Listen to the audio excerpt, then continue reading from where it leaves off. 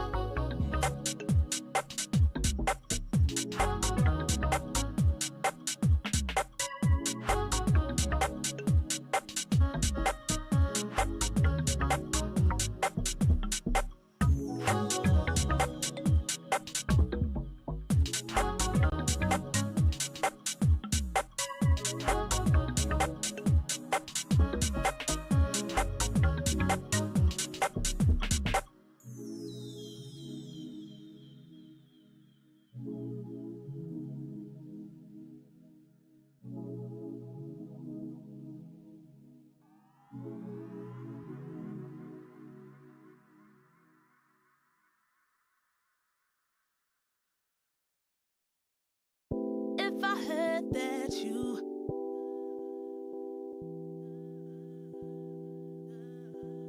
If I heard that you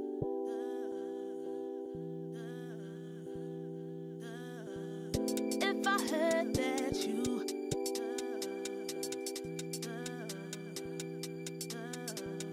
If I heard that you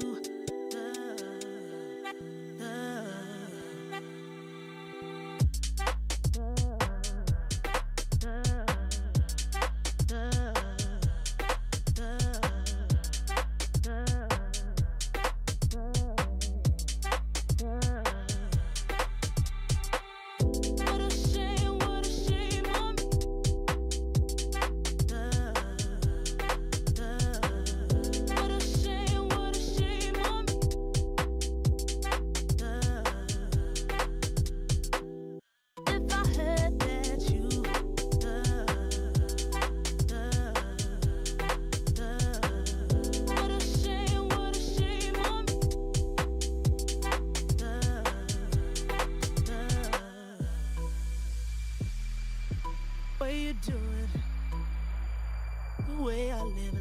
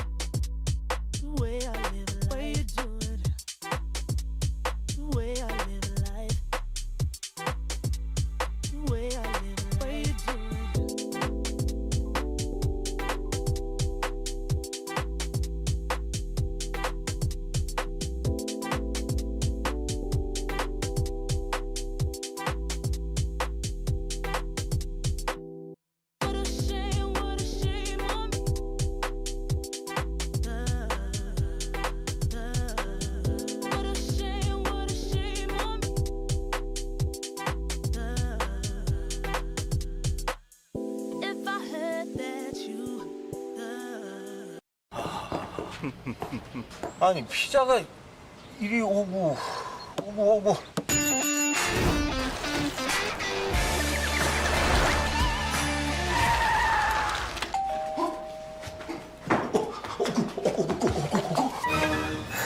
고객님, 오구 피자는 포장 주문이 더 싼데. 그거 누가 몰라? 요즘 내가 바쁘잖아.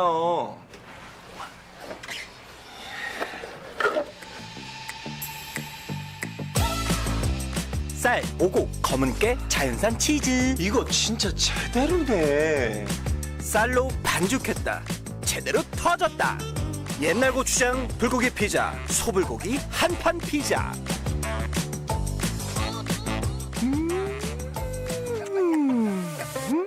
도우는 쌀인데 반응은 미쳤네.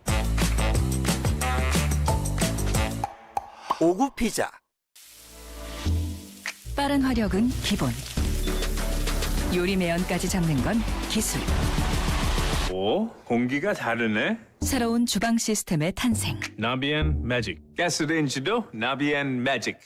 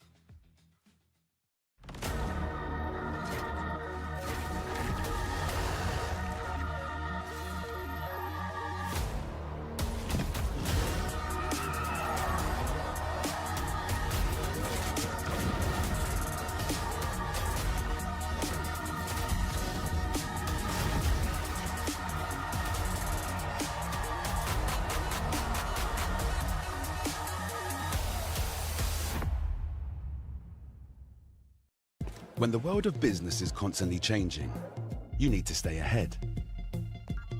So what about AI to generate new possibilities? Machine learning to predict what customers will like. Or expand your business by forecasting delivery routes with real-time data. With the power of the cloud, imagine how AWS can transform your business.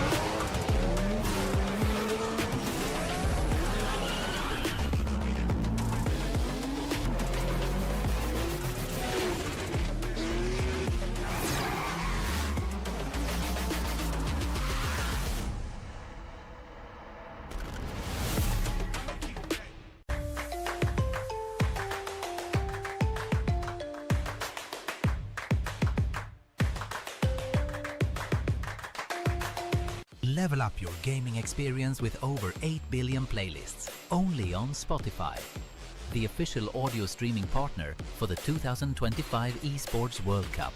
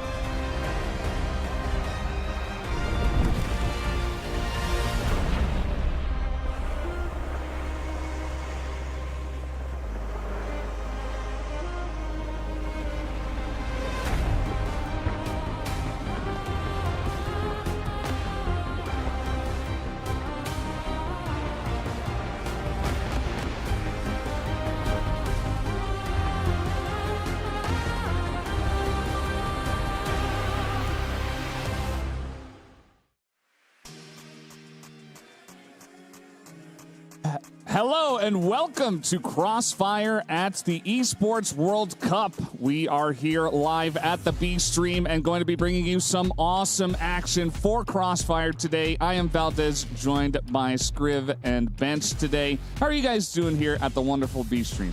Yeah, feeling good. Excited to get into it. I think we've got some great games coming up for today and ultimately to get into the tournament towards the tail end of EWC here as well.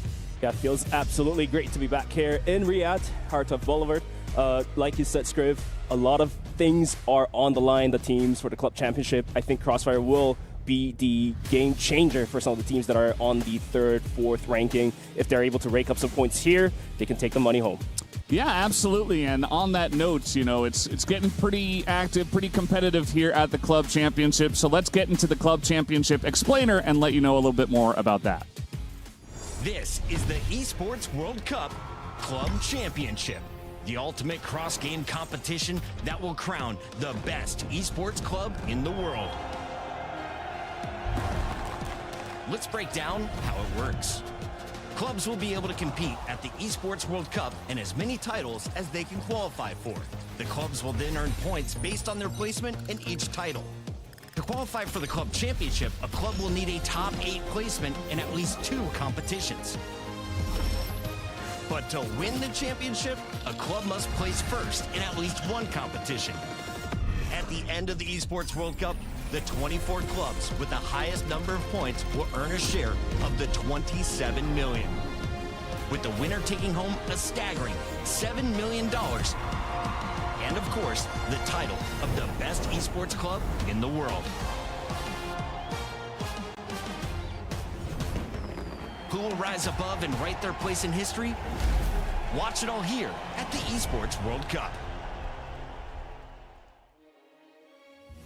So there you have it. There is so much on the line here for the EWC Club Championship. It is presented by STC. The update here for the Club Championship. Currently, we do have Team Falcons up towards the top and Team Liquid and Virtus Pro up there. You notice Twisted Minds, you know, some of these CROSSFIRE teams that we do have at our CROSSFIRE tournament are going to be vying for those top spots at the Club Championship. Yeah, absolutely. I think it could be a very, very big tournament here. A couple of those names you mentioned are also playing in some of the other games going on this week. So I think that if they perform well here in CROSSFIRE, it's going to set them up with a very, very good chance. And a couple of those names that you mentioned as well, particularly towards the top end already, have some good CROSSFIRE teams this week. And like I said, Team Falcons is currently on the leaderboard as number 1, but Team Liquid, not a far shot away. It's just about 500 points away. And if they're able to take down the CROSSFIRE tournament, then they're going to overthrow the crown.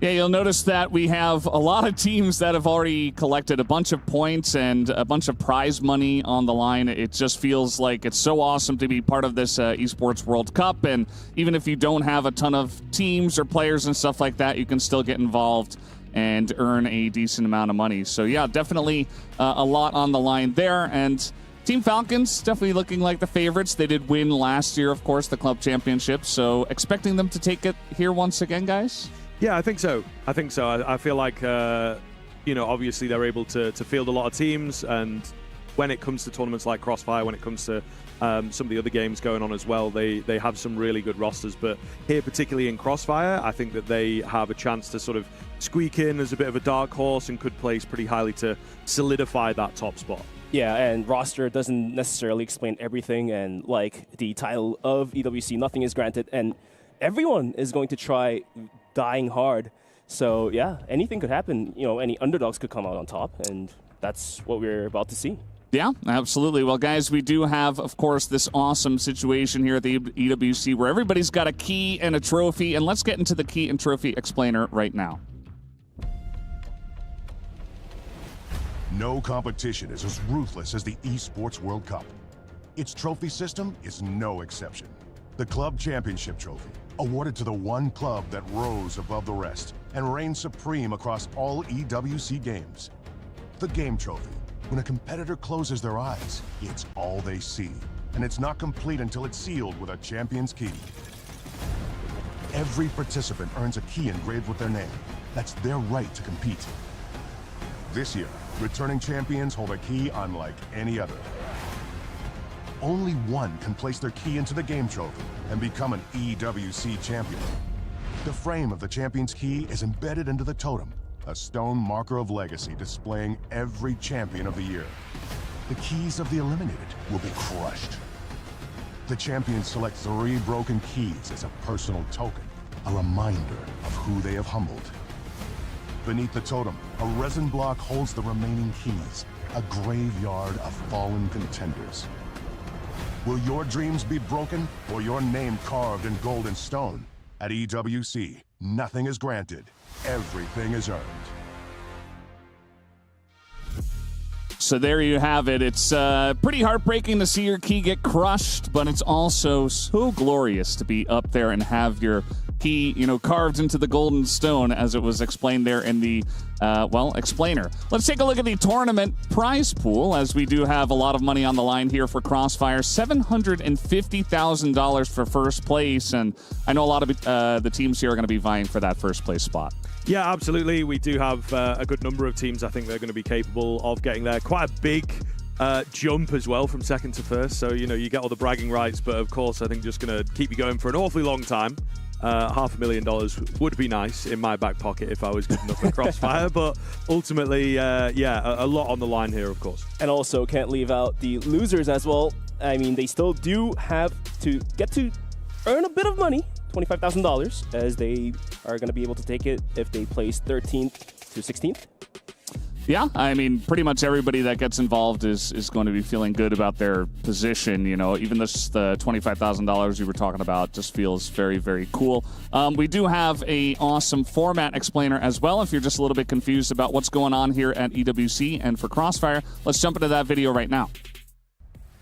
For the first time ever, CROSSFIRE steps onto the global stage at the Esports World Cup in Riyadh. 16 of the world's best teams have qualified for this historic showdown. From August 19th to the 23rd, 80 players will clash for pride, for glory, and a share of the $2 million prize pool. The battleground begins with the group stage, starting August 19th. 4 groups, 4 teams in each, and each group plays in a GSL-style double elimination format, with every match being being a best of 3. There's no room for error. Only the top 2 from each group will survive and advance. The 8 survivors will march into the playoffs beginning August 22nd. A single elimination bracket awaits, where every match is do or die. The quarterfinals and semifinals remain a tense best of 3. But for the ultimate prize, the stakes are raised. The grand final on August 23rd will be an epic best of 5 clash to crown the first ever CROSSFIRE Esports World Cup champion. A final battle for bronze will also decide the third team to make the podium. This is CROSSFIRE's biggest international moment, and this is its debut at the Esports World Cup. Who will rise? Who will fall? And who will make history? One game, one world, one champion. Let the battle begin.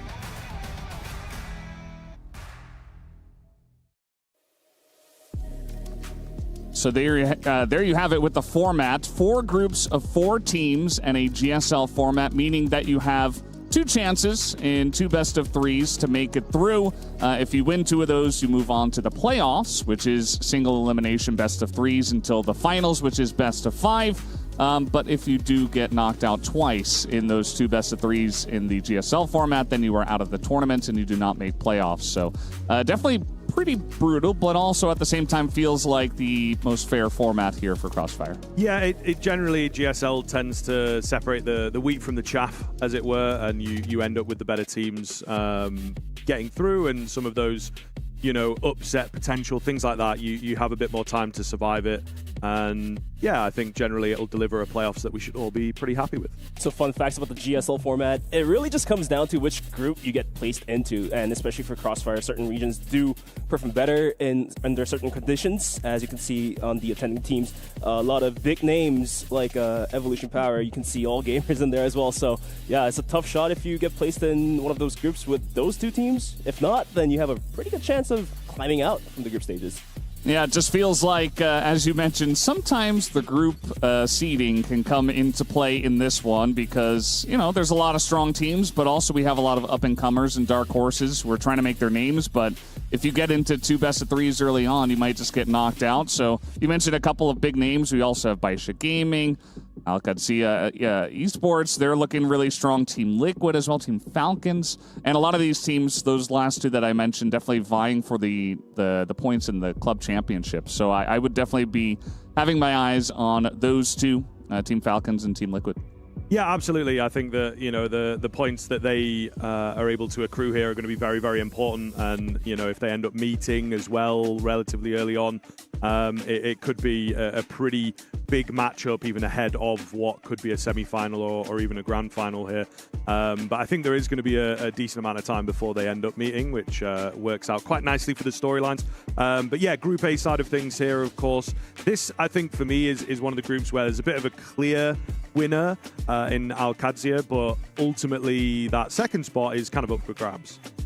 Yeah, Alcadzia versus King Zero, which is going to be happening over at Stream A, as we are getting ready to get into Twisted Minds versus Gaimin Gladiators for Group A. So let's go take a look at Group B, and let's see which teams are going to be competing. Yeah, I mean, this is also a group where you would see there is a big favorite, I would say, in Team Liquid. Us here on the B stream, we are going to be covering Team Liquid versus EVOS Esports, which actually is a very big matchup, and I feel like those 2 could be the top 2 teams in the group. There's also Q9, though, who, yes, they're not the top Chinese team, but they're still a Chinese team, and in CROSSFIRE, that definitely means that generally you're feeling pretty good about your chances. Yeah, for sure. There's Rock over there as well. I think got to mention them. They were looking very, very clean in the West League. But this is the group that I think has been the talk of the town. Group C is pretty stacked, to say the least, right? And, you know, Falcons, one of those teams that we've mentioned as being really important for them to make it through to playoffs and whatnot for the club championship. Well, they're going to have a hard time. They open up against Baisha, then they've got, you know, EP in there as well. So really, really scary group there in Group C.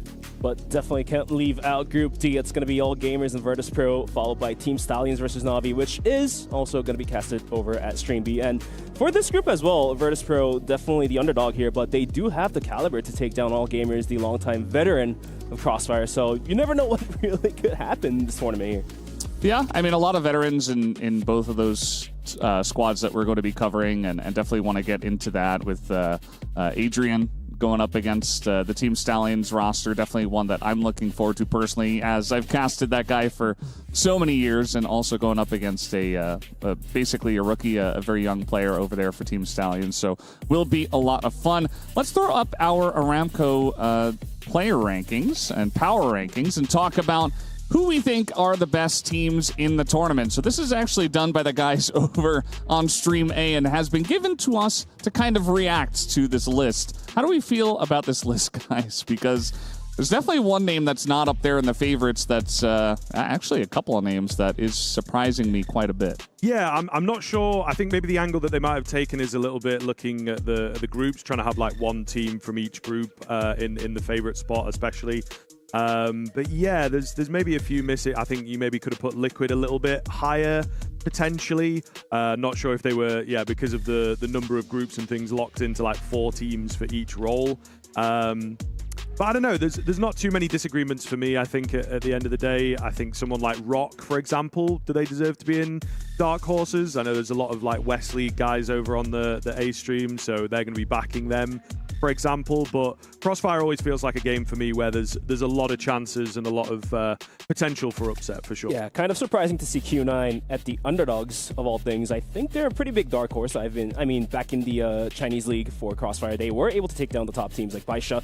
They won against Baisha back in 2022 Grand Finals. They were able to take down all gamers as well. So yeah, putting them at the dark underdogs is a little bit surprising to me.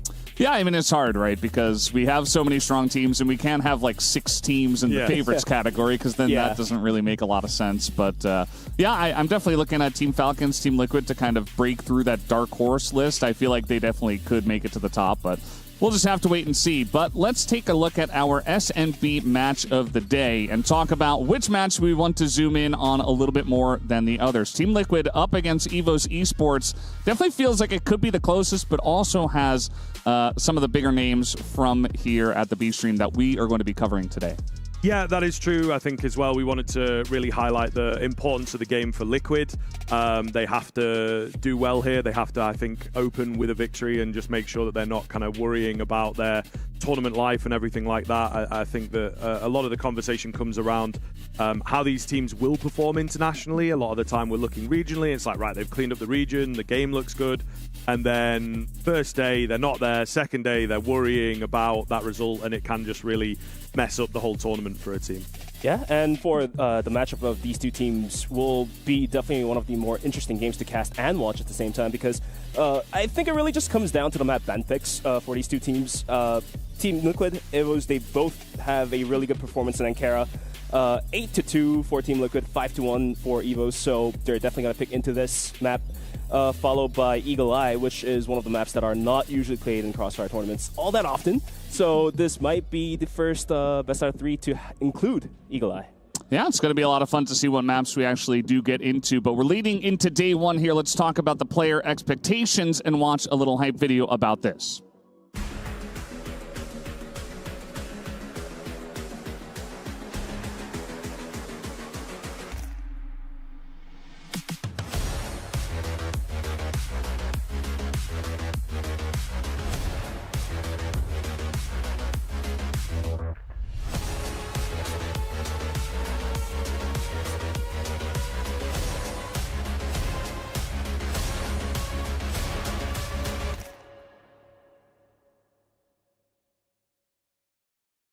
Well, it's always really hyped to start out the first day, and our very first matchup, we're going to be talking about these two players going head-to-head. From Gaimin Gladiators, Spoxy going up against Twisted Minds Carrot. Thoughts on this matchup, guys? Who do you think is going to come out ahead in this 1v1?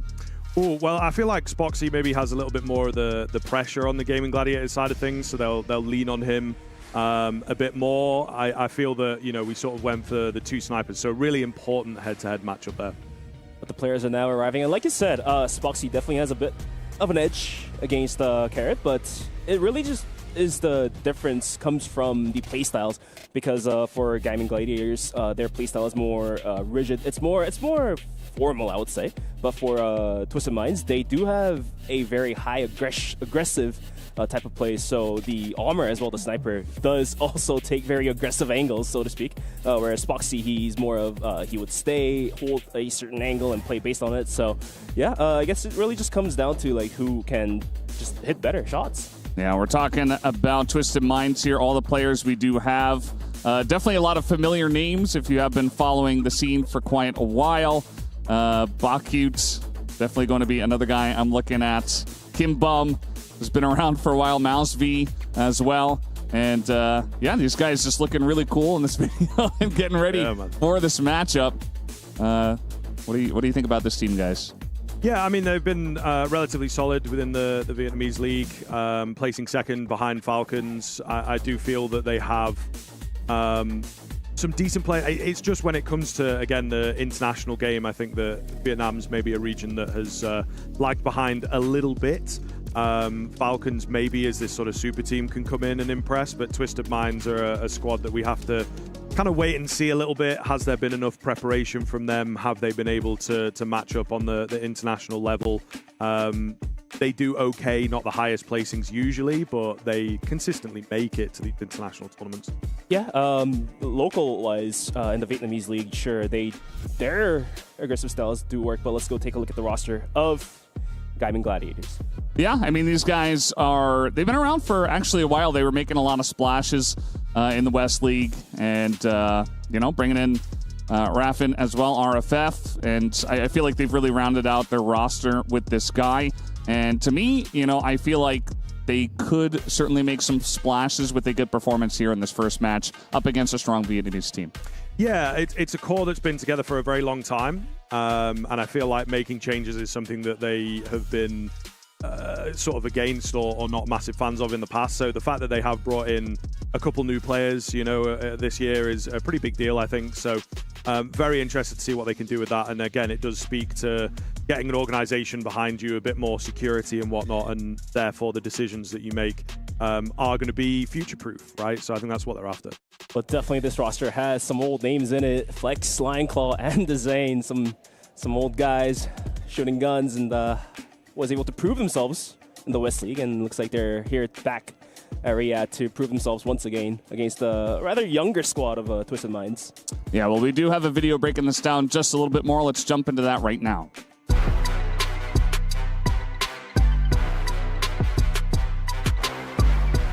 I was playing CROSSFIRE since I was very young. Like, it was the game that I used to play at LAN houses that were over the country. CROSSFIRE was showing a good program for the professional players, and I thought it might be a good opportunity to start to try again and meet some old friends again.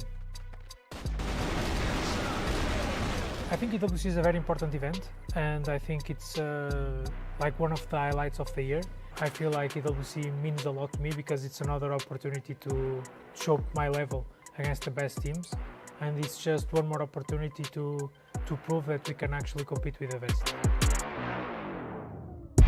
I mean, I think this version of me is obviously the best one. This is the time that I understand the most about the game. I think my time in Valorant was important to me to develop as a player. I learned a lot of stuff that can be applied to CROSSFIRE. I've been currently attending most of the international events for CROSSFIRE. Obviously, at some point I feel like there were other times where I was in a very interesting level, but I think this is the point that I'm reaching my highest point on my career, I would say. I hope it's the beginning of something beautiful. It's just so cool to hear from one of the guys that really burst onto the scene with this squad back in the day at LCK when they used to be called that. Now, of course, Gaimin Gladiators, and he has, he's really proven himself over the course of time. And I think that, trying to make something beautiful and play up against the best, and also talking about how he's in his best form is also really cool to hear, because maybe we get the best part of Lion Claw here at this tournament. Yeah, hopefully. Hopefully, I think that, tournaments like EWC as well are going to allow some of those players to remain in the teams for longer and sort of come back to the game and just find a new lease on life, as it were. But do you think all those practices, the time they grinded into getting their, aims and hands back into, will come into play tonight here? Yeah, we do have the map veto as well, starting off with Port, Band, and then Subbase. And straight in the Black Widow and the Eagle Eye you were talking about there. Bench is going to be coming out, and then Ankara, Mexico, New Mexico Band, and we have Compound as the decider. Yeah, I mean, I think both of these teams are relatively flexible. Generally tends to be the case with some of the more, let's say, solid and consistent teams. Maybe a couple towards the bottom end of the pool, as it were. We'll have a few specialist maps, but yeah, it's a bit of a shame. Maybe no New Mexico kind of a map that I want to take a look at for sure. Yeah. But we'll see. A couple of teams are nervous to play that, I think, especially on day one. Yeah, Mexico is definitely not the map you want to play in the best out of 3. A lot of lopsided rounds do happen on that map, but yeah, Black Widow, Eagle Eye, Compound, more of the rather even maps in terms of map balance. So yeah, can't wait to get into the first map, Black Widow. Didn't expect Gaimin to pick into this one, as Twisted Mind's known very well to be the top performer of this map in the region. Yeah, I think there's a little bit more freedom when it comes to coming into the veto. Again, as we talk about, like, regionally, there might be a little bit of competition and figuring each other out, but it's a lot of, we like to say, play your own game, I suppose, coming into, especially, again, day one of EWC here. Yeah, I think that also you've got a lot of time to prepare for a tournament like this and get some scrims in as you come over and you meet some of the best teams in the world. Actually, just the best teams in the world. And yeah, you can see all the players out there. A lot of discussion going on, maybe talking about strats, maybe talking about what they're going to do before they get into this match. And as you mentioned, really just trying to play your game and not trying to even focus too much on your opponents, because sometimes that can get in your head. It can be a little bit rough if you're going up against a very strong opponent that has a lot of titles under their belt. You kind of just want to say, no, we're a great team as well, and we want to take it down. Yeah, I feel like Twisted Minds in particular, it's kind of interesting, as you briefly touched on, Bench. They're actually quite a young team. I think that we have a lot of the top-level CROSSFIRE teams and players tend to be made up by sort of legends and legacy players that, have been able to remain consistent for so many years. Maybe they have a world championship under their belt. They're trying to sort of get back to that they the form that they had 5, 6, 7 years ago. But Twisted Minds, there's something fresh about them, and I think that a tournament like this could be a breakout opportunity for them, actually. So the real question is, will the youngins get schooled by the old veterans, or will the young blood be able to take out the old blood? Yeah, well, we'll see. We'll see. I think it's going to be a pretty interesting kind of opening matchup here. Again, you've got to start the tournament off, start the day off, which is a little bit scary, but I think ultimately it's playing in these types of environments. Nothing prepares you for this. You have to be here. You have to experience it. And that is something that Twisted Minds, might be missing just a little bit, for sure. Yeah, you see a lot of the players over there on the side of Twisted Minds, getting some jackets back on, getting the heat packs going. I think, that could be, we're coming into here. It's an air-conditioned venue, obviously, and just want to make sure that they're feeling as comfortable as they possibly can. The temperature, obviously, a big one, especially with the hands. You're playing FPS, you got cold hands. That's just not going to work, guys, right? So making sure that all of our players are at their top capabilities and that the match is as competitive as possible. The guys on the side of Gaimin Gladiators don't seem too bothered by it. Maybe a little bit more accustomed to the temperature here in the building. But yeah, looking good and almost ready to go here, guys. But yeah, like you said, like I've mentioned, experience definitely will be a key role here for the younger team here. Twisted Minds, they do have some international appearance in the Grand Finals, but they were eventually thrown out pretty early in the group stages, if I can recall my memory correctly. For XLCK, Gaimin Gladiators, they do have plenty of experience, so yeah, shouldn't be startled too much to be on one of the top stages of the world, EWC CROSSFIRE. Well, it looks like, we got some chants, we got some cheers from our teams. Might be almost ready to hop into the game, and this is very exciting. We're starting off here at the CROSSFIRE for EWC, and it's the exact first match we got here for the B stream. So thank you so much, guys, for joining us, and it's going to be a really fun match. Well, with that, guys, I'm going to leave it to you two casters to break down the game and give us all the action as maybe a last-second issue as I do see Flex is pointing at something over there. But I'll leave it to you guys and take it away, gentlemen. Yes, indeed. Excited to get into it. So here we kick things off as we are straight into the action, of course. Trying to see whether things start off well, particularly for Gaimin Gladiators here on this BL side of things. Twisted Minds over on the global risk side. As we say, we do have a quick pause coming in. We'll get things sorted out. But yeah, talk about the map itself. For the stat-wise, Gaimin Gladiators do have a 13-3 whooping scoreline here in their previous tournaments. And for Twisted Minds as well, they do have 16-3. So it's a little bit better, but needless to say, it was played in the Vietnamese region, so. Okay. Seems like we're halfway live here, folks, and we will be... Halfway. Yeah, we will be maybe on a little bit of a reset, but ultimately just getting things sorted. I think, if I'm correct in thinking, there's no CROSSFIRE server out here, so, you know, there's a lot of setup required to get the game going, so maybe a little bit of They might have actually brought some offline servers here. Oh, well, there you go. Goodness. Cannot imagine the league op side of things. But either way, a little bit of action here as it looks like the B-bomb site might be the choice here. That chip, oh my goodness, looking strong straight out of the gate. Will be traded eventually, but a couple of really nice shots to just slow down the attack. Flex also being able to take down Mouse of all things now down to a 2v3. The C4 rotates in towards the B-bomb site, being held down by Kimbum. 40 seconds remaining onto the clock. The pop flash to Zane is going to start creeping in towards the connector. Kimbum comes in. Let's see if he's able to find a couple headshots. He does find one. With the M14. New gun added here at EWC. So is the TRG as well, I believe. Oh, nice angle, decent damage. Will finish off that kill onto Flex, but traded out into the 1 versus 1 here to kick us off in the first round. C4 going to go down nice and easy. Spoxy really, lacking the information, gets a little bit lucky there, just a spot in the window.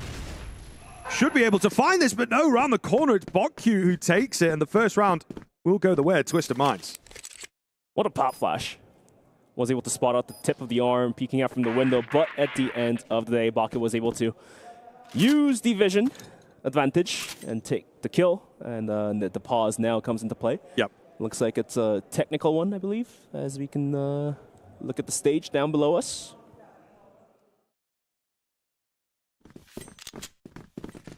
Okay, we're moving. We are moving quick, so maybe just sort of, as we say, sorting things out. And again, it's in this environment, a little bit different for a few of the players. Again, more of a B lean here to begin for Gaimin Gladiators. Yeah, a lot of U-tools being spent here by Twisted Minds out towards A long. Before Gaimin Gladiators, after a failed take onto B, it was a rather slow one. They were able to trade out the kills pretty fast. It was down to 3-on-3, but eventually they spent just a tad bit more time than required, and it looks like Twisted Mind was able to take the bomb site back into their hands. Going to round number 2, C4 is dropped by the spawn, and players are looking to get into the catwalk area of A. Don't know where they want to take this one into. Carrot waiting with open arms. Is going to be able to find the tip of the head there. Spoxy goes down. And looks like Gaimin's going to lose the armor of their squad. Yeah, sharp shot. Really sharp. And obviously something that we pointed out early on was this head-to-head battle. Still early here. But the GR side of things looking pretty good for Twisted Minds. Feeling comfortable on the defense, which I think it's important. You know, you've got to make sure that your individuals are able to hold their particular spots. Flex on a pickup, trying to get that trade, late trade, but just not happening. So the minute left here, Gaimin Gladiators are somewhat out of ideas. Just try and brute force their way in towards B, I suppose, but it's going to be easier said than done. The jump spot here, lovely and clean, and they've got a nice crossfire going at the moment. Looks like they're going to full send it. Yeah, this looks dangerous. Oh, through the smokes, trying, failing, but it's Datchip at the back end who's able to take a couple down with him. Just 2 remaining now. on that BL side of things, and yeah, the spam is just all too easy. As it looked like, difficult to get in, an attempt made by Dezane to be fair, but there's nothing really coming here for that Gaimin Gladiators side. Yeah, nice defensive setup, crossfires and all that, all the utils as well. And Twisted Minds is going to be able to lead out 2-0. And for Gaimin, looks like they're going to need to put some gas in the pedal now. Otherwise, Black Widow is one of those maps where you get completely lopsided out if you do lose the driving force. Okay. Lexus Boxy going for the double TRG setup. And looks like it's going to pay off dividends. That chip and carrot taken out in a blink of an eye. Almost missed that too here, Scrib. Yeah, to be fair. I think doing a good job of just sort of picking up the pace into this round. We've seen a lot of defaulting and prodding and poking in these earlier rounds. So really cleanly done there to just sort of change the pace up. And as you say, it pays off very, very well. So solid advantage right here for the BL side of things as they will look to move in towards this A bomb site. CROSSFIRE though at the back, it's a pretty tough angle to beat. He's got teammates on the way and he's just trying to draw them in as best he possibly can. The trade is not there though. Felt like a decent idea, just doesn't come off, can't land the shots, and that should be the round. Yeah, playing by the window side with the boxes, juggling your footsteps. It's tough to land your shots, especially when you're midair. But Kimbum, the last member alive, is going to be taken out by Flex. And it looks like Gaimin's going to be able to find the dear needed first round for themselves. 2-1. Still Twisted Minds on the lead. And Scriv, to me, Gaimin was able to direct themselves away from the B bomb site, which is basically kill house, and was able to find themselves, get the bomb planted on towards A. So do you think, are they going to be able to continue on with the trend of hitting A, maybe a split this time towards Catwalk, or are they just going to brute force it down towards Long? Well, potentially. I think that there is a little bit more room on the A-bomb side. I mean, it's still pretty early doors, is the thing for me. And it looks like what we're going for is a lot of pick-based action. You know, first kill is very, very important here. It feels like for these teams, we were talking about this a little bit, two of the more passive kind of regions in a sense that they don't really like to play super, super aggressive. So I think these first kills are going to really decide a lot of these rounds. In this particular round, it's Twisted Minds who were able to find the first. So is that going to be spawn-based? Is that going to be just off of who's a little warmer here this morning still? But all the same, yeah, it's all blending together at this point. But either way, Twisted Minds looking good here. Yeah, Spoxy was taken out earlier in the round, and looks like they're going to force it down towards the B bomb site, but Kimbum has a good spray down, almost gets the second kill as well. Pistol out, not going to work. Flex and Dezane gets into the bomb site. The C4 is down. The rotation from Twisted Minds is coming in as well, but the smoke is going to blur out the vision of the members of Gaimin to enter into the bomb site. Going a big flank here, though. Mousy and that chip. Will it pay off dividends here? Well, yeah, that is the question. They do seem to smell a little bit of a rat. Flex is tagged up, but lives to fight another day here, and of course trained in on this Orm, but will go down. Dezane then got the bomb back, but yeah, there's not really too much coming. They just couldn't get out. And as you say, as it keeps happening, this B bomb site, bit of a lockout. Yeah, I feel like they want to drive a faster tempo into the B bomb site. As you can see from the utils being thrown out, they are trying to pop flash. They're trying to cover the window with the smoke and all that. But eventually, your body has to get into the bomb site, and it looks like, I don't know what's going on, but something is holding them back from just bum rushing into the bomb site. Yeah. So moving into round number 5, let's see what Gaimin wants to do here. They're set outside of B bomb site with a player on towards Catwalk, possibly hinting to us a possible mid-hit. Haven't tried that yet. Yeah, just sort of going through the basic Rolodex of strategies at the moment. It does seem Twisted Minds as well have just figured play a little bit safer, be careful about that first peak, right? The round that they lost was maybe down to the fact that they had 2 or 3 players all getting aggressive at the same time. So they just need to mitigate the risk with some of the early peaks, and they've done a good job of that so far. C4 now being moved in towards A long. 3 players here being held down by Mousy. Can he find the opening frag? He's going to pop flash there with the support of that chip towards long. The Zane's going to swing and a miss as Kimbum takes one down. Lion Claw's going to be able to take Mousy out. And now the rest of Twisted Minds will have to start rotating. It's Boxy, though, on towards Catwalk's gonna get wallbanged the heck out from him. Zane trying to cross. That chip waiting by the staircase, gets one. Can he clap the second player? Yes, he does. And it looks like Twisted Minds is going to be able to close out one more round in favor for themselves. Yeah, big recovery there as well. You hear the cheers from behind. I think they feel good about that one. They know that it was a little closer, certainly chaotic. And a few missed fights, a few kills that really could have and should have gone the opposite way, you know, to the opposite player, but not the case. So, yeah, Gaimin Gladiators maybe going to be kicking themselves a little after that round. And now TM really starting to stretch ahead. You know, the gap is growing, and some of these rounds looking more and more dominant. Yeah, in the first couple of rounds, we were able to see players of Twisted Minds playing a little bit aggressive, players peeking out towards Catwalk with the TRG and all that. But after racking up 4 rounds, they're not playing aggressive anymore. They're playing very defensive. They're playing very formal, I would say, as they don't have to risk anything anymore. They do have the rounds in their pocket.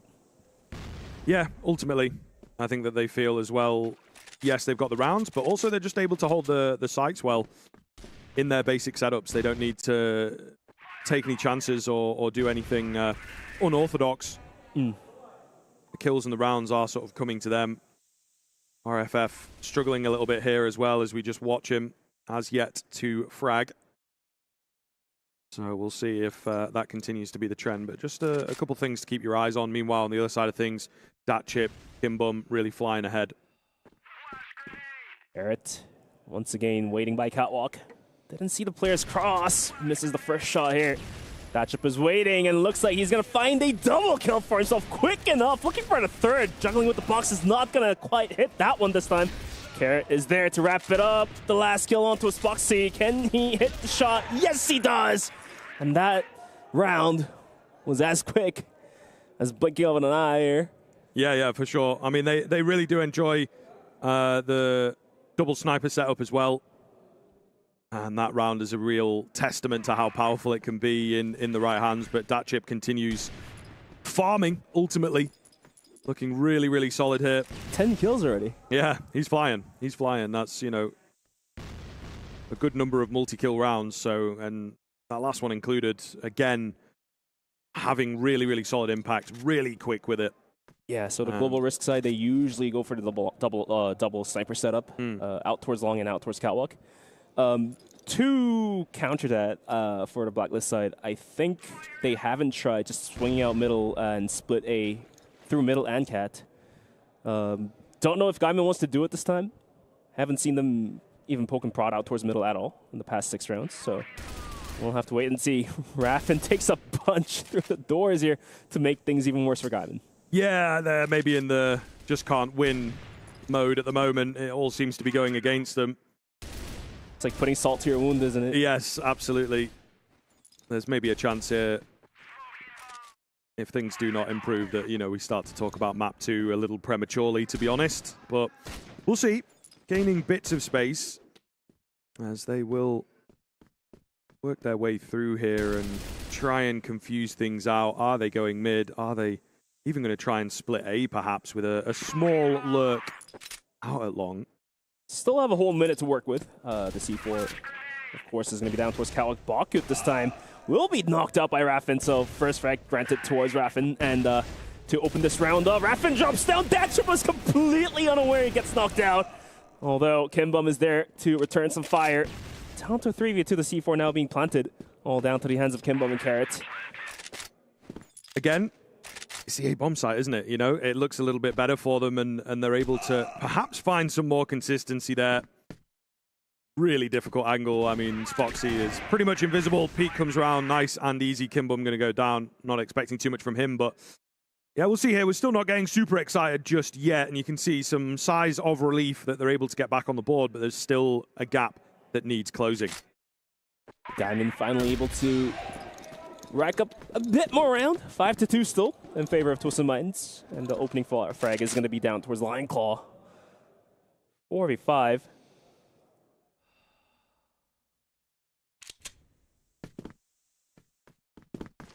And Scrib, I feel like this time around, I think Gaimin with a member down, I think it's valid for them to try hit B once again, just brute force it.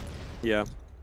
I feel like they only failed because they took the tempo down a little bit slowly, so if they're able to just put the gas to the pedal, then they might just be able to take the round here. Yeah, they do lack a little bit of the confidence over there, don't they? They kind of get into the entrance, and then there's a slight bit of resistance, maybe arguments over who goes first, you know. But the energy, not quite up, and a bit of nervousness. It's something that, again, we have talked about, and maybe where the teams from China in particular just have a lot of confidence, a lot of aggression, right? And some of these other teams don't quite know how to match that. But this one does not start well, of course. So that's going to affect things just in the general field of play. Lose that player early. And again, they felt confident with the A-bomb site previously. Maybe try and get one of those snipers in there and just get an entry, perhaps. Yeah. Gaimin's going to go for the double arm setup. Flex has a pretty good angle, but he's going to back out as the flash is being thrown towards his face.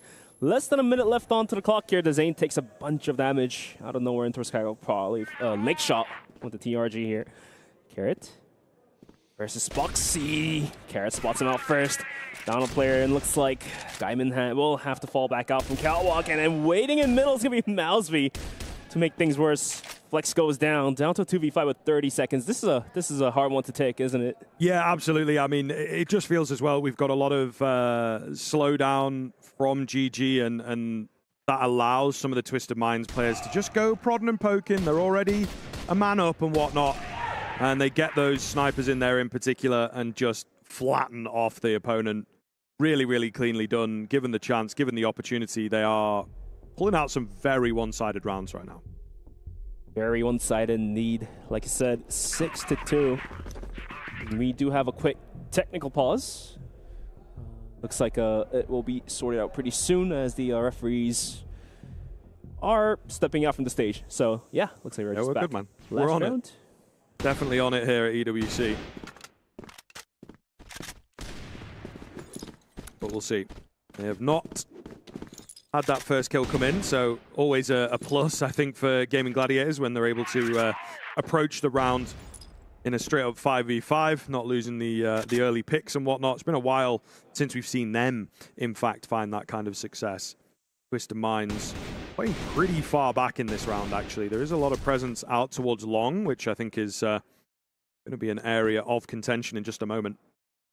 For Gaimin, if they're able to close the first half out with 3 rounds, they still do have some hopes and beliefs left in them. But if they do end up losing this round here, Twisted Minds can easily close this one out. Carrot gets completely sprayed out, and so is Mouseby. So, definitely being favored here by Gaimin is going to be able to go for a bit more aggression, but Kimbum says no to that, takes one down and does a bunch of damage as well. Zane crosses with the C4. No, it gets chopped down, and Balkan on top of the bomb say we'll find one before going down. A little bit close for just a moment there, but they have maybe lost a few of the key fights. Very, very, very, very low HP here, though. And Datchip is going to know that. Patiently waiting. Ready for that C4 to go down. Here's him coming in. Just tries to cover it off, but it's a keen find from RFF. Really, really important that he gets that kill and, you know, doesn't fluff his lines on that one. So, yes, indeed, on the board, but you can kind of see, again, the stress, the tension, still pretty high. Very, very close round there to close things out. And since Black Widow is more of the global risk-sided map of all things, if Gaimin is able to, you know, just continue on with the trend of picking up rounds here and there, they do have a valid chance of taking the map down by themselves, as now we do get to switch the sides. Twisted Minds for themselves, I think they're going to go for the more aggressive tactics. Okay. Like they were able to showcase in the grand finals, even though it was completely halted down by the Chinese region, of all things. Another little bit of a technical issue before we move into this second half, but yeah, it feels like things are heating up a little bit for the Gaimin Gladiators. I will say Twisted Minds still had some very clean rounds, just a few changes in places as well, where it was like, right, do we need to take those aggressive peaks, take those risks? They did a very good job, I think, of adapting on the fly. Gaming, it's a bit flatter for me if they find that opening pick in a round. if an initial exchange like we saw there in the final round just kind of goes their way. There's a couple of guys just slightly off the angle or whatever, right? If they were a bit wider, they perhaps find their kills.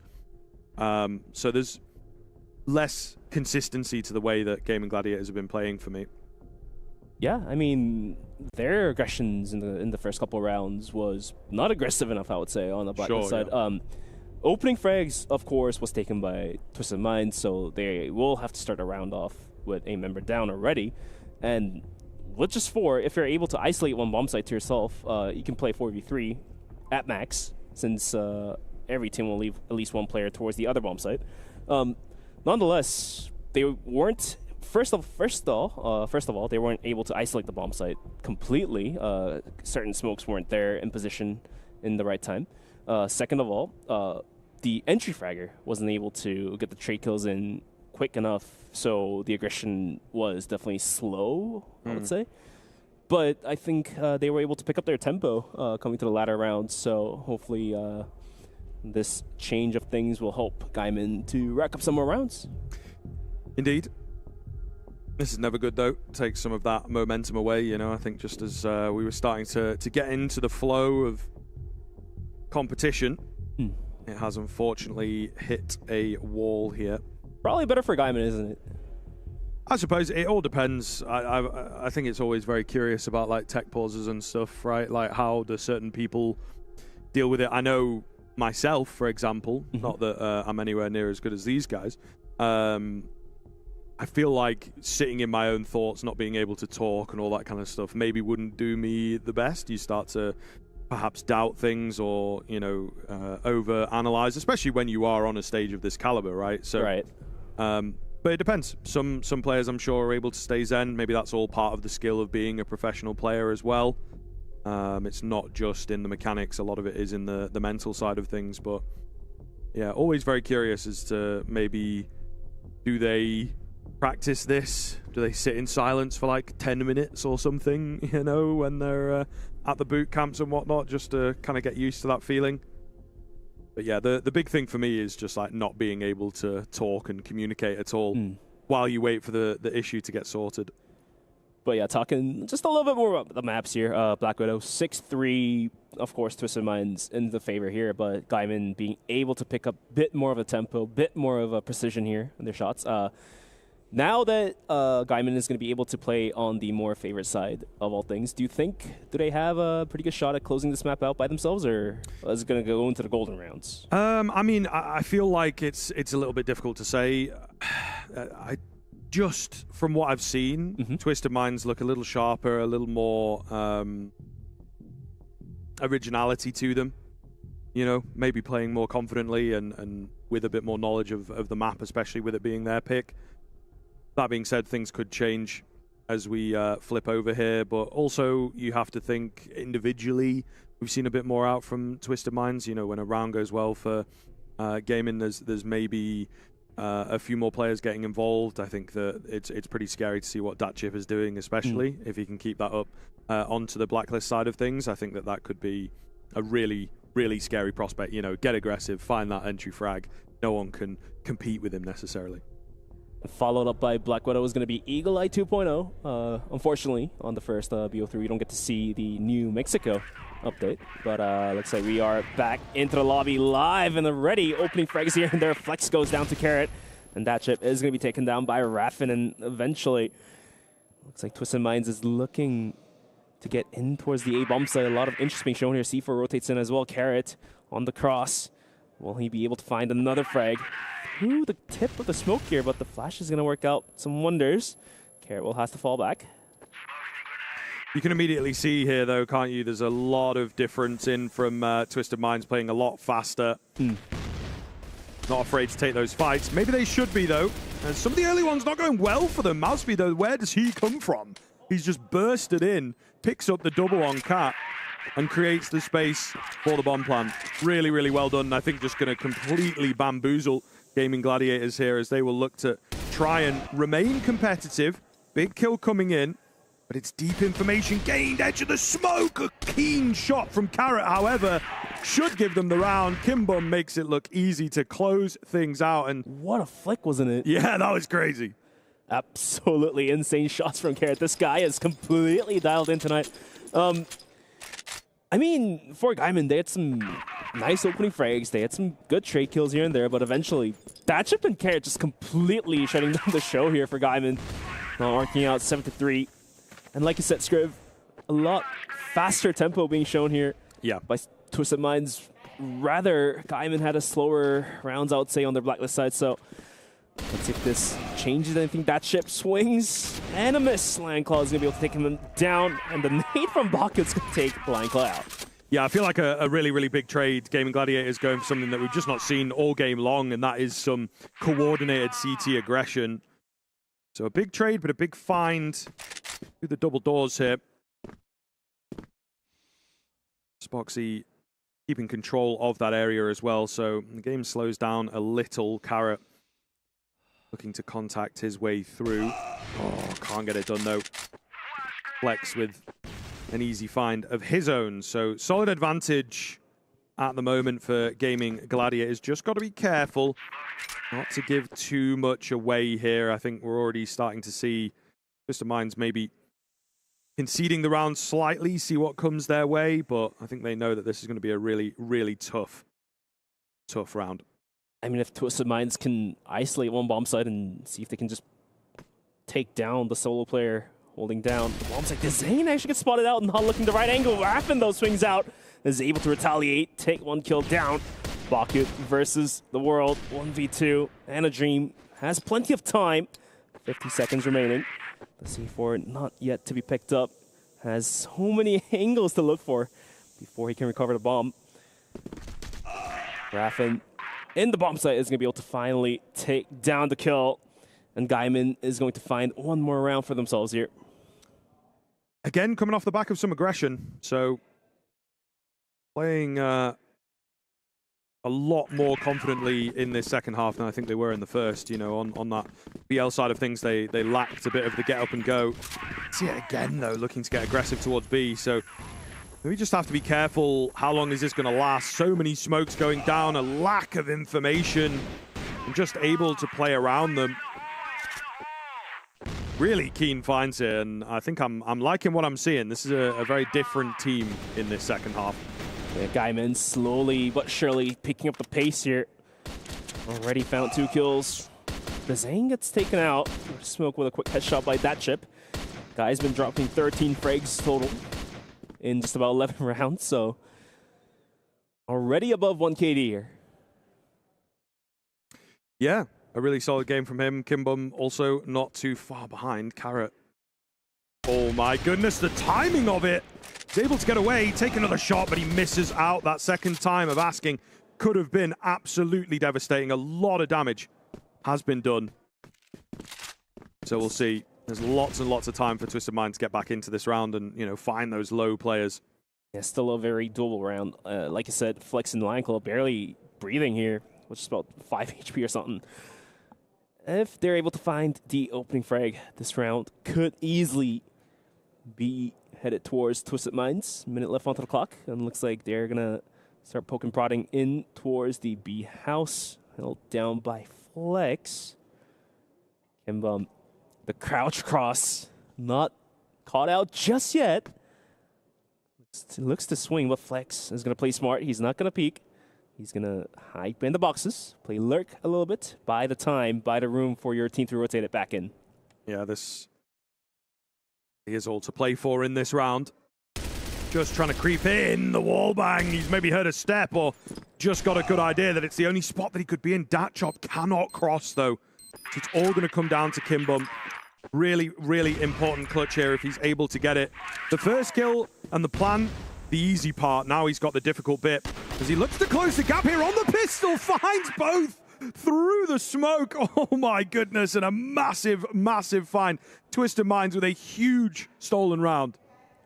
Stolen is probably the right term here, Scriv. That round, seemingly and surely, Gaimin could have closed that one out. It was a 2v1, but Kimbum was able to get the bomb planted, had all the utils to himself, smoked off the cross, and used that angle to himself, quickly pistoling down 2 players in a row, and the round is going to be taken by Twisted Minds, and looks like As you can see on the screen here, a lot of wind has been taken out from the sails. The expressions, the facial expressions. Man, it's sad to see, isn't it? Well, I suppose it can be, but that is the nature of the competition around that they know, we know. I think everybody knows they should have been winning. So, starting to worry ever so slightly now as the game getting away from them. We'll be in prime position now on the Twisted Mind side of things, and as you mentioned, the mental side of things really becomes important now. So, start to worry, and immediately you can see Gaimin Gladiators have lost that aggression that they were pulling out a lot of the rounds. They've decided to play it safe and not take any risks. Twisted Minds expecting a bit of said aggression, but as we mentioned, it's not coming their way. I mean, Raffin has picked up some pace by himself. I think he had 0 kills up until the 5th or the 6th round. Not exactly sure when it was, but now he's got 8 kills himself. If he frags out just a little bit more, will definitely be helpful for their team to win some more rounds here. At risk now, 8-4. Just 2 rounds before Twisted Minds can close this one out to themselves. Carrot going a little bit aggressive down towards long. It's going to back out. Yeah, more of the action going down towards the mid area, it would seem. C4 has been dropped, a decent amount of information. Not loads of time here for Twisted Minds, actually. They do have to be a bit wary, a bit careful. Nade damage is decent, but Flex able to remain on that angle. And they are somewhat panicking here for ideas. Maybe just trying to send that chip in to fake things out, draw some attention. The bomb itself, though, will be slowly but surely headed up cap. Down goes that chip. It's not really enough of a sell. 10 seconds here. Flex is hidden away. The kills are in for Spoxy as well, so looking decent enough. Just about able to get the bomb down, though. Very, very, very close. We'll see what Garrett can do. Oh, my goodness. Brings it as close as damn it, but not able to clutch up this time. So close yet so far. Carrot almost clutching that one out. Could have been another stolen round here, but not quite going to work out. It's going to be a 8th round still for Twisted Minds, but Gaimin is going to be able to finally find a round for themselves after a long break. But yeah, I think that last round was a little bit forced by TM, wasn't it? Just about less than a half a minute before getting into anywhere, trying to sell fake down towards B, like I said, not sold. Yeah. Just one player just juggling with the guns. Not quite going to work here at the top of the world stages here. But at the end of the day, this pause hopefully will help both of the teams to get back on track. That last round was a little bit rowdy, I'd say.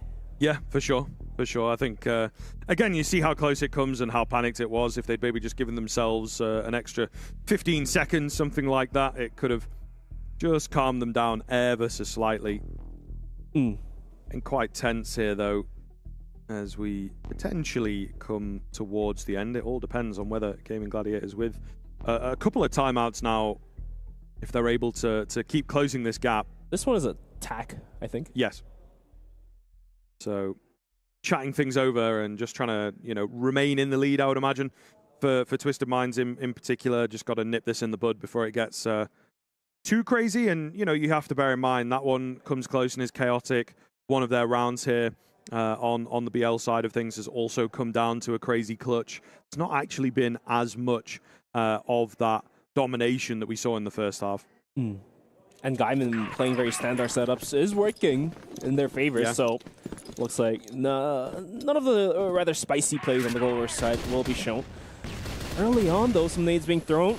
The Zayn taken down to about half HP here already. Twisted Minds thinking about gathering some information down towards middle.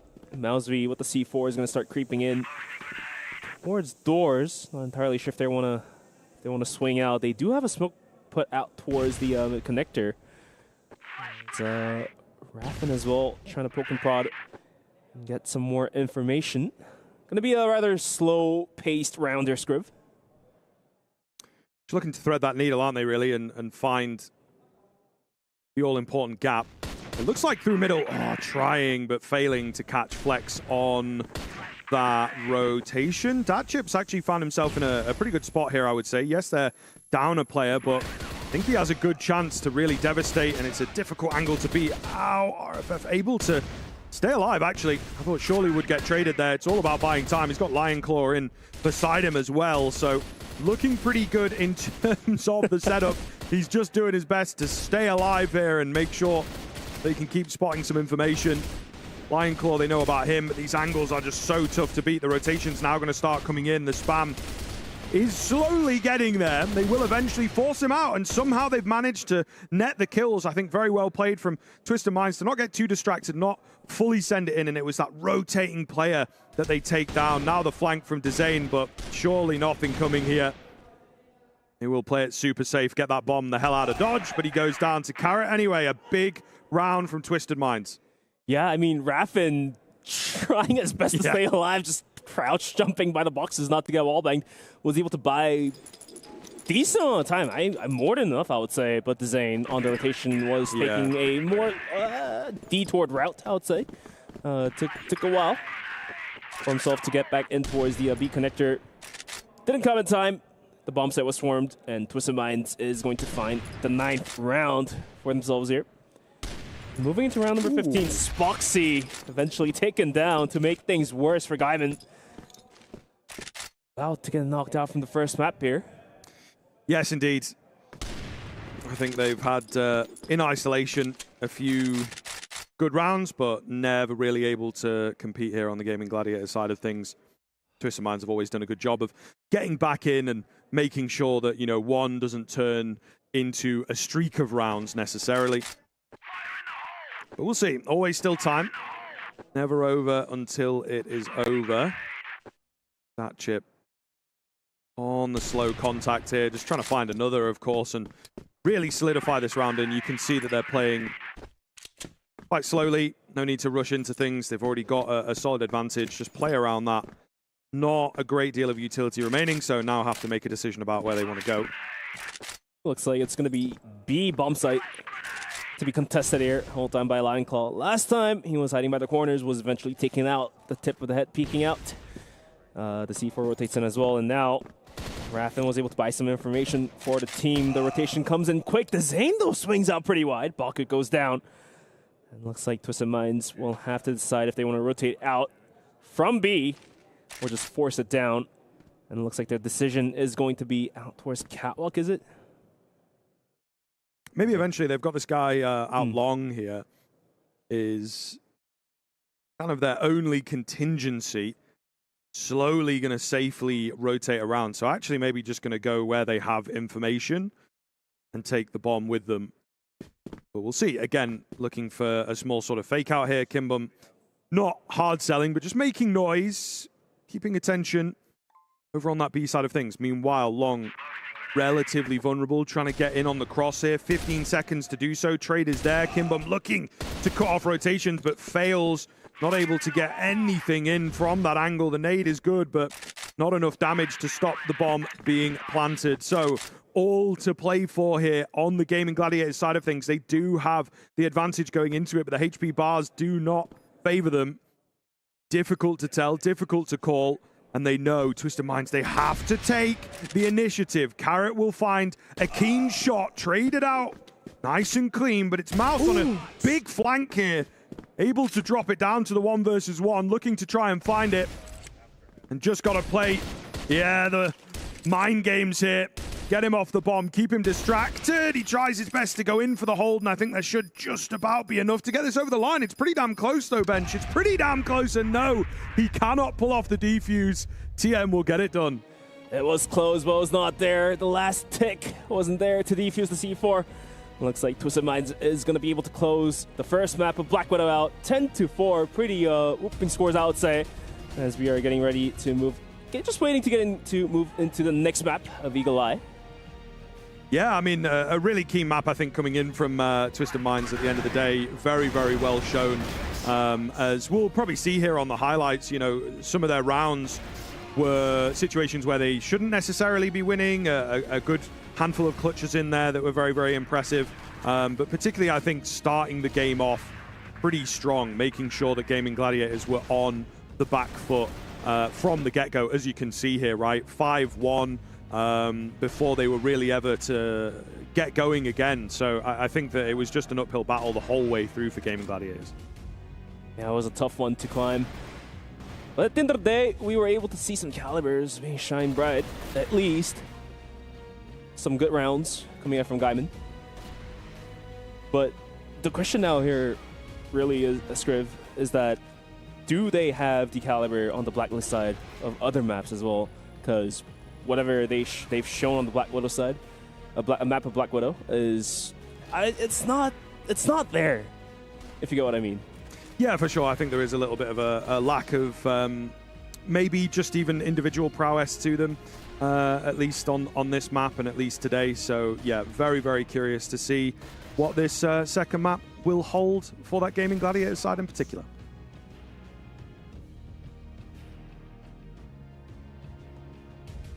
And there you go, the winner, Twisted Minds. Good cast, by the way, guys. Was really enjoying that while you guys were breaking that down. Twisted Minds definitely looking like the stronger team here.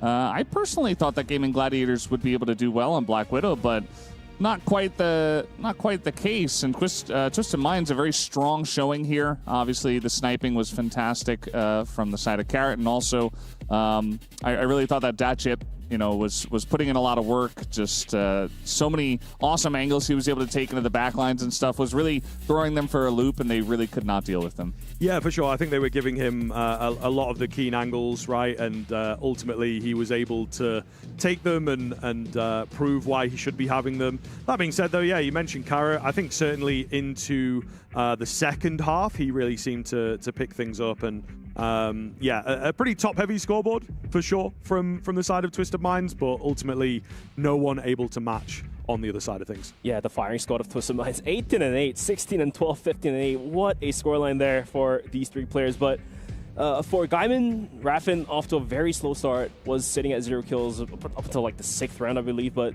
looks like they were able. Raffin was able to climb back, was able to find some kills for himself.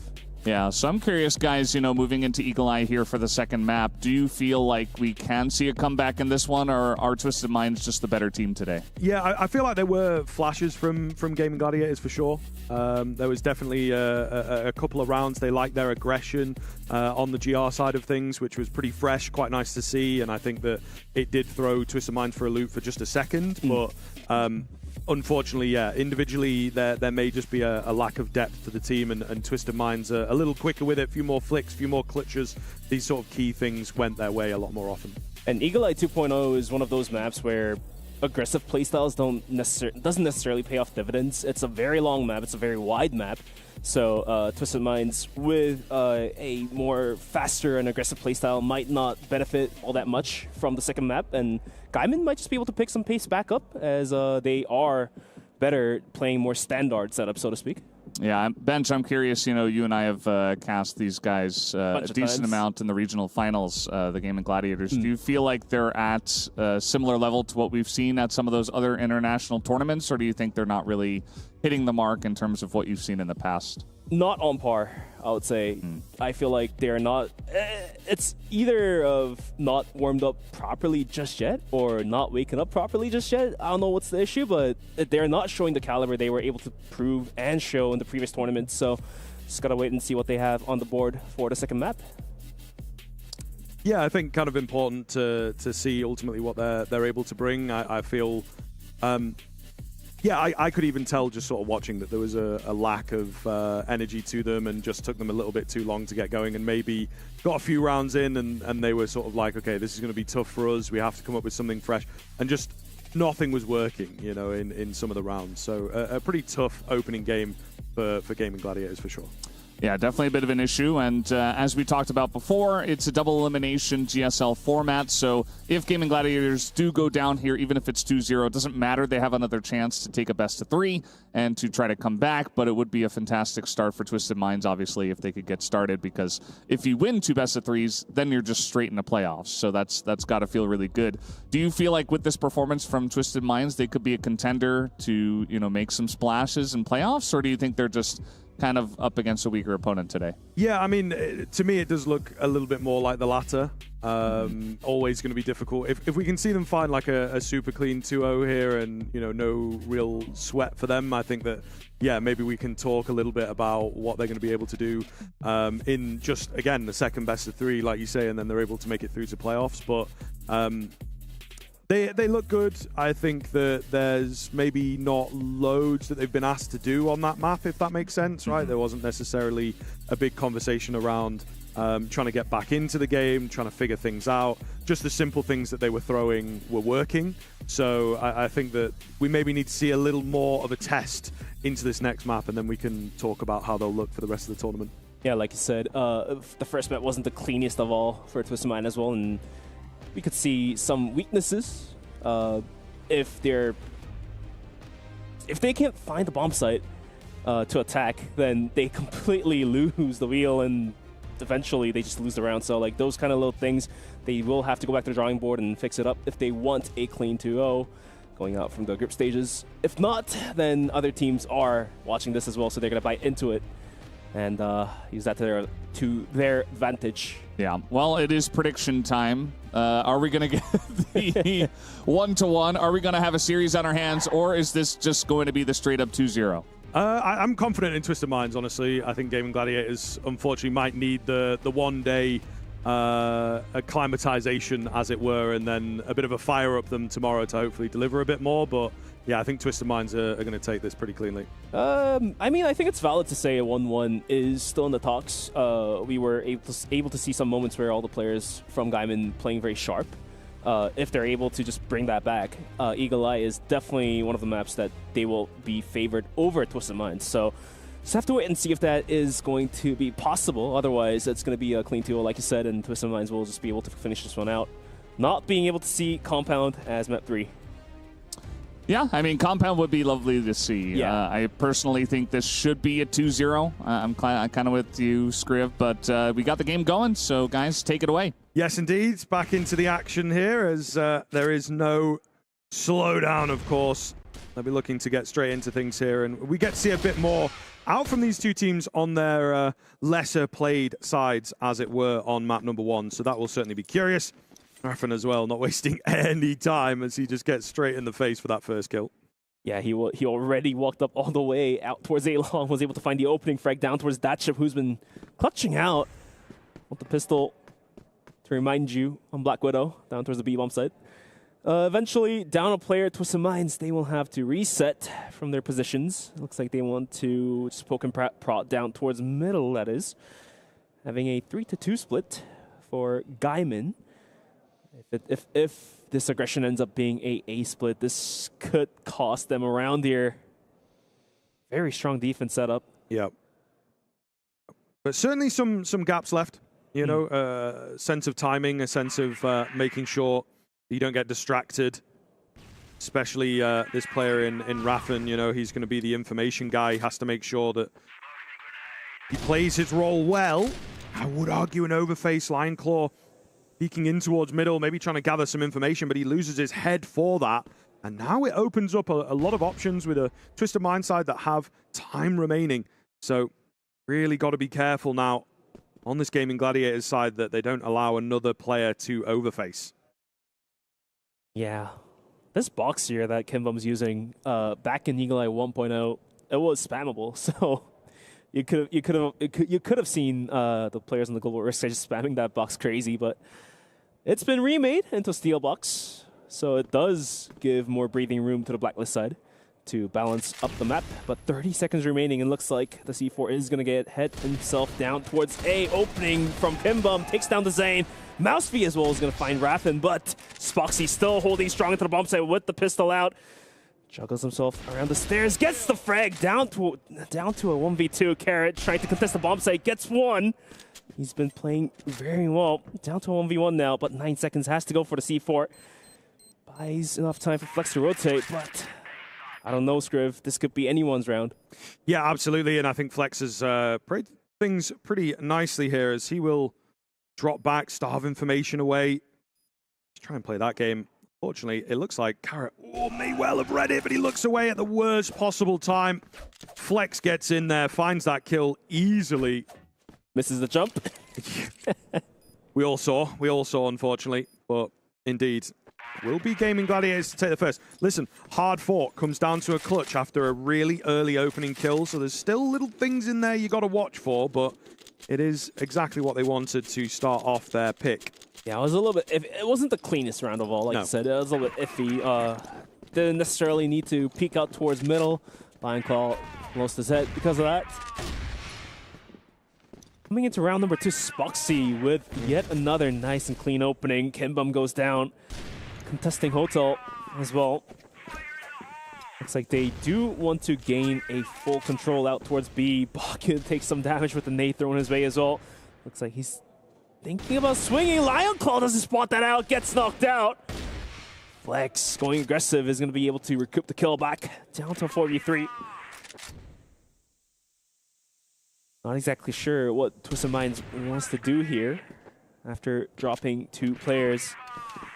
It's like they're just going to rotate out from B, get the C4, join forces with that chip and see if they can take down A. But as you can see on the minimap, Scriv, held down by 3 players once again. Yeah, it does seem like they want that A-bomb site to be a solid lockout.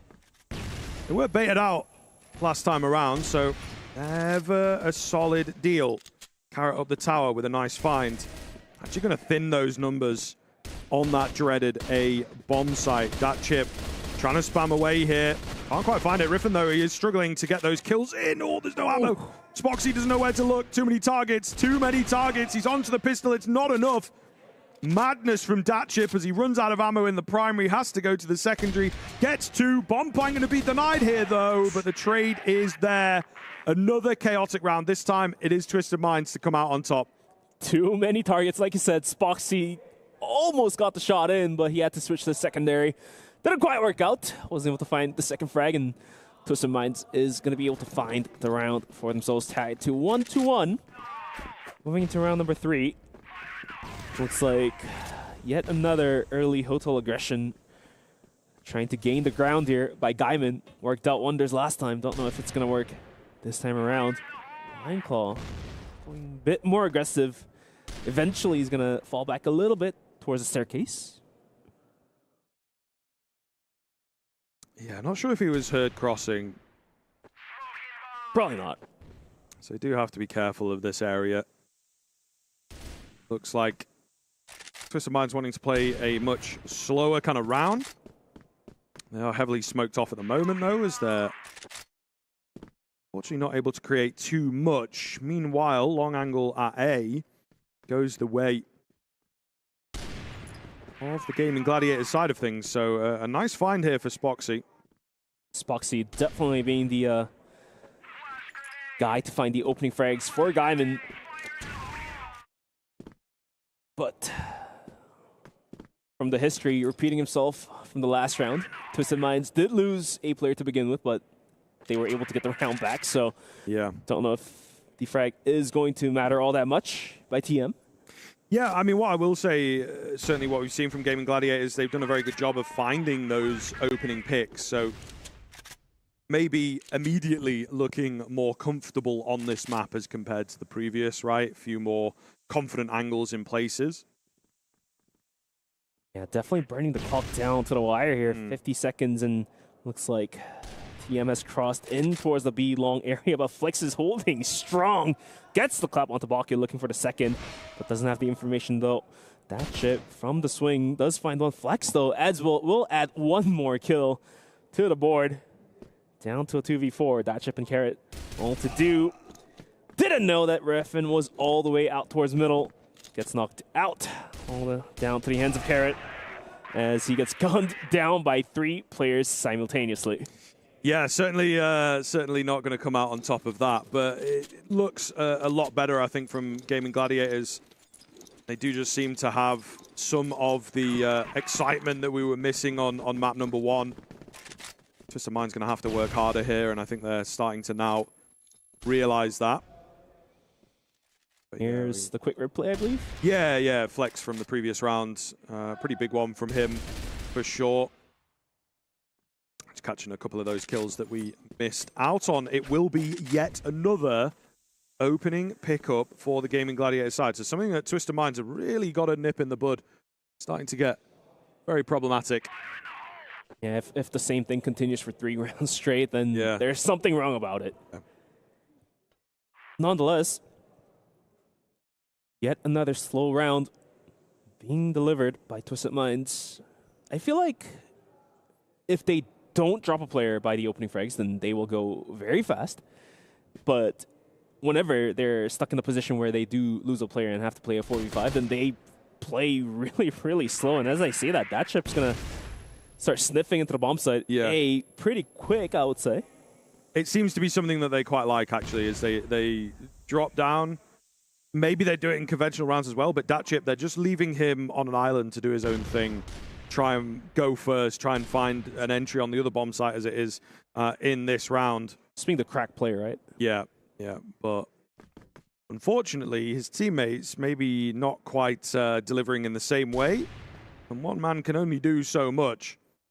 Trying to get the catches here. Keen find onto one, but there you are. Immediately traded out. Has he created enough space? I think the answer to that question is going to be no. Bomb goes down solidly now in the hands of Global Risk. So looks decent here. Carrot does manage to recover it. Actually a relatively clear path to that B-bomb site, but just not able to move fast enough. Didn't have that information, of course. And so Gaimin Gladiators starting to stretch ahead now. Yeah, Gaimin's going to be playing the rounds in a smart manner, I would say. The Armors go pretty aggressive, actively try to get the opening frags. If not, they will just fall back and leave the bomb site to the hands of the Riflers. But up until now, the aggression has been working wonders. Kimbum has been going down. Baku has been going down. Even Datchip, I think, lost his life at one point in the rounds. And moving into round number 5, finally, nobody has lost the top of their head. Yeah. And hopefully Twisted Minds can get some rounds back here. But you can see as well, it's sort of that B long area is just a complete lockout, and what they've done into this round to adjust is just barely out of spawn. Yeah. So I think they're just on the Twisted Mind side of things saying, right, we're going to have to concede that area. We can't fight it. We're not finding success over there. So that does leave them fewer options available in terms of the bomb sites. So we're probably looking at a couple A hits in a row here. If you think about it, it's almost a deal, isn't it? It's like Global Risk will lock out B. Blacklist will basically respond by, okay, we can take control of middle at least, and play from there. And that's exactly what is happening here on the map of Eagle Eye, as Twisted Minds does have control out towards long, does have the control down towards middle, but they have completely lost the control out towards B. So it may seem a little bit abnormal to the viewers that doesn't watch Eagle Eye all that often, but this is the default setup, so to speak, I would say. Oh, Flex misses the shot. Looked like he was on a pretty keen lineup there. His teammates, though, they find success. Able to help out towards middle. Looking very good now. Not a lot of time left. Pistol out. Carrot just closes the gap there. Catches Flex completely off guard. It's Riffin who's having a really great half here thus far. Again, time is starting to really become a problem. They've lost that bomb now. It's all on Carrot. Up against 4. He's going to have to ace up to win the round. Not going to happen for him. And Gaimin Gladiators only losing 1 player there. You know, again, a round that looked a bit better on paper for Twisted Minds. They gained some ground in towards middle, but they just cannot convert pretty much anything. And this is probably the right time for Twisted Minds to call the tack pause. I feel like whatever happened on Black Widow, we can just kind of, put that aside. Gaimin Gladiators was able to pick back up the pace, play smart, play the right angles in the right time, get the trade frags if needed. It's been working out quite nicely. They were able to rack up some rounds. For Twisted Minds, the aggressive plays trying to achieve angles early on in Black Widow worked out wonders. But coming to Eagle Eye, it's not necessarily being translated into gaining the ground. Rather, it's losing a player early on. So definitely got to go back to the drawing board a little bit and fix that issue. Otherwise, Gaimin seems to be pretty dominant in this matchup right now. Yeah, I think they recognize that as well. You know, obviously they've tried to change things up in the previous round just from a strategical approach, an initial approach, but also not working. So Twisted Minds hitting the wall themselves. It's kind of a rinse and repeat of the first map, but the teams are flipped. So we'll see if they're able to come back into things here. Of course, the first and only round that they've found, also off the back of a clutch situation. So not a lot that they can call on, not a lot that has been replicable. So Scriv, we are very early on into the second map. Like, nothing's been decided and nothing really shines light. But what if we say Gaimin wins Eagle Eye, then we go into Compound? Who do you think is going to come out on top for the whole series? Yeah, I mean, it's sort of a tough call. I'd probably have to lean more on the Gaimin Gladiators side. If they keep playing like this and they win the map in this fashion, I think maybe, yeah, you do start to lean their way just because they would have that sort of momentum upper hand. Another keen opener here as the round gets going. So Gaimin Gladiators seemingly can do no wrong. Maybe buying off a bit more than they can chew here, though, as they will press the attack. They were already a man up. They decided to get super aggressive. It seems to have gone sideways for them. The C4 is miles ahead. Really weird situation here into the hotel. Yeah. Flex just trying to hold things down and drop that bomb ultimately. Yeah, Flex was able to juggle himself through the smoke and somehow find himself in the middle of hotel. Was able to take down Carrot, who was completely unaware that an enemy could be present. Gets completely knocked out. And now Melsby was able to retreat a little bit. Yeah. Join up with Kimbum. The C4 rather more safe. Soon will be planted down towards B. And sensing that Spoxy and Flex is going to start walking in towards the bomb site. Just about a minute left onto the clock. The C4 now gets planted. Kimbum can cover middle completely by himself, but looks like Melsby wants to just go for the trade kills. So is Gaimin, as both players are walking in towards a long area, but not entirely sure if TM is all aware of this.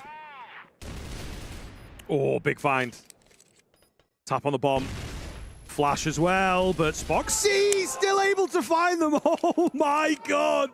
How has he gotten away with that? What a spray down. Quick double kill, and yet another round goes towards the side of Gaimin. Insane. Absolutely with the M14 insane. too. That gun, great damage, great recoil, but the RPM is just not there. Yeah, but of course. Somehow this man finds himself in a spray down situation and gets both kills. So. They will be kicking themselves. I mean, again, he gets into them, I suppose, but they maybe just have to believe and have some confidence in the setup. You figure they find that first kill, they're in with a really good chance of taking it. A lot of frustration coming into this round for sure. We've got a quick 1-for-1.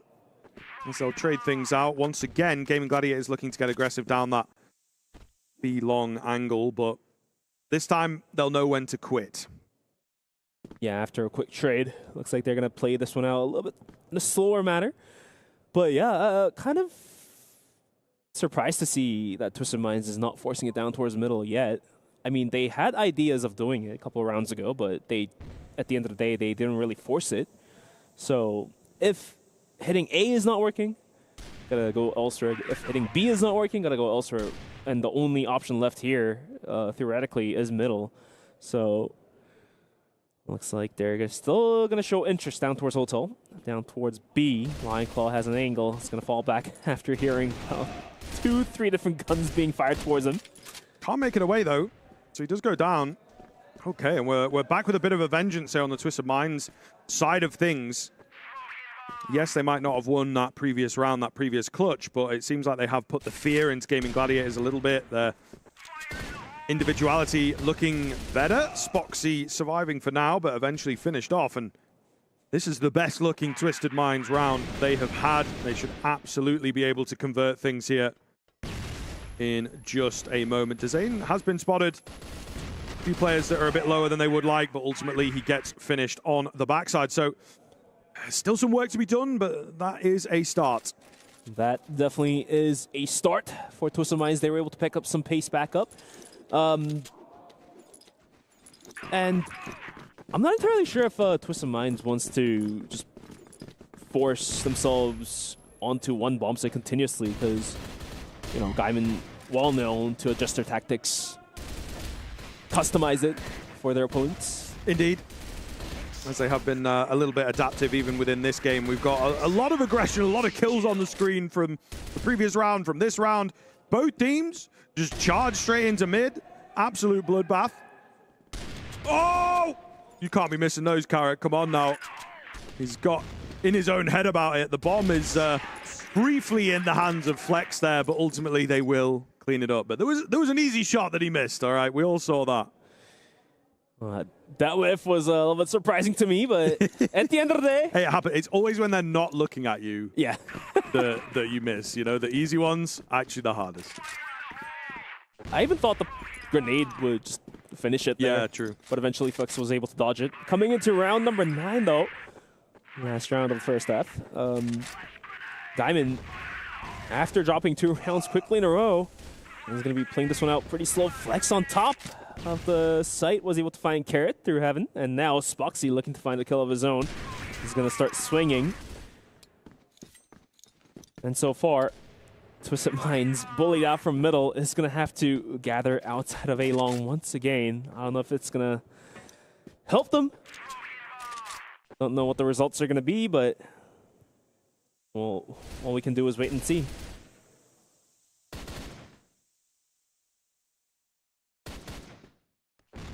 Just got to wait for an overstep. I think it's something that Gaming Gladiators have been actually doing in the past 2 or 3 rounds. If Twisted Minds had managed to clutch things up, we'd actually be looking more at a 4-4 situation.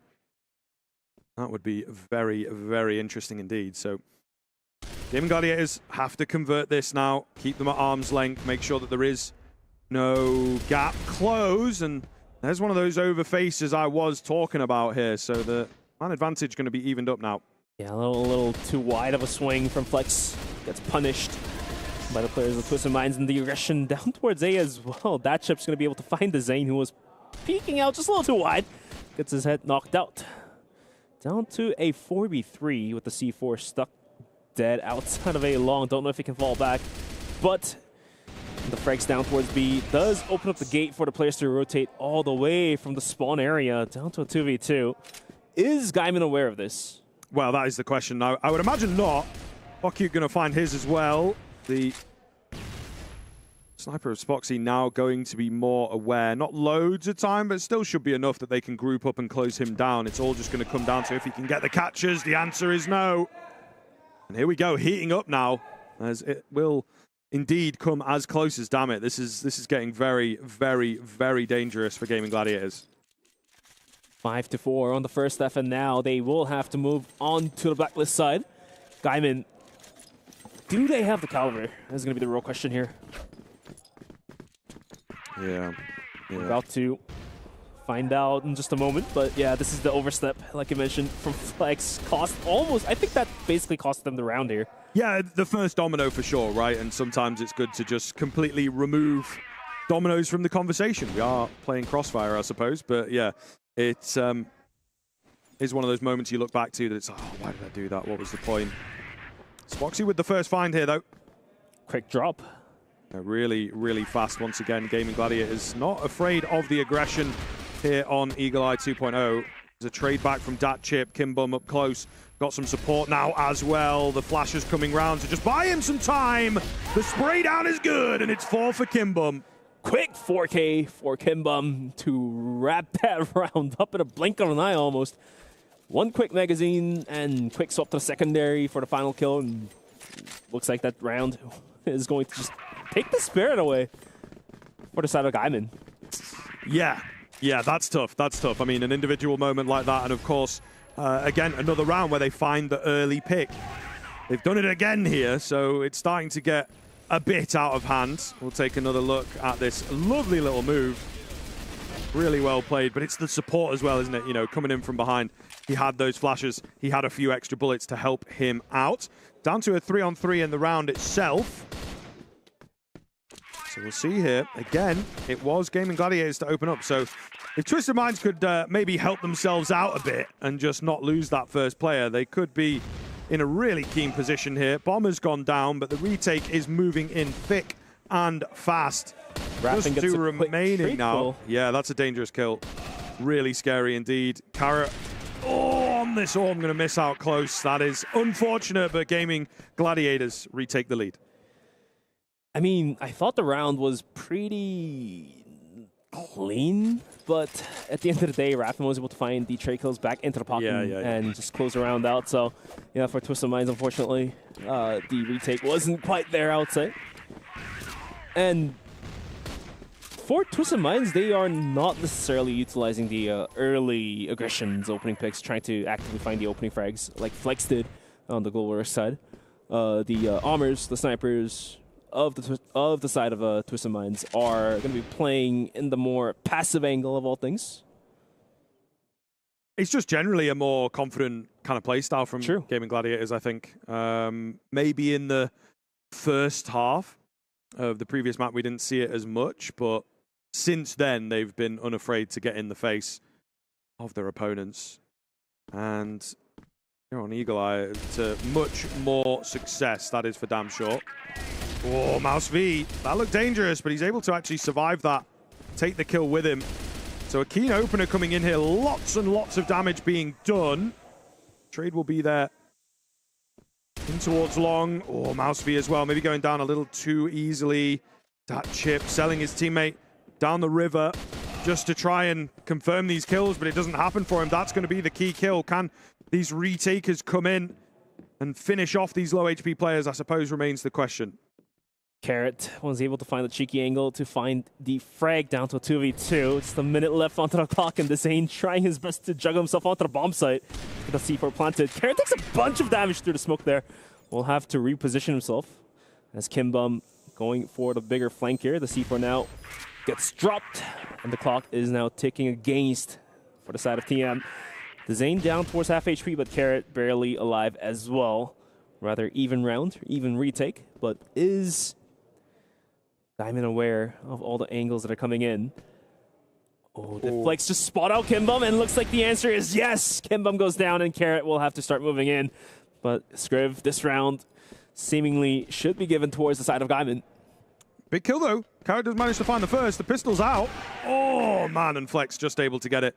Mid-air, knew he was low, most likely. So, yeah, really solid stuff. God damn, it's so close, though. Again, very, very chaotic, and Twisted Minds with the right idea, but not quite the right execution in the end. So, really going to come down to the wire here. Might see our first overtime as well if things go to plan. It definitely is a possibility. But the replay here, this Flex being able to spot Kimbum not looking the right way. Yeah, I know. And securing the round almost. But Bakut now, being contested, gets one. Can't quite connect to the second kill, but Kimbum is there to help. But he himself gets knocked out by Raffin as well. Quick double kill for Raffin. And Gaimin is going to be able to take the bomb site and get the bomb planted down to the hands of Carrot versus the world. He's been put in this situation multiple times, but this time it's not going to work out. And Spoxy will find the frag, and Gaimin is going to secure their lead. It's going to be 8-5 on the scoreline. Yeah, again, Gaming Gladiators is just a little more to them as they're able to find more consistent success. There's moments where it looks a bit close, but particularly when it comes to moving into the bomb sites, I think the Twisted Minds setups are not quite as surefire as they would like. That chip, aggressive and in the face, and try and play around him as much as they possibly can. It's sort of a bait and switch setup coming in here, and Kimbum, as the player flies over the top of him, will manage to stay alive. I think a bit of support from Mousevy as well, and there you go. I mean, Twisted Minds also able to pull it out. Really, really enjoying the M14 here on the defensive side as well. But ultimately, key round for them. Really, really important round to just keep them off of that map point. Yeah, and Twisted Minds had a really nice crossfire setup there. Kimbum finding the opening frag, and he turned around. I thought he was dead because there was another Blacklist player that was peeking out, but Mousevy was there to take him out. Might catch it here on the replay potentially, but you can kind of just see as he starts to turn around, it was Dezane actually flying in, Carrot going to open here with a double, in fact. Mr. Minds might be back. Gaimin Gladiators, got to watch out. There's a lot to talk about here. 8-6, and if TM can pick this round up, it's going to be 8-7, but Lionclaw is going to be able to find the opening up towards Kimbum. That chip goes down as well. Precision definitely there for Lionclaw. Equalized down to 3-on-3 with the bomb site. Compromised now. The C4 has all the room to be planted. And Twisted Minds, they will have to go for the retake. Melsby takes a bunch and has to reposition. They're so far away. And they have like such a lack of control and info. Carrot with a big find though. That might get them back in. Melsby as well. Finding one, spotting the second, damaging the second, in fact. So surely you have to get this done. But Riffin holding it together, he's just not ready, Carrot. They didn't know where he was, right? The kill came in so far away. Is he coming behind? Is he coming conventionally?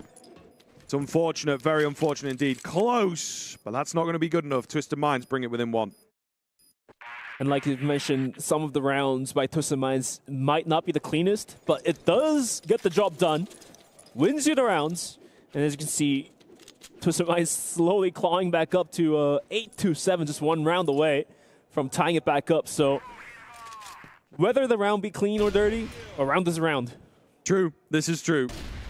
Yeah, and I think they'll be pretty thankful of that one. The retake, it didn't look good, did it? It didn't. So far away, everybody in different positions, but just a couple gifts come their way. So here we go, all to play for at this point. Some early damage coming in, perhaps off the back of a nade. Keen enough start for Twisted Minds, and always a good feeling, isn't it? Gaimin Gladiators have been very effective with the first pick. If you can deny that away and hold on for a little longer, it always looks good. Surely and indeed. Moving into round number 16. Early aggression down towards middle. Melsby has a really good angle, only if he can spot them out. Not quite going to work as he gets quickly traded out. Bakut is there to help out. The C4 is dropped in dead center of the map. Trying to be recovered by the players of Gaimin. They do have control of middle, but Bakut is still waiting with a cheeky angle. Ooh, Carrot spots Boxy, not quite lands the kill. With the AK though, spray down, almost there. Secondary out, tries to get the kill, not quite there as Flex quickly drops 3 players and secures around for Gaimin. Oh, that could be the moment. That could be the moment. I mean, trapped in surely has to go down. Surely has to go down. There's also the tag on the player through the door. Coulda, woulda, shoulda. Yeah, maybe. Didn't work out. Oh, man. Twisted Minds will be kicking themselves. Really big round and some unlucky moments. Couple of mistakes as well, particularly from a mechanical perspective. This is it from the other side of things. It's that one, isn't it? That second kill that he just really had no right in finding. But he does. Big damage to kick this one off. This is going to be the decider round for Twisted Minds. Can they close the series out 2-0 by going into overtime, or will we go to map number 3? Big questions being asked here. Don't know how Twisted Minds want to respond on towards this. Quick aggression might be unfolding out towards a bomb site. A lot of setups being thrown out. Carrot trying to hold it down, so is Kimba, but they're completely blind. Raffin is going to quickly move on to the bomb site. Can he find the frags here? Carrot goes down. The answer is yes, but Kimba was able to find quick 2 frags as well.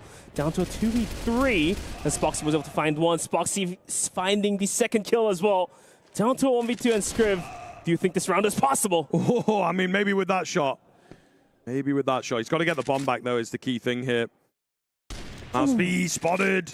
Shot misses, but certainly going to confirm that he still doesn't have the bomb. So he has to come to me, says Melsby here. And with a minute remaining on the clock, Spoxy's got many, many options available if he wants to try and rotate around. It is just the fact, sniper really deadly at long ranges, really got to be careful. Melsby has to play the right spot, and I think he knows that. He's sort of constantly on the move, making sure not to get timing peaked. Yeah, Spoxy has all the time in the world, all the room in the world as well to rotate himself around and find Melsby or the C4 and get the bomb planted and go into post plant. But like you said, Melsby trying to dig and poke and prod into different angles to save himself essentially from getting dropped. It's about 26 seconds. The C4 now gets recovered. Mausvi, I think, has an idea what's happening here. The C4 now is going to go down. Mausvi is on the rotation down to a crucial 1v1. Bunch of damage being put out. Spoxy at 8 HP and a Dream to close the map out. But Spoxy has the angle, gets the shot done. And Eagle Eye is going towards the side of Gaimin Gladiators. Oh, man, it's so tough. Those last 2 rounds, especially for Twisted Minds, really unfortunate, you might argue. Maybe there's different things they could have done, and they will look a little internally, especially, though, on the map as a whole. Started off very slowly. They were maybe a bit overconfident, you know, not respecting the early peaks, not respecting the early aggression, until it was maybe 4-1, something like that. We saw an adjustment from them, but ultimately far too easy for Gaimin Gladiators straight out of the gate. But you can see the gap started to close. They really did perform well towards the tail end of the first into the second half, but it just wasn't quite enough. And Gaimin Gladiators, with that initial buffer, gave themselves enough room to work with for the victory there. So this is what I want to point out. Like, macro-wise, I think Gaimin Gladiators has the macro in terms of like team movements as a team. They're just a better macro team, I would say, than Twisted Minds. But when it comes down to the micro individual performances, sure, a lot of star player moments by Twisted Minds, but Gaimin, you don't necessarily see that kind of 1v4 moments all that often. But if you don't put yourself in a situation where you have to 1v4, then the rounds are going to be a lot easier, and that's what exactly Gaimin has done in Eagle Eye. So I guess it really just comes down to, can Gaimin drive themselves back into the driving force like they did in Eagle Eye in Compound to win out, as opposed to our expectations of Twisted Minds closing out. Yeah, I think it's going to be a little bit of a tough one to say. Twisted Minds, though, surely have to be tilted, I think is the word, to be honest with you. Some really tough lost rounds there from Twisted Minds, and certainly could have seen them taking it, but unfortunately just not the case here on Eagle Eye. Not the case, guys. Good cast once again. Always feels good to come back to the desk and be like, yeah, great job, guys. Because I was listening in the back room. Gaimin Gladiators looking good in that last one. Ben's calling it, saying, hey, they would look a little bit better here on Eagle Eye. I think we obviously saw that, especially very early on. They came out aggressive. They were getting a lot of picks. They were essentially saying, no, we're here to play now. And, yeah, Black Widow was a little bit iffy for them, for sure. But they were able to stake their claim over that, even towards the end. And then, obviously, here in Eagle Eye, they have won. So now we are going to have that third map of Compound, which I feel like is pretty much anybody's game at this point. What do you guys think?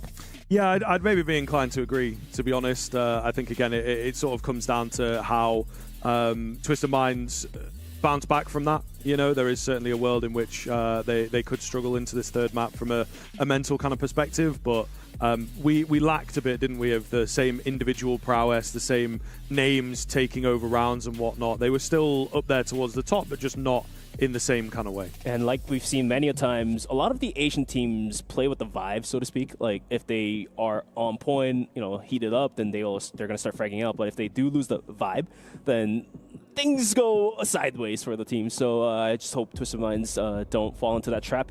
Going into Compound, though, as I do have the map stats being pulled out here, I think Gaimin does have a small margin of an edge against the Twisted Minds. I think it's definitely a little bit of a better map for themselves. Back in the Grand Finals of last year as well, I think Gaimin was just able to play a better macro game on Compound rather than Twisted Minds. Yeah, I would say, especially back to your point about the Asian teams, especially the Vietnamese teams, I think can sometimes get in their own head where it's like, things aren't working for us. We kind of just have to send it. You know, we have to just kind of do crazy things. I think that their comeback in the first half of that map was very important for them, because if that didn't happen, then obviously they're even farther behind, and I think they're going to start to scramble a little bit. But made it pretty interesting. So I would say that even though, you know, Gaimin Gladiators looked like a much stronger team here in the second map, I would say that we're going to have a close one for sure. Expectations for this one, you know, you and I, we went for the 2-0 for Twisted Minds, but we didn't have faith. But now do you have faith, Scriv?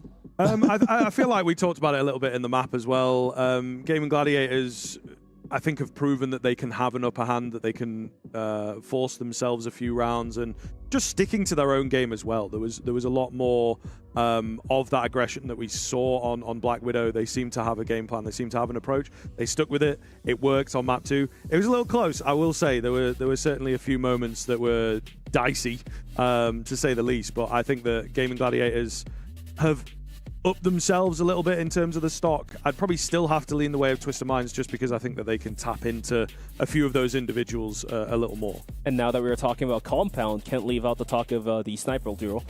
Carrot definitely fragging out, but Spoxy as well is hitting the shots that he needs to hit, so he's on point tonight. When it comes down to the head-to-head stats between these two players, I think Spoxy just has a better stats on the board, but it's because of the region, maybe. I think Carrot's hitting more wild shots, I think. The harder shots to hit, but he does miss the easier ones like we were able to see on Eagle Eye. So let's see if that is going to be fixed. Otherwise, Compound is one of those maps where if the Armors can't shine, then you lose control of mid pretty quick. Yeah, it's definitely a big deal. I would assume that for the West guys, like the fact that Spoxy actually was able to take that long time off and come back and looked a little bit iffy, but now he's certainly back at his top form based on what we could see in that last map. Even that clutch at the end was pretty incredible from Spoxy. You know, I almost want to give them the upper hand at this point, even though Carrot has been playing very well himself. I just feel like as a team, Gaimin Gladiators, yeah, they had a little bit of a slow start, but should be right back in the driver's seat here now that they're a little bit adjusted to the stage. Once again, just want to mention, you know, this one best of 3 for all you viewers out there that are asking.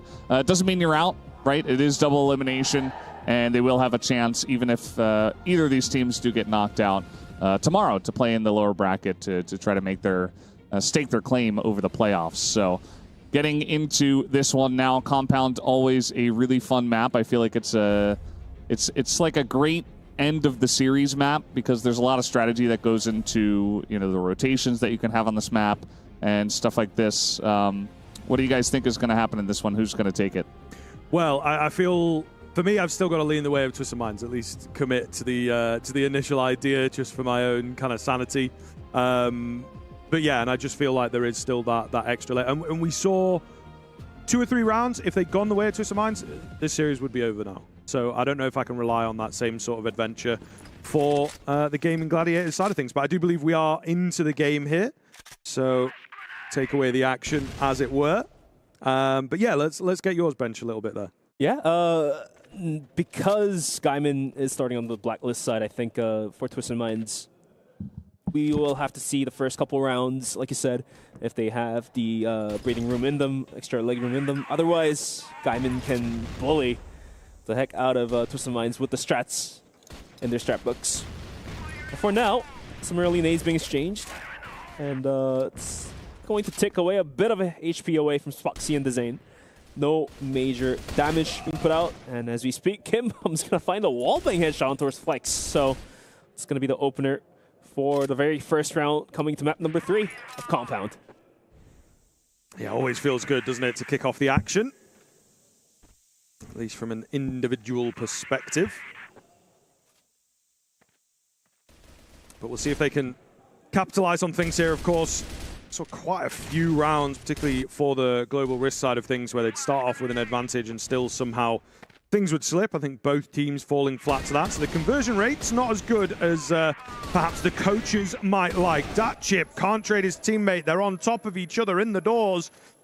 And as if by magic, speaking it shall appear, Gaimin Gladiators find themselves a man advantage here, and a pretty good one at that, looking very, very nice. All going to be down to Carrot. And it's gone from great to an absolute mess here for Twisted Minds. 1v3. And a dream to secure the first round. Going to be a tough one to ask, I would say. Coming in towards the long area, being watched by Lion Claw. Carrot looking to swing. If he finds the opening frag, it's going to help him out, but looks like the answer is no. And the rest of Gaimin has all the angles being completely covered. And it's going to be a tough one to ask, and Carrot goes down. Gaimin secures the round there. Yeah, and they all really light up there as well with the nices, with the cheering. I think they know that that round was looking a little less than likely, and they managed to convert it. So really, really keen one. Pick up where you left off. Don't let Twisted Minds get into this. And I think, you know, first day jitters, first game of the day as well. You know, you have to open the tournament. It can be very, very nervy, and we've slowly but surely seen Gaimin Gladiators come alive. So if they can even push themselves to another level here on map 3, maybe a team that we would have been a little bit wrong about at the start of the day. And like Valdez has mentioned, even if you do lose this match, yes, it's not the end of your day. You still go into the losers brackets, but who wants to do that? Well, exactly. It's a long run back for sure. And then it's just the flip side of things. If you can open things up and you get one in the win column, as it were, your chances at playoffs are really quite high then. So you're going to have some tough teams on the upper bracket side of things. Not even on the screen, dog. And Spoxy going to find the kill to open up once again for Gaimin Gladiators. Yes, sir. Definitely one of the cheekiest angle possible out towards A. And Bakut's going to be able to find the kill, the frag down towards Raffin to equalize it back down to a 4-on-4. Minute 20. And C4 comes in hot towards middle. Mouseby has to hold it down by himself as Bakut was taken out. But the C4 down towards B connector is going for a possible rotate, and this is going to basically prove my point about their macro. Like, it's almost Gaimin is reading Twisted Mind like a book, and they can isolate a bomb site that's held down only by that chip after taking the frag on towards middle. So, good rotation, but the question is, can they take down that chip on the rotation here? No, that chip finds a quick head. The rotation from Mouseby is going to be there as well to find yet another frag down to a 2v2. Lion Claw down very low, 35 seconds remaining, and they're going to be going for a huge rotate. Yeah, not loads of time. Do have to make the correct guess here. Just be careful on some of these longer range angles. We'll take it slowly. They will get the A bomb site, so that'll be easy enough. It's all about holding on to things. I quite like what they're doing here as Flex is getting in deep, trying to cut off some rotations. Little does he know, it's already been a rotation, unfortunately. So he has to find this kill now, keep the dream alive. He will do just that into the 1 versus 1, moving in thick and fast, maybe a bit too fast. Defuse will come in easily enough, and it's a clutch up for Twisted Minds. Yeah, too wide of a jump, wasn't it, from Heaven? And Kimbum doesn't miss those. And Twisted Minds is going to be able to rack up one round to themselves, tied at 1-1. Moving to round number 3, and even with soon here. Like I said, the rotation down towards B was, I think it was a valid call, 4v1, but that chip was able to just hold a bomb site by himself, so didn't quite work out for Gaimin. And moving into this round, let's see where Gaimin wants to force the attack towards. Bakut up close, but he's taken down quick.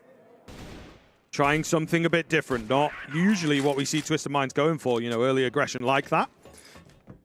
He will be dropped, so maybe we're indeed going to go back to the more passive style of play here on the GR side of things.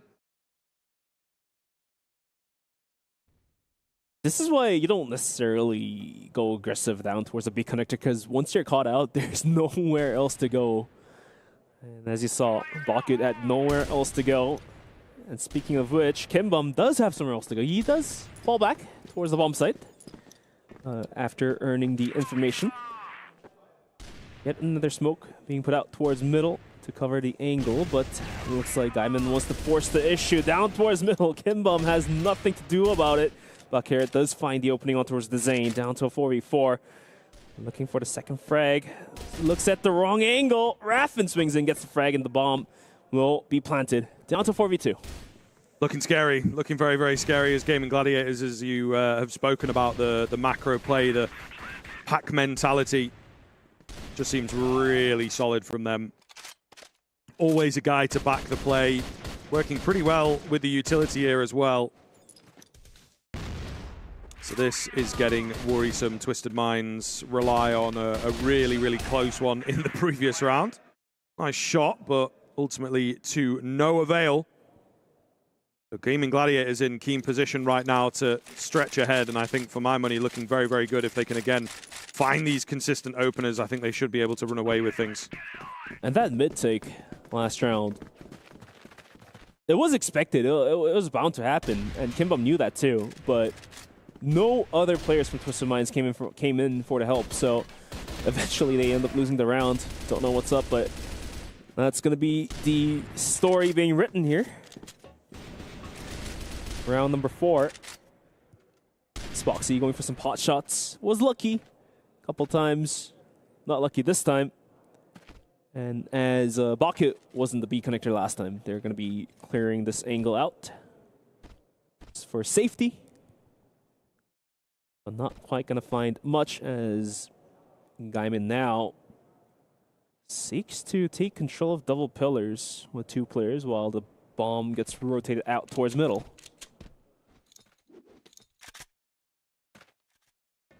Just expecting a bit of something, aren't they, really? Yeah. Looking for a player that might be getting aggressive.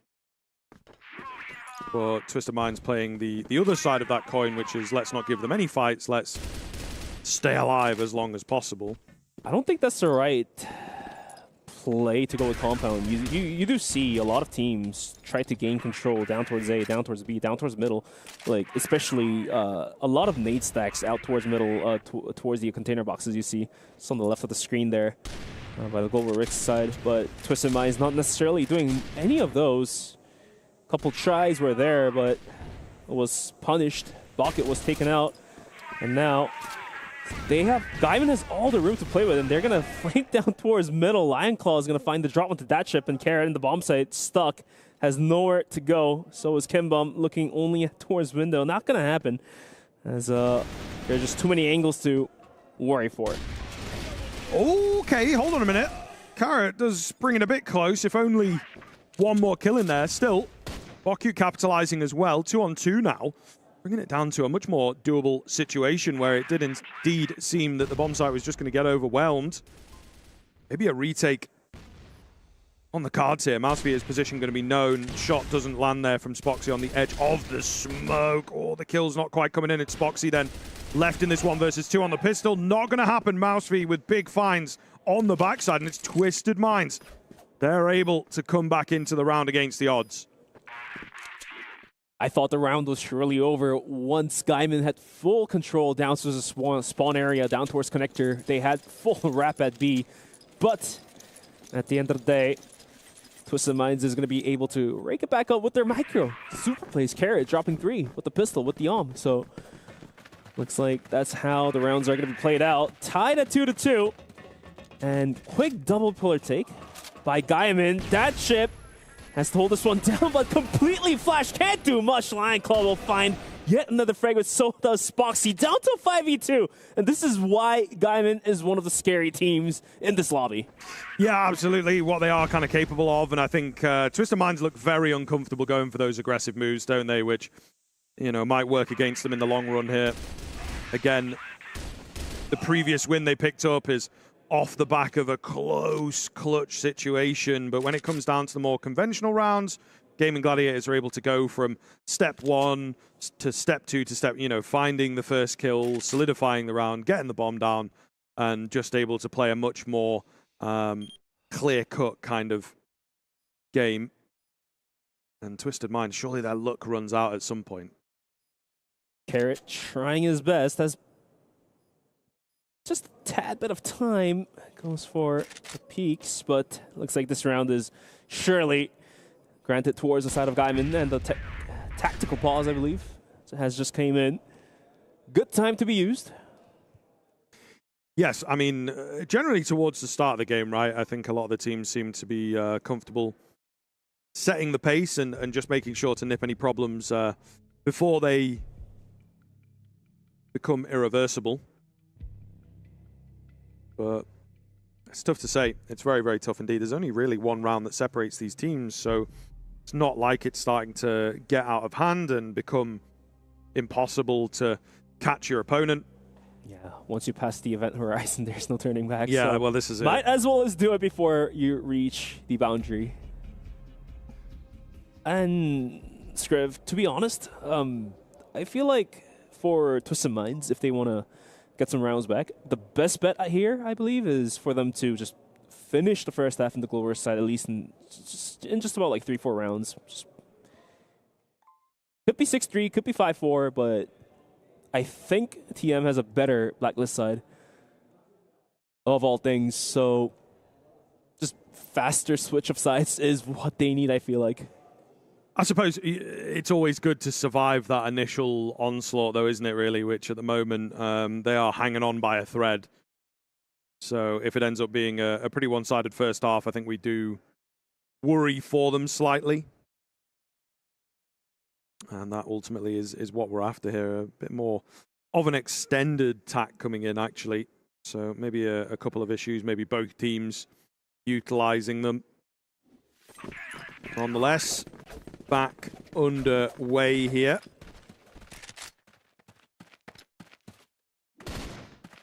Was thinking about the nade stack down towards the middle. Not gonna happen as they do fall back.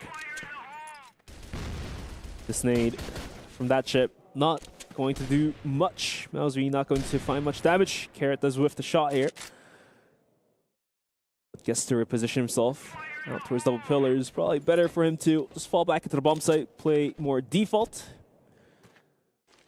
But on the side of Gaimin, they have control out towards middle. They have control of double pillars any moment soon. And we do have a player lurking out towards a long. That's Raffin in the connector. So this is what I like about Gaimin. They try to gain as much ground as possible, take control of the map, and then utilize whatever information they can get their hands on to their advantage and win the round from there.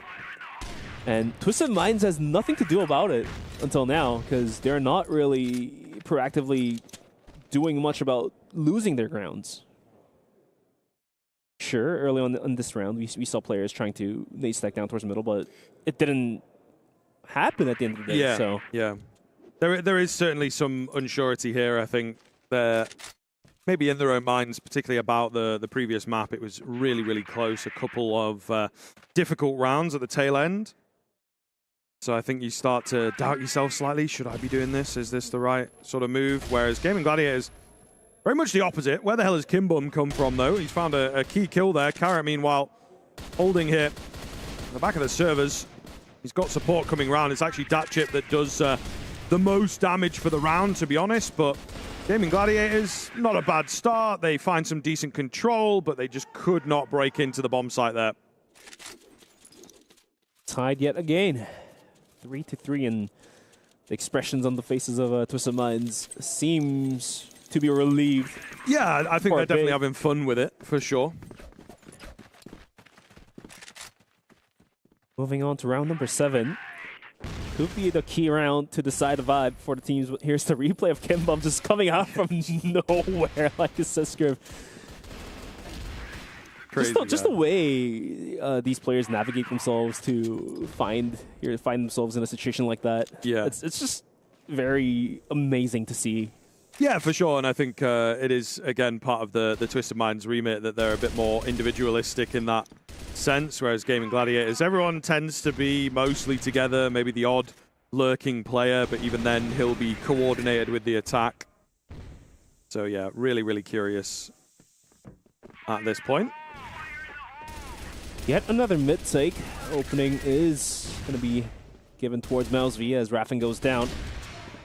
Carrot swings out, and a quick kill towards Flex is going to make things worse for Gaimin. With 3 players comes in towards the bomb site. Not going to happen. A quick spray down, and the swing out towards long by Kimbum is going to take the kill. And Twisted Minds is going to start leading out now, finally. Yeah, they have woken up in the past couple of rounds and really turned things on its head. So Gaimin Gladiator is going to have to be worried here. It would seem the timeout has paid off massively for Twisted Minds. This could get really scary if they can keep up this kind of pace. Start to worry for Gaimin Gladiators. It has seemingly come out of nowhere. But we'll see. Oh, what a find.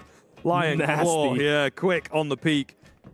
Beating out Carrot there, who's been having a good game so far. Pretty key name to take. And, of course, a man advantage is nothing to sniff at here. And looks like Gaimin doesn't necessarily want to force the issue down towards B. They expected the rotations to come in pretty quickly. And just like that, we saw that chip just join hands with Bakyu down towards B. Here comes the replay. Lion Claw. What a click and a clap towards Carrot. Carrot has been having a good day today so far. Until that moment. Yep, very true. It could be a little bit of a decisive moment here as well. Mouse V hanging on the edge. Oh, going to lose another member. It's a lot of damage done. He lets them in, he lets them cross, tries to catch a straggler, not going to happen for him. Just spamming away. That's kind of ridiculous. Just a super lucky kill through the smoke there, while moving and everything. Bomb going to go down. Whatever here, gets you the job done. I guess. But that is a let Jesus take the wheel kind of moment. Unfortunately, nobody else really able to chime in here. So Gaimin Gladiators cleaning up house thanks to that first initial kill. And now I just don't know whose game this is going to be, Scriv. It's out of the air. Trading rounds, trading moments, a lot of dominating moments, a lot of individual moments. That's one of the things that we commented on with Gaimin Gladiators, but they seem to have, turned the dial up a little bit. Still not quite as flashy, still not quite as impressive as some of the moments from Twisted Minds, but able to match 1-for-1 a little better. 1-for-1 indeed. Like I mentioned, so is the rounds being exchanged back and forth by these two teams. And this is seemingly the last round for the first half. Could go either way from the progression of how this map is being played out. Gaimin's going to play this one with extra care. Not swinging out wide. Not forcing the issue, but looks like they want to poke and prod down towards the middle, but this time it's going to be two players of Twisted Minds holding it down. That shift, the last one to hold it down. Not quite there to hit the shots. Raffin and Flex and all the players on the side of Gaimin is going to be able to find the frags. Kimbum responds, gets one, but the bomb site already taken away. Ooh, not impossible. Not impossible. He maybe could have traded another one there, and that would have been a big deal. Oh, the damage is good, but the kills not quite coming in. Turns away from the flash. Doing a good job here, to be fair, on an individual point, but Carrot lagging behind ever so slightly to try and find this here. One more headshot could give us a chance in. Not going to happen. Slowly but surely spammed away. Yeah, got to be annoying to just deal with the whack-a-mole. Carrot. Can't find the second. So a valiant attempt, but it's Gaimin Gladiators taking the lead. Yeah, I just had to point out Spoxy just mad, pressing his control, crouch speaking, and Kimbum had nothing to do about it. But eventually, Gaimin's going to be able to secure another round. Could be a key round now as Gaimin gets to play the more favored side, I would say. More surefire side, so to speak. Let's see if Twisted Minds have any answers to respond to that question. Immediately, though, you see it in this round, Gaimin Gladiators just going for the more conventional move. The nade stack down middle, as you mentioned, being quite regular. I don't think we saw Twisted Minds go for it like once. And early clearance out towards double pillars as well. Yeah, so it's just kind of the logical thing to do. And ultimately, Gaimin Gladiators is able to set the bar. That it's like, we know this, we're going to do this. It's always going to be there. It's always something you have to think about. Whereas Twisted Minds, I don't think they do that sort of conditioning play as much. Not as much indeed. And Twisted Minds is going to play with the clock here. It's about minute 30 left onto it. Not really showing any major interest of a certain bomb site. They're just trying to gather some information. As a Mouse V is going to be clearing double pillars. We do have Carrot looking out towards middle. And this is the type of play that I was pointing out, that if they don't find the opening frags, then they get completely lost. Like, as you can see on the screen here, Bakyu gets taken down. That ship now gets the frag back, but the crossfire setup here by Gaimin is so strong. There's nothing that Twisted Minds can do about this. Down to two players in less than a minute. They're going to force the issue down towards middle. The C4 is dropped down to the hands of Carrot. Has clutched up many a times, but this one, Scriv, I think it's going to be a very tough call to do. The whack-a-mole again. Yeah, once again. It's always frustrating. Maybe a few more spots to do it on this map than some of the others, but nonetheless, looking good. Gaimin Gladiators with a keen start into the second half. Really important, and again, comes from a dominating position. If they can build the gap here, I think we'd be in a very, very good spot. And this is the same problem that I was talking about on Eagle Eye, right? Like, if Twisted Minds does lose the driving force, they kind of have a tendency to just bum rush into an angle that you're not supposed to bum rush into, and that's exactly what happened in middle of Compound once again. So let's see if they're able to recoup back some rounds, as Gaimin now in the lead, 6-4. 4 more rounds for them to close this one out in their favor, which is not expected, I would say.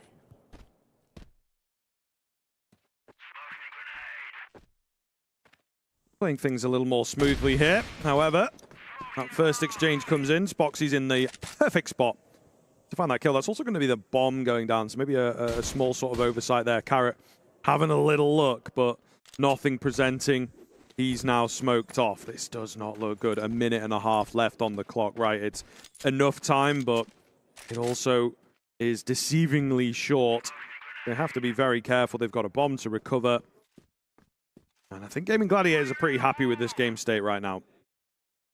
Yeah, nice opening frag. Has a pretty good control over the whole map.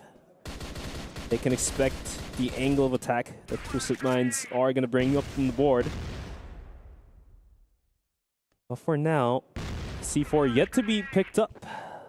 So now gets picked up by Carrot. Gets rotated out from A. Are they hoping for a B take here? Lion Claw swings almost catches Kimbum. Could have made things worse for TM, but luckily for them, Kimbum stays alive.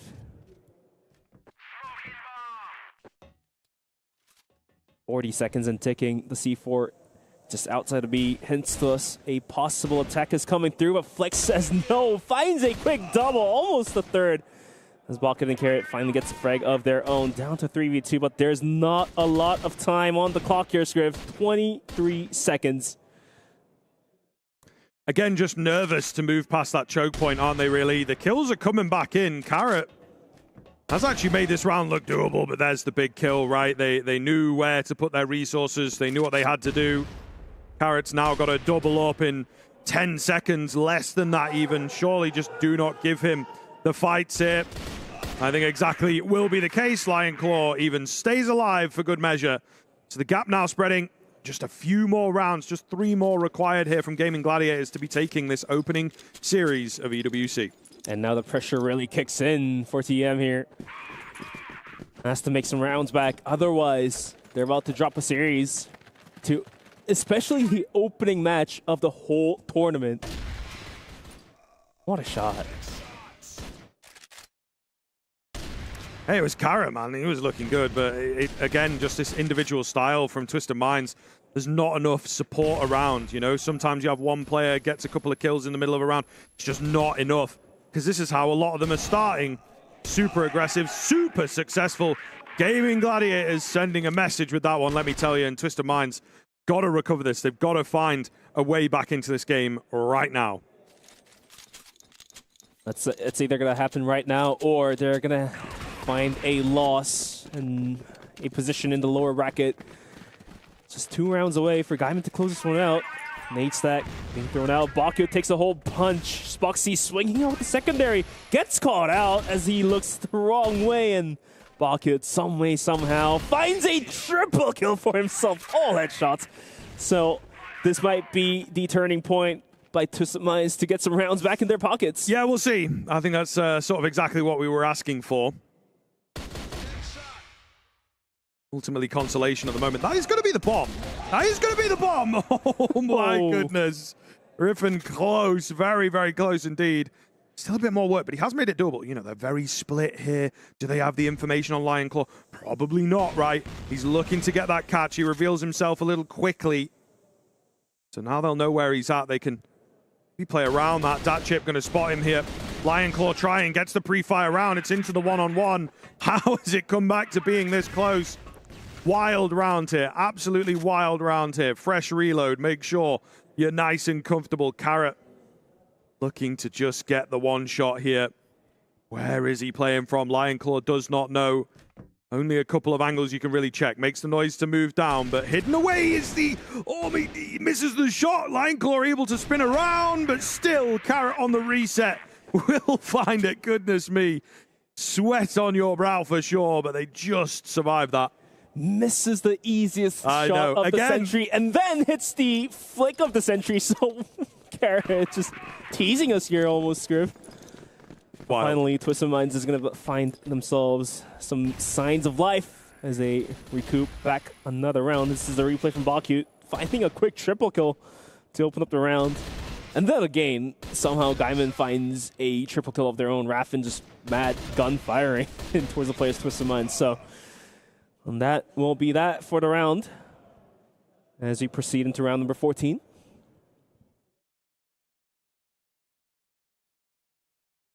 Yet another very aggressive pick by Gaimin. They have full control of double pillars, double stack towards connector as well. If anyone from Twisted Minds walk into that, could be an issue. Yeah, and look, they've just sort of lost a really weird, tough round that was losable, then winnable, and then, of course, lost it in the end. But they really stick to the process here. I think they have a lot of belief in that, as it were. So we'll see. They now press the attack in from this connector area. Get the one and pull back. Good discipline, not going to overstep. Flex standing strong here. Will be traded eventually. Bakute trying to just hold these rotations at bay, but there's players all over the place right now. C4 got to be recovered. Dangerous task, but Bakute is given that opportunity again.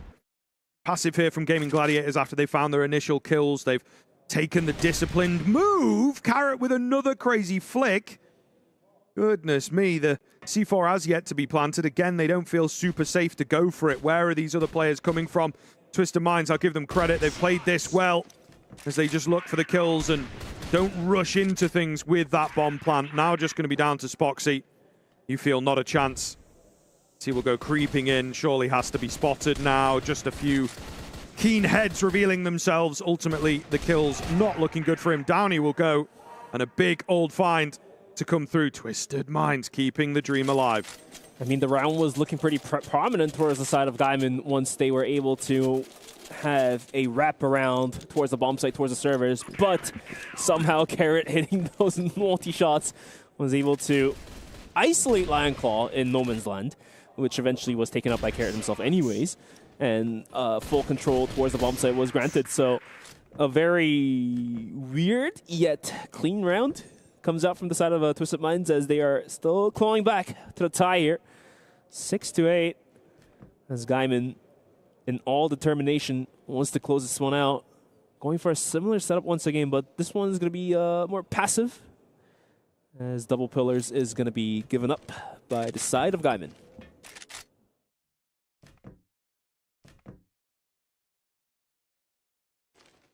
Bit safer this time around.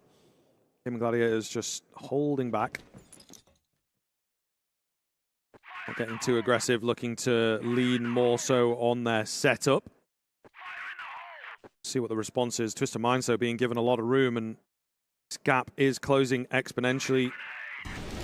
Oh, Lionclaw, late swing, big find. There's a bit of backup there. Again, they try and play the discipline game and drop back, just about making it away. Big damage onto Flex. Mouseby is going to be able to finish Flex down, who was already down to about 10-20 HP there. Equalize to 4-on-4 as a reset comes in by Twisted Minds. The C4 still lingers around B, but will eventually rotate out. Mid being washed down by Raffin. Had some huge moments a couple rounds ago. And a triple kill. Can he repeat this? Goes for the spray down, gets one. Smartly repositions himself, goes for the second. Kimbum takes a bunch, but eventually gets wall banged. Now it's going to be Raffin. And in towards A. You saw Spoxy holding it down. Lionclaw with a big flank. He's going to take down Kimbum. And Dezane springs out. Gets the drop in Bakute in a 1v3. It's going to be a tough one to ask, Sriv.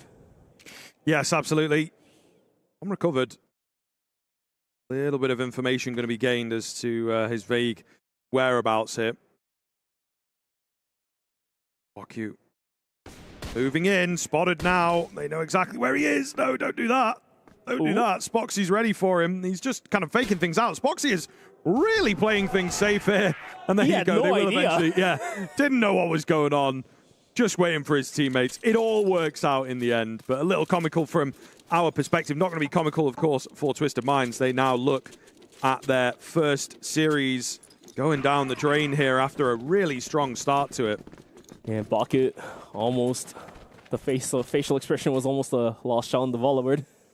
So, tough moments by Twisted Minds here, like you mentioned. Almost about to lose the series that came in favor of their side. This is the replay of Spoxy just casually tapping Bucket out. You know, just there's such a thing as too safe, too much respect, I suppose, but didn't want to take any chances. Not at all, indeed. 9-6, as this could possibly be the very last round of the series if Gaimin can just close this one out. Otherwise, Twisted Minds will have to give all they got to stay alive in the series. Ooh, Carrot swings. Spoxy sees that play. Somehow, the flick shots are on point for the snipers tonight. And Carrot goes down as the opener. And Carrot has been the top fragger, too. I think he's sitting on like 14 kills right now. Yeah, looking really good in that sense, for sure. But again, unfortunately, you know, Twisted Minds just can't tap into the same individuality. And they have just missed out on the maybe extra 10-20% in some of their individuals that they need here. As Gaimin Gladiators really steaming ahead, a couple of them. Flex in this round, not going to be one of them, unfortunately, though. He will go down a bit too easily for our liking. 4-on-4 now. We'll see whether they can get this bomb into a site. Riffin with a big find there, as it was a keen lurk out from Boku, who's been doing well in the past few rounds. Now starting to hammer this one home. 40 seconds and only 2 players remain for Twisted Minds. Make it just one. Kimbum. Bomb on his back for sure. Spotted now. Spoxy confident for the fight. A flank coming in as well, and lots of damage, no kills, and you're going to need those, of course. It will be Gaimin Gladiators to take the opening Group A matchup.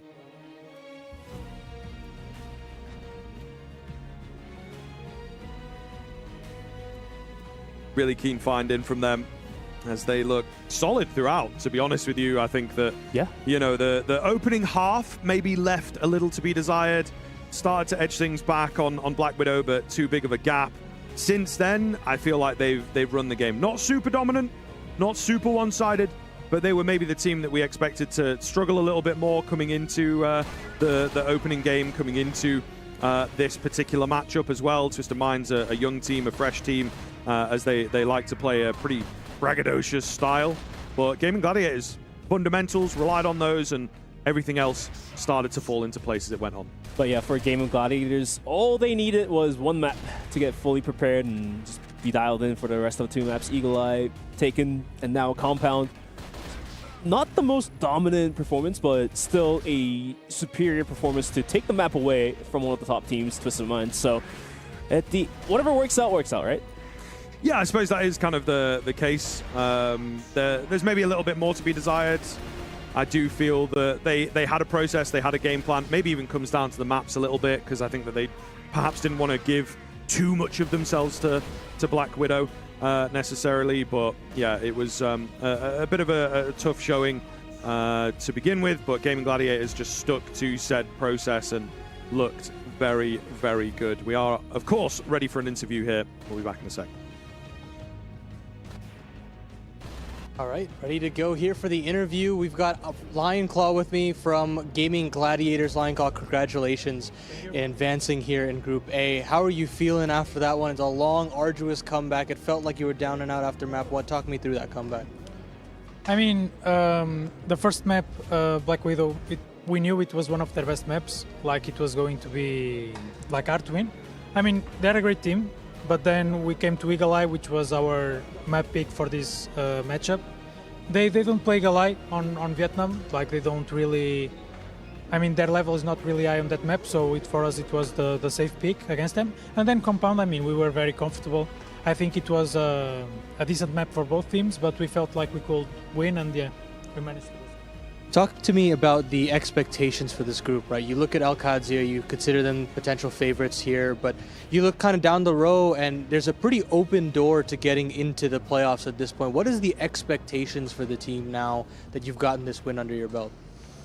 I mean, for us it's important to go through the playoffs. I mean, obviously now we have a Chinese team and Alcadzia. I don't know who won, if the game already finished, but I mean both of them are good competition, but we hope we can beat one of them to make it through to the playoffs. Well, best of luck, and we'll see you in that winners match. I hope so. All right, back to you guys.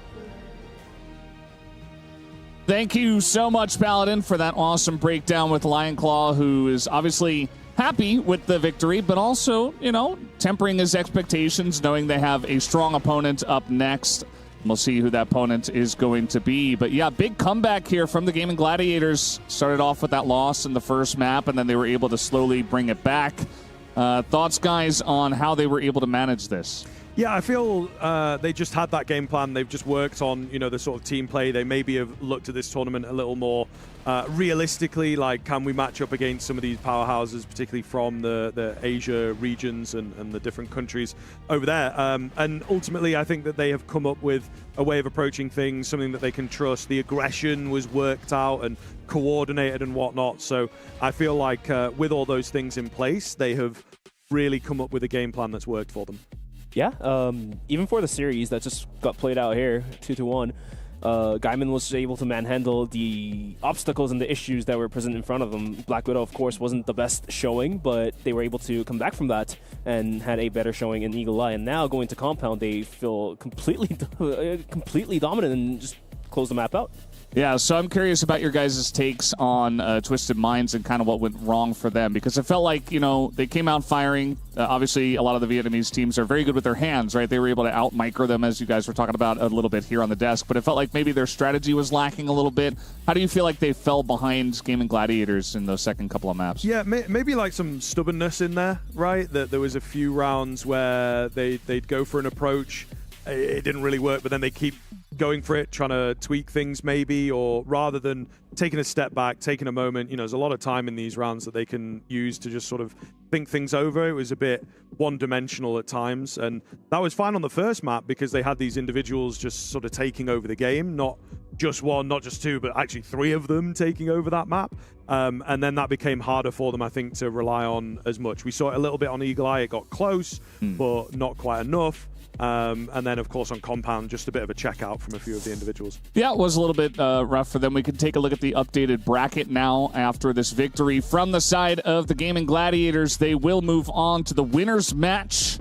And, of course, with Alcadzia winning their 2-1, they actually got 10-2'd in the first map by King Zero and then mounted a comeback. So a little bit of what Gaimin Gladiators did, obviously a little bit more of a one-sided map against them, but that is going to be the matchup for the winners match, and the elimination match will be between King Zero Esports and Twisted Minds. So pretty interesting bracket we already have here for Group A. Pretty impressed by the bounce back from Spoxy as well. What did you guys take about, what did you take from his bounce back in games 2 and 3? Yeah, I feel like ultimately performing a lot better, able to, I think, have a little bit more in the back pocket for him, and just looking a bit more comfortable on map 2 and 3. And for Spoxy, I just feel like he's now turned into a player that a team can rely on. So individual performance definitely on point tonight, but besides that, like, his positioning was more of a team movement rather than an individual movement, where there are certain positions for individuals to take where I can frag out in this certain angle, but rather he gives that position up and plays more crucial core positions where he can gain crucial information of the rotations of the opponent team. So he's been doing those type of micro plays that benefits the team as a whole rather than player himself. So that's my takeaway. It feels like Spoxy and the team was really able to tighten it up there towards the last couple of maps. So really good stuff from them. But up next, guys, we are going to have the matchup from Group B. Definitely looking forward to this one, as Team Liquid will go head-to-head with EVOS Esports. That should be a really, really fun match. You guys excited for this one? What do you think is going to happen in this second match of the day? Yeah, well, I mean, it was the one that we pointed out as, being the match to watch, and I do feel Team Liquid have got a lot to answer for. A lot of people, I think, are just quietly putting their chips behind this team, so I feel like we need to see Team Liquid show us what they can really do. Yeah, Team Liquid, I think they just have a better showing than EVOS, but EVOS as well has the caliber to take down Team Liquid. Yeah, so that's going to be our next matchup, of course. You guys won't want to go anywhere. We're going to have Team Liquid up against EVOS Esports up next. We'll take a break, and then we'll come back to us. Stay tuned.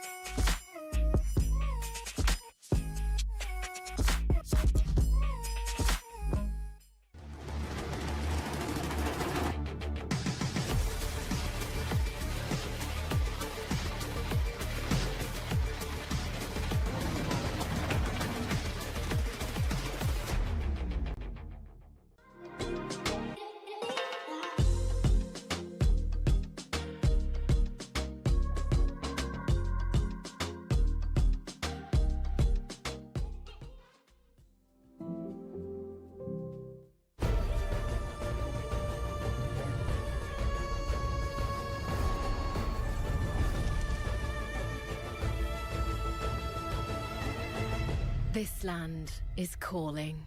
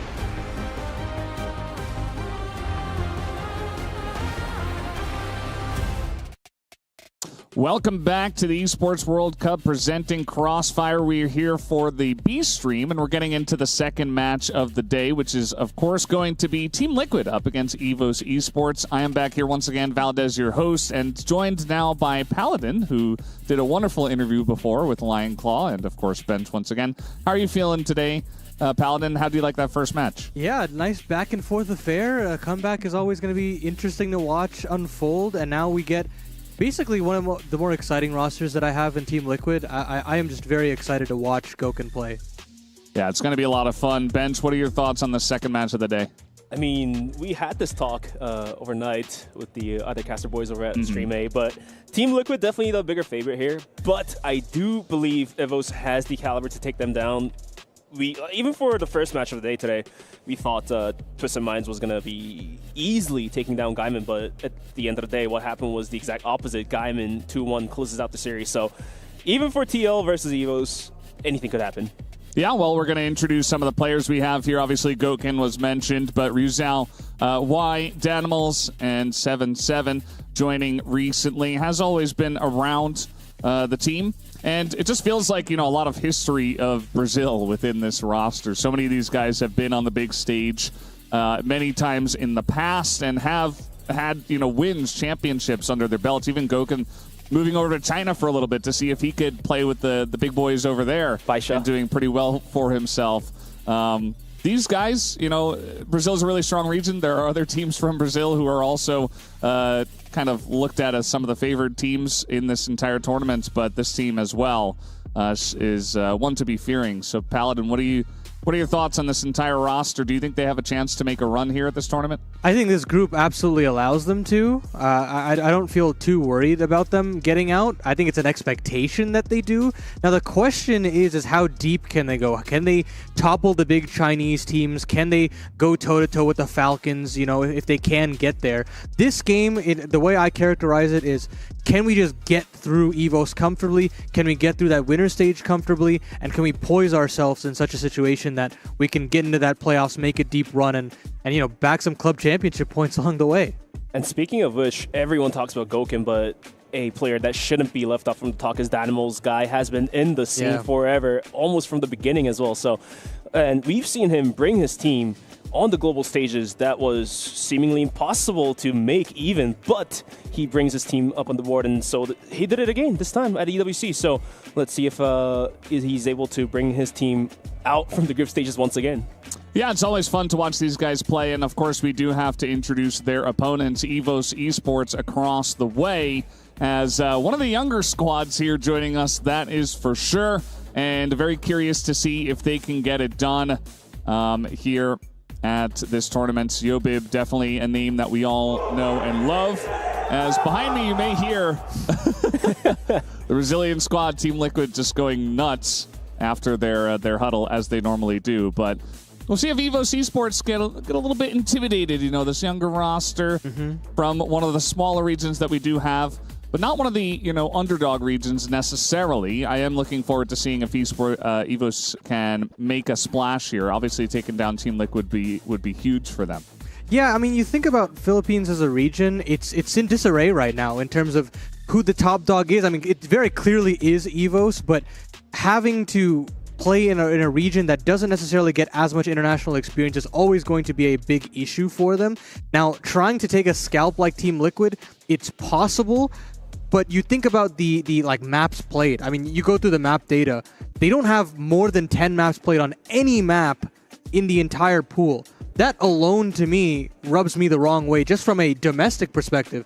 Now, you apply the international lens to it as well, and then you get a little worried. You say, how does that work against, a very slow Team Liquid team that could potentially constrict you? Now, you add in the intimidation tactics as well, sitting right across from these legends of the game that are just so aggressive in your face.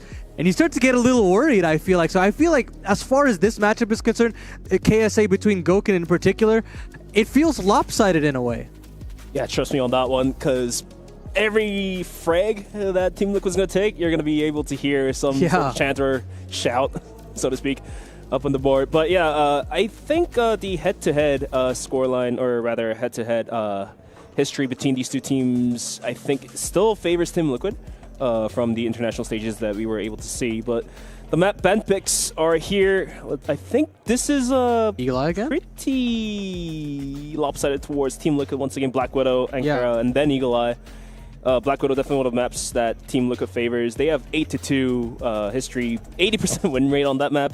and so does Ankara, which is, I believe, pretty high as well. Something like 87%, not entirely sure. I'd have to double check, but both of these maps, Team Liquid loves it. Eagle Eye, not entirely sure if Team Liquid likes it, but it's one of the maps that they can play pretty well on it.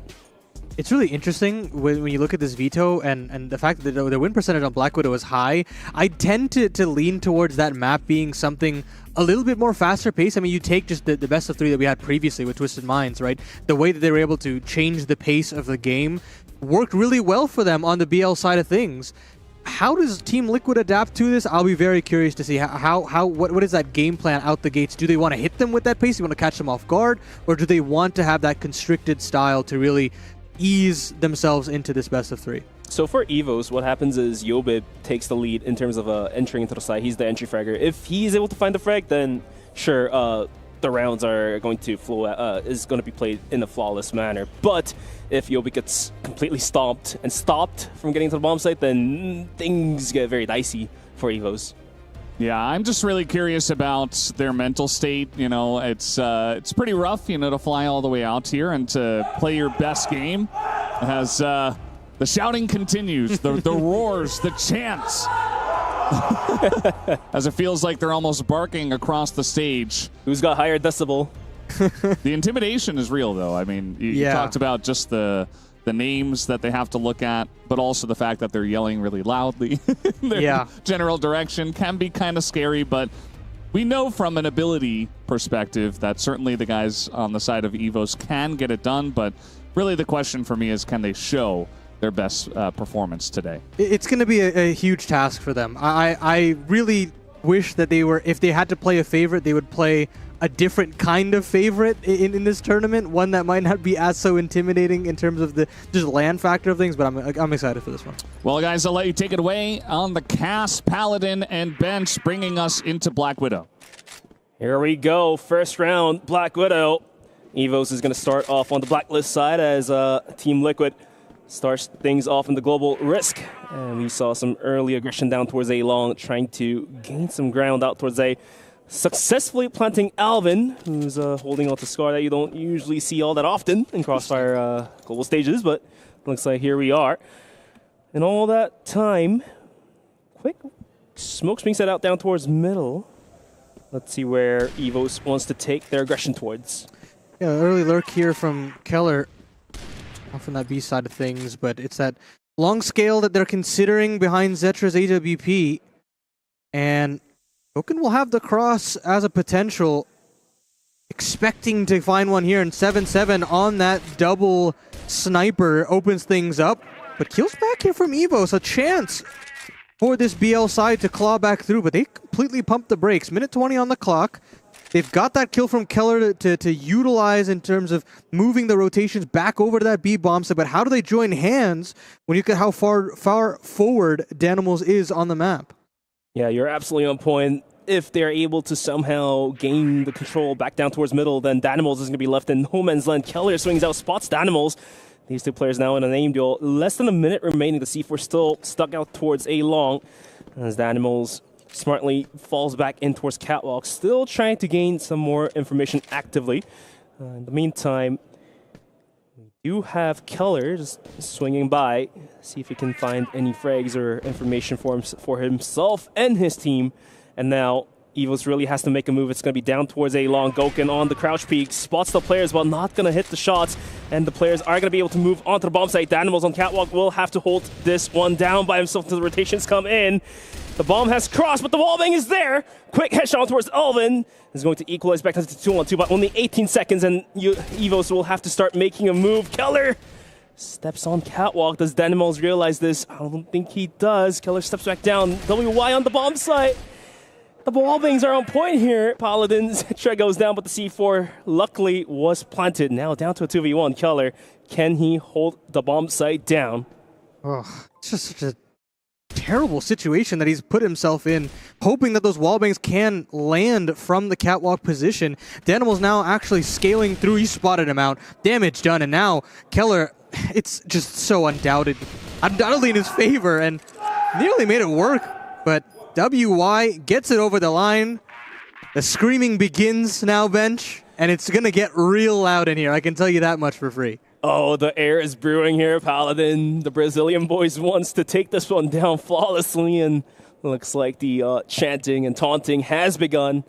Let's see if the young guns from the side of EVOS can hold their temper and not get startled from that. Here's a replay from the take. Zetra had some nice shots here and there, but eventually Danimals, the ultimate veteran of the Brazilian Crossfire scene, the wallbangs are so accurate. He's just whack-a-moling the players of EVOS. I think about the indecision there from that catwalk player and Keller trying to take the aggression. I think you just got to commit to the play. I think you just have to commit to the play and make sure that you have the 2v1 secured. And, if not, you've got a player on the site to help you in the 1-on-2. That seems a little bit more reasonable. But instead, that indecision dancing in between, it kind of left Keller out to dry eventually for himself in the clutch. So overall, TL already having that little bit of an edge psychologically.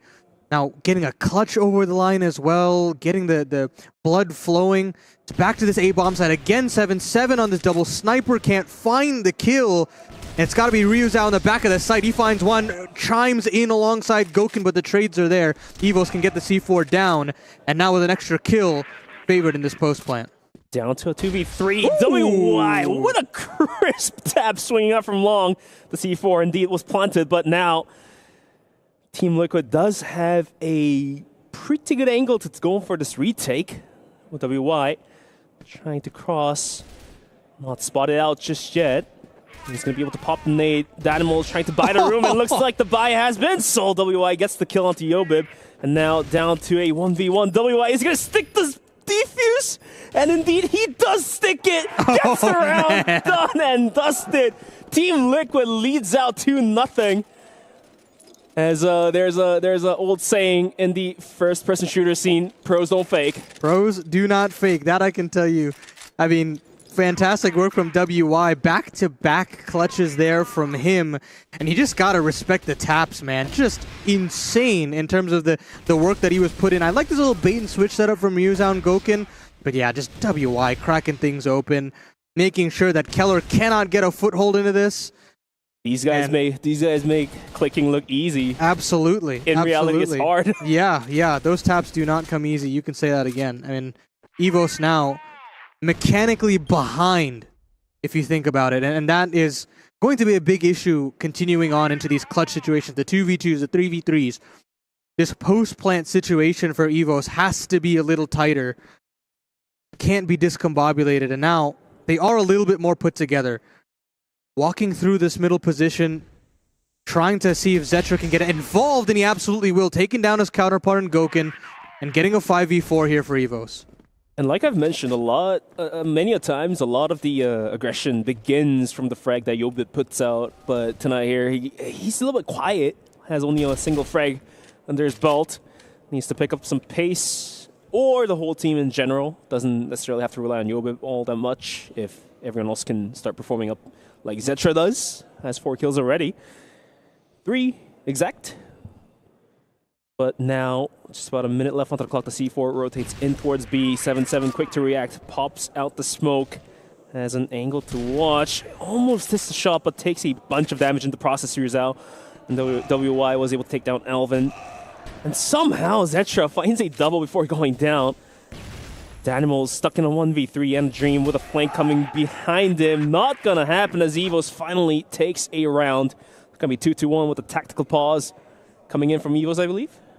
It feels like, at least for EVOS now, is they quell whatever was going on in the startings of this game. The back-to-back clutches from WY, and now it's a tension reliever to actually complete that B bomb site take, eradicate the sniper in the back of the bomb site, and get the ball rolling. You just want to make sure that you can quell Team Liquid as quickly as possible. At least make yourselves feel as though you've got a chance in this best of 3. Because Black Widow, of course, the pick of Team Liquid. For EVOS, just keeping it competitive here and keeping Team Liquid within arm's reach is the name of the game. Yeah, arm's reach definitely is going to be the name of the game. Keeping them at bay is going to be the homework given towards EVOS. But for now, they are able to recoup 1 round back. But going back to the map stats that you were talking about, I think Black Widow is definitely one of the maps that Brazilians love to play, not just in the tournaments, but in local lobbies as we speak. Eagle Eye, third map, I think is the decider, right? Yep. This is the dicey map, I would say. We've seen Goukin put out some insane performances on the map, but that's an individual player, not the team as a whole. Right.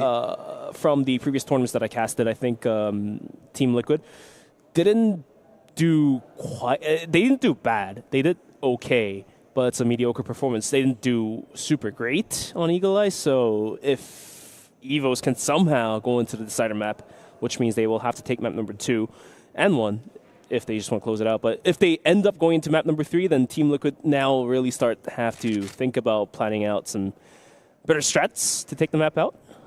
Well, the other big thing for Liquid is that you want to have a deep map pool. You can't necessarily just have Black Widow and Ankara in your back pocket and expect to make a deep run here in the Esports World Cup. It's got to be a complete map pool, especially when you think about the Chinese teams and how deep they look when you look at the map data there. Oh, yeah. So for that Eagle Eye to be the deciding map here, getting a win there, it's not going to hurt, right? Of course, they are a little dicey on that map, as you say, but I'll be very curious to see if we get there, what the situation is like. Have they put in the scrims on that map? Have they put in the practice? And how does the execution look, most importantly? So it really just comes down to like the regional specifications. I would say certain regions play BO5s more, certain regions play BO3 more, and Brazil is definitely the region that favors BO3 more than China. So, like you've mentioned, the map depth factor may come in pretty handy for Team Liquid if they're able to just have a bit more experience in some of the maps they feel dicey. Otherwise, we are back at live in the game, round number 4, 2-1. Team Liquid still in the lead. And this time around, EVOS is going to be playing this one out pretty slow. Surprising that they do want to play as slow as they do. But it's been beneficial to them. They've been getting these openers on a Goukin. Goukin's been pretty quiet to start things off here. You had a couple cross shots on that A-long play, but middle of the map, not as much impact as you'd hope. And of course, you gotta credit Elvin, you gotta credit Yobib, but it's actually 7-7 who's been doing a lot of work on this secondary. Yeah. The double sniper setup finally paying off dividend in 7-7. The moments that were shown on screen were not so happy for him, but this time around he does find the opening frag on towards Keller. I think Keller is the youngest guy on the roster, I believe, if I'm not wrong. Have to double check with Sneaky Frog, who's doing the desk work over at Stream A. Nonetheless, WY to find yet another frag, and 7-7 picks up yet another kill, and looks like this aggression has lost all of the wind in the sails, down to a 2v5. The C4 gets onto the bomb site. Nope, gets dropped, gets clapped, and a clean round, rather, by Team Liquid. Yeah, it was always destined to be a Team Liquid round. You think about the long aggression that comes through from WY, this time being very proactive in terms of the flank. And as soon as the Cat XE comes through, it's a ticking time bomb. You've got to find some sort of kill to dislodge in terms of 7-7 on that secondary. Never comes to be. Flank is primed, and now Goukin is here to show up in this party. Finds one, trying to get rid of KSA, but finally WI is there for the trade. Still a 4-on-3. Elvin trying to still find some kills here, but Danimals with an extra rotation through. 4v2 instantly in this situation, round number 5. 2 minutes to go. What do you do if you're the Philippines? Yeah, everything is not going right to the side of EVOS. 7-7 finds yet another drop into Color. So this time around, EVOS tried to spice things up. They wanted to go for the quick, long aggression with the pop flashes and nades. Eventually, it was completely halted down by Goukin and Danimals, and now you look at Zetra on the clutch here, 1v4 in a dream. WY down very low, but it doesn't matter. Zetra's on the AWM. Minute 30 left on the clock. Has the C4, luckily. So this clutch still in the talks. Can't say it's impossible. Anything could happen in a first-person shooter, especially CROSSFIRE. 7-7 spots him out, and Team Liquid leads out on their 4th round. It's interesting that he wants to use the AWM there instead of the TRG. Yeah, TRG's, I think, is the better weapon here now. Right. And I don't know why he's considering that. I would love to pick Sneaky Frog's brain about that. I'm sure you would have an understanding. I think players Is it like have a feel tendency thing? to lean towards their more better feel weapon. Yeah, and, you know, these players use the AWM more often than not, so that's probably the case. This is an interesting round here. A very quick kill onto the B anchor, and you've already got 2 players breaching that B bomb site, but there's still a chance for Team Liquid in the 3-on-3. If they can dislodge Keller here, maybe there's a chance. But until they deal with him, this one is going to be an awkward retake. Yeah, it's going to be an awkward retake indeed. 7-7 has a general idea. There could be a lurker down towards middle. And eventually, they're going to drop that angle. Yobib swings out, gets the drop into the WY, and now Keller springs out. Doesn't matter as Yobib finds a second kill and looks for the third as 7-7 swings from window, takes a bunch of damage, and the nade might just seal the deal. No, it misses.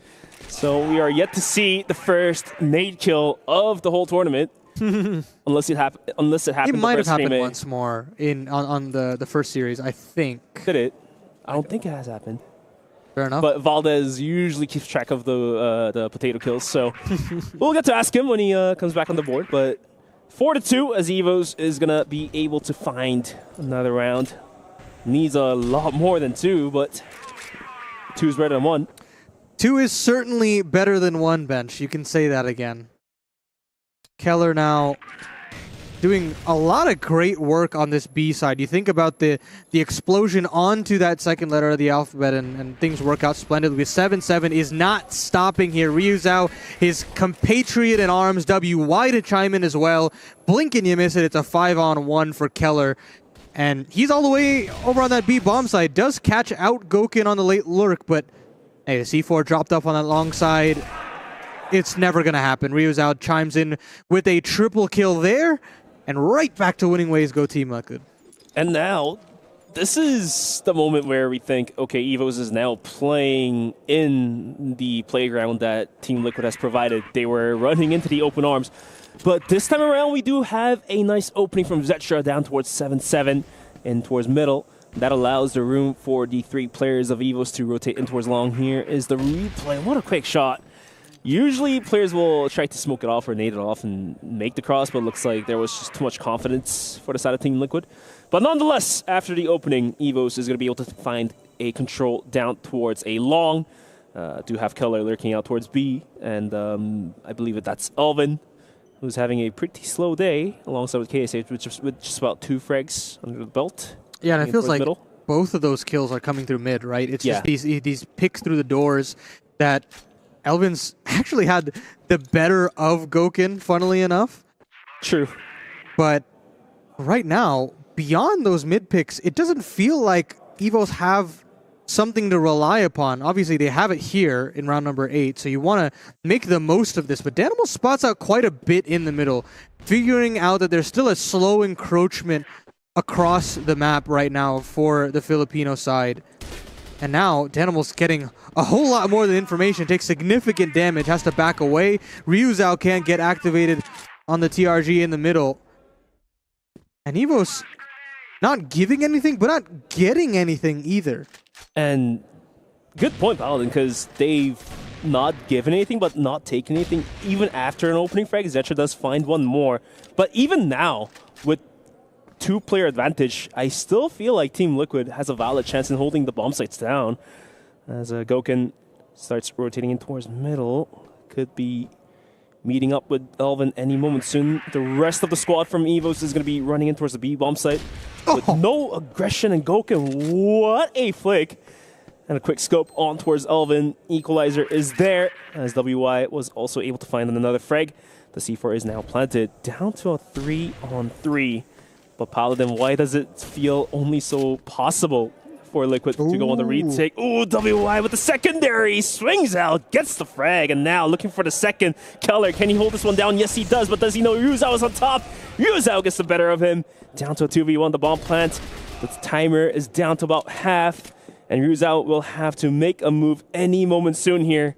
Otherwise, it will be detonated. Yobib gets spotted out. Does Ryu Zhao have enough time? We'll have to wait and see. I don't think it's enough, Paladin. I don't think so. I don't think so. It's going to be real tight, and he doesn't have it.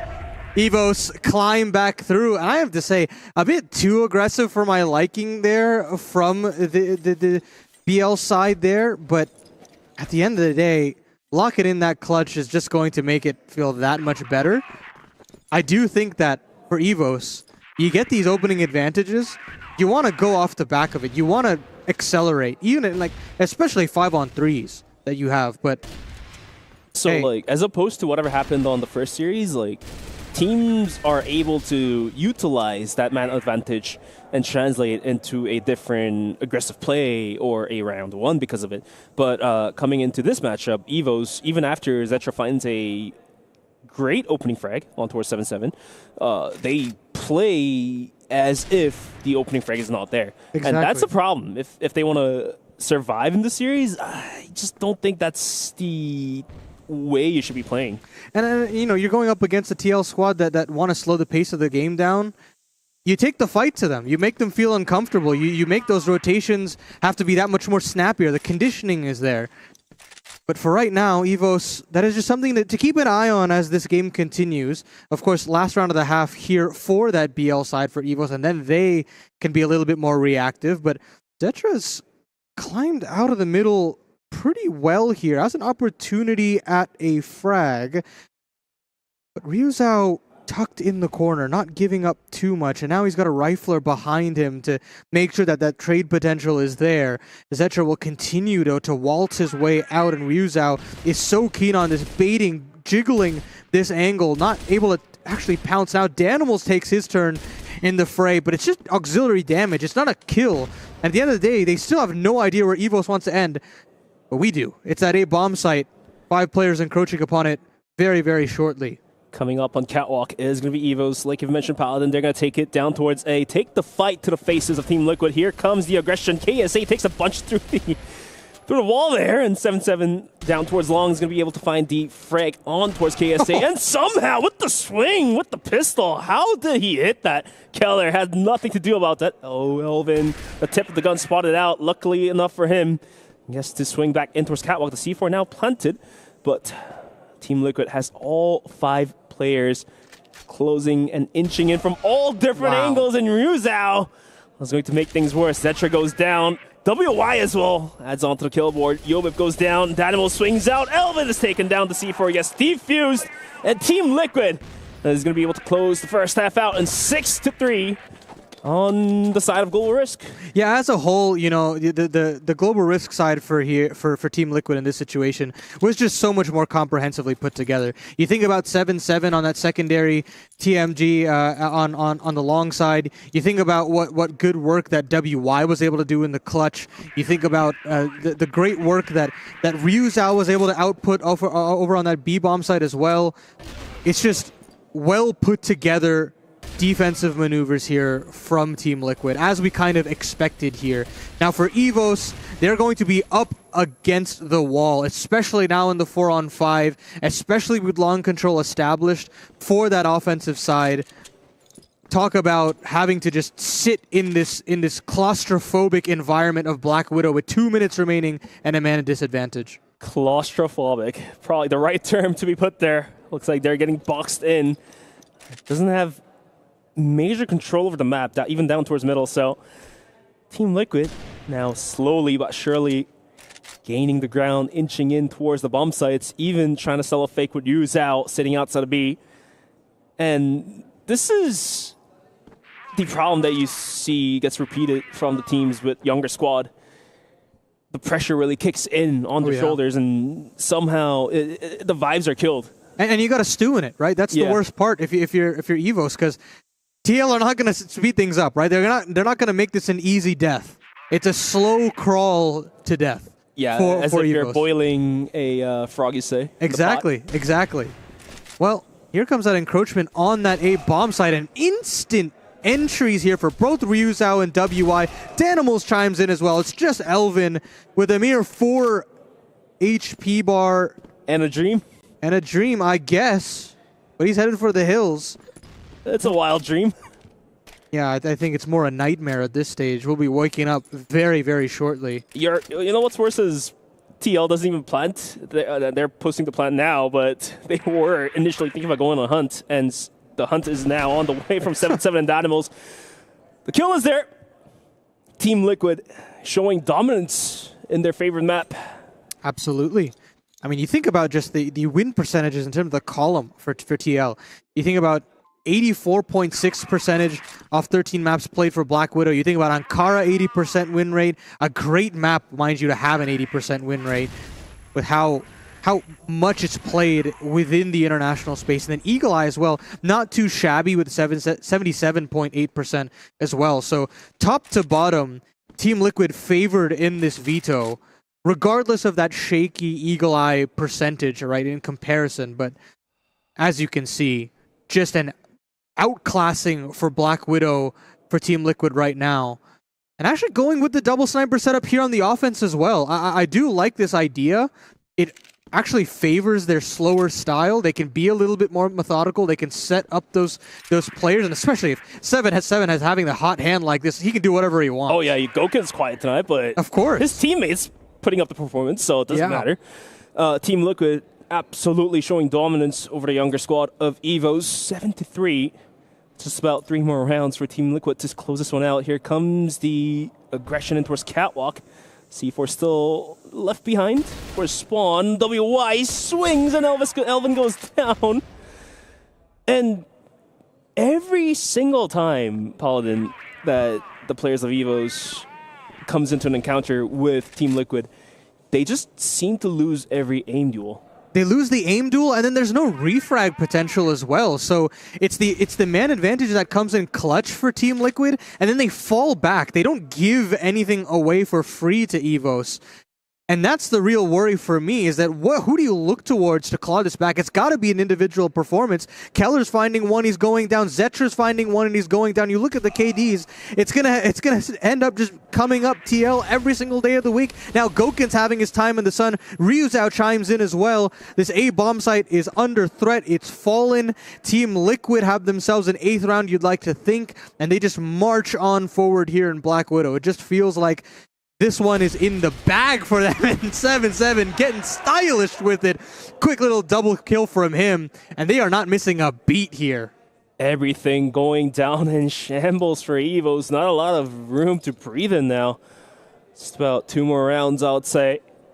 And like you said, they are just not able to capitalize on top of the things that they were able to achieve. Let's say, for example, an opening frag, they're not able to gain any ground from that. Let's say they do have a trade kill, the trade is not there. So everything is now falling down for EVOS as Team Liquid now changing up the gear, shifting up the pace, is thinking about a possible beat take. I like this idea here from Ryuzao. Staying up in upper tunnels. If he wants to take a duel later on, he's got the option to. There's a fallback option here for TL. But for right now, they have all their eyes set down the middle of the map. They're looking at that short side as well, seeing if Elvin oversteps the mark. And as WY continues to encroach upon him alongside Danimals, this one just feels just every situation coming up TL's way. I mean, Nate is decent. Why is EVOS giving free 1v1s and 1v2 situations to Team Liquid? Yeah. Why not play Crossfire settings? Exactly. I mean, if you want to, you got to have a double setup there. You got to have a smoke out potentially to deploy and fall away. There's got to be a jiggle setup. There's got to be protocols in place. And Elvin was stuck in no man's land. Yeah, exactly.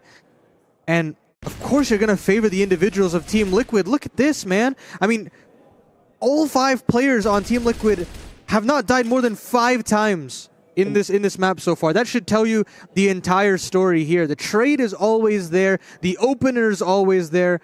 And even in these late rounds, it feels like they can do no wrong. Look at that. Triple swing out from Team Liquid. It's just Yobib. It's just Zetra. And this feels like 9 written all over it. Yeah, everything is going wrong for the side of EVOS. Almost as if they are driving recklessly. Now Zetra goes down as Ryuzao swings out from B. This is a story that was written a couple rounds ago, repeating itself coming to this round as well. And I firmly believe that Team Liquid has reached the map point of 9th round. 9-3, I believe. And yeah, for EVOS, they may drop this first map.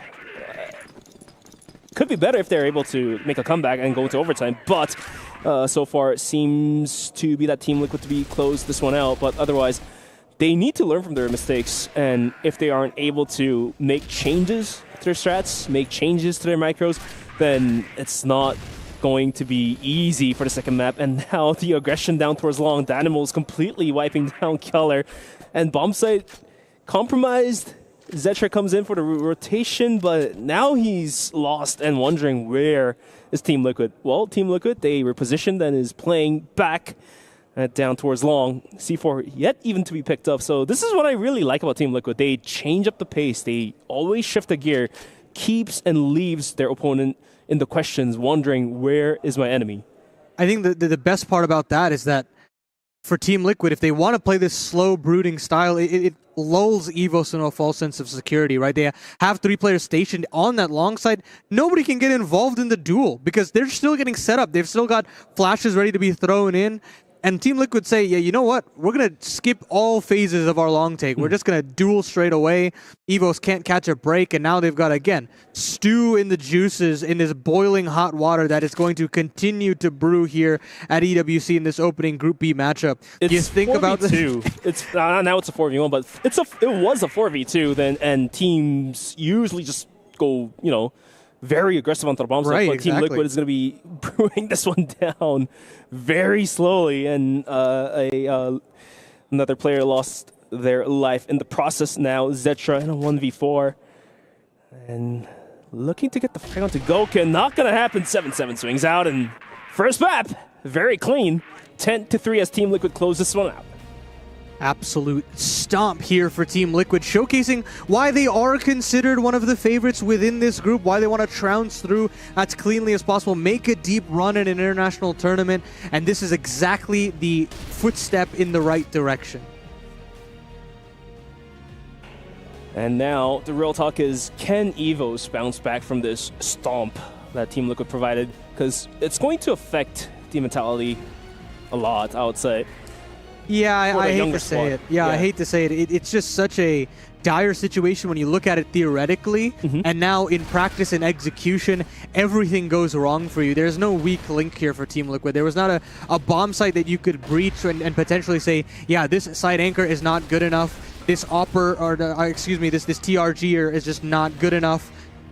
It was always coming up TL's way, and I think I've got to really commend them for how top to bottom this team looks. Yeah, going into map number 2, a lot of questions has to be answered by the side of EOS. Team Liquid seems to have everything locked in, and they're completely dialed in. Everyone has been hitting their shots, especially 7-7, who we least expect to perform really well on the sniper rather than the rifle, which is his usual go-to. So, surprising to see that the double arm really paying off dividends for some of these teams. Team Liquid definitely getting favored by 1. Yeah, you think about the TRG work from 7-7, and you think about how many times he was able to shut down that A bomb site. It never really felt like it was breachable. That makes me really worried for EVOS, that your secondary is performing in the fashion that he is. Goken hasn't even shown up yet. Oh, he's quiet. He's sleeping still. That's the craziest part. Is if you had to point a finger and say, yeah, this is the weak link, you'd say Goken. And I'm not going to necessarily consider that he's going to have a series where he's quiet. He may have a map or 2 here or there, but certainly not the series. So this just continues the cause for concern that the rifle core has stepped up in the way that it has, and so have the snipers. Yeah, and the winner of the first map, of course, is going to be Team Liquid. Black Widow completely shut down 10-3 first map to be in that scoreline. The first series was rather close, but the second series now, going into this one, it's pretty weird, but looks like we are joined back by Valdez. Thank you, host bench. Yes, I'm back, guys. That was a bit of a stomp. That wasn't very close in terms of what we saw. You were talking about some of the rifle core, some of the other guys that aren't Goken stepping up. It does feel like there is a lot of depth within this roster on the side of Team Liquid, which is something honestly we expected, right? Do you feel like, though, on the side of EVOS that they didn't quite have that depth? Were they missing something a little bit there, or does it come down to nerves or intimidation, some of the stuff we were talking about beforehand? Yeah, I think nerves definitely is an avenue for it. I mean, you just think about how loud this Brazilian team is, right? It is so difficult to stay out of the environment that you're in and just stay locked in from a mental perspective. But then from then on out, you didn't have that individual spark, right? You think about just the first couple of rounds starting in. WY getting those big clutches, and as soon as you start the pace like that where you can't get the rounds where you're supposed to win across the line, then you start to question, how do we get involved into this game? You had a couple of entries here and there on the snipers, but no real snowball potential, which was the real issue. I mean, this is how I want to put it. So on top of everything, there's the macro plays. On the bottom side of things, there's the micro plays. And in between those two is the skirmish. For EVOS, every single time, they don't have the trade kills set up. They don't have a backup player set up. And every time Team Liquid is able to just go in for the trade kills, and 3 people swings 1 player. Elvin goes down, Yobib goes down, and they're able to just gain map control based on that. So EVOS really needs to get in touch with their whole team in general to set up those like little crossfire skirmishes in general. So if it's not there, then it's going to be very tough to survive in the series. Do you guys feel like they have a chance? Because that first map was a bit of a blowout, but we also saw on the A stream as well that King Zero kind of blew out their opponents and then they got reverse sweeped. So do you feel like there is an angle here for the Filipino team, or is it just going to be lights out from our favorites? Numbers don't paint a pretty picture, Valdez. I mean, that's the biggest issue for me, is that especially when you consider the win percentage for just these first 2 maps, 80+ win percentage, you're feeling cool as a cucumber going into the server. You have no qualms about what's coming forward.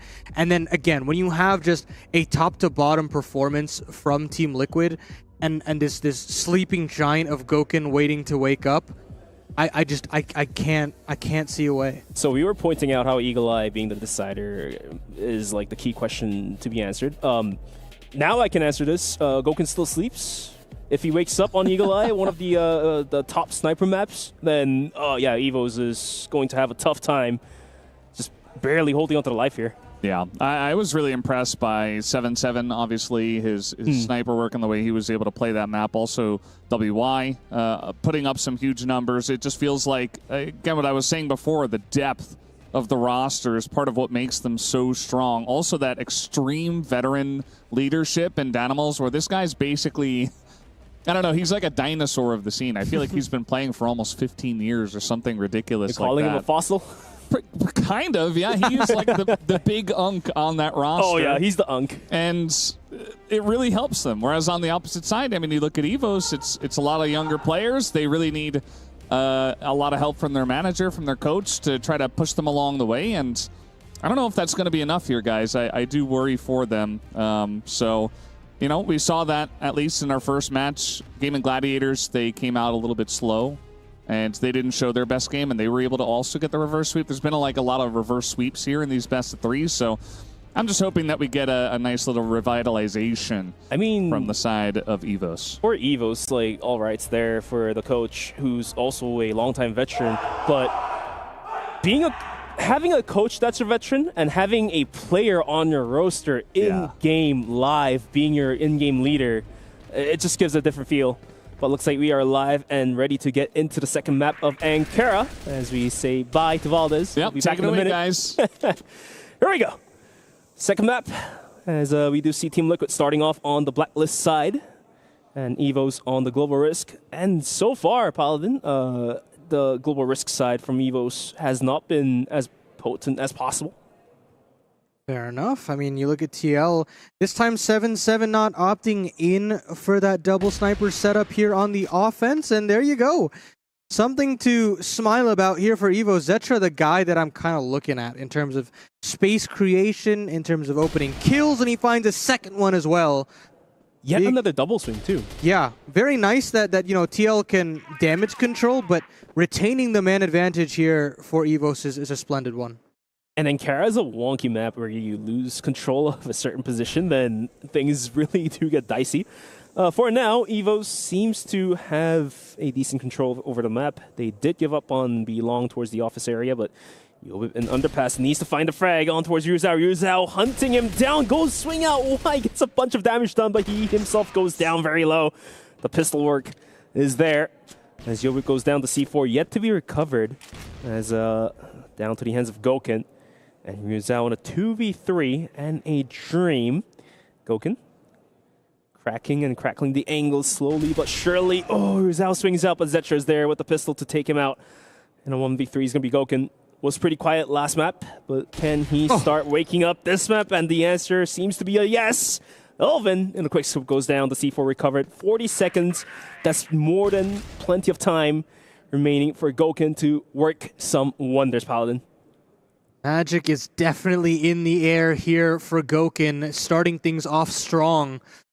But still having to put that bomb down is the real question. Put time pressure on EVOS, and they're going to double swing. They're just going to straight double swing, and that's what you want to see from EVOS. Better fundamentals, better trade potential. Don't let the stars come alive here for Team Liquid, and that's exactly the kind of round that EVOS want. Yeah, finally, after a map, EVOS finally shows that they can actually get a trade kill. Even then, the first couple opening frags, we saw Team Liquid able to capitalize on top of the weak positions that EVOS was taking, just a single player holding a corner, and Team Liquid just double swings it, triple swings it, and gets a quick trade kill. There's the replay. Danimal swings out, gets a kill, so that wrapped up the round as EVOS finally takes their first round into the second map. And here comes the aggression on the left corner of the screen.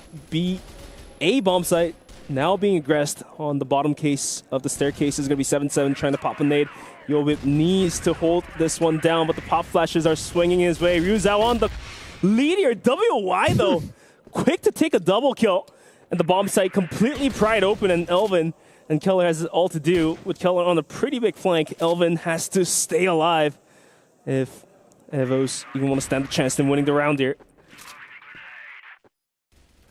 Through vents, Keller coming in. Rizal does take down Elvin. Gouken was waiting on the other side of vents. And Team Liquid, needless to say, quickly marks up a round. Yeah, nothing too complicated there. Just trying to split onto that A bomb site and making sure that if one person goes down, there's another one immediately there to continue that aggression, and a little bit more of a faster pace there from TL. Not necessarily the style that you're used to from this squad on the offensive end. And now Keller getting pushed back doesn't make things easier, but does punish Danimals there. The captain hits the deck, but a little bit of body showing in 7-7 with the trade. There's the 4v4 now. Plenty of time left on the clock, and Team Liquid trying to gain some information with the pot shots being thrown out towards the smokes. In the meantime, we do have a 2-2 split being posted out from EVOS. Rather, they are going to give up the top of B, as we do have only Elvin looking at underpass and Yobib on the middle lookout. And this might just pay off dividends. The C4 and the rifling core of Team Liquid is rather closer down towards A. The C4 as well. Good work here from Elvin to get some map control here on that B side.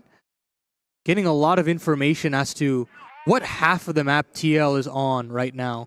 And yes, you know, Gouken had this long line deeper in, and that might give a false sense of security to TL that they can scale.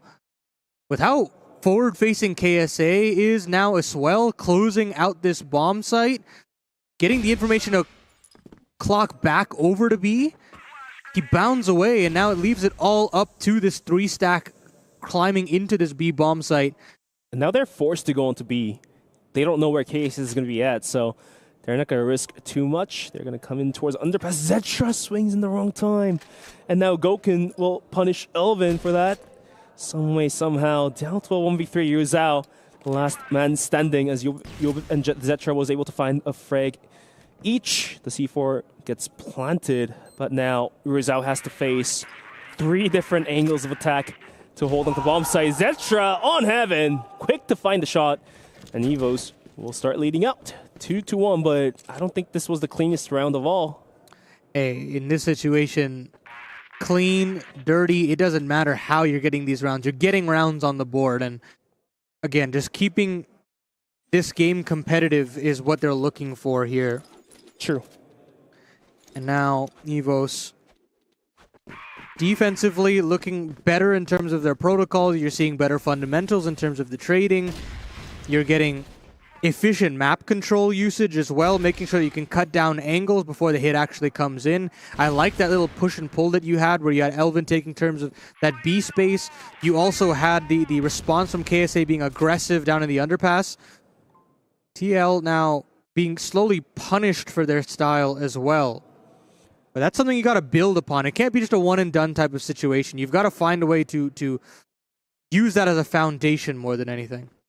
You're absolutely correct. And this time around, Team Liquid changing up the pace of the game is going to be waiting patiently outside of A, probably lining up their smokes. And here comes the ghost sign. WY and Dynamo swing. And Zetra will be punished for his positioning. And this opens up a lot of gate for Team Liquid. They can continue to brute force it down towards A. They can always rotate out, go down towards middle, or have a split. But the choice here is going to be Vince, I believe. As Yobib, with the arm of his own, peeks, gets punished, and now A bomb site getting swarmed. KSA has to hold it down. No, he cannot. Danimals will add to the kill points here. Quick double spray down. The C4 gets planted all down to the ends of Keller in a 1v5. And this is going to be a tough ask as Goken is waiting in vents, and the timing was a little bit off for Keller. Couldn't find the kill there. And the round is wrapped up. A little bit of swagger there from the captain. Double entry doesn't hurt for him at all. Quick reminder, he's the oldest guy on the roster. Yeah, doesn't help. Doesn't help the chances of EVOS here. The call there, let me just handle it myself, he says. Absolutely. That's the characteristics you have to show to be a captain of a team. And once again, Team Liquid showing their interest down towards A bomb site may just force the issue once again. It worked out last time. May as well as do it again if it works wonders. Ruzel with the pop flash swings in. Yobib misses the shot. And now Danimals swings in, gets the kill, gets the drop.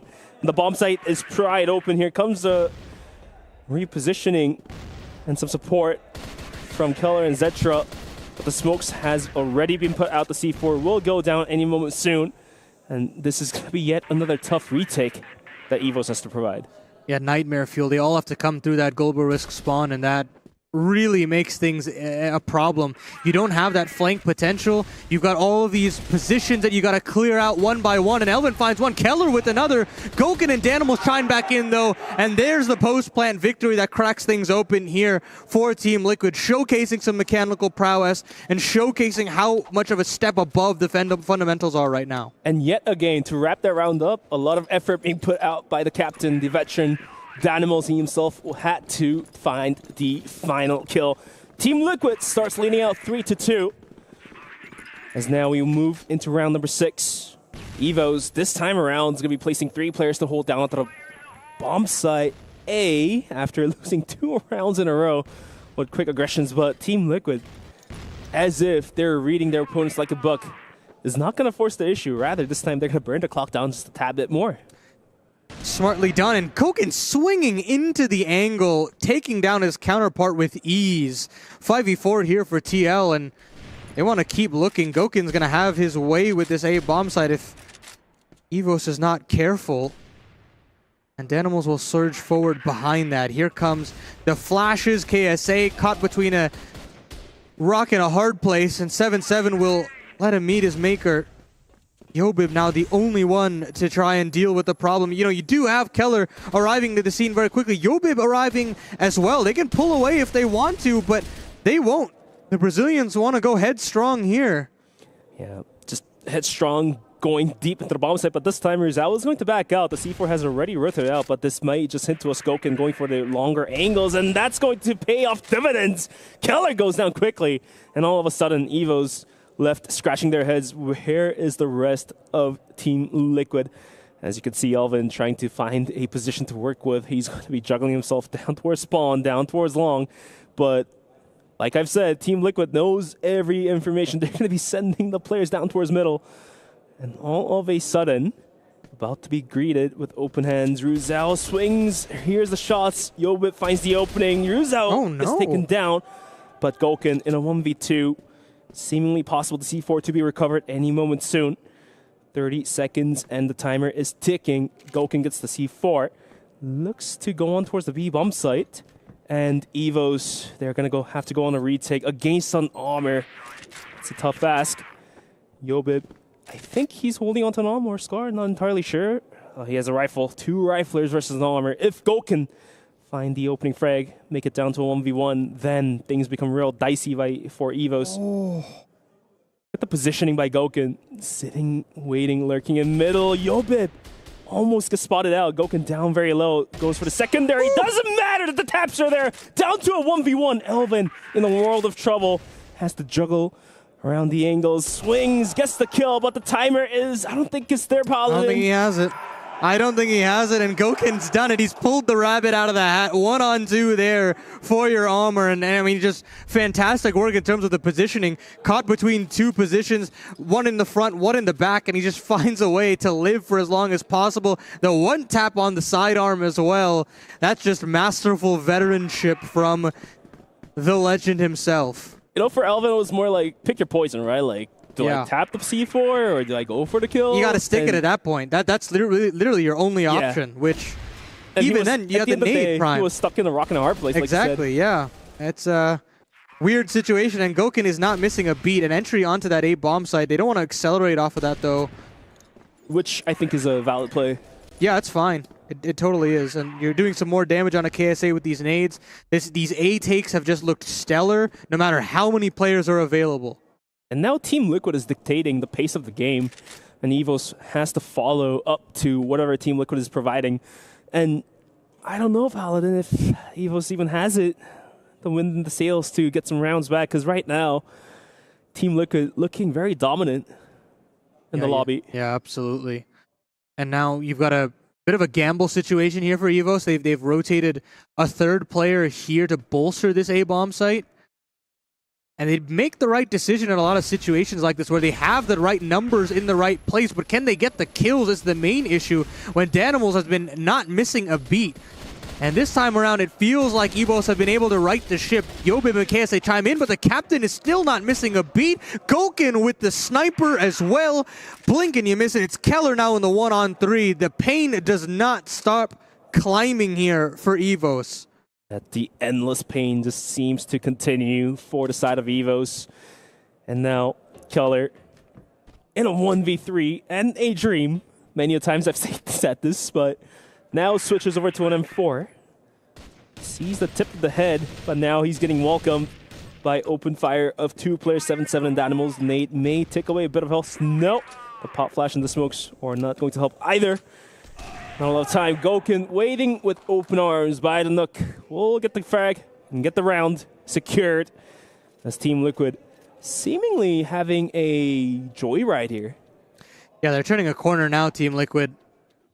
Gouken unlocking this team now with that 1-on-2, and now it just feels like they have every bit of map control in their favor. Every slowdown that was potentially benefiting EVOS has not necessarily worked out. The map control in terms of the mid-rounds have not been stellar for the defense. And now Keller getting blown down to smithereens. Does nail a very swift shot onto 7-7 though. That's nice to see, and he can back away pretty safely as well. So 5-on-4 here for the Global Risk side. Yeah, Keller was playing with fire. If he didn't have the movements in there, he would have been refragged. Zetra, though, gets completely surprised by WY jumping on the window. And there comes the equalizer to a 4v4. Keller, so replay. The movement, like I said, saved his life. And now Elvin has to hold the bomb site. Here comes the rotation and the flank. Down towards middle, down towards connector. By Team Liquid. Does Keller realize everything is working towards his way?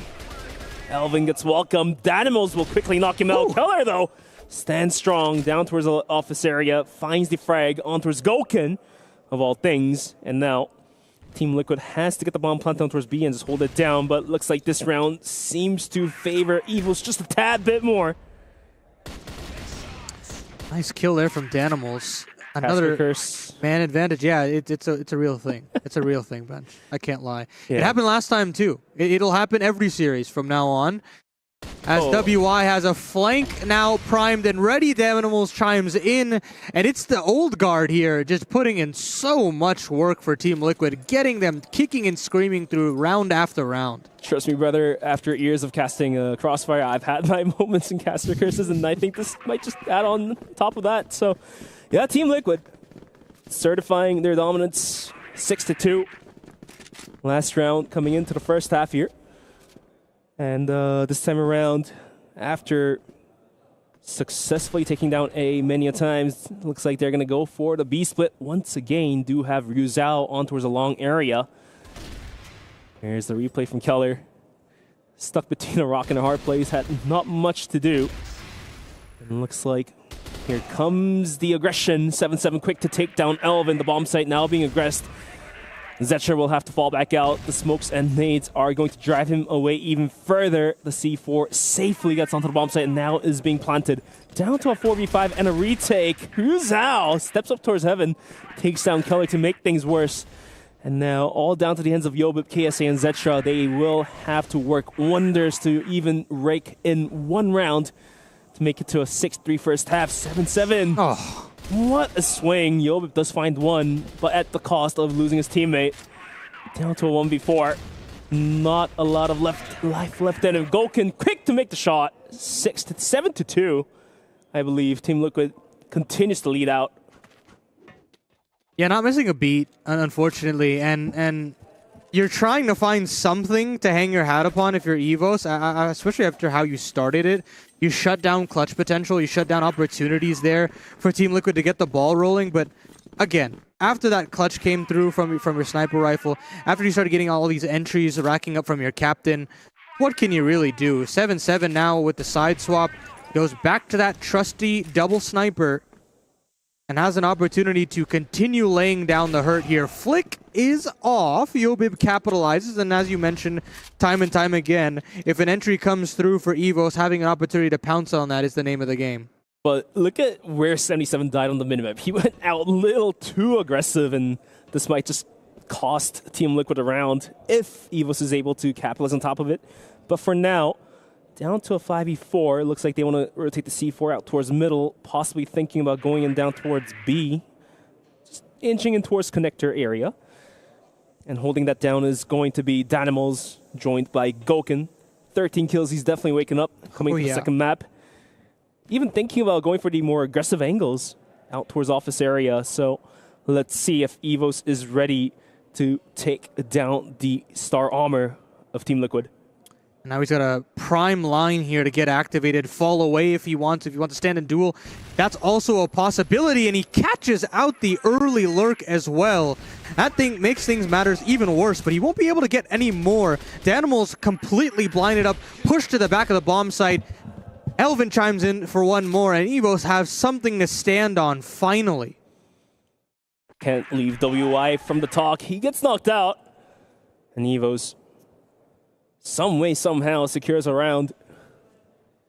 Took a bit of a turn for them to get the round, but at the end of the day, a round is round, and I think they were able to capitalize on top of 77. 77 swinging out a little too wide, so yeah, for sure. Team Liquid can easily just reposition that. Don't know if 77 is still on double arm. Yes, he is indeed on the double sniper setup, but this time he's taking a more passive angle. Out towards B, rather. Definitely a slowdown now for EVOS, considering they don't have that opening entry. WI took a beat down with the nades flying his way. He absolutely did. That's a brutal way to start things off, especially considering how aggressive he wanted to go. Now he backs all the way up. They decide to swap things out here, and 3 snipers. 3 snipers bench. 3 snipers, yeah. Good catch. Yeah, especially, we call it the Bogdan's Law. Yeah. If you're low, go for the long-ranged guns. Absolutely. Of course, this time around, it's going to be TRG. I believe the Crossfire system, if you haven't shot your main weapon, then you're able to switch. But here comes Danimals. Gets a quick double spray down, gets straight up by Keller. The bomb site has been opened up, but here comes a big flank from Elvin all the way towards B bomb site. Is Team Liquid aware of this? Because I don't think anyone is looking that way. The bomb gets rotated onto the bomb site. Elvin comes in hot. 7-7 is waiting with open arms like a big bear. And takes the kill down. And all of a sudden, EVOS mightily struggling to get the C4 planted.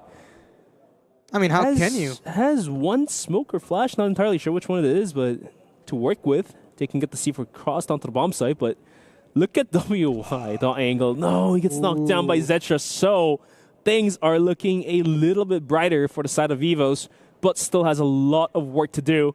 C4 yet to be crossing into the bomb site, as Zetra has cleared out one angle, but has 24 more to clear. Gulkin goes down now, down to the ends of 77, and a 1v2. The arm's still in the hands of Zetra. The C4 now is being planted. If 7-7 can win the round, TL might just do it, but looks like Zetra quite accurate with the shots. EVOS will find one more round. There's the individual flair that you would want in terms of trying to make a comeback happen. I mean, it's really difficult to spark a comeback, but when you've got a guy that you can use as that kind of lighthouse, that beacon of hope. Beacon of hope. You can try and try to claw things back, and maybe Zetra's that guy. The only person on double digits as of right now, and it looks like EVOS want to at least get a little bit more pacey. Mind you, Team Liquid are just charging in towards the blacklist spawn at this point. Get a boatload of information. 7-7 gets a shot off but no connection, and he actually sticks around here. He wants a duel for as long as possible, and will only take one before he hits the deck. Yeah, I mean, the moment we saw the players of Team Liquid aggressing out towards A, we knew they wanted to just isolate one bomb site and, you know, change the sides of the game after the C4 gets planted. The Global Risk side will be racing against the clock. Nonetheless, down to 4v4. C4 now is planted as we go into the pause plant. Keller waiting. Danimal swings in. How does Keller not hit that shot? And that might just open up enough room for Team Liquid to start to go on a retake. WY took a bunch. Keller does take down WY in the process. In the 2v3, Danimal's out towards the long area. Has to clear out all different angles. Elvin swings out, takes him down to the hands of Koken. Whiffs the first one with the pistol, goes for the second. Not gonna quite happen as Elvin picks up a quick double kill. As EVOS still stands strong in the rounds, 7-5. Yeah, again, more from Zetra. Coach calling attack here. Understandably so. You can start to feel the momentum swinging back the other way for the Filipino side. And all of a sudden, it's like you just look at the way EVOS are now able to hold bomb sites. They're able to win out post plants straight up. Fundamentally, just much sharper here on Ankara for EVOS. Right. And like the name of the game, they have better crossfire setups now, finally, to get the trade kills. So they do. Really paying off dividends. And now, EVOS exploring themselves in towards the A bomb site. Trying to clear out vents is going to be KSA and Yobib. Hold down by Rizal and WY. Waiting for the pop flash. Here it comes. Rizal at risk. Has to hold it down as WY was knocked down by Zetra. KSA with the wide swing. Not going to quite find the frags here as Rizal was able to retreat back towards the spawn area. Down to 4v5 and a retake situation with all four players down, stuck towards the spawn area. This could be the toughest retake we ask for, Paladin. Yeah, you can say that again. I mean, no real way into this one. No, I mean, yeah, you've got one flash. You've utilized that now, and they do have a way through. They've blinded up some of those players in the closer ranges. Danimals finds one. Ryuzao chimes in as well. 7-7 on the double sniper chimes in. And now it's Gouken and Ryuzao. What can they do in the 2-on-2? They can do that. Ryuzao and Gouken both chime in for a couple, and that's the can opener. That's another one of those big-time post-plant scenarios that goes the way of the favorites, and that should be the one to kind of topple EVOS here in this best of three. And you can hear the Brazilian boys get loud. That was a crucial round for them. Almost losing the momentum, but looks like they were able to pick it back up in just a blink of an eye. Ryuzao with the swing and the kills. And the coach gets excited as well, as you can see on the screen. 8-5, I believe, is the scoreline. Yeah, it's actually interesting. I think PSK1 wanted an earlier timeout. I think the round before. But now it helps that you get the round win. You're now in pole position to close out the series, and you've got time now to let your teammates revel in it and let your opponents stew in it. And yet again, could be another caster curse, but we thought that retake was merely impossible. Cause yeah, I mean, you think about the utility, players are right? Stuck on spawn area. You've got one flash, off. and there's just no way to get in. Yeah, there's no at way that to point. get in. We thought, at least, it was impossible to get in, but some way, somehow, Danimals, the veteran leading the rifling court, goes in, gets the opening frag, and apparently that was enough room made for the rest of his team to start moving in, bring it down to a 2v2 from a 5v4. And some way, somehow, Team Liquid just showing why they are one of the top teams in their region. They have a hell of an Ankara, I can tell you that much. It's been nice to see Danimals have the map that he has. It's difficult as a captain in terms of, especially in the way that Ankara is designed. There's just so much going on the Blacklist side, and so many things you have to juggle on the global risk side. It's a very complicated map. It's one that's utilized by so many different teams, but I don't feel like anybody really have mastered it per se. It is still such a complex map to figure out. Given it's a classic 4x4 type map, like you've mentioned, it's one of the definitely complicated maps. A lot of things to guide yourself through, but it looks like Team Liquid just knows where to go, how to do it. And this time around, Gokun, that's stuck outside long, eventually is taken out by KSA. The nade was flying his way as well. And down to a 4v4. Not entirely sure where EVOS wants to dictate their aggression towards. They're going to be playing pretty passive as well on the Blacklist side. I don't think they have any idea where they want to end up, frankly. Absolutely not. At this point, in the 4-on-4, it's a much more doable position, compared to the man disadvantage. Zetra can be a little bit more flamboyant, trying to search for an opener, but nothing really just yet. And Ryuzao still on this angle, has an opportunity to find the kill, swing through, but the kill comes in for Zetra. And funnily enough, Ryuzao was holding onto a sniper of his own as well, so Team Liquid absolutely favoring the long-range weapons so far. Minute 15 onto the clock, and even after taking yet another player down, EVOS still not entirely sure where to head towards. Probably they're just thinking about if they can find more players swinging out low to wide like Danimals. Ooh, real opportunity here on the Elven, and surely a sound cue must have been given, but Danimal still gets away with one. 2-on-3 now, 7-7 on this B bomb site is going to have to do God's work and then some. And decided to surge forward here. Why not take the risk? WY now having an opportunity, actually going to meet a couple of players right beside him and finds one. Keller as well trying to trade through, but WY pulls a pistol out. How in the hell does he get away with that? It leaves it all up to the armor of Zetra. He finds another kill on the pistol for himself, leaves it onto the 1-on-1, but 7-7 gets the sniper out, has an opportunity here to reset the situation. This was not supposed to be like this. WY shouldn't have gotten away. The first player he took down had utility in his hand. The second player, I don't know what the heck happened, but eventually he got the second frag as well. Down to a 1v1, 5 seconds. The C4 has to be planted now. Enough time for 7-7 to come back in to the bomb site. Zetra versus 7-7. Secondary armor of the squad. Oh, the timing was so off for Zetra. Unfortunately for him, 7-7 gets the better of Zetra, and Team Liquid gets yet another round. And Paladin, I don't believe this.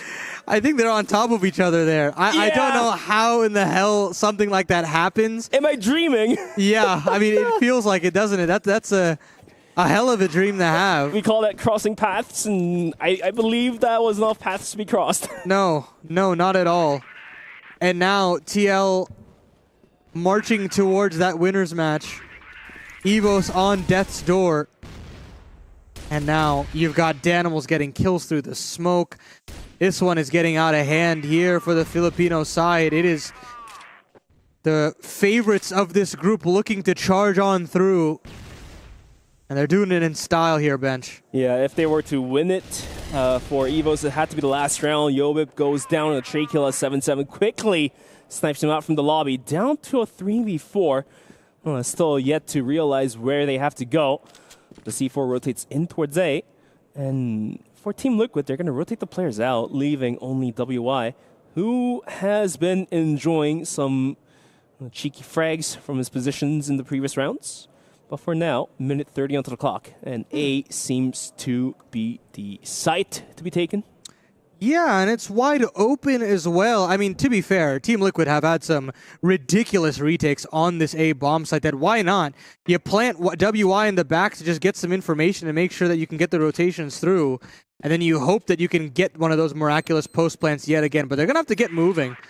Yeah. Because by the time they get there, it's probably going to be around halfway gone. You would like a kill on top of that, but I don't think you're going to get one unless Elvin provides it in spades. Elvin does find one and can bound away, so 3v3 we go. And now Ryuzel looking to clear out connector. Elvin gets spotted out, down to a 3v2. Two players stuck in the bomb site, but the timer has ticked down to half HP. Keller finds a huge frag onto Ryuzel. Now Goken and 7-7 has it all to do. Timer ticking down. Goken down. 7-7 versus the world. The pot shot not going to hit. Keller swings out from the top of the bomb site and keeps the dream alive for EVOS. Whew. I mean, that is the risk that you run. If you're leaving it for a retake position for the Team Liquid side, there's got to be a response and a protocol in place to actually collapse in and have that retake through. Last time it was the flashbang, and yes, you had some stellar mechanical play, but there's got to be a little bit more. It cannot just be find the stragglers on the late lurks. There's got to be a little bit more to it. And look at the aggression from Team Liquid. They're just going to be bum rushing outside of a bomb site, clear it out, gain crucial information that EVOS is not here. That's why we see 7-7 rotating in towards B. As Keller trying to clear out office, indeed does that, but does he realize there's two players right in front of him? Triple sniper set up here for 7-7 and Goken as well as Ryuzel, but none of them are able to nail a shot. And that means this B bomb site is under threat and then some. KSA chimes in alongside his teammates, and Daniel is going to try to fight kicking and screaming as he has in this map, but it's not enough. One kill simply won't do. Zetra chimes in with another, leaves it just onto WY, and this comeback is going to continue. OT 2 rounds away, EVO still alive. EVOS indeed stays alive, and now they're starting to get loud themselves. Maybe trying to intimidate the other counterparts, the Brazilian counterparts on the other side of the desk, which is Team Liquid. But 9-7, EVOS, 2 more rounds to make it to the overtime. Otherwise, things could get very dicey, having to go into the losers brackets in the GSL format.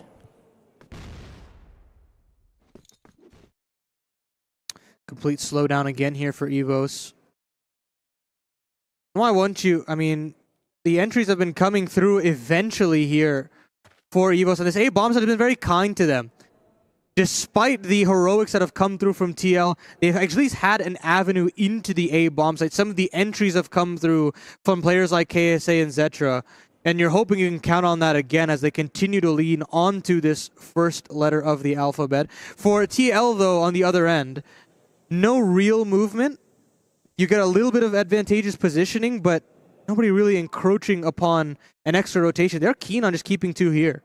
And looks like the aggression is on, but WY puts out a bunch of damage. KSA, not realizing what the shots are coming from, is going to go down. Yobib is there for the trade kill, but the damage has been inflicted, and the aggression has lost a bit of its speed. Yobib continues on with the frag, gets a double kill to pry the bomb site open, but the rotations are now here. Enough time has been bought for Team Liquid to send in the rotations. Down to 4v3. C4 now being planted. Little bit of util still left on the side of Team Liquid, but the pop flash allows enough room for Daniels to swing out once again, and this guy just continues to get the kills. Takes down Yobib. Goken adds onto it as well. Down to a 1v2. Goken down to a half HP. And a 1v2. Has the pistol out. Elvin takes him down.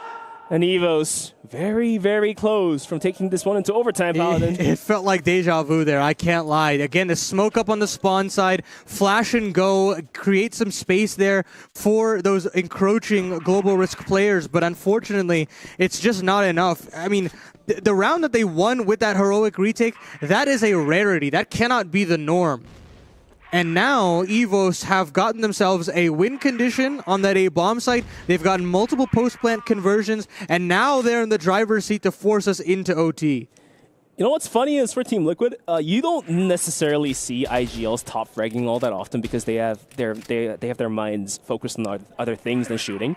But Dynamo sitting at 20 kills may hint to us he's doing really great, but the rest of his squad kind of being a little bit quiet, I would say. It's about 8 kills on Ruzal, 7 kills on WI. But nonetheless, possibly the final round of the series. Otherwise, we get to see our first overtime in the whole tournament. Another Vents aggression led by KSA and Yobib. But this time, TL has 3 players holding on the bomb site, and they know what's up. Coming in their faces, the pop flashes are being thrown out. WY sees KSA, but the timing is a little bit off. And the rest of EVOS will have to start rotating out. KSA, eventually taken down by Danimals, will grant them the advantage of a 5-on-4. Gokun in underpass. So close yet so far. Gets the drop. Pistol out. Zetra at risk. Killer as well. Taken down super low. The C4 yet to be picked up. Ooh, look at Zetra's angle. Ruzal is waiting. Less than a minute. The C4 rotates into the bomb site. It will be planted. What do you do now? You go aggressive here. Keller switches over to that sniper. Can't connect the shot and has to fall away. The position noted, and they're just going to continue to box him in.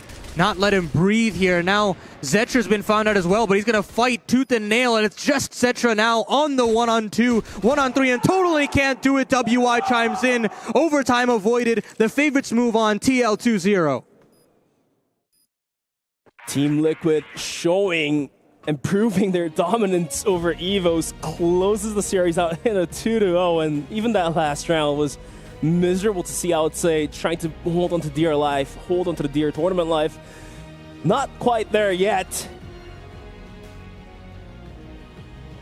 You know, the conditioning, I have to commend the conditioning there from the offensive end of EVOS. You know, you credit the great work that they were able to do in punishing that A bomb site and again, but I think they keep it a little too complicated. Instead of engaging on that A bomb site again, they switch back over to the B side a little too late. The rotations are there, the retake looks good, and at the end of the day, the fundamental outclassing here from TL is just better. Absolutely. Well, we get to see some of the replays that these two teams were able to provide. Danimals absolutely dialed in today. Was able to drop, I believe, 22 kills in the second map. And the first map as well. He was well above 1 KD. So you don't see that all that often, Paladin. But this guy, the veteran, does it again and again, providing food for his team. You know, you talk about the multi-kills that he's able to get on the side anchor positions. You talk about some of the clutches that they're able to put up on and then that big retake that I keep talking about on that A bomb site. That came off the back of him. And without him, this might just straight up be an EVOS Map 2 victory. We move on from Ankara into Map 3, but that's not to be the case. You know, it's the vets of Gokun and Danimals to put up some Herculean rounds. And now, as the dust settles, you say, okay, scoreline regardless, TL looks good. But looks like we're ready to interview the MVP. Let's throw it over to Scriv. Thank you very much, gentlemen. I am here with Gokun of Team Liquid, of course. A bit difficult for you guys to close that one out there on the second map. Were you expecting resistance from EVOS here today? Foi pouquinho mais difícil vocês fecharem esse último mapa ali quando vocês conseguiram match point. O que você achou desse final de partida?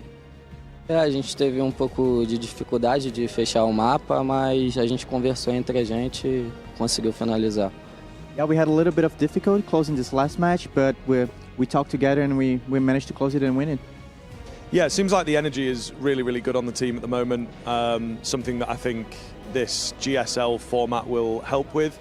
Are you guys feeling good about the upcoming matchup? Are you feeling good about this tournament in general? A energia do time parece estar muito boa, né? Vocês estão muito confiantes e estão jogando muito bem juntos. Quais são as expectativas para o próximo jogo que vocês vão ter? A energia do time realmente está muito boa. A gente teve o PSK para ajudar a gente, que conseguiu falar coisas muito boas para melhorar a energia. E a expectativa para o próximo jogo com certeza é vencer. So yeah, we have a lot of energy and PSK helped us a lot during this game. Saying a lot of good things to us and motivating us, and yeah, we are very excited for the next match. And so overall, are you guys feeling like you're a potential favorite for this tournament, or are you just kind of keeping things relatively humble at the moment? Vocês estão achando que vocês estão como favoritos agora desse campeonato e por essa partida, ou vocês estão ainda mais calmos, mais tranquilos? Eu particularmente sou pé no chão. contra qualquer time e não tenho essa de favoritismo ou algo do tipo. Contra qualquer eu tenho a mesma sensação de vencer. I'm very chill about like our play style and about all the games. I don't think about it a lot, and we play as a team, and we play with all the teams the same way. Okay, brilliant stuff. Back to the desk.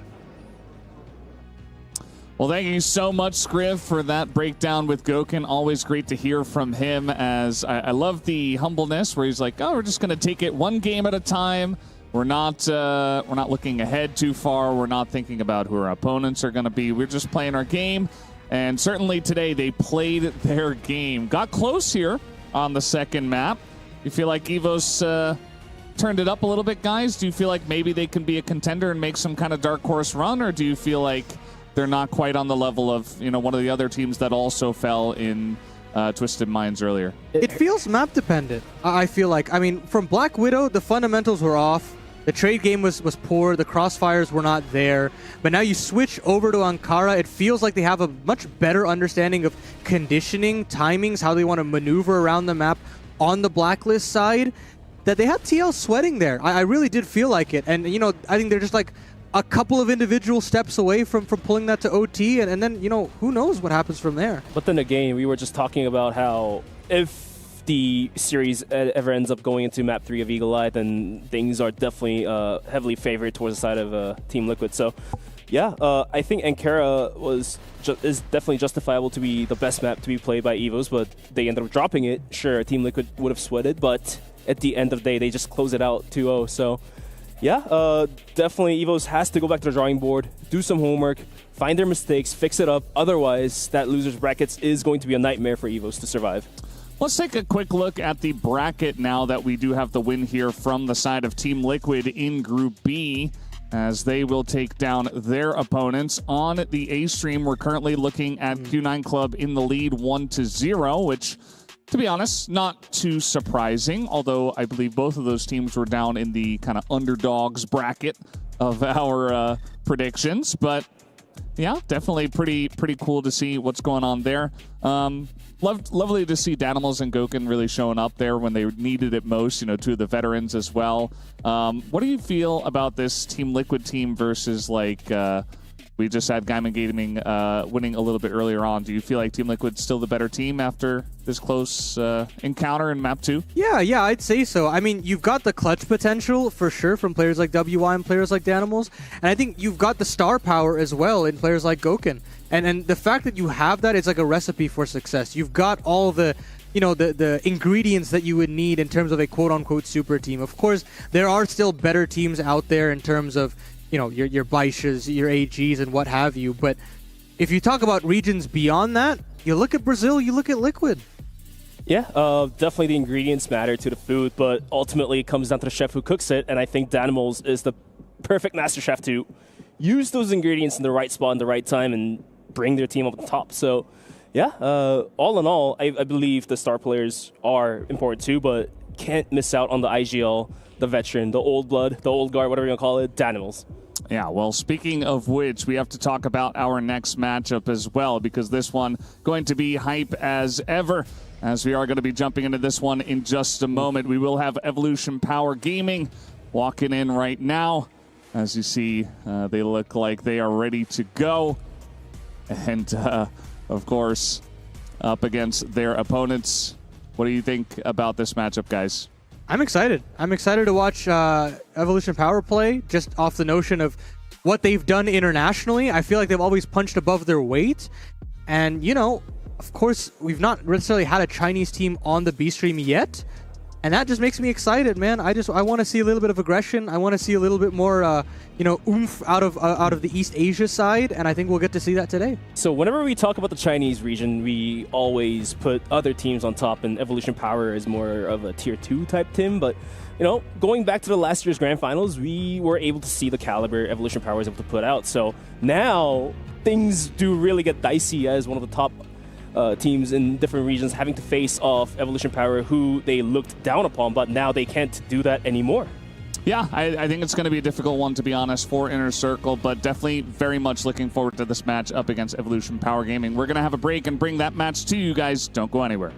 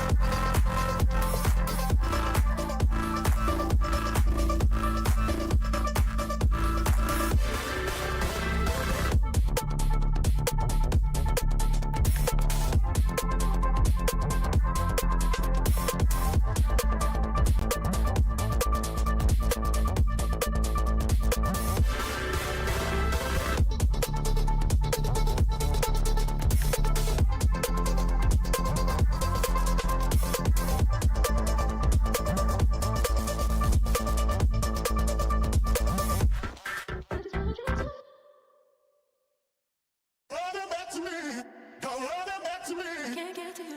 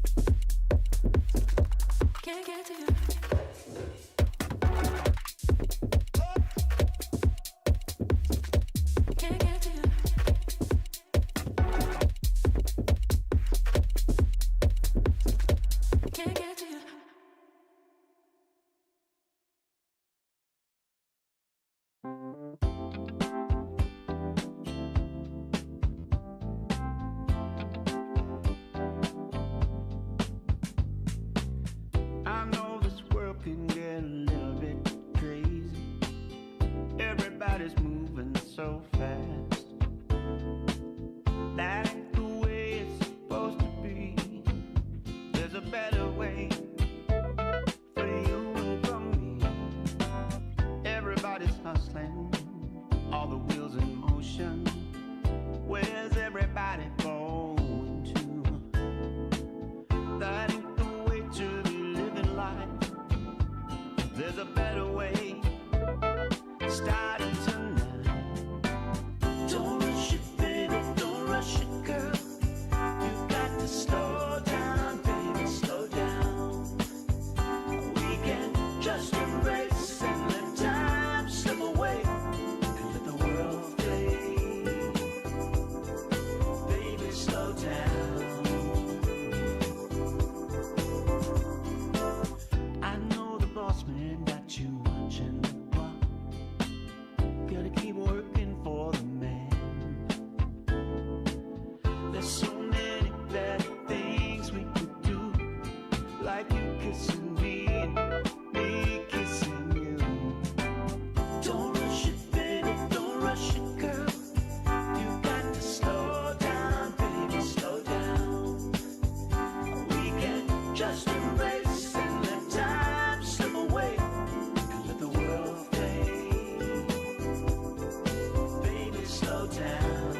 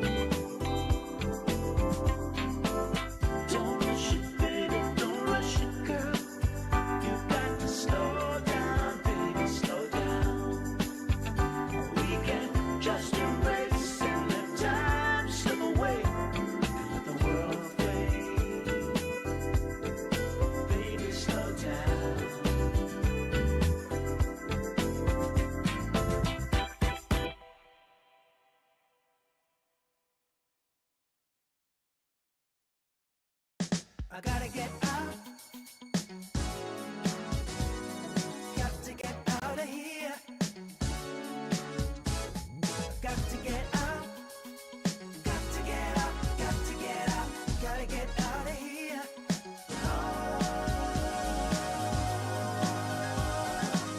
I got to get out. I feel it here inside of me. But you know what just occurred to me, baby? The things ain't what it used to be. And this time, I just keep on walking.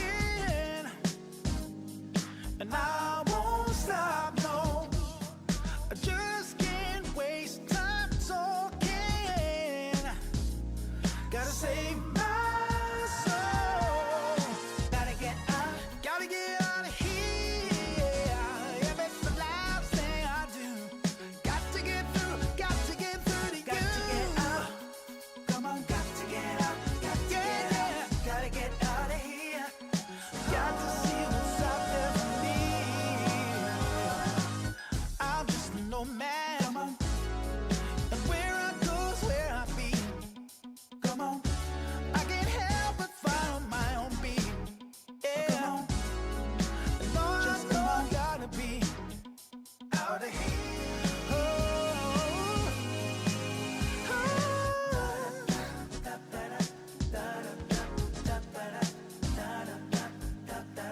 I just keep wanting more.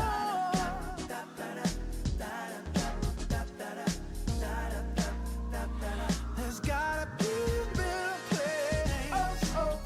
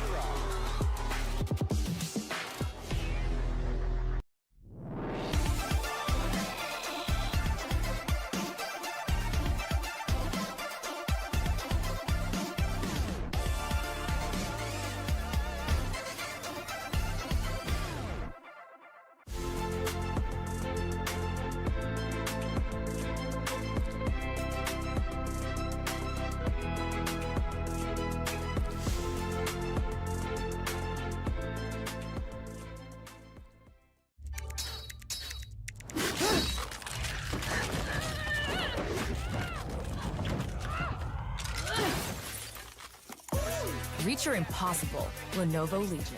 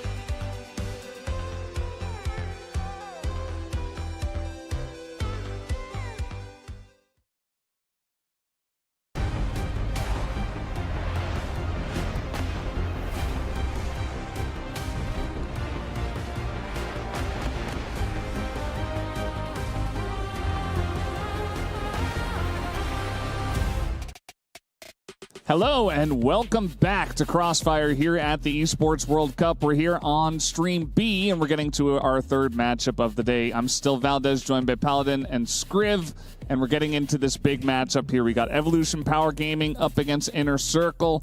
Does feel like on paper another one of these where our Chinese team, Evolution Power, they're a powerhouse. They have won championships in China and abroad many a time. Do you feel like Inner Circle's got a chance in this one? I hate to say it, But no, I can't even be the guy. I'm never going to be the guy, Scriv. If you're going to be the guy to say, yes, the underdog has the possibility, then by all means take up that mantle, but I can't be that guy. Yeah, sometimes I lead that way, but this just feels like it is far too top-heavy, to be honest with you. As Valdez mentioned, a lot of highly decorated players within this team, as well as the org itself, so I feel like there's just no real chance that many of the teams here, to be fair, not just Inner Circle, would be able to take down this EP team. Yeah, it's not specific to Inner Circle, as you mentioned. Like, they're also a very strong team from West. We've seen what they can do. There's a reason why they're here. It's just that, especially in CrossFIRE, the Chinese region as a whole is so strong, and this is one of the better teams from the Chinese region as well. So definitely looking for them to show up. That being said, we have seen some of our top teams, fall by the wayside and get upset a little bit, or at least have some close calls. We saw that Team Liquid, almost went to overtime there up against EVOS, even though they were mostly dominating them. Like, the vibes and the tempo were going very much in the favor of Team Liquid still, but it got close. So I've still got my hopes up, as here we are introducing Evolution Power Gaming. XQQ, man. XQQ is all what I'm going to talk about with EPG. This is the guy that was the MVP of CrossFIRE Stars last year. Of course, they've not risen to that same level in 2025, but just the opportunity for this team to have an international appearance here at EWC and see if they can make a deep run kind of silence the doubters a little bit, because I do feel like the community consensus is that they are underneath Baisha and AG. But for me personally, the narrative that I want to push, and we'll see how that develops really, is can they show that they are internationally more dominant than the rest of the Chinese region? Yeah, I think so. There's again a lot of sort of question marks around Chinese CrossFIRE is always really strong, but then sometimes internationally they maybe take their eye off the ball, they maybe slip in one of the key games, and then all of a sudden you are playing against another world-ending team and you actually check out the tournament quite early. So I think they have to be very careful not to make those slip-ups early on here. And we have seen Gaimin Gladiators, another team that we maybe didn't expect to perform as well, but they've obviously come in with a clear game plan. I think Inner Circle could be a similar squad to that. Yeah, absolutely. I will say that Evolution Power Gaming, I feel like they're almost always underrated for some reason or another. So, yeah, they're still a very strong team. As here we go, we are introducing Inner Circle. We got Beck, Awesome, Alucard, Kiko, and of course, Jinzer. And, I mean, these guys, they're a really strong squad. Like, it does feel like from the West, they have really tried to develop something with these 5 players who do have a lot of experience. They have some of the best riflers in the game and Awesome. It does feel like, for their own right, for their own way, like they can get it going. I'm a big fan of Alucard as well. I think he's a great guy, but also a great player of the game. And I wish them the best of luck, but we'll have to see how it goes. Yeah, I think Alucard's a guy to look at. Kiko's is pretty well-rounded as well. It's the problem is the cohesion. That is the main issue. You think about the rosters that you have here at EWC, it's a national roster through and through. Communication is down to a T. You've got that advantage in terms of how you want to play in the mid to late round. The Inner Circle side doesn't necessarily have that, right? They've got to figure out how to create that chemistry on the fly, essentially, and that is going to be very difficult against this Chinese squad that has just gotten reps on reps on reps. Yeah, for sure. I think that they are ultimately going to have a challenge here. We obviously have that. But for me as well, Inner Circle, they kind of play in the West League where it does feel like there is a pretty big drop-off as well. You have some of these teams that are good and can compete and get to international tournaments, but they're not necessarily tested massively, within their own sort of region. So I think that there's a few issues. One of them for me actually being the map pool, right? They're not really like a specialist team anywhere. They don't necessarily have a map that they're super confident on in a circle. So yes, it's good to be broad and play a bit of everything, but maybe here in this game you need a map that you're really, really solid on. Yeah, and speaking of which, I mentioned it before, but playing against any Chinese team on Ankara is deadly. And guess what? It's the first pick of Evolution Power Gaming. Not a big surprise. And we'll just have to see if Inner Circle can survive. They're going to be starting off on the blacklist side, which is not surprising either. But yeah, it's really the first test, I feel like. If you're going to leave Ankara open against any Chinese team, especially, this one or, All Gamers also fantastic on Ankara, you're gonna have to prove it right here in Map 1. Yeah, absolutely. And I mean, you just think about if you're Inner Circle, you ban Ankara out, you don't have that map advantage that you can potentially utilize later on in the veto. So it's an unfortunate situation. It's a poison chalice situation for Inner Circle where you're kind of in a pickle no matter what way you spin it. So for me, it's keeping it competitive here on map 1, showcasing that you've got the individual flair to hang around, and then you try to sucker punch your way back in on map number 2 and maybe try to force a third. Yeah, I think so. It's something that you have to be prepared for ultimately, and as we've said a couple of times, maybe they have indeed. As well as that, though, there is just this underlying thing of, can they match up regionally? There's a lot of differences in terms of the strength, so can they bring that kind of game? But I do believe we are ready for the game. We are ready, guys. Take it away, Paladin and Scriv, bringing us the cast for Evolution Power and Inner Circle. All right. Looking forward to getting into things here. We'll see. Ankara, it is trial by fire for sure. Going to be a difficult opening map, but there's always a little bit in there, isn't there? You always want to hope that things can be brought close. However, one of those times where you do have to be realistic about things, Paladin. I will say the mix of international play always brings some sort of concern, but right now, no cause for it here for EP. 3 kills, a quick flurry here for the Global Risk side, and Zay with a quick quad. Listen to them roar. Yeah, they were very loud, getting into it. I think that's another thing that's just going to be intimidating on the other side. How do you play in these situations? I think that is what separates a good professional player from a great professional player, and maybe even the greats from the best. How do you deal mentally with these types of situations? And you can see EPG just super comfortable, man. Even a 4K to open up is a really good sign of that. So curious to see if IC let them get in their heads. Slow down now for this Blacklist side. YH and Zay, YZK, this 3-man stack on this A-bomb side looked very formidable. The Crossfires looked solid enough. And that means Inner Circle kind of have to turn their attention. They've got to find another avenue in to this map.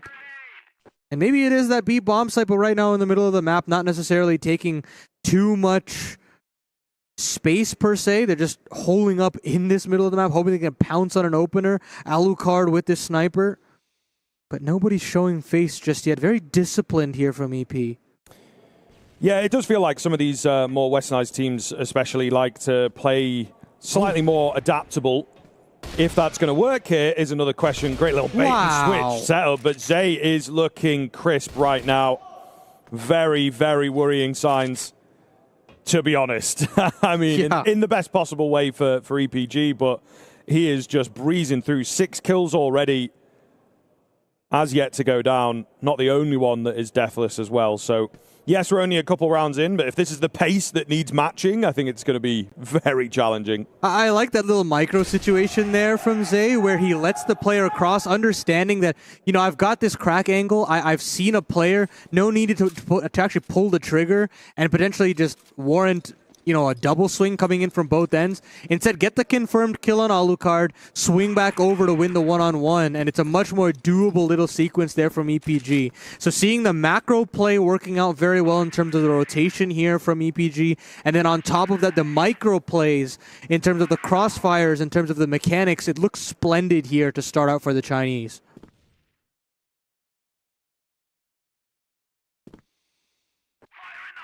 So, Inner Circle very quickly trying to figure things out. They got a nade stack there at the back end of A.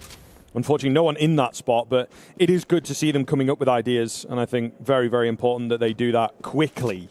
Seen a couple series, a couple maps so far today where teams will just sort of go through the motions, try and do the same sort of strategies, but hoping this time it works better. So I think you need to bring some innovation, especially if you are that underdog. Yes, absolutely. I mean, of course, it's always going to be difficult to try and outstrat a Chinese team on Ankara who have seen every situation in the book seemingly, and Mino is not missing a beat. A kill from him, able to fall away, reset, but Kiko there for the trade. YZK doesn't want anything to do with it, so he'll back away with nade in hand. And into the 4v4. Keen on just a pure gamble here from EPG. 4 players on this B bomb site. I think might have spotted out the C4. But with the minute 5 on the clock, they can slow things down, they can rotate. They've got map control over on the A end. If they want to send out a feeler, that's a possibility. So decent game state here for IC to see how they want to move on in the 4-on-4. XQQ going hunting here for a bit of information all by himself, but he is gathering quite a lot. They were maybe thinking more of a B hit, of a B stack, but soon they will discover that there's nobody around that area, whether it's because the attack's coming their way or indeed because that information is gained. So going to be a retake here. I think they're happy to give up the bomb site and just let that plant come down right on the corner. Alucard, though, taking an advanced position, will manage to find the flanking player, and that cuts off a large part, I think, of what EPG were hoping that this round would deliver. Solid advantage at the moment for Inner Circle, all of them coming in from the same sort of angle. There are no more smokes remaining, but you feel like enough time being bought here. Yeah, absolutely, and no utility to make things happen, but YH with the bullets certainly can. Awesome, though, chiming back in. It leaves it all up to YZK. This one's a tough one to crack, to say the least. Vincere and Alucard creating this crossfire, and yes, eventually the Europeans will capitalize, and they get on the board early here, Scriv, and I'm glad that that's the case. You don't want to let this game just run out of control as quickly as possible. Yeah, and not too surprising, right? It's a pretty clean round. It does come a bit close at the end, but they were expected to win it. They do indeed win it. There's no crazy clutch required or shutdown of anything like that. So those are the kinds of rounds that you just want to prove that you can do it at the end of the day, and there's no real luck on your side. So pretty important pickup. Keep your eyes on it, and we'll see what the response looks like now from EPG. It's really interesting how often a lot of these top-level teams are willing to play retake A and just not have enough utility to retake, but hold that thought. Alucard has found himself an entry. Wants to maneuver back around, but slow down here for IC, and I'll continue that point. I feel as though having a couple more players on that A-bomb site feels a little bit more warranted if you've got B-site control, if you've got that aggressive stance as well. But for right now, the gambles seem a little off-kilter, and I'm not necessarily sure if that's something internationally people are have just accepted, but it's something to think about moving forward. We'll keep an eye on the conditioning on that A side as this Ankara continues to develop. A little slower again, making sure that they capitalize on this advantage. No prodding and poking this time from EPG. Just looking to rest on the direct setups.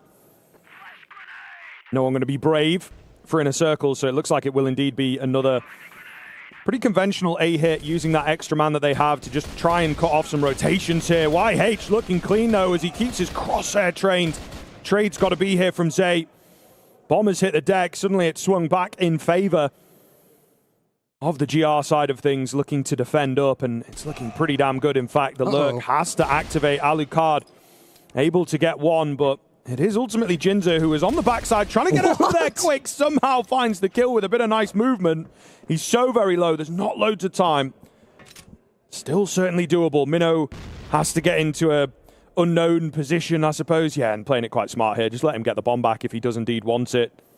Try and get the kill a little later on. It doesn't matter if he gets the plant at the end of the day. You just need to secure that round. In he comes, peeking round, and Minnow going to get it just about. Skin of the teeth stuff, but EPG just finding that extra level. It gets a little dicey there. I can't lie for Minnow, but he gets it over the line, and a round is a round nonetheless. But EPG showcasing just a little bit more to them in terms of the micro looks so fantastic here from the side anchor. Zay doing great work in terms of getting the double. You think about YH as well in terms of his micro from the bottom of the stairs, tapping away 2 kills. And it just feels like I just feel so excited about watching each of these individuals play. We've not even seen XQQ truly activated in this map so far. I do fear we have a disconnect. I am not sure what the situation is there. Yeah. Not entirely sure. Looks like we're moving. Looks like we're playing. But all the same, a little bit of a difficult situation indeed. Maybe a crash here or there. Possibly. But to me, it seems like we are continuing on. So whatever happens here, we will revisit in a couple of moments. An advanced position here from Minnow, as he will move down and find a lot of information out through Long B. Oh, and a lot. He's looking to play with the food here a little bit and maybe try and grab 2 where 1 is not quite enough. Alucard spotted, going to take him. Information in for the rest of the team. Tries to keep it cool here for the 1-taps, but not quite able to convert. So, yes, he's got a kill. He's kind of cut another one off. I guess the information gathered, but definitely could have had a bit more if he'd played his cards ever so slightly better. Quick scope in from XQQ onto the pistol, looking to stay alive and just baiting them in. Beautifully done there. Making use of the situation. There you go from XQQ. It's like individually, like the mechanics aren't necessarily there. The accuracy isn't there, but he's understanding that, look, I've got a couple teammates coming back through. The rotations will be swift, and eventually we'll figure this one out. And having that camaraderie, that chemistry between these 2 players, or 3 players rather, in that situation is everything that you could ask for. Unfortunate circumstances there for IC, but EP, again, just showcasing why they're a cut above with some of these crossfires and these setups on the sites. Yeah. Yeah, and again, I think one of the big things that we've seen make key differences is just a discipline game, right? Yeah. Like we see there from XQ, not over-facing, not over-swinging. My first series of the day, there was a good handful of rounds where it's like you did not need to take that peak, and it's cost you the round because you did. So cutting that out is a really, really big factor. Minnow in a scary spot here. Surely has to be careful. They are on the way, looking to surround him here. Just about unable to find that kill, leaving the player very, very low indeed. Kiko going to fall to XQQ. Does get caught off on the attempt at another. So advantage looks good for a second, but now it's held up in the air. There's still this low HP player.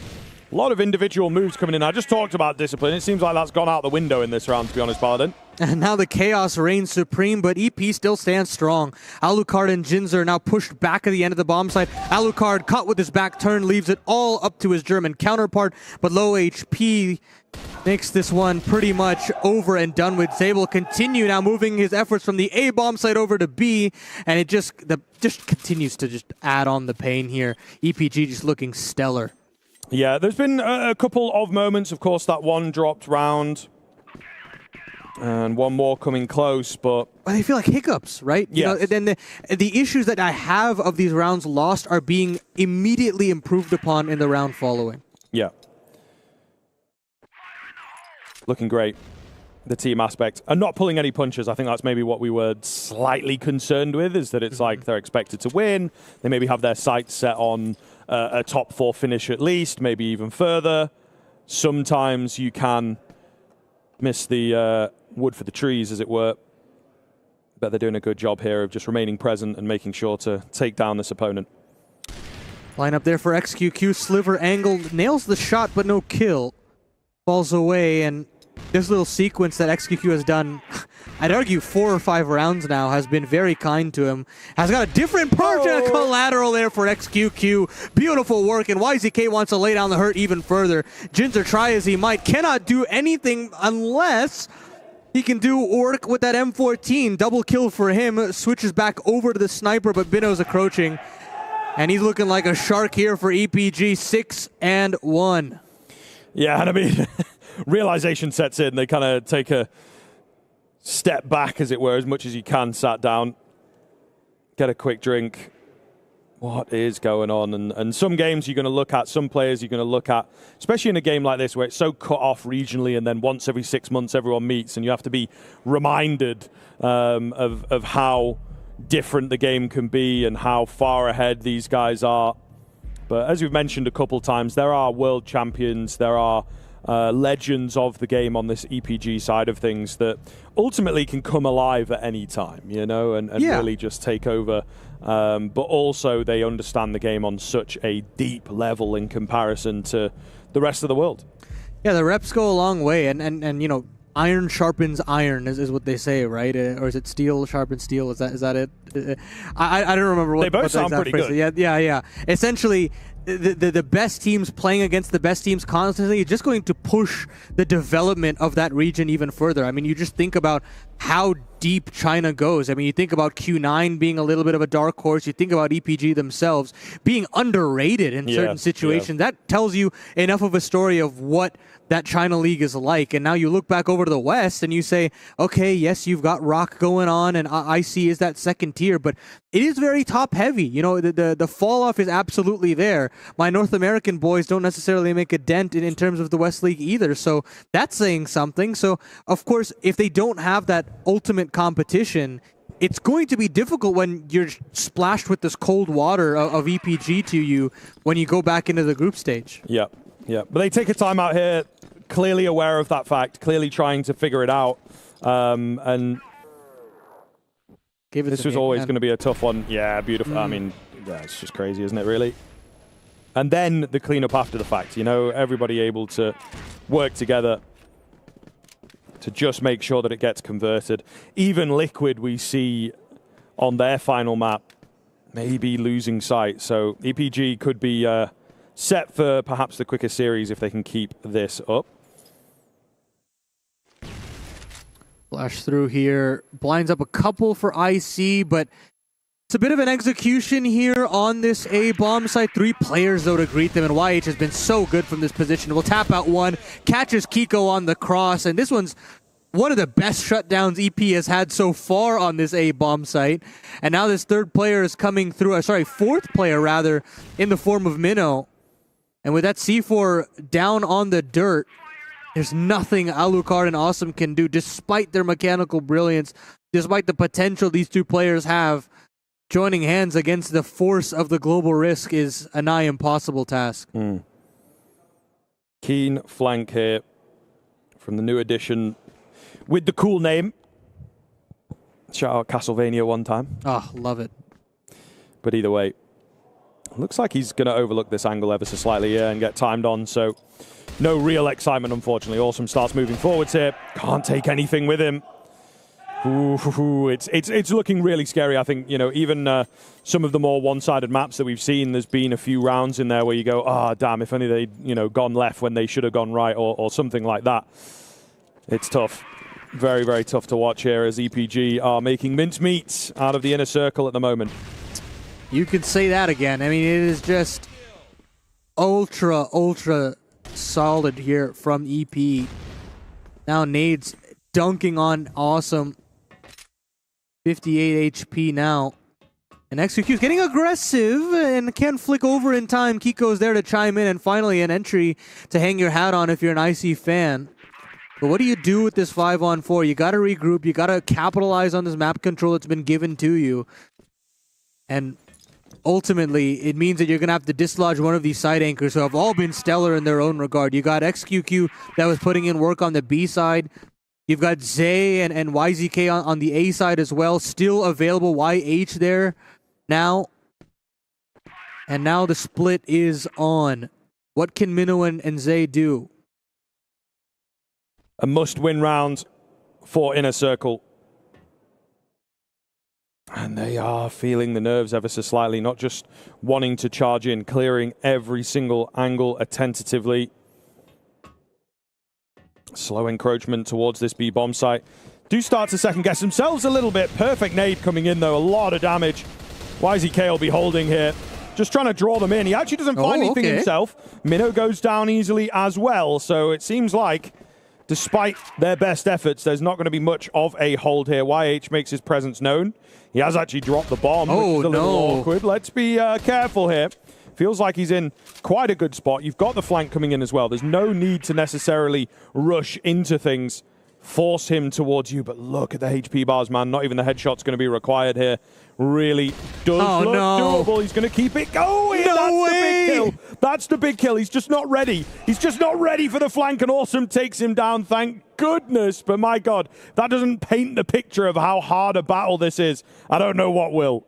I mean, We talk about the coordination and cohesion differences between these two squads. The fact that there isn't a true nationality for Inner Circle and having to figure things out just from English, it's a tough ask. I mean, I think it's one of the biggest issues here for the West is you don't have too many homogenized teams. Yeah. And that advantage is clearly there for EP, but man, I don't know what they would have done if they had let that Jinzer 2K entry go to waste like that.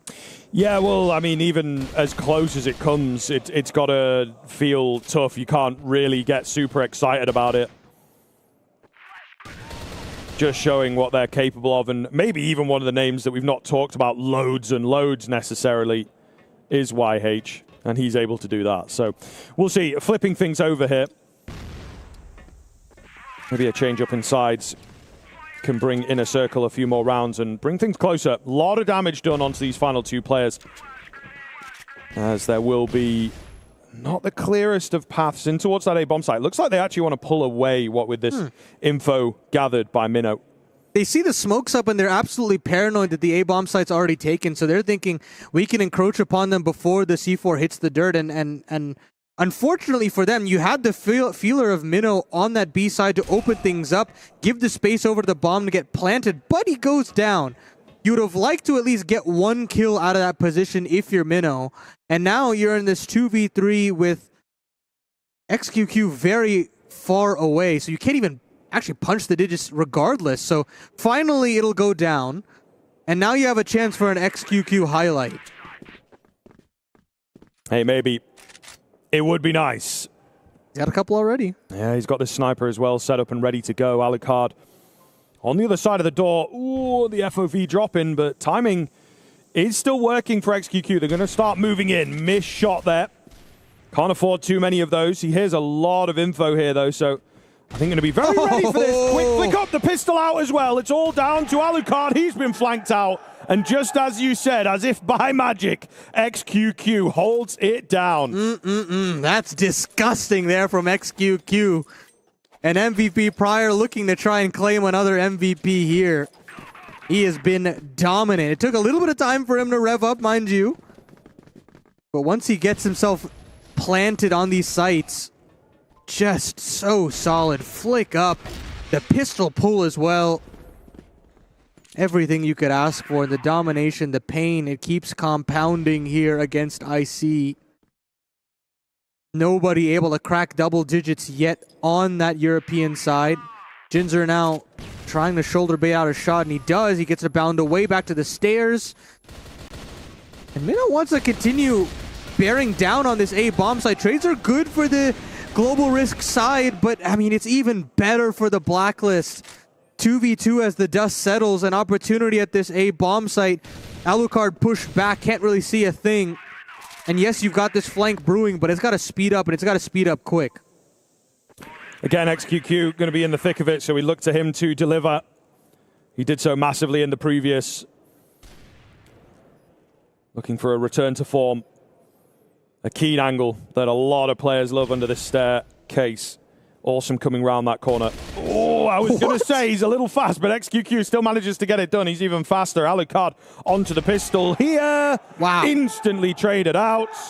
And it is, again, it's those 5 to 10% moments, right? Post plants, they're just a little more comfortable and more capable at the end of the day in winning out those key fights. Yeah, you think about the level of pro esports, right? It's all a game of minutia, and it just feels like you've got so many extra check marks ticked off here for EP. Wide swings out for YH and crew. XQQ not missing a beat. It's a 5-on-3 for EP, and now with how much time they have on the clock, they just erode away this IC side and look to march on through Ankara. Yeah, isolated moments for Inner Circle, but really nothing all that impressive.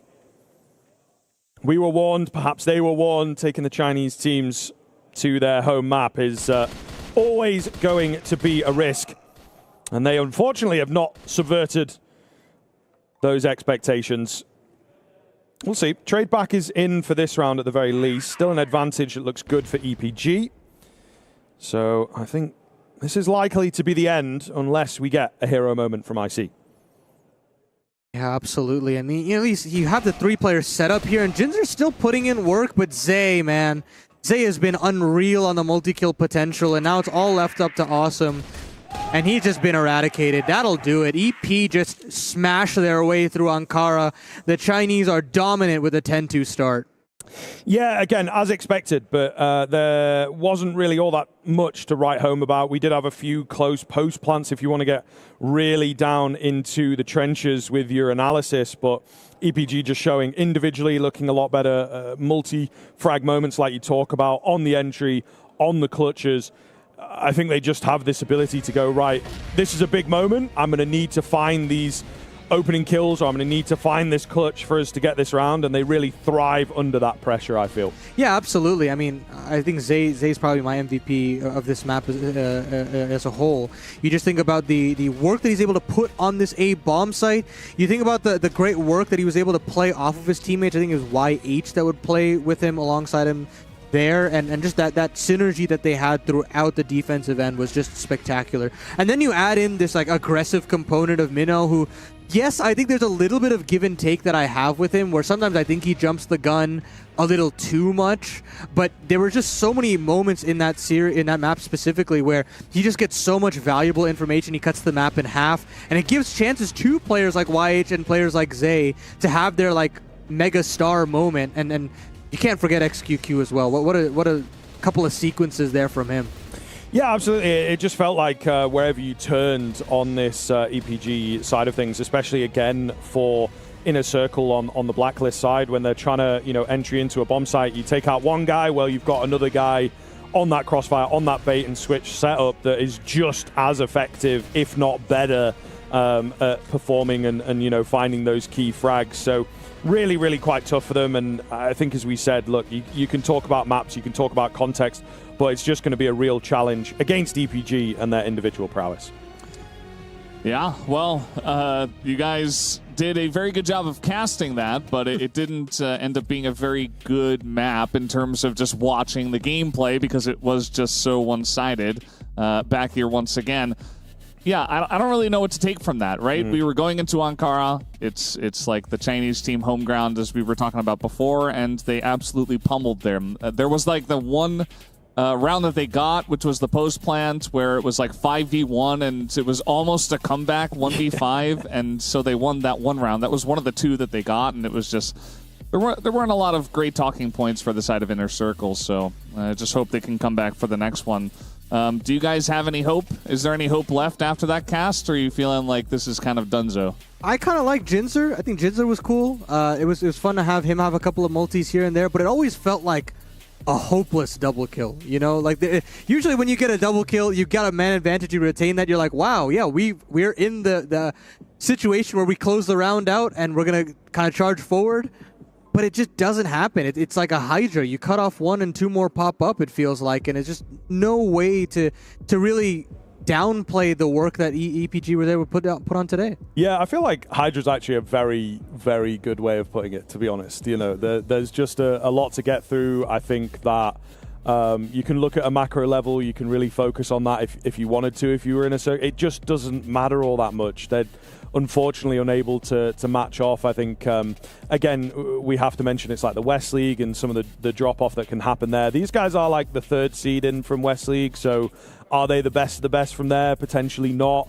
But also just on that particular map, I think there are a few spots, there are a few setups that were coming up that they just didn't recognize almost, and have to deal with on the fly, which is never going to be easy, reacting as quickly as that against EPG. Yeah, well, at least the second map is going to be Eagle Eye 2.0, which is a map that I would say historically this roster has been decent at, and that's part of the reason why they did select it. So I am hoping that they can make a bit of a comeback there. But yeah, the thing that really struck me the most as well was that there were key members on the side of Evolution Power Gaming who were playing really well, but it felt like every single player was carrying their weight. It looked like at the end of it, almost everybody had a 2 KD or higher, which is just kind of unheard of. Like sometimes you'll have like that one guy who has 4 KD and then another guy is like 1.5 or whatever, but it just felt like everybody was carrying their weight. So I do worry about them.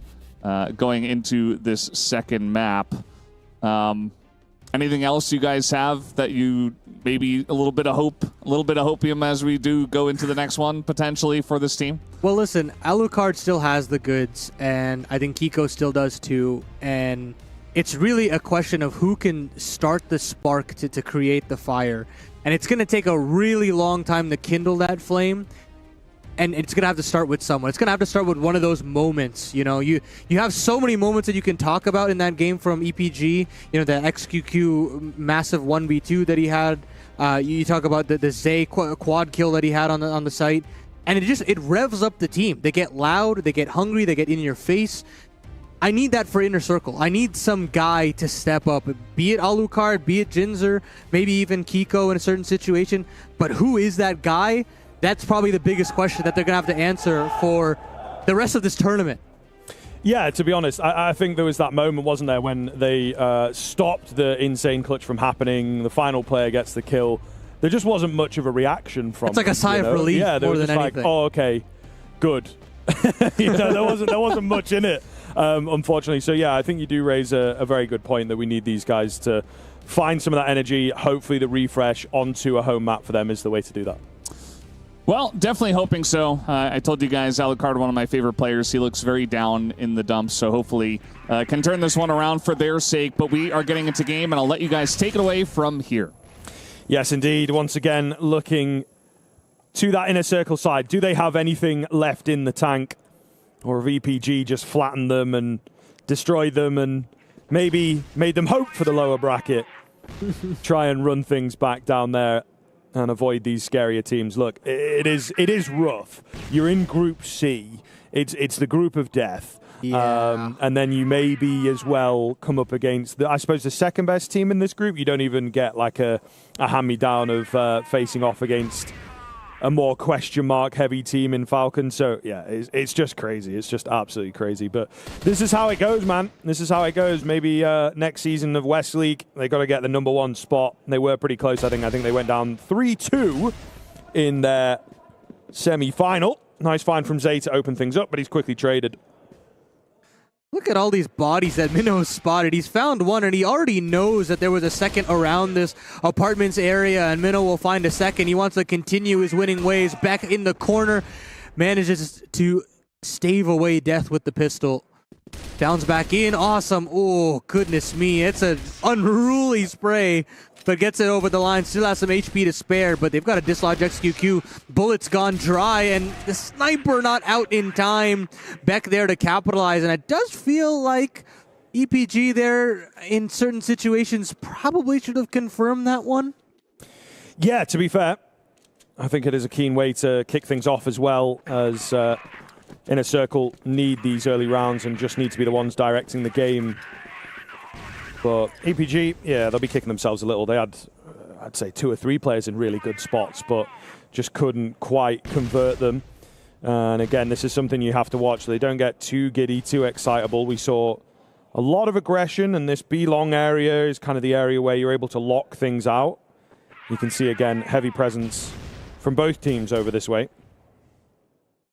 And very forward-facing from Zay here. Very gung-ho about holding on to this position as quickly as possible and making sure that there isn't that extra avenue into the B-bomb site. A double setup here from both YZK.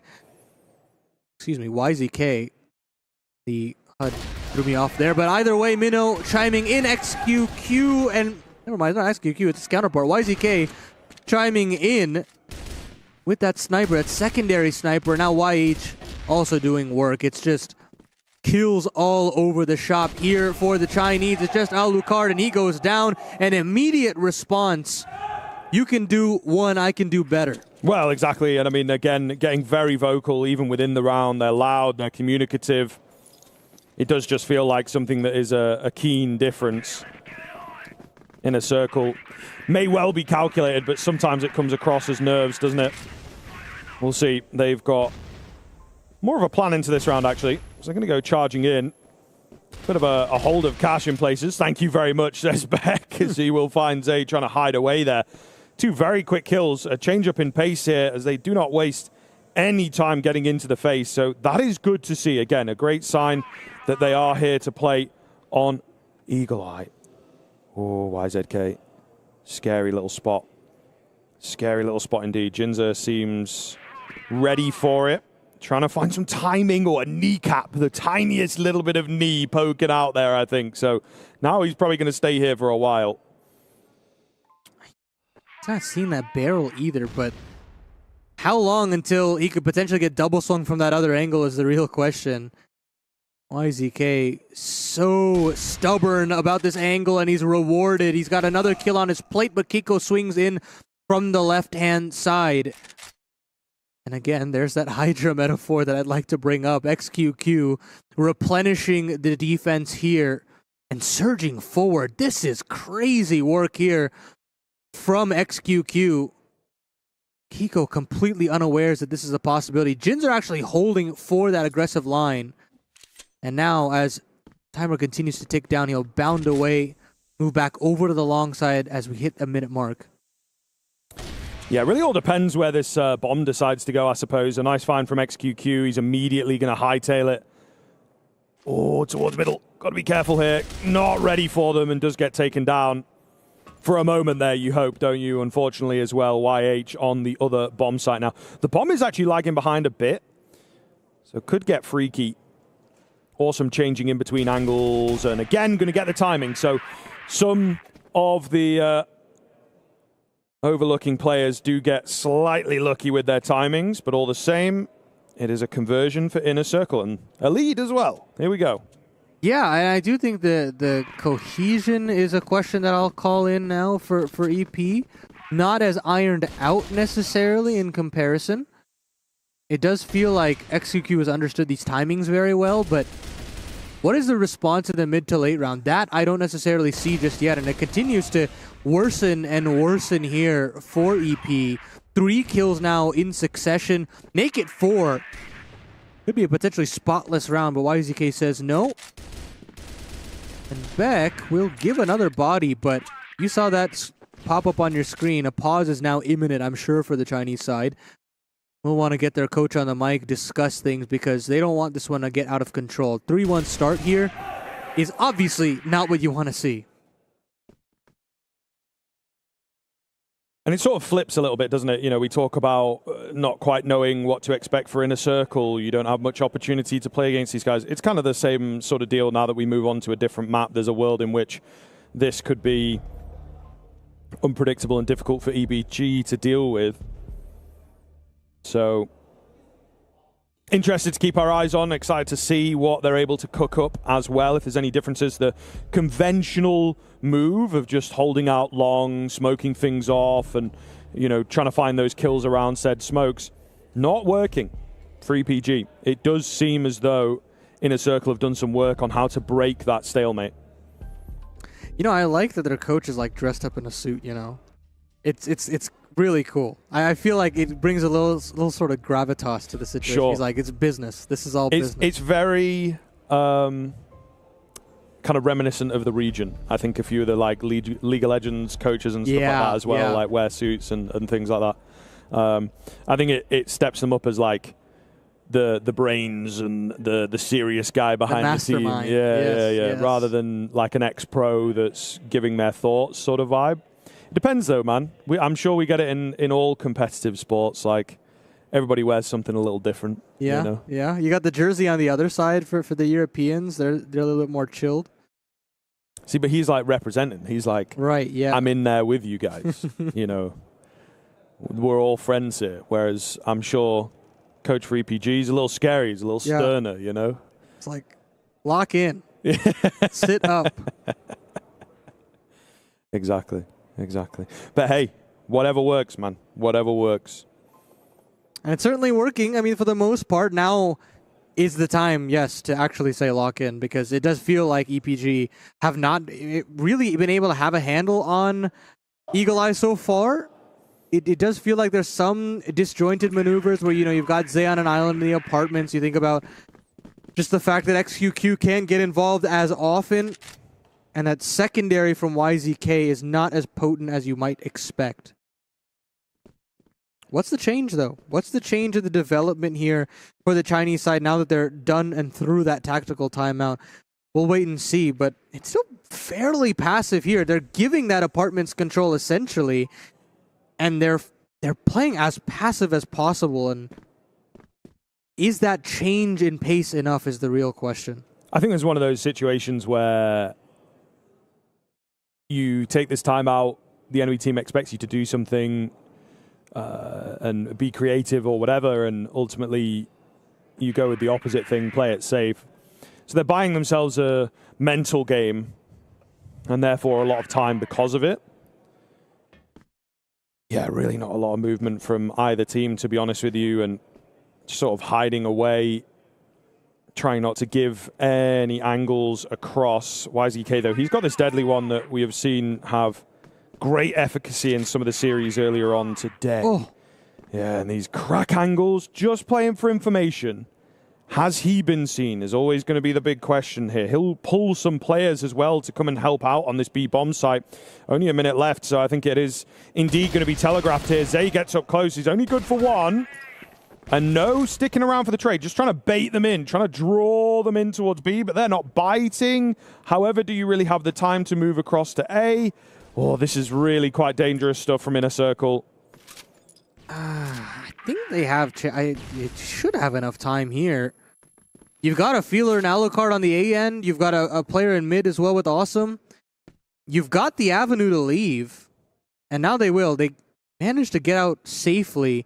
Now the lean back over in from the global risk side is the real question. Can they cross over safely? Can they help out YH on that A bomb side, or is he alone to his own devices? 18 seconds left on the clock, and they're going to continue to approach, but now XQQ has caught out the lurk. Now YH knows what's coming, and he's got to step up massively. Kiko crosses, the C4 hits the ground, but Kiko with a double leaves it all up to YZK and Minnow. Alucard finds a way to scoop up the bomb, but cannot get it planted. The time runs dry, and EPG are back on the board. I mean, scary. It felt like, for me, they were planting on that B-bomb site maybe a bit too much. You know, they didn't draw anyone across. Even after XQQ, he gets a kill in middle. There's still no noise at B. Nobody moved. So it really does come down to those A defenders, but Inner Circle maybe not helping themselves, as you so rightly point out, with the time.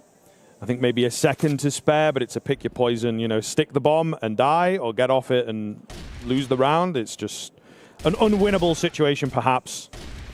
One unchecked angle making all the difference. It's an interesting situation there from IC as well, where you've got a lurk over in middle, and you've got a 4-player site hit on A, and the lurker is taking first contact. That, to me, doesn't necessarily bode well for the future of this offense here from IC, but they're going to barrel their way into this A bomb site. Zay and YH chime in. This dastardly duo continues to rain death upon the Europeans, and it'll continue to lay down the hurt on the scene. Beck hits the deck. Back to 3-3. Timeout has absolutely worked wonders then, as they will turn things around here, even things up very quickly indeed. And some quicker rounds coming in also. A scary, scary look now as the Dragon has been awoken. So they have to be careful. Inner Circle. Where is their innovation? Where is their sort of comfortable pick going to start coming alive? As yet, not impressing, but certainly more comfortable, certainly more competitive than map number 1 ever was. Yeah, there's some ideas, right, flowing from IC, and that's the biggest thing, is that there's an idea of how they want to play the late round. They understand how they want to open up these rounds now, but the question is, can they get rid of Zay? He's been really a menace to work around, and he's just been putting in work. Damage dealt, and Minnow there for the trade. The pre-fire is good, and he'll triple up. EP look good now that you've got Minnow activated and Zay not too far behind.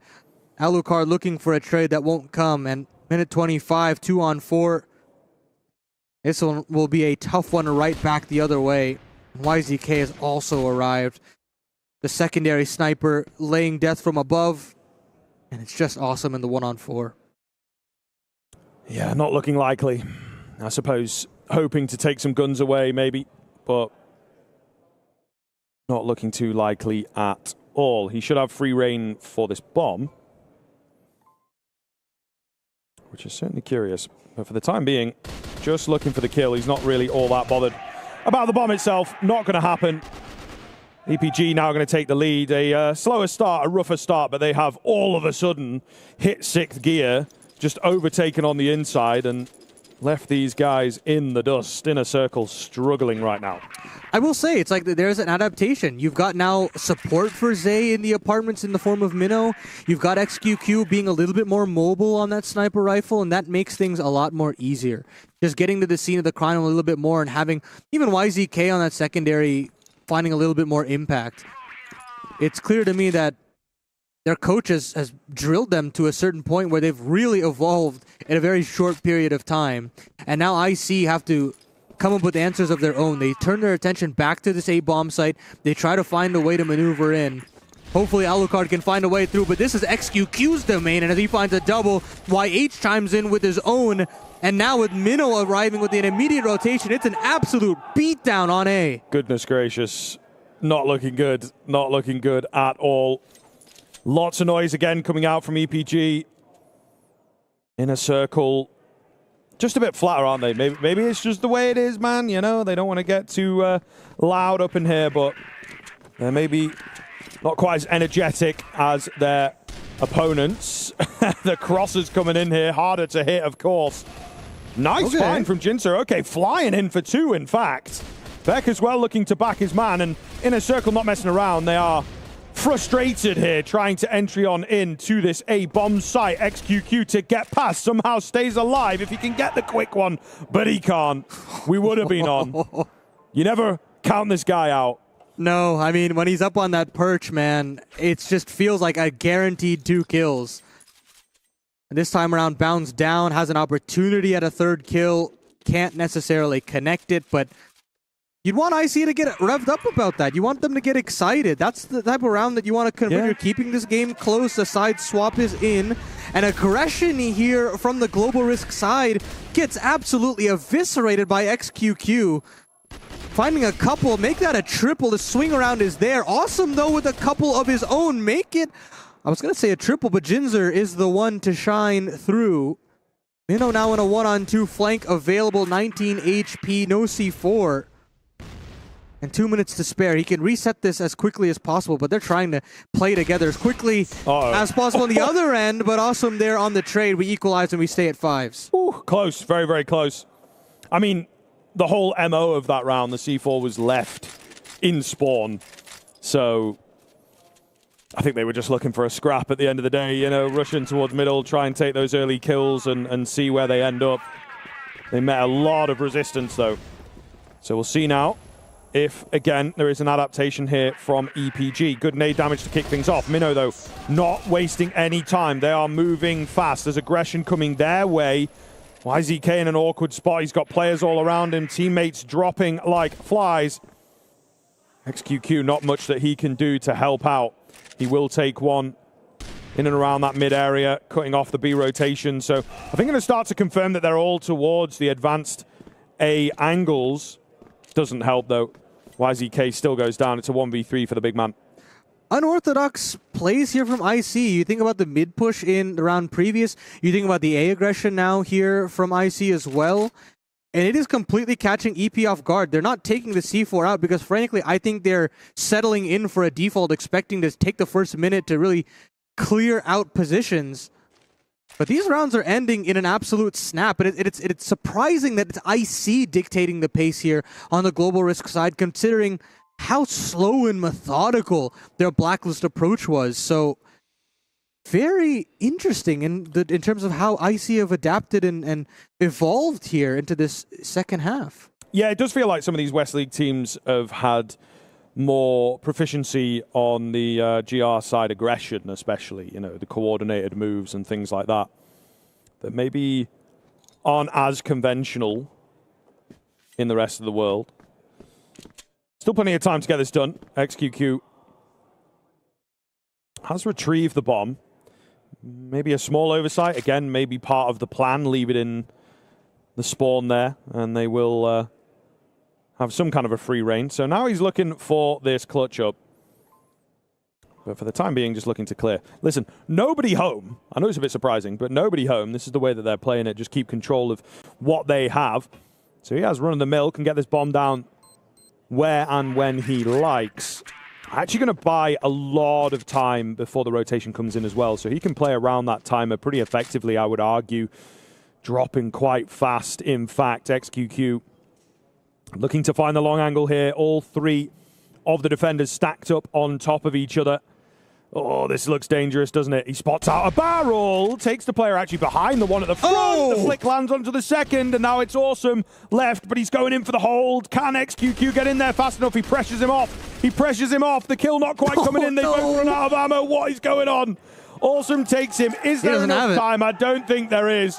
You can see they start celebrating a little prematurely. They know what's up, and Inner Circle head in hands. XQQ, man, you can always count on him. He had that big 2-on-2 over there on the first map of Ankara, and now here on Eagle Eye gets that last little bit of effort in that clutch. And you just got to think how long IC take to at least get into that site proper, and it's forever. That's the answer. And you give this guy time to set up, and that causes some extreme concern. Man, brutal way to lose that one and lose the lead here for EP, or for IC rather. And now they try to turn their attention to a double sniper setup. Jinzer on that secondary, who has been good in this series despite how lopsided that first map was, but he's been important here to keep them in Eagle Eye as well.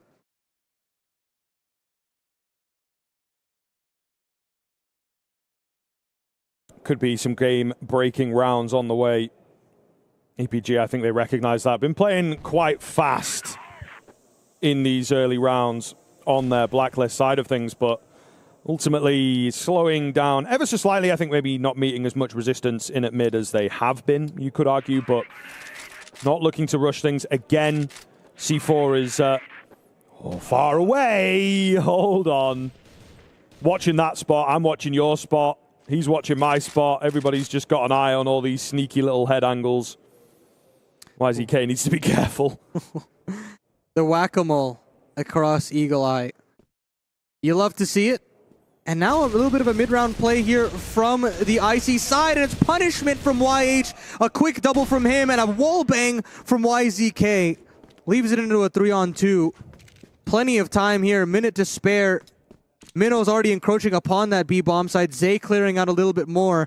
They should have that free route in, and I think a barrel's been spotted surely from Zay. An opportunity at taking down one of the two snipers. And now Alucard trying to clear out this map as much as possible, but it's just not possible.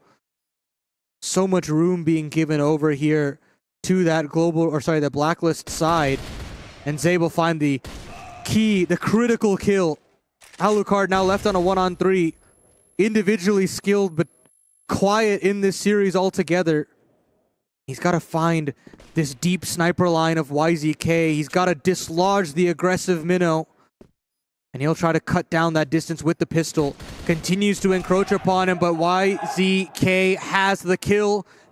And the winning ways are back for EPG. Yeah, I mean, a good look on the coordinated aggression. I like the idea, but maybe the operative word being coordinated, it wasn't super coordinated in the end. A couple players getting caught and just not grouped up well enough, I think.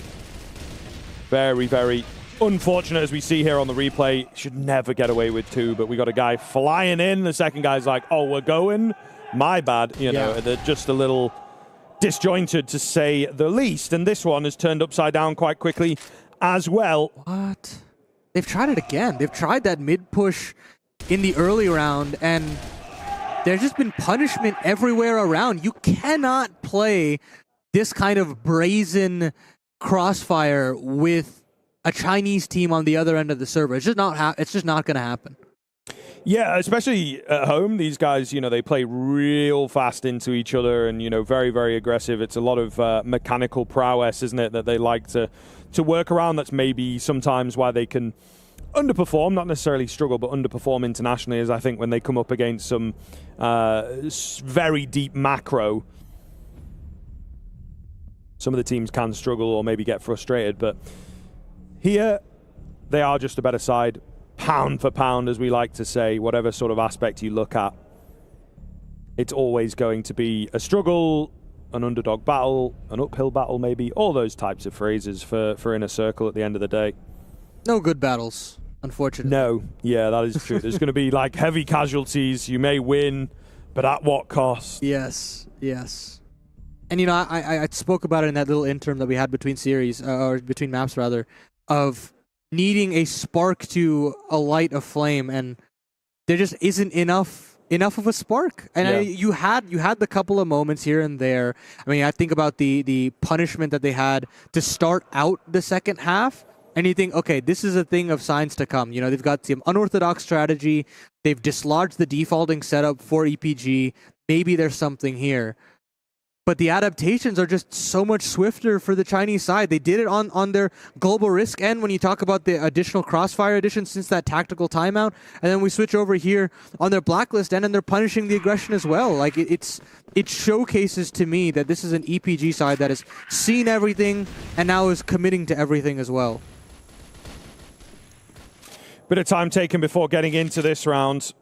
Hopefully Inner Circle are able to find this second win. They started off pretty well. I think that's another thing. Yes, it's 8-5, but this was once 3-1. So I think that kind of paints how one-sided it became once EPG were able to find their sea legs. So there is potential for Inner Circle. It's just been a while since we've seen it. Have to find a way back in. They really do. You know, you do not want to be in the lower bracket without having a map, without having anything competitive in this group in particular, as is the talk of the town. All the same, Alucard, back end of the site, he's got some support under him as well here. Will lose that support pretty quickly. He himself is now struggling, takes the fight to YH. Fair enough, finding an unlikely kill. He's caused a bit of chaos here in on the site. Jinza not able to find the frag, but he does fight to live another day. 3-on-3 HP bars, though, do not favor the GR side of things here. XQQ has perhaps thread the needle in behind. Just got to be careful. Let me do my thing, he says. Pistol comes out, and that should send this one home. Jinza's behind a smoke, trying, failing on that orb. Will go down. And another clean round from EPG to get us to map and series point. Now they got the execution as well. I mean, the smokes are well placed. The flashes are even better. They get so close to that stair position, and as soon as they knock one player off, Alucard can only do so much. He pulls out the pistol.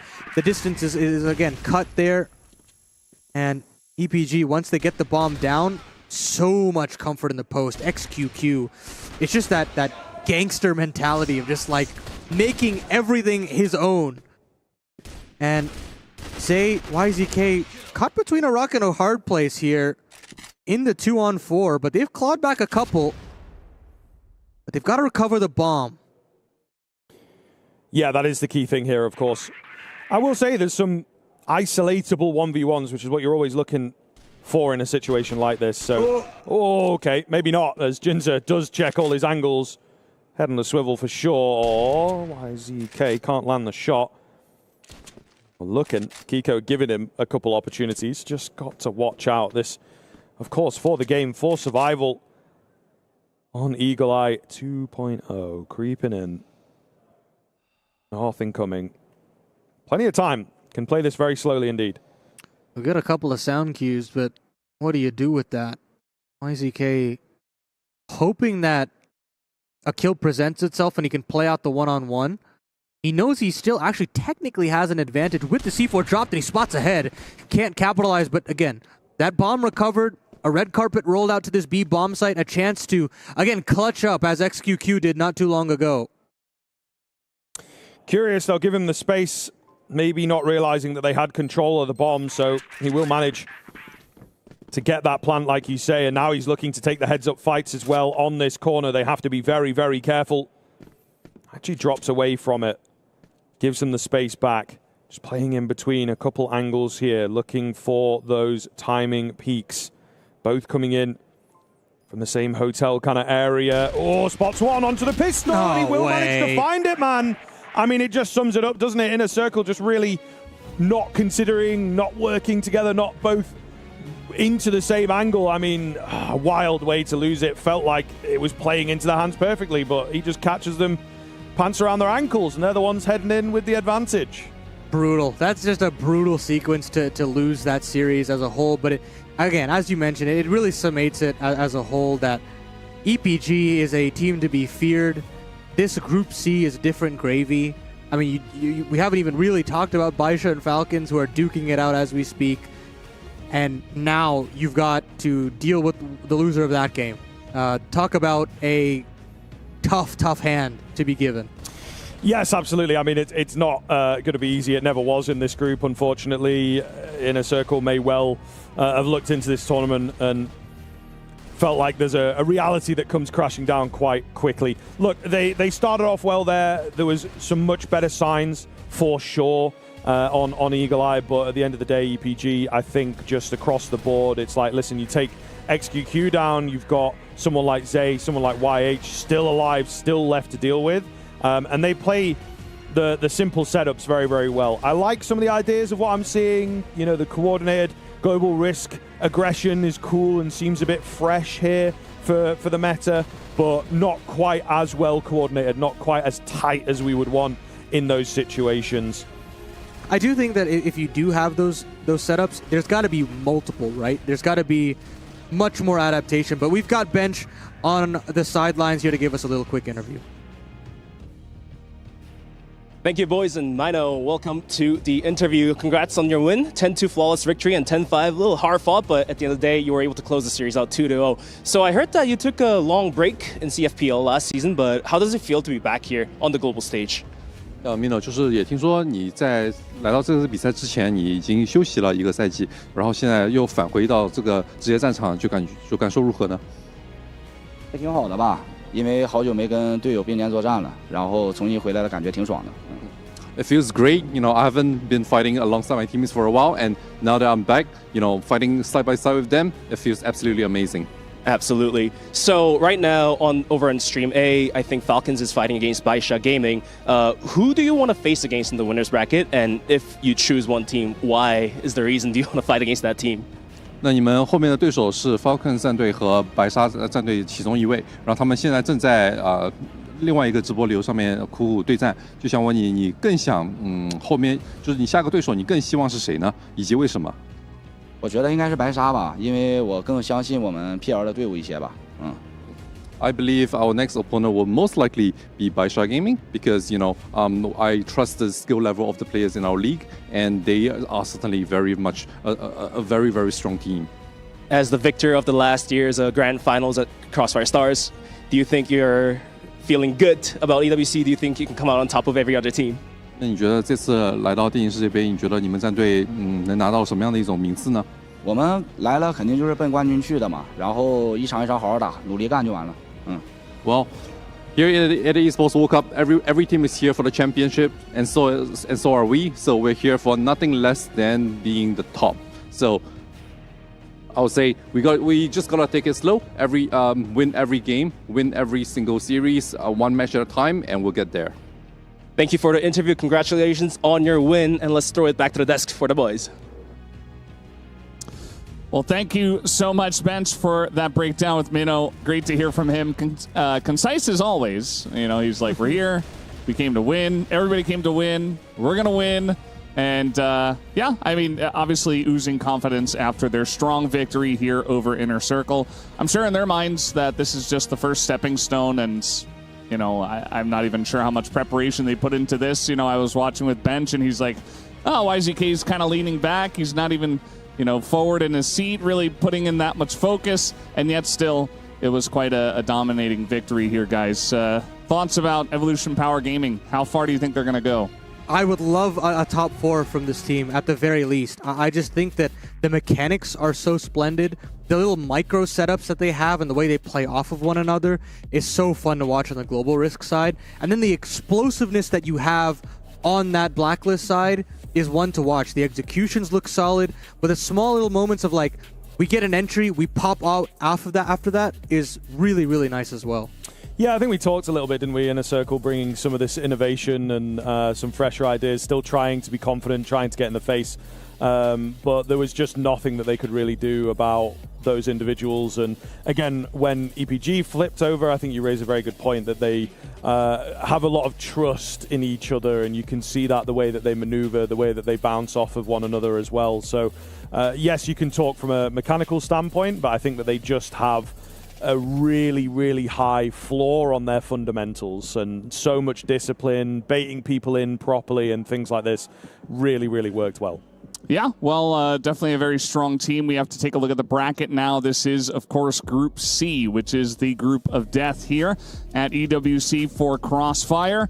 And as of now, obviously, we've already crowned Evolution Power Gaming the victors of today. Baisha Gaming versus Team Falcons, as was mentioned in the interview, is going on right now. I was watching that on the side. Baisha Gaming was up like 6-0 in rounds in that first map. And obviously, it's just the first map, and I do know that Team Falcons do take a little bit to get going, so hopefully that turns into a more interesting matchup. But yeah, it was interesting to see that Minnow also showing a lot of confidence in his Chinese brethren, saying, we're going to face Baisha, and we have confidence that they're going to be there, and we'd love to just have a good matchup against them. Yeah, I really am excited to see what level EPG look like against their former comrades.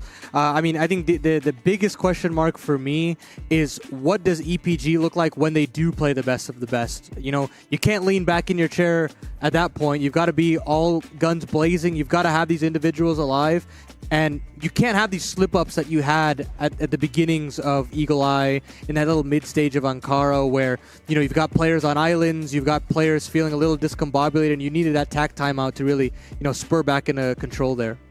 Yeah, for sure. There were a couple of moments, I think, where they realized that, okay, this could get out of hand. We have to be careful. Some respect being shown across. And again, there's maybe a couple of maps in places where just regionally the approaches are a bit different. And I think that they have to get a handle on that. And yeah, it maybe just takes a bit of the coach coming in and straightening them up. We kind of joked about it a bit on the broadcast, but I think ultimately that is something that does come into play in a lot of situations, a lot of different games. You just had a really solid opening to your series. You feel like the hard work is done. You just have to remind them that it's like anything can happen, especially in this round-based kind of format.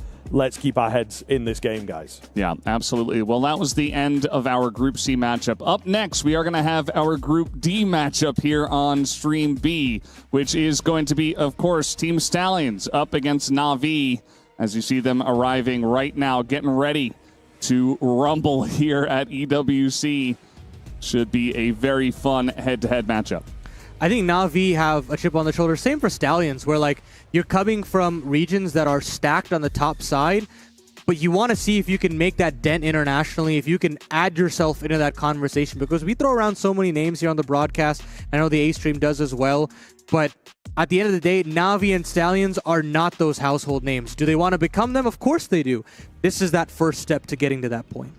Yeah, absolutely. I think that both teams, like you say, maybe don't perform the best with their own regions, but they still have that potential. They still have the ability to, especially with this opening matchup where it's like you've not got a really, really hard first game, you still have that potential to maybe make playoffs, right? You just need to come in a little bit of a specialist team on either side. You know, they have like some really solid maps in there that they can kind of confirm in their mind. So excited to see how that one goes down. Yeah, it's going to be a lot of fun. Well, guys, we're done here for now. Stay tuned for the Group D matchup of Team Stallions up against Na'Vi, and we'll see you after the break.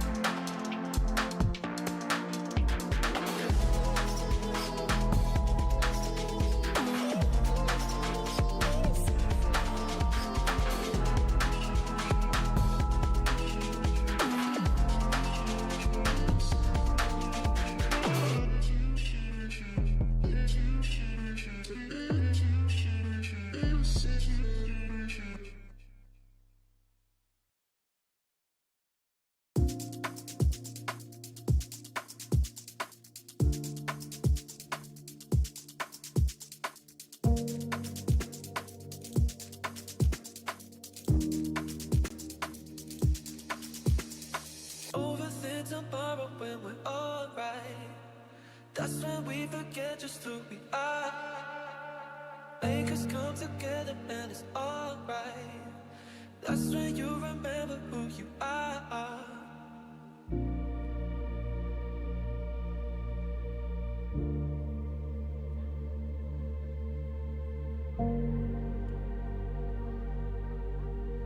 That's when you remember who you are.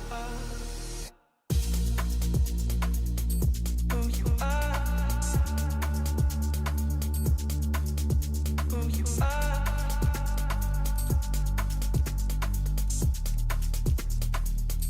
Who you are.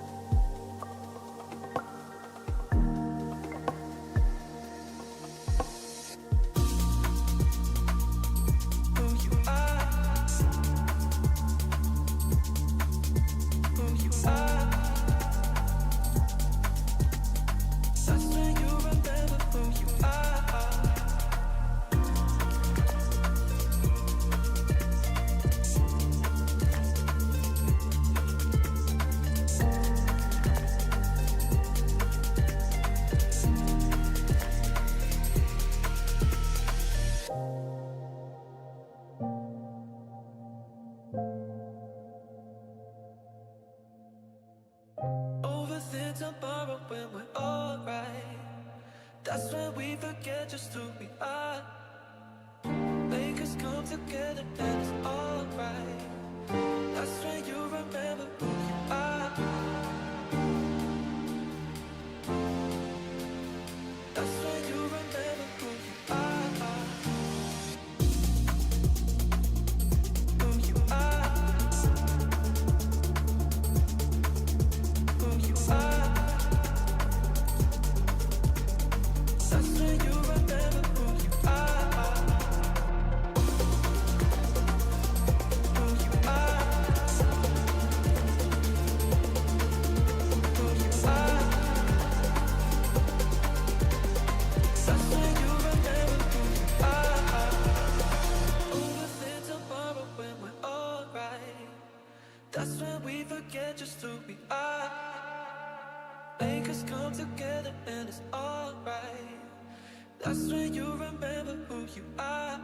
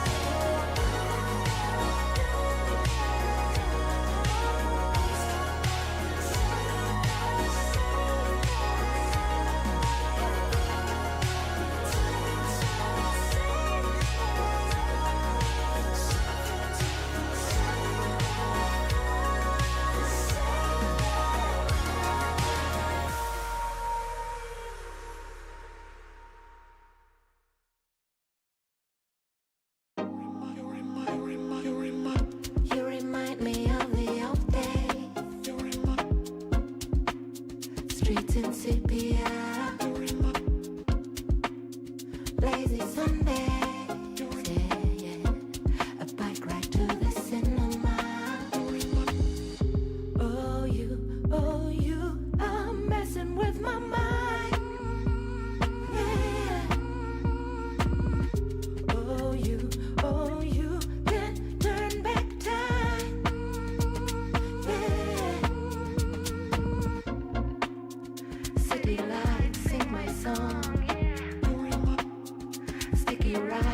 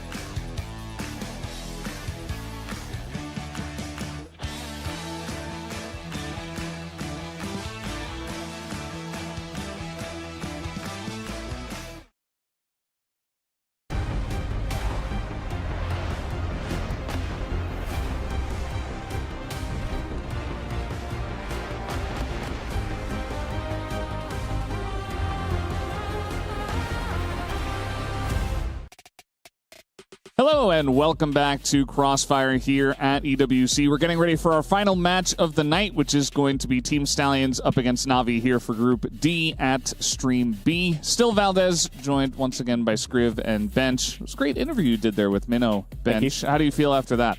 Minnow, definitely one of the top veterans in the CFPL scene. Good to see him back. I mean, I was expecting him to kind of underperform, but he was completely dialed in. He had like 9 kills on the first map and above 1 KD on the second map. So, yeah, good to see the veteran back on track. Yeah, and Scriv moving into the fourth match, actually. I don't know why I felt like it was the second one, but Team Stallions up against Navi. This feels like one of the more closer matches we have today. Do you have a favorite in your mind, and why? I feel like there's been a lot of conversation around this game actually from some of the other talent members and whatnot. I think that you kind of have to lean the way of Navi. Just again, regionally it feels like it makes sense, but we have sort of the lower seed from that Brazilian region against the second seed in from the Filipino region, and then for me they did perform pretty well at ACL Stallions, which is this kind of new tournament on the scene sort of thing, and getting that Asia region together a bit more close knit. So I think that looks pretty impressive for me. But Navi, of course, as they come up here again, a lot of well-known names on this squad, looking to. I think it's expected for them to vie for a playoff spot and whatnot, again, especially when they're in this group. Yeah, definitely got to look after Asia and GDSZ, the 2 top rifling corps of the squad. Let's see what they have prepped us coming into this game against Team Stallion. Yeah, those are definitely the 2 that have been around for a very, very long time. And it feels like, they've been playing together for a long time as well, and they're trying to rebuild pretty constantly, pretty often, these 2 guys, and trying to bring in the young talent, which it seems like they have done. And as you mentioned, they're not the top dogs from Brazil, but they are still from Brazil. And it's been essentially our second strongest region for a while. Now, there have been contenders like Vietnam, like even the Philippines, trying to make waves here and there. But at the same time, definitely looking at GDSC and Adrian and seeing if they can get it done here tonight.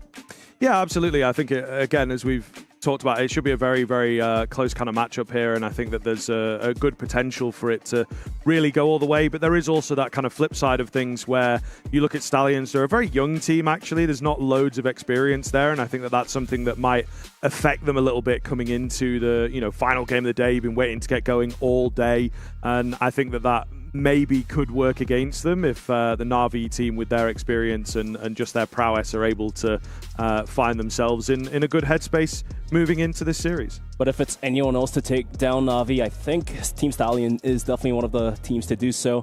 Ex-Ubek Mania, sure, in my memory, I don't think they were able to perform really well in the grand finals. But like you said, during the ACL, they were able to start clutching up, and the young squad has now gotten the experience that was definitely needed. And let's see if that translates into some sort of result tonight.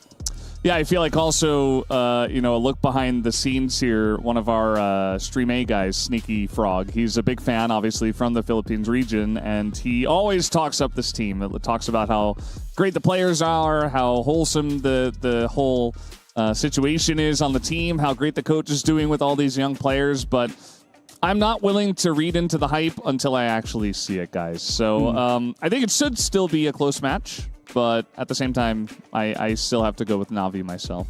Yeah, I think so. It's the safe bet for sure, the way that they lean, the way that they play. And Team Stallions still on this, you don't quite know what to expect just yet. Yes, they've done well at one tournament. Did they get like a favorable bracket there? Was there a team that was underperforming they were able to capitalize?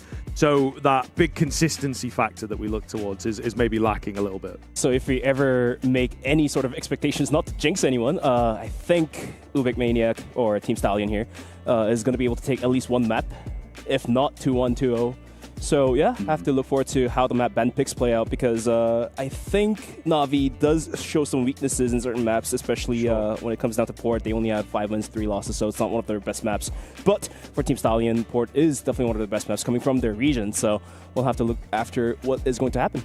Yeah, definitely we'll have to look at that. But first, guys, let's take a look at the road to EWC here for Team Stallions. Hello and welcome everybody. My name is Sandstorm and I'm here with Loy and JJ from Team Stallions. We're going to talk to them a little bit about their journey making it to the Esports World Cup, and See how it goes. Boys, welcome. Can you talk to me a little bit about your journey qualifying for the EWC? Walk me through it. Naglisod mi sa group stage. Kapit nga pildi, tas confident pa rin. Naglisod mi kay pildi mi sa group stage pero nibawi ra mi sa semis. Did you expect to make it all the way to the Esports World Cup here to represent your country, to represent Team Stallions? Oh, nag-expect mi nga makadaog mi kasi palagi kami nag-practice. Gibuhat na mo tanan. Dua. Napaisa. Nice. Nagtutukan doon sa shutter, and they do get that round. What does it mean to you to have people from your city, from your country supporting you? Does it add pressure or does it make it a little bit less? Sila mong pampagana para makadua, makasud. So what kind of challenges did you and your team face on your way to EWC? Usay, di magkasinabot ra, masulbad ra. Prepare mi para sa sunod na duwa. Now, can you tell me about your team's growth since the name change and since the rebrand?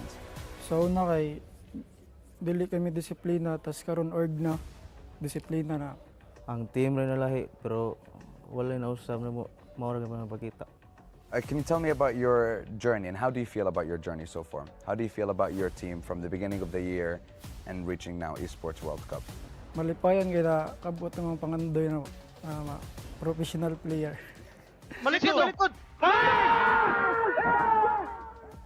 And that is a storybook ending sa Ubik Maniac. Magkikita-kita pa tayo sa Grand Finals. So after all those, I want to say like late nights, every single day, grinding, practicing, you feel happy, I want to say over the moon, ecstatic that you managed to reach this level. Tell me, what does it mean to you to represent your country on this level? Happy kayo kay among bansa among community. Very happy for you too, and congratulations on an incredible journey. And you know, I want to give you this chance. Is there anything that you want to say to the people supporting you in Cebu specifically? Salamat sa nagsuporta sa Team Stallion.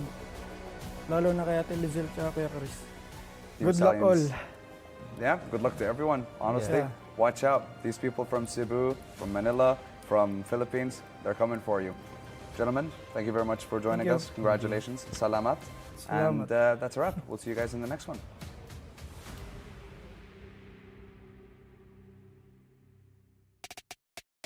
Well, that was very wholesome to listen in to those two guys there from the side of, in the past, Ubik Maniac, we got to see some of the clips as well from when they were that team and then the rebrand coming in and Team Stallions and all that. But it's very obvious that these are a couple of very young players who are still just dipping their toes into esports. And I feel like, again, they're very happy to have achieved their dream and make it into EWC, but now they actually have to pull the trigger, per se, and actually get it done here. So let's take a look at the map ban pick.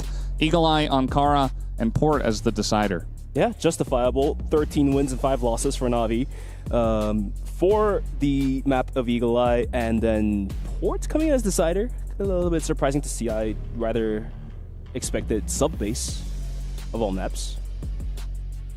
Yeah, I think it's fair enough. There's maybe a little bit of creativity coming in. One of the things for Stallions, map pool-wise, they're not super scared. They try and play a little bit of everything, so I think maybe as they get to roll things through, but it was the side of Navi that decide that final map, as it were, quote-unquote, the last ban, so a little bit curious maybe that they are trying to change things up ever so slightly here coming into EWC, just a little bit at least. Yeah, well, guys, looks like the game is beginning, and I cannot wait to get into this epic bout. It's going to be so close between these two teams, and to be honest, even though we favor one side or the other, you never know who's going to come out on top. We need to see their form on the day, and we are ready to go into Eagle Eye 2.0. Take it away, guys. Yes, indeed.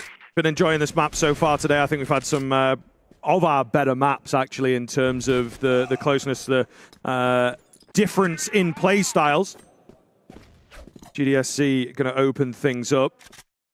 Really keen find from him to start off proceedings here. So we've got this triple sniper setup coming in as well, which is something that we saw a little bit of. But usually when the game gets closer for that GR side of things. So already I think we're in for a fun game here, Bench. Absolutely. although we're down to a 4-on-4 as we speak, as Na'Vi now going for the 2-2 split. But yeah, like you saw in the interview between the members of Team Stallion and Sandstorm, a lot is on the stake and a lot is on the line. Nothing is granted, as the slogan speaks. Everything is earned. So yeah, these young boys have to show what they've got, the caliber of their guns, to prove that they're capable of winning a global tournament. Looks like they're going to be sending themselves down towards the A bomb site. The flashes are being thrown out. Juan has to hold it down by himself with the support of 2 other players.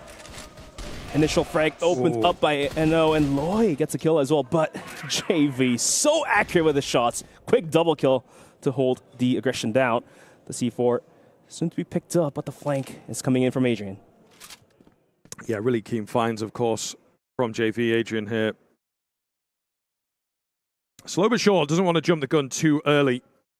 Maybe just give them control of the bomb site, let them get that plant in. He ultimately is able to cage them in as well, so just playing on the extremities to be like, right, are they going to try and exit? Are they going to try and go towards B? The answer, of course, is no. Been slowly moving in.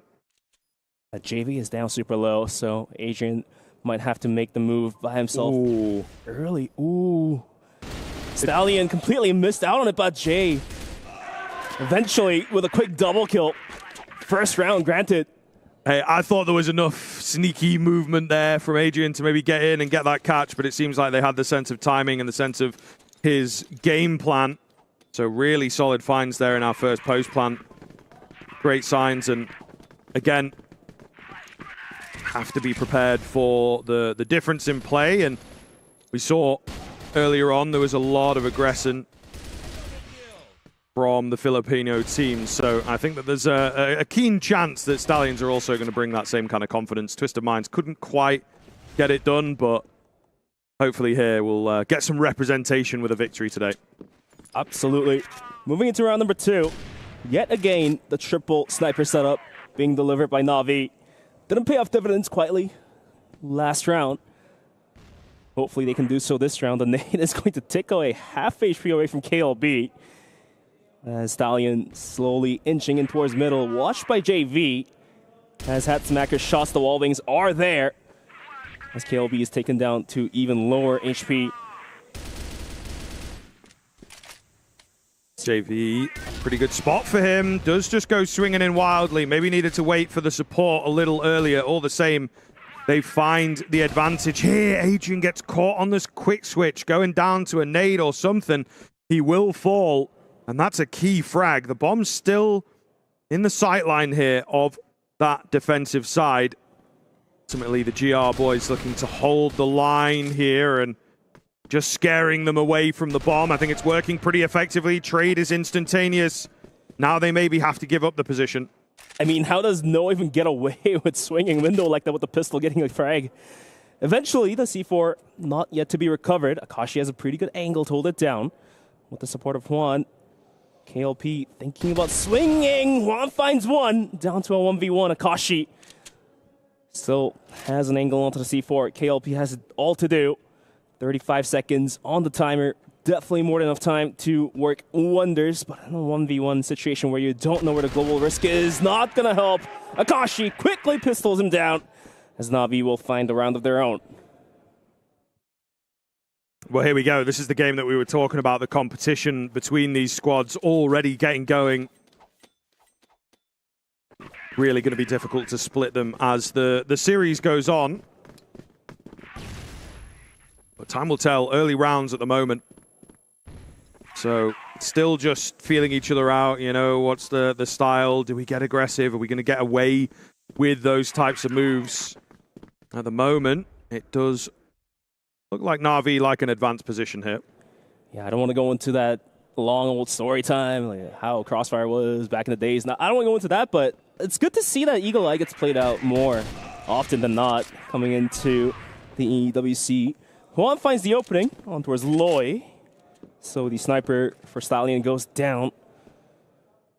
But yeah, it's good to see that Eagle Eye gets played out more often. Hope to see Mexico gets played out as well. I don't think even over at Stream A was picked. I feel like there's a couple of the regions from what I'm seeing that maybe have not had as much time on it or as much experience. So might be one of these old gentleman's agreement type situations where They just don't pick into it. Nice finds here from the snipers. Solid advantage given across to Na'Vi then. See if they can break in. PJ does a good job of correcting his spray, but to no avail here, it feels. If it gets the job done, it gets the job done. The sniper triple setup, it works out. No to the clutch. 1v3. Swings, gets the first. The C4 down deep outside of A long. Doesn't help him out. Has a minute to work with. Look at the angle Asian is holding. Spots him out, but somehow, no. Is able to adjust his crosshair, get the drop down to a 1v1. Akashi spotted out, and what a clutcher, Scriv. Out of mind. Yeah, man, unbelievable. Keen finds, and I think Na'Vi will be absolutely kicking themselves. It felt like a done deal. I thought Asian surely had it on top of the nook there. Somehow, no, finds the frags. Yeah, crazy. So we'll see. It could be a really big springboard now in the early stages of this game. If they can take 3 or 4, they maybe start to set themselves up in very good stead. The opening kills going their way as well. Na'Vi losing some of the bottle at this stage. Juan with a trade out, but how good is that really going to be? Dropping players after players. Stallion finding 3 frags to open the round up, and look what they're doing. They're rotating out from B, repositioning in towards A, and to make things worse, Loy finds the solo holder, which was on top of the bomb site that was one. And that's a free bomb site. It's a freebie, the bomb planted. And Stallion has all the time to reposition themselves for to hold on to the retake. Yeah, I think that should be job done for this round. But we said that in the previous round, and look what happened. So, listen, just be careful. Caster curse at max. Yes, absolutely. Adrian, though, will be traded out, and some big cheers.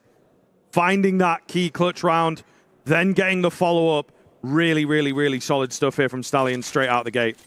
So we were questioning whether the Young Guns could hold the composure, and the answer apparently is yes. Yeah, absolutely. No major expressions coming out even after winning 3 rounds against one of the top teams in the world. So they know what's under the belt here. Yeah, looking to change the game for sure. I think, young team, they've been sort of on that grind of promoting their way up, and as we've mentioned, and it could be something that we sort of look back to as the tournament goes on, the decent placing at ACL, I think is a relatively big deal, maybe over performing for sure. So excited to see what they've got in store for us here, of course, across the course of this week. I think Across the coast. Yeah, what I was trying to say. It's been a long day, mate. It's been a long day. Yeah, trust me. We've been through this together. But at the end of the day, as we speak, this is the last series of the day for Stream B. It's going to be tied down to 4-4. And Stallion wants to force the issue down towards Office, down towards B. Making quick rotation is going to be Na'Vi. But is Adrian aware there's a wave coming his way, and can he hold on to it? That's going to be the question being asked here. JV about to spot out JJ, and somehow the jiggle peaks work wonders, and the bomb site is about to get prayed open. Oh, man. Wow, just again, individually looking so good from Stallions, catching these players, overwhelming the site. There was, some good spots being held from Na'Vi, but they just cannot land their shots at the moment. I think certainly being sapped out because of that clutch round that they lost, and I would argue maybe a timeout going to be needed just to straighten out the mental a bit. So the question I want to ask here, Scrib, is Team Stallions macro just purely better than Na'Vi, or is Navi's micro not working? I feel like it's got to be the individual or is it a bit level. Of both, right? Yeah, well, for sure, always. But I think for me, it feels like the individual level from Na'Vi is just lacking ever so slightly. Stallions, a lot more energy to them, a lot more get up and go at the moment. And just looking sharper. And again, this is unfortunately the reality of it. You come into the tournament, it's a bit difficult to get going again when you've not played internationally for so long. And it could be something that favors the Stallions. They've been looking good when they have played in LAN environments. So it's a game changer. And historically speaking, young players tend to play with the vibes. And so far, I feel like Team Stallions has rode into that vibe. Pretty good. That's the scary part if you're an Na'Vi fan. Seeing these young guys just get on track and start getting dialed in. for Na'Vi. They got a lot of work to do. Just a single round in their pockets. Surely they're capable of picking up more rounds, but so far the 3 sniper setup is not working out. Sure. Looks like they will need to switch back to some riflers. Yeah, curious, isn't it? This is something as well, the tac pause I think has to work for them. If this doesn't result in a few rounds being won in turning things around, then we could be looking at a very quick first map actually. So yeah, dangerous on the horizon. And especially if I'm coaching Na'Vi, I don't want to go into Ankara after losing Eagle Eye, because Ankara statistically is one of the better maps for the Asian regions. Yeah. So having to go against Team Stallion with your backs against the wall, and that map being Ankara, is probably the worst dream or the worst nightmare possible. Yeah, for sure. Well, looks like we're alive back into the game. 4-1 on the scoreboard. Team Stallions having a superior lead so far. Let's see if the attack pause is going to help Na'Vi get dialed back in. As KLP swing and a hit. Adrian gets knocked out. Down to a 5v4. And this is what I like from Team Stallion. They find the opening frag and they rotate out, expecting another player to rotate out from the bomb site on the other end of the map. And so far, it's been working out. So let's see what Na'Vi has prepped during the attack pause. Main aggression now coming in towards the A bomb site. JJ also finds one, and look at that. KLB takes down Akashi as if he's cutting through cheese with a hot knife. The flashbang worked wonders. Down to JV only to a 1v5 clutch and a dream. I don't know, Scriv. That attack pause may not have helped all that much. No, maybe quite the opposite. It seems like things have potentially gotten worse, actually. So, you know, they do have to watch themselves here. This is getting out of hand, you know, timeout just not working, unable to really get into things here on that Na'Vi side, and it's got to be a bit frustrating at this point, you know, map just getting away from you. And again, we've seen Eagle Eye deliver some pretty good maps so far, some pretty good games so far here at EWC, but it's come down to a few different styles, a few different approaches, and I just feel like Na'Vi on that CT side especially are lacking somewhat. That being said, they've come in with a fresh approach into this round, relentless aggression in through A main, in through middle, and so far so good. Big tag onto NO as well. Yeah, sometimes looking good here. You just got to shift up the gears and change the air in the game, so to speak. And looks like it's been working out. 2 quick frags to be opened up by the sniper cores. And now down to a 4v3. No, stuck here, but the C4 is planted. The retake seemingly doable rather than the past couple of rounds for Na'Vi. Bomb timer ticking down. Has some utils to work with. Na'Vi now inching in closer with the smokes being popped. With the pop flash and the nades, they're going to send it in any moment soon. Can Stallion hold this one down? The bomb timer is down to about half. JV takes a bunch of damage. Akashi takes a bunch of damage, but Adrian is there to take the headshot. GDSC gets a frag, but KLP finds quick 3 frags. Looks like GDSC is going to have enough time to defuse the bomb, so it was wonky retake, but sure, if you get the job done, it gets the job done. It is a little closer than we would have liked, but an all-important round netted all the same for Na'Vi. Very much required. But it, again, does go to show Stallions making them work for it, keeping things close every time of asking. This could get very, very dicey, and can't let them come this close that often. So hopefully Na'Vi can now convert and close the gap in a solid manner. And as much as Stallions performing out right now, Na'Vi is definitely one of those teams that if you keep the scoreline in the arm's length, they can definitely make a comeback. They do have the caliber, they do have the experience, and we've seen them pull it off many a times in the previous tournaments. So let's wait and see if Na'Vi can start stacking up more rounds.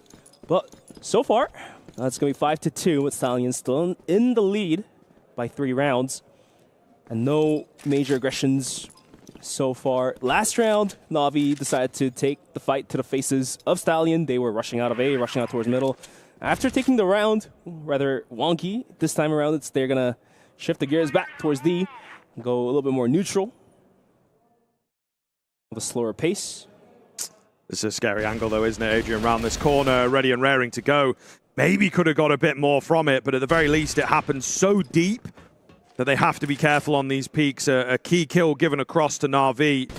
They'll recover the bomb, but A is compromised now as well. So, yeah, really not looking too good. They have no control of anywhere, really. This just doesn't look doable for the side of Stallions. In a 2v4 on the Blacklist side, the best guess you can take is try to clear out the angles down towards middle and see if you can rotate towards the bomb site. That seems to be of the weaker presence. But it looks like Stallion, they're going to split up for now. Try to gather some information. JJ creeping up the stairs. Ooh, he spotted Juan.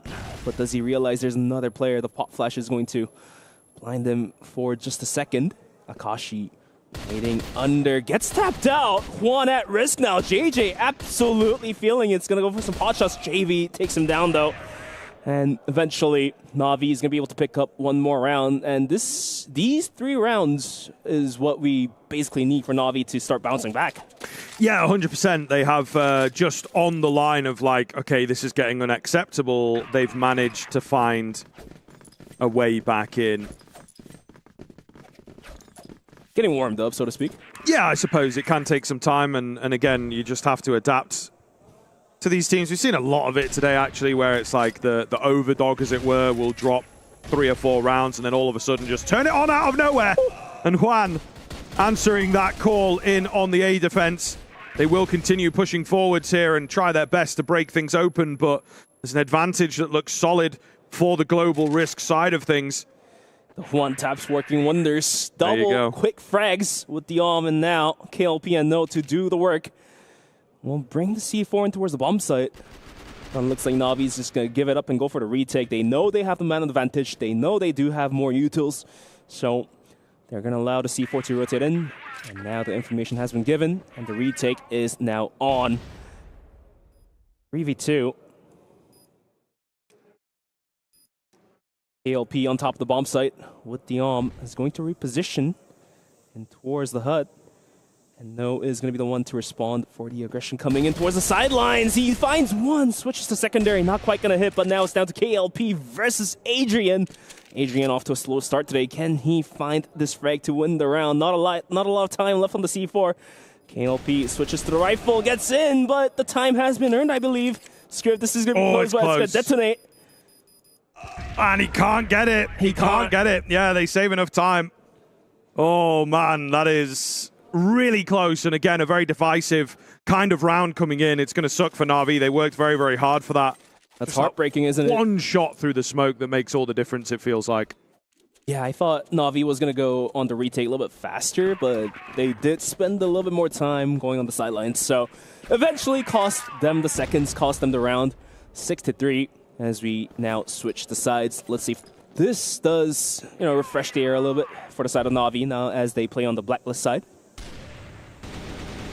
Yeah, hopefully a change-up will do them some good. Made over the top. Doesn't quite do the damage I was expecting. There's going to be a swap up here, the old Bogdans, as you talked about. Good old Bogdan. Yeah, yeah. One of the wilder guys from the Counter-Strike madness days. I don't know what to say. Long time ago. Yeah, but JJ, the TRG is going to do the work as GDSE is going to go down. JV, though, with a quick double spray down, looking for a third. Not quite there to hit it, but his teammate is there to hit it. Adrian will find the frag eventually. And so far, a solid round happening on the side of Na'Vi. The C4 is going to rotate in to be planted, and Loy and KLB on the retake. As long as KLB finds some cheeky frags through the smoke, will make things a lot easier. Yeah, I don't really see them having a chance at this one. It's also being held off as well by Akashi. Through that smoke, easy one for him. So KLB trying to get the higher up angle. I mean, yeah, it's a little overphase, isn't it? Akashi also going down, so you just have to be careful here. Swaps up onto this TRG. Looking to try and find a kill at range, but now as he gets closer, maybe regretting his decision, and the timing peak comes in. Na'Vi will hold the line there. Much needed round for Na'Vi to be picked up. Change of pace as well. And for Stallion, now that things have switched across the board, now that they're playing on the global risk side, Scrib, what do you think is the go-to plan for Stallions? More aggressiveness or more composure? It certainly seems like aggression is the order of the day, as they're looking to press the attack on that B side of things. Has been somewhat of a lockout in a lot of these games, so they're looking to sort of do the same at the end of the day. RV, though, they're ready for it. There has been a couple of trade backs from NO. So keeping things even, but it's a weird game state right now. There's pressure up on A, but the bomb needs recovering. But it's like, can Global Risk see the bomb or not? We don't know. So really weird sort of round unfolding here. If No can sneak all the way out towards the Blacklist spawn, then he can divide the map by himself and isolate DC4, which is being held by Akashi. We do see Juan kind of trying to creep in towards the global risk spawn, but it is being held down by JJ. Quick and easy. GDSC, though, quick with the arm shot. Loy gets the C4 down, and all of a sudden, down to a 1v1. The C4 compromised. Loy, one of the young guns of the team, smartly repositions himself down towards long, and GDSC is going to have to go for the longer flank here, all the way through spawn, all the way out towards B office. Still has a minute to work with. Yeah, plenty of time. It's just all about checking those angles, but also taking it kind of easy. You know, you have to figure this one out. Meanwhile, Loy is just resting on his heels, ready and waiting for the fight to come towards him. Not wasting any time. GDSC's checking every angle right now. He's got it, right? I suppose. Time starts to become somewhat of an issue, though. Don't want to put yourself under too much pressure. Ooh, so he's not going to go for the connector push. Rather, he's going to go all the way around spawn. And like you said, Scriv, the timer is ticking and ticking away for GDSZ. A lot of work to be done. 19 seconds. He does recover the C4. We'll have to eventually walk in towards middle and pick the site of Ray. Spots out Loy on towards A, so he runs and books it towards B. Should have enough time to get the plant down. But Loy, does he have it? Does he have the wall wings ready? And the answer is not yet. The pistol, secondary game. GDSC comes out on top, and Na'Vi inching in closer to a tie. That's going to be a 6-5. Stallion still has one round on top. True. They will be kicking themselves if they can't convert that one, though. An early bomb drop and maybe just allowing a little bit too much respect. Perhaps you, as Loy, perhaps you have to, walk around and just clear a little angle here or there. Get some sort of control rather than he was hoping and praying the bomb would come towards him, but it just didn't. Not at all. Here's the replay. Asian with the quick shot. Akashi as well. Drop. So yeah, this is the moment you're talking about. Akashi went down, the C4 was down, and Loy had all the room to hide, and eventually just gave it up. So maybe granted too much room for Na'Vi to clutch it up. Eventually down to a 1v1 and a plant. And going into the pistol duel, GDSC coming out on top. But now we are in round number 12. Na'Vi looking to tie it back up, guiding themselves in towards A. Possible split coming in as three players are poking, prodding down towards middle with the pop flash as well. JJ has to reposition himself from that.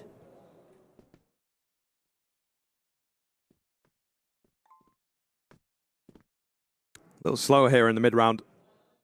Winding that clock down. Loy, though, is in a very good spot. KLB in behind him, so they work in tandem to just keep things held before getting into that B site. NO, meanwhile, on a flank from the bridge. So looking pretty solid. Just got to hold it together here and not let it get away from you. They do have to be really wary of how they play these next few moments. JJ trying to draw in the bomb, and he does just that. Down to the only player, Juan here, looking, failing, and they will hold it off. So just retaining their lead, you can see as well. They get very vocal there. Stallions, an important win. Absolutely an important round. If they lost it, then I don't know, mate. Could have been the moment where the wind is taken out from the sails. But that wasn't the case here for round number 12 as we move into round number 13. 7-5, Stallions still maintaining the lead, but not by far. As coming into this one, Na'Vi going for the slower approach as opposed to the last round where they were just digging their nose into middle early on in the rounds. This time, they're going to use the utils, and GDSC with what an angle. KLP gets clapped from Narnia. Yeah, I suppose. That is one way of putting it. Bullets from nowhere. Yes, indeed. All the way back in the wardrobe. All the way back in the wardrobe. But now, Na'Vi bringing the C4 in closer towards middle. As they're splitting A, only held down by JJ. Had some huge moments here and there, but not this time around. KLB and No finds one frag each, but Juan is there to find the refrag. Bomb site compromised as the C4 seems to be planted, and No and KLB barely breathing here, Scriv. Yeah, not looking too good for them as that C4 goes down. Ultimately feel like there's not really much of an argument to try and go for this. Maybe if a kill presents itself. I don't think that is going to be the case. Yeah, and even with Eno going down to a stray HE, it will be the end of this particular round. So Na'Vi keeping things close. Lots of pressure on Stallions in these upcoming rounds. You know, they have to keep Na'Vi at bay in this series. First Nate kill for me on the cast. Nice. Counting those. But yeah, KLB just going to buy time for his team to talk about the tactics. That's what players usually do. Save on the attack pause. But yeah, like I said, Na'Vi keeping Stallions at bay, just one round away. 8-7, I believe, is the scoreboard. I'm trying to remember, so you've got me. I was going to say, I think you're one round Something ahead. Something like that. You've got the script, mate, don't you? Somewhere hidden away. But nonetheless, I feel like the issue, or should I even say it's an issue, Stallions on their hold. They are the fakes being sold by Na'Vi is working out every single time. Yeah, absolutely. So they might need to start not believing every information given. Well, this is it. And now if you're going to let them into your heads, right, how do you play around that? We've got an advanced push coming around. LP actually looking to press in here. Got to be very, very careful. Flash comes around. He's left halfway blind. That one will totally blind him up, though, and he just cannot help here. So hidden away on the corner. They're waiting for him to come in. He might just catch them off, and he does on the pistol. You can't be serious. He runs out of ammunition here. Reload has to come in, but KLP is running absolute rampant in the back lines, behind enemy lines.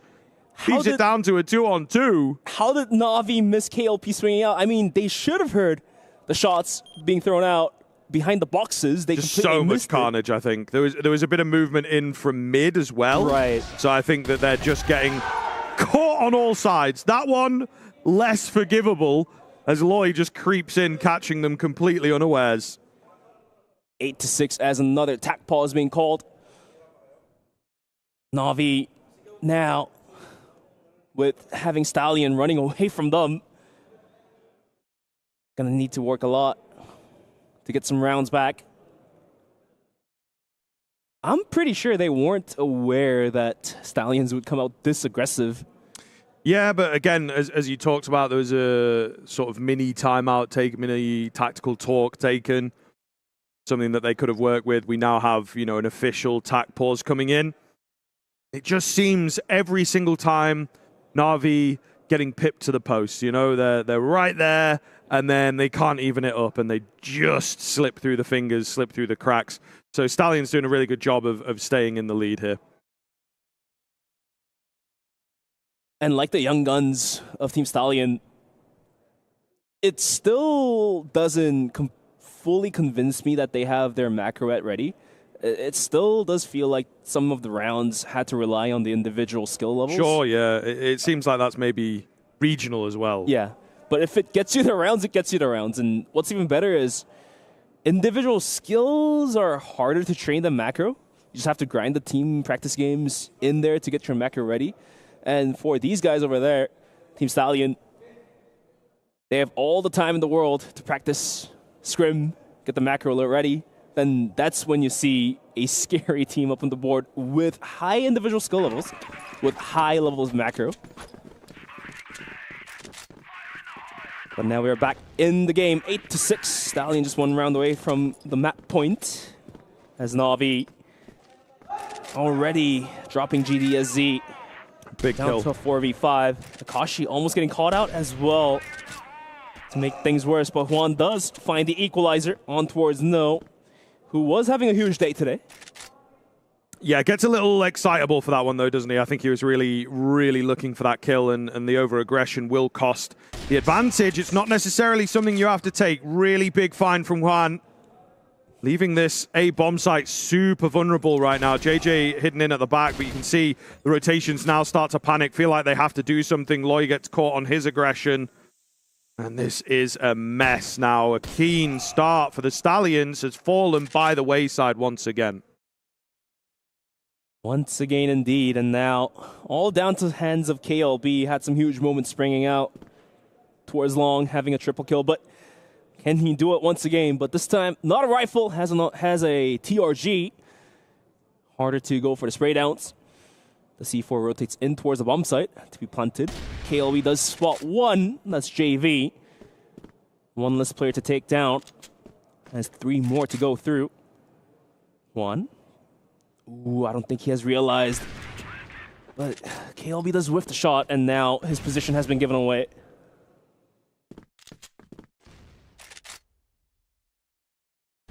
Looking to just take some away with him if he can, but ultimately the round not looking likely at all.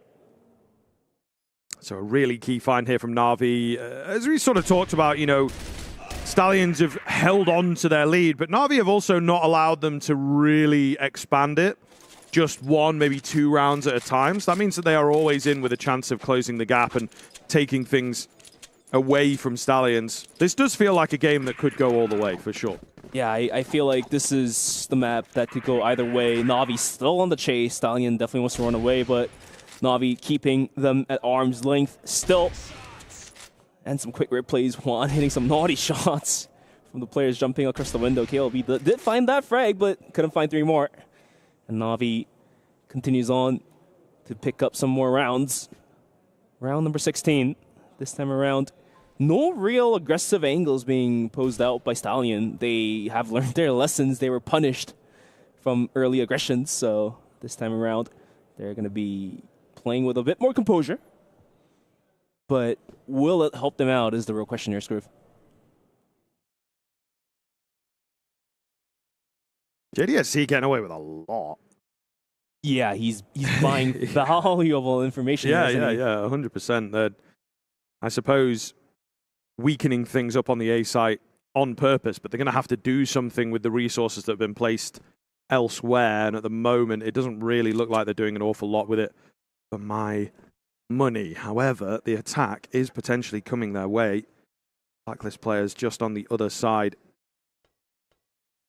of this mid connector. Dangerous, very dangerous indeed. JJ has to be careful. He's so blind. He does not know what day of the week it is.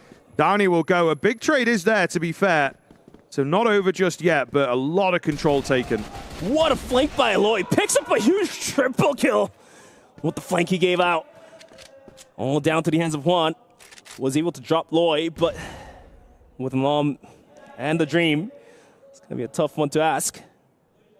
And Stallions, they have a pretty good defense setup, and now look at the flank coming out down towards middle. No. Gets pistoled out from the lobby, and somehow Juan is still alive. KLB whips the first shot, and KLB now on the chase with the pistol as well. Gets the kill. The Stallions going to secure their 9th round. That round itself was wonky as well, wasn't it, Scriv? Well, yeah, of course. There's been a couple of those, to be honest. It's maybe not the cleanest crossfire in the world. But all the same, exciting and continues delivering. And again, Na'Vi, they get close, but it's always within grasp. It's always, you know, very final hurdle. And you see the round looked decent, good control, just as they turned tail. They weren't in position for the flank, but they also were not expecting him at all. Really well found by Loy there to thread those few kills. Crucial round picked up by Stallions.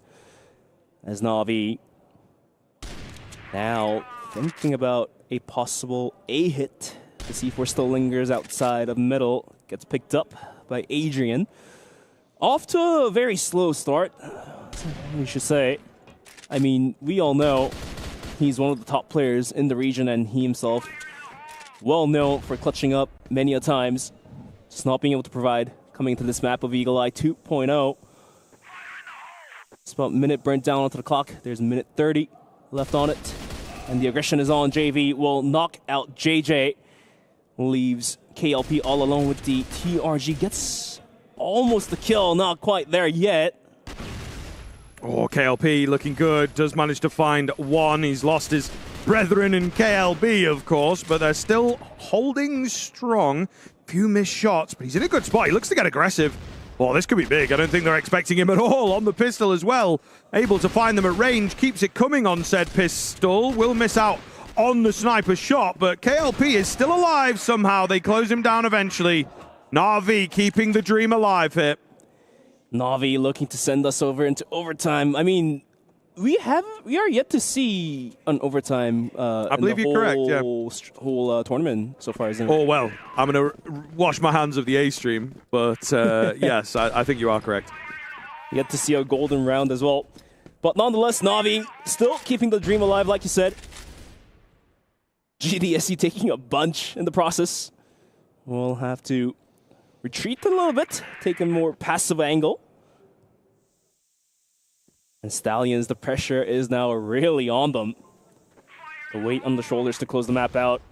Will they be able to do it is the real question.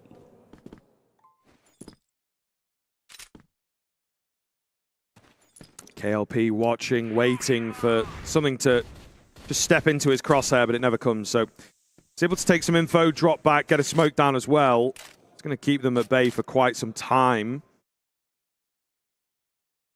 And like you've said, when the pressure really kicks in, players will go for the rifle if they use the main rifle. So only a single sniper on KLP for Stallions. And the aggression from Na'Vi inching in closer towards B, towards Office. Can Loy hold it down? Had some huge moments a couple rounds ago, but has to repeat. Otherwise, this could be Na'Vi's round. KLB goes down, and Loy, well aware that he has to hold it down by himself, gets knocked out by Akashi. And all of a sudden, Na'Vi looking at an overtime right in front of their faces. 5-on-3, although some of the players are down half HP. They're looking to send the aggression down with the pop flashes and smokes being lined up.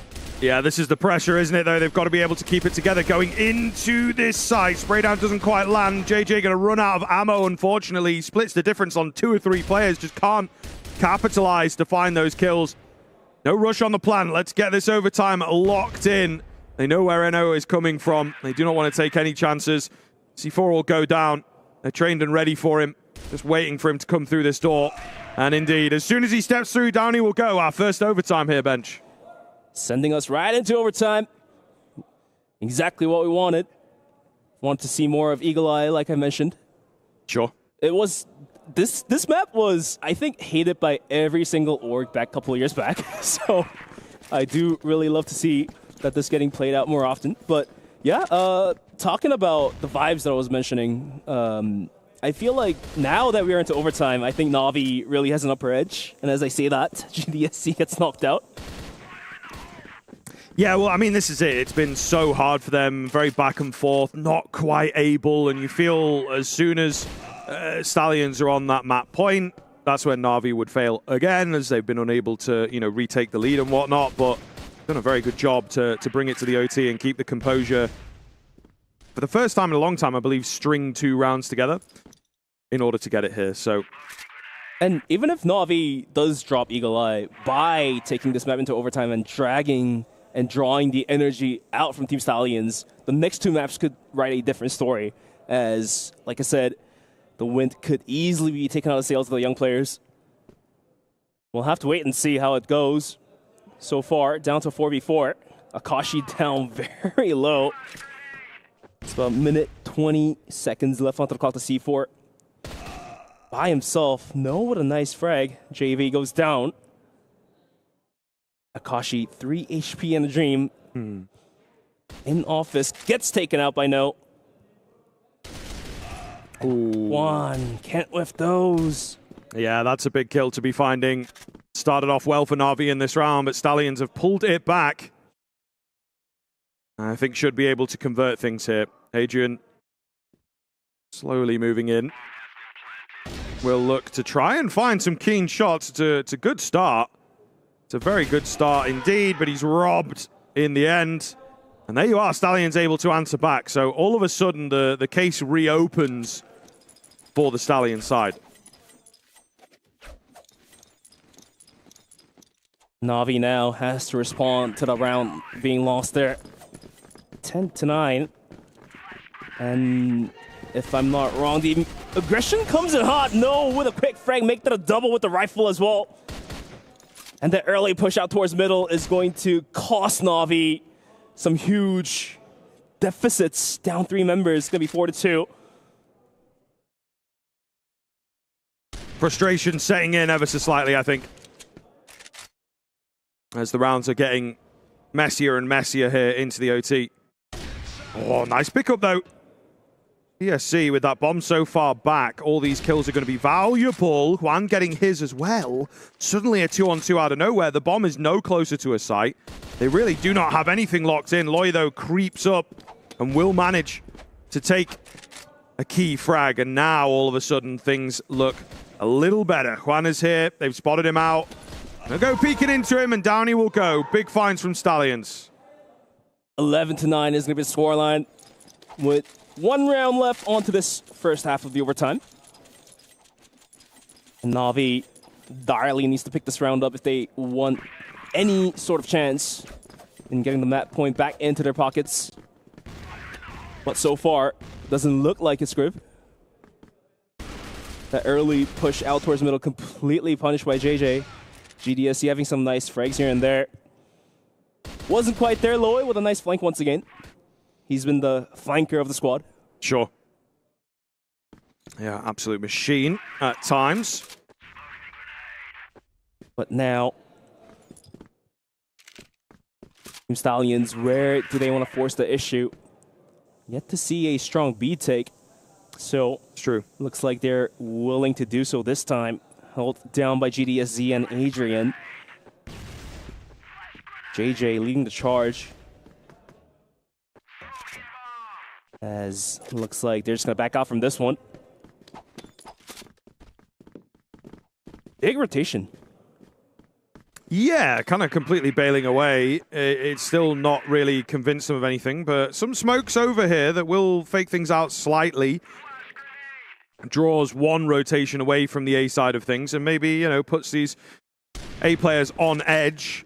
Might get caught in rotation if they make the wrong guess, but they have still stuck around here. Nice find from Juan up above, looking good as they will hold the line. Trades are in, but ultimately the numbers from Juan in particular looking really quite solid. He's broken 20 kills and he looks set to keep Na'Vi in the runnings.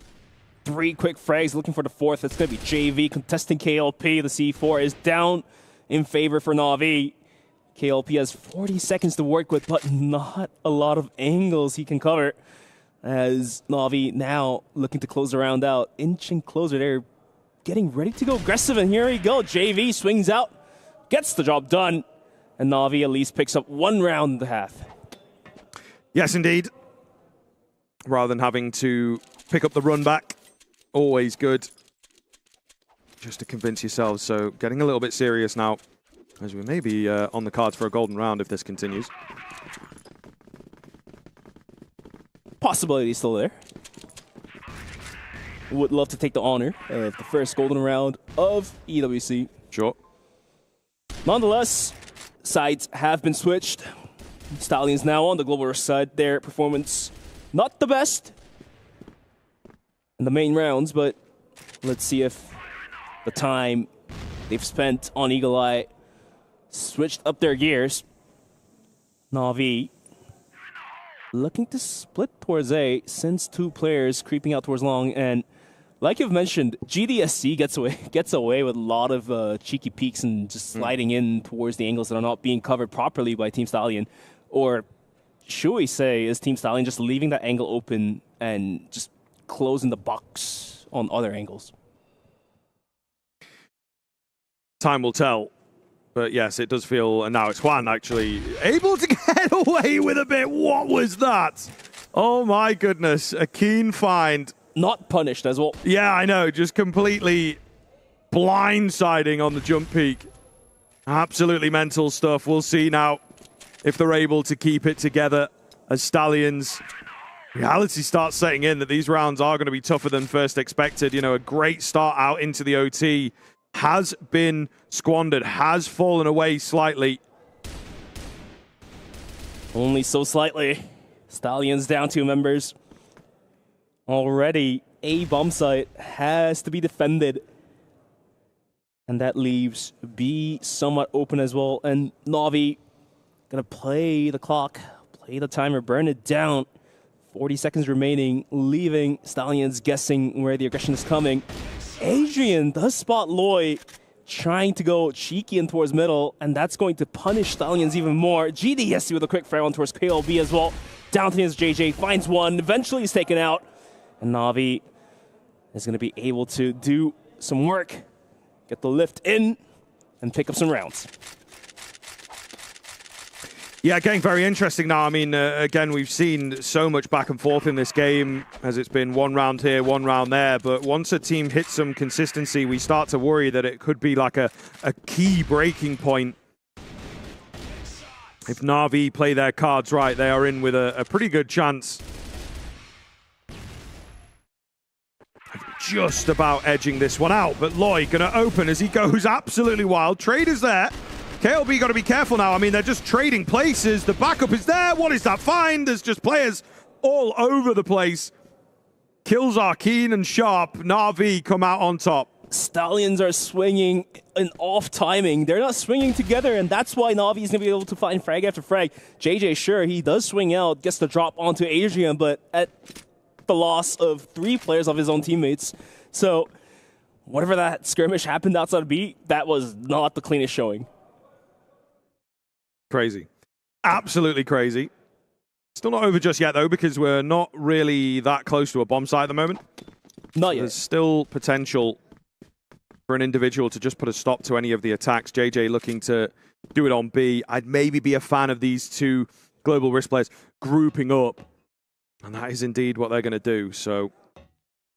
And as you can see, the frustration really builds in the side of Stallion as Na'Vi is going to play with the clock, just burn the clock down all the way. A minute left onto it. Looks like KLP and JJ is going to go swing out aggressive, and that's going to completely punish them. GDSC, quick drop onto KLP, and JJ left all alone. In a 1v3, the C4, with a minute left onto the clock, is going to rotate out, possibly.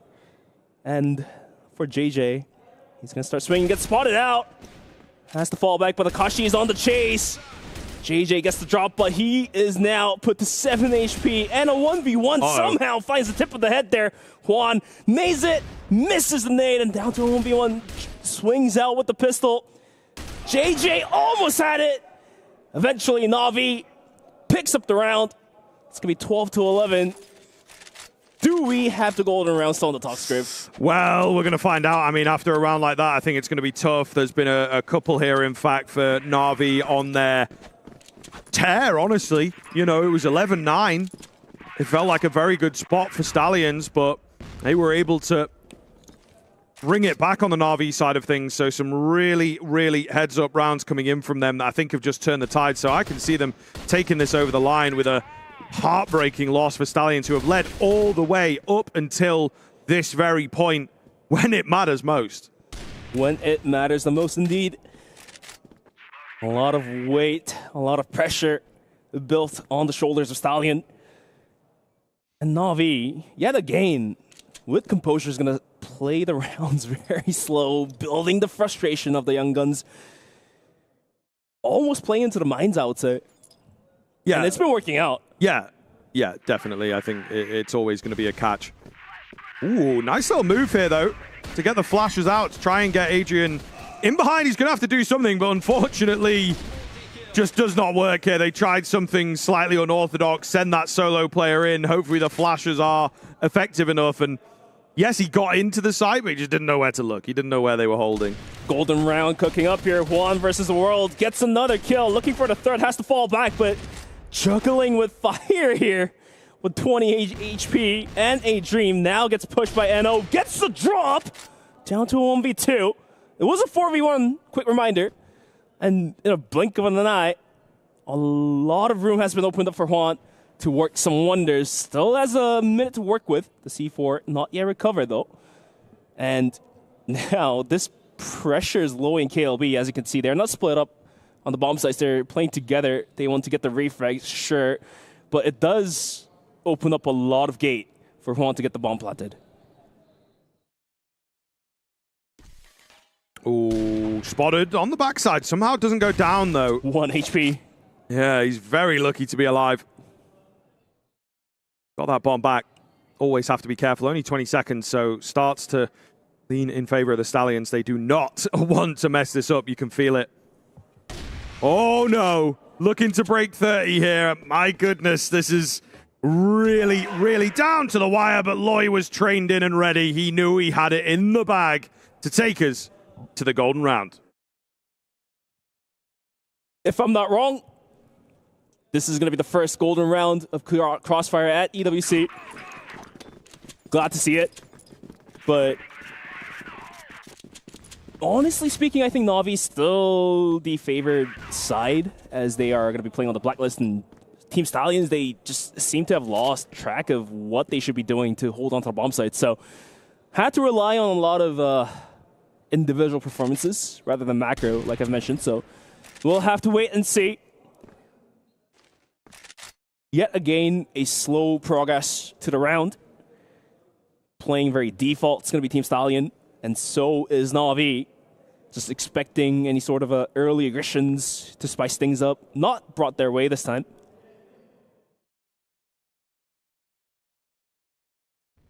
KLP just spotting angles here. Again, who is going to be that first player to face in. He's constantly on a swivel, constantly ducking and diving. Juan will take some damage here, but able to fight another day.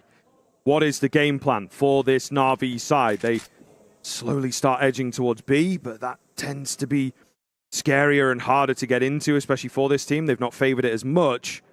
And it does seem as well, Stallions expecting them over on the B side. Yeah, Navi was able to find more success down towards A rather than B, but it looks like they might just want to do it on the very final round of Eagle Eye 2.0 with the pop flash. Adrian is going to be inching in closer towards the B connector, followed up by JV.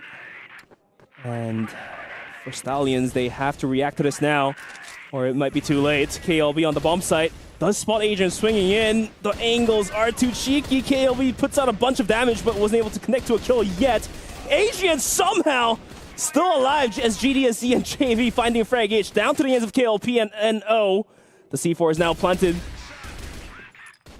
Not a lot of breathing room left here for the side of Stallion.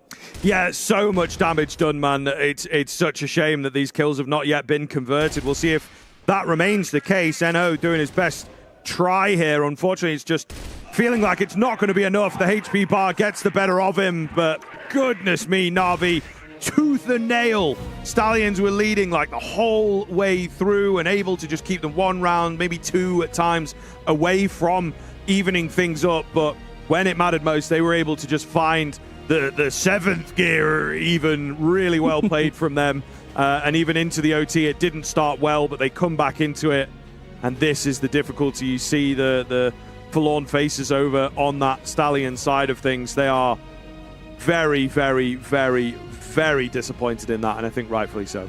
Yeah, I mean, if you do remember the first 6-7 rounds being played out, how it progressed, we thought, sure, Team Stallions are going to close this one out in a swift manner, and Navi basically says no to that. Just rub that in the face and somehow makes a comeback, makes all the clutches up and take it to the golden round, and at the end of the day, win it out. And this is going to be an issue for Stallions, as looks like on the back of the stage there, a lot of frustration can be seen and observed. Yep. Yeah, a lot of emotions, and again, this is one of the things with that sort of younger team. You need a player that has maybe made some deep runs in a tournament like this to just take the time, just keep you cool within the rounds. It's great to have the coach, but they sort of come in and it's a bit more serious and it's a bit more, we have to tighten up and here's an idea we can throw in. And then it doesn't work, and then you're like, oh, well, I guess nothing's working, right? So it becomes very, very difficult for them, I think, to keep their heads together now. And that felt like their map multiple times throughout, but you can just see Na'Vi starting slow, slowly building up, snowballing into the OT and the golden round in the end.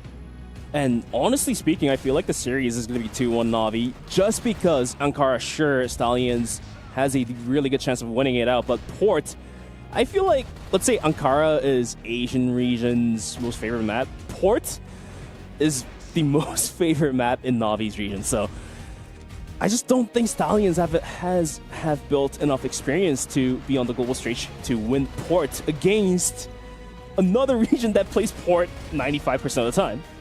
Yeah, sure, it's going to be a tough run now. I just honestly, again, you have to look at the sort of intangibles that we like talking about. Can they keep the mental side together?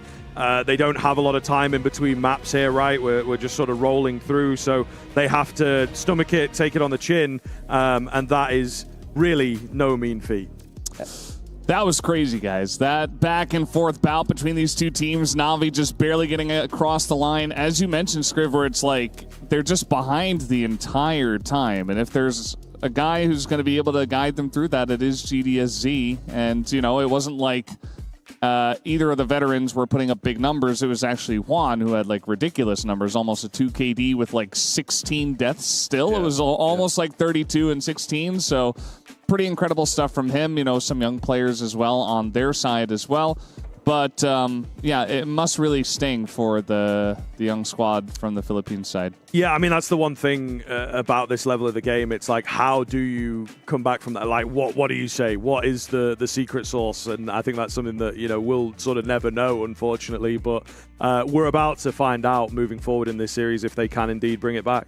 But for Na'Vi, definitely a palm sweating moment. They almost dropped the map, but some way, somehow, the veterans start kicking in the gas and was able to make a comeback, take it to overtime, take it to golden round even, and just win the map for themselves. Like you mentioned, Valdez, Juan having a huge day. I think he has, I'm not entirely sure if he's stuck at 29 kills or has broken the 30 bomb, but I think if he did break it, then he is the first player in the tournament to break the 30 kill record at EWC. I mean, it was pretty intense what he was able to do. And speaking about things to do, you guys could get a giveaway right now. We're going to throw that up on the screen. Make sure you copy down this code.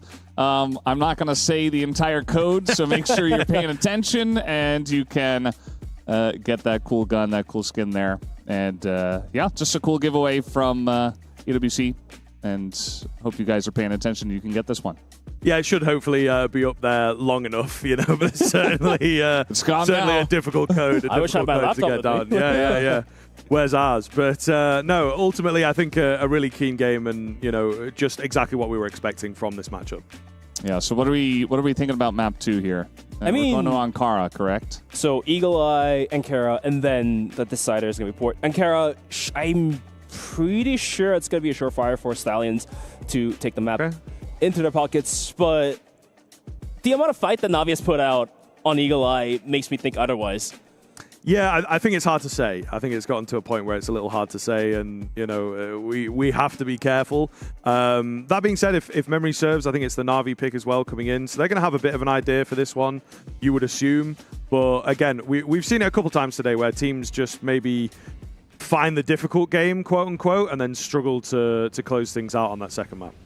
Yeah, for me, I just feel like it's going to be difficult for the mental game for these young players on the side of Team Stallions. I mentioned before, you know, on the side of Na'Vi, they have some newer players as well, but they have that rock. You know, you guys were saying that during the cast where it's like, you want to have this guy who's had this deep run who can actually push you through. And for the side of Team Stallions, it's Tanks, their coach, right? And he's doing a great job of talking with them, but he's also feeling the frustration, understandably, because there were so many times where they had the lead, they had the rounds, they had it in their grasp. The win was right there, but they were just falling just barely short. And I saw him kind of trying to pull his hair out, or what he's got left of it.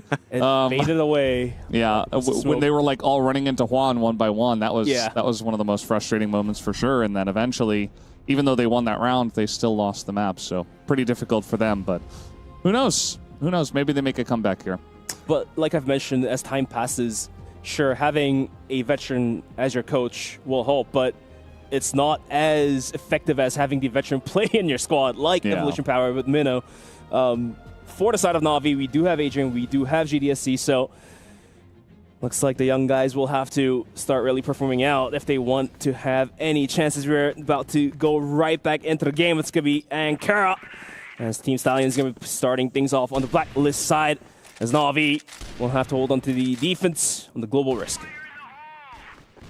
Yeah, we're going to see here. I mean, again, so many things to talk about. We'll bring them up as the map goes on, and I think it is going to present itself. Are we going to see a slightly more nervous Stallions? You know, will they be checked? And it feels like sometimes it can just go against their DNA, as it were. These teams, particularly from the Philippines, like to play fast, like to play a very individualistic kind of game. Na'Vi have matched them at that. Na'Vi have shut them down only slightly. So it's like, do you pull away from that? Do you try and adapt on the fly in the series? Or do you just stick with the game plan? But then again, if you talk about tempo, Brazil is never left out. So whenever Team Stallions kicks in their gears, pumps in the gas, Na'Vi can exactly do the same. So have to really just wait and see how the whole rounds unfold. But this time, Stallions is going to be sending themselves down towards middle, lining up the flashes, lining up the smoke.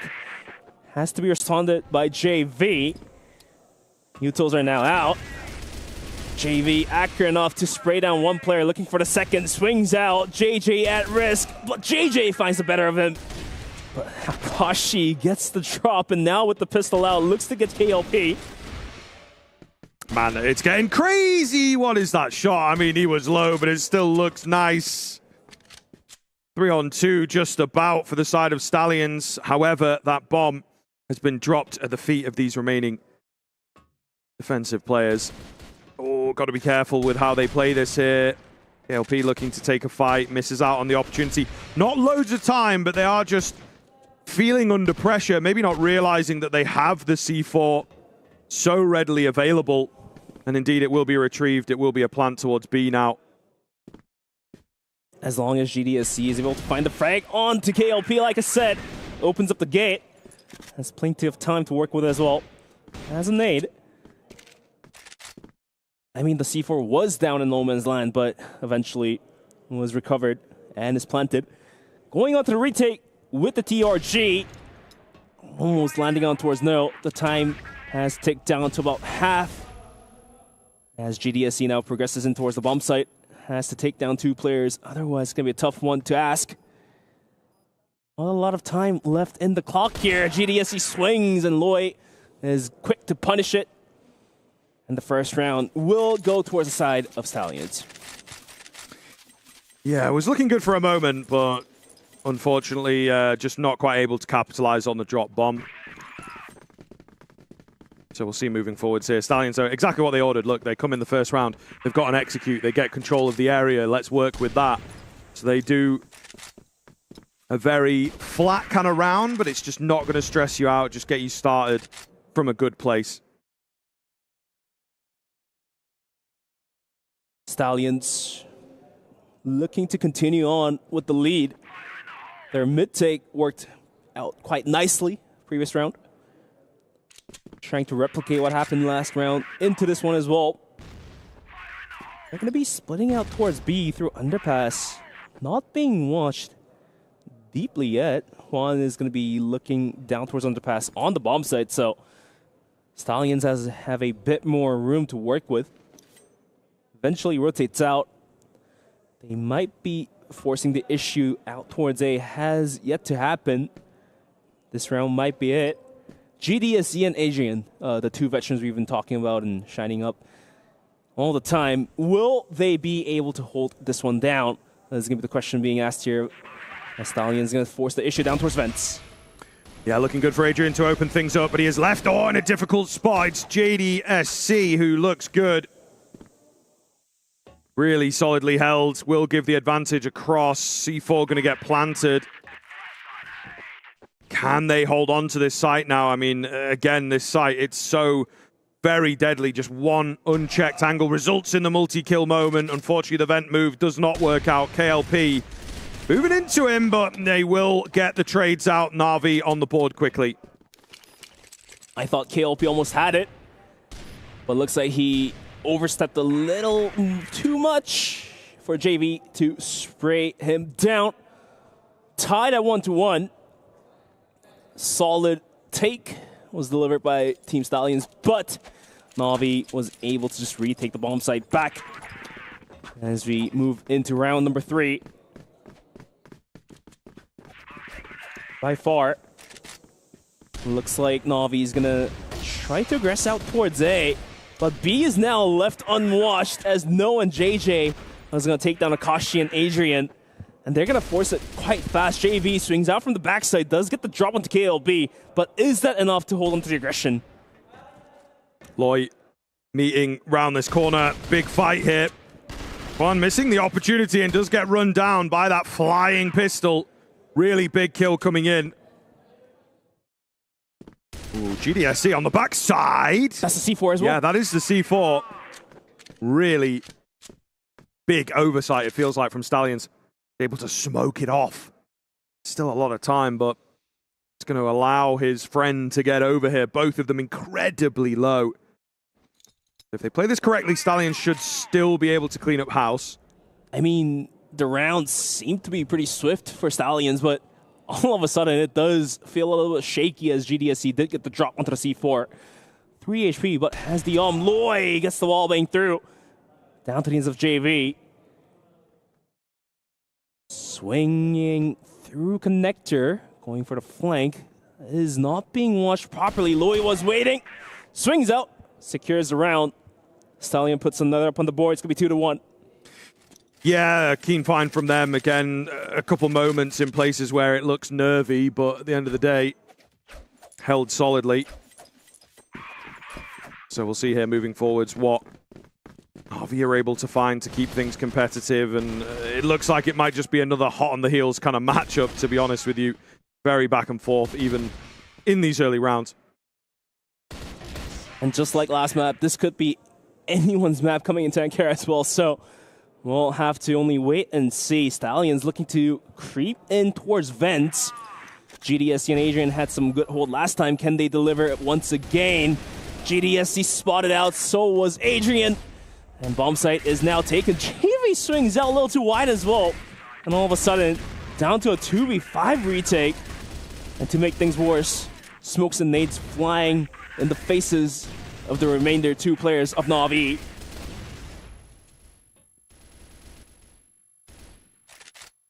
And the flanks are also being launched by KLP. Yeah, not too much to be expected here. It seems like Stallions are starting to steamroll a little. This is a really, really important round in terms of that narrative. Akashi, I mean, might as well just hold and, you know, try and take some kills away, but at the end of the day, it's not going to happen for him. The bomb about to go off. He might even go down as they look to get after him. A couple do fall to that bomb, but we'll see moving forwards if Stallions can keep this kind of form going.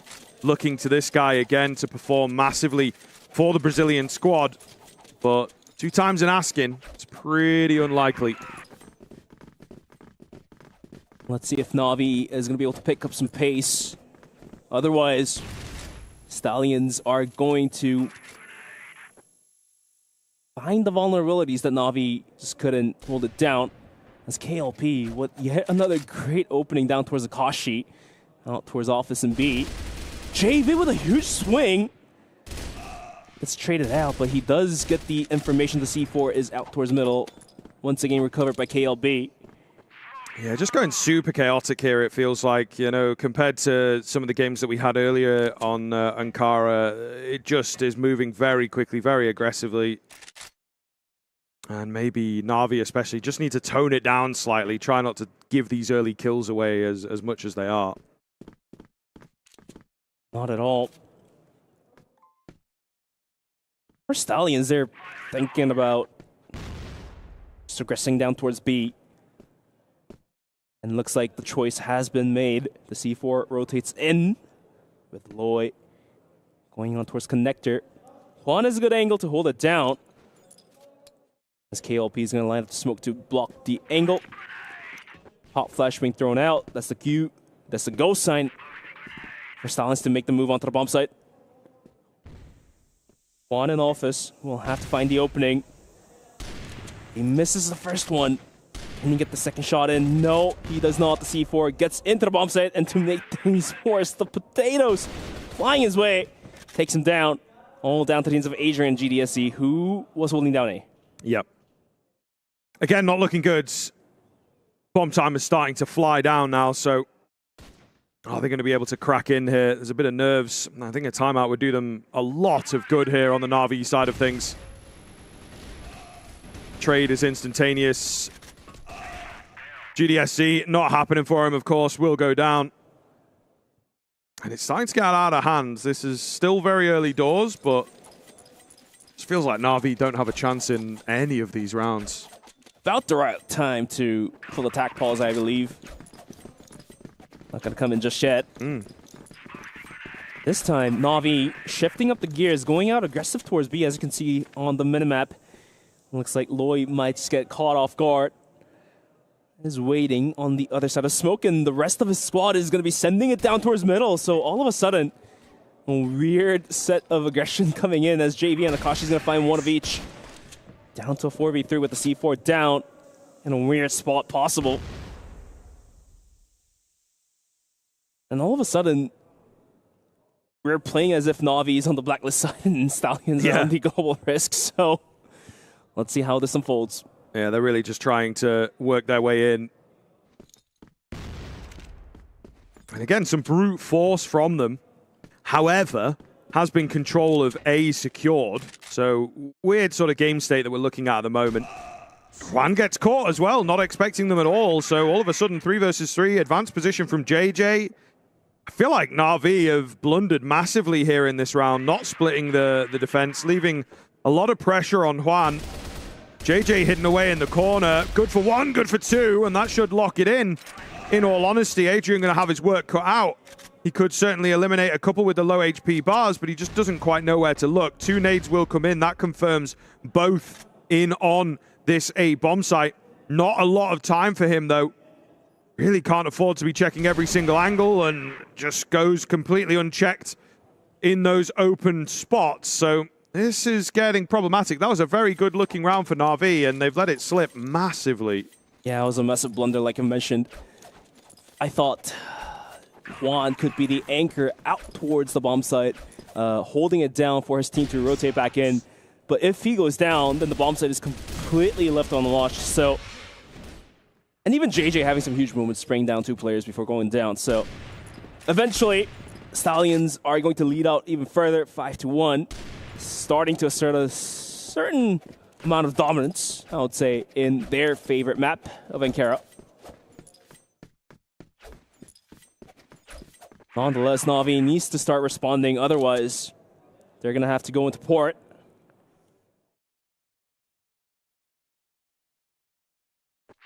After a successful A take last round, the Stallions are thinking about just brute forcing it down towards A. Worked out last time. It did.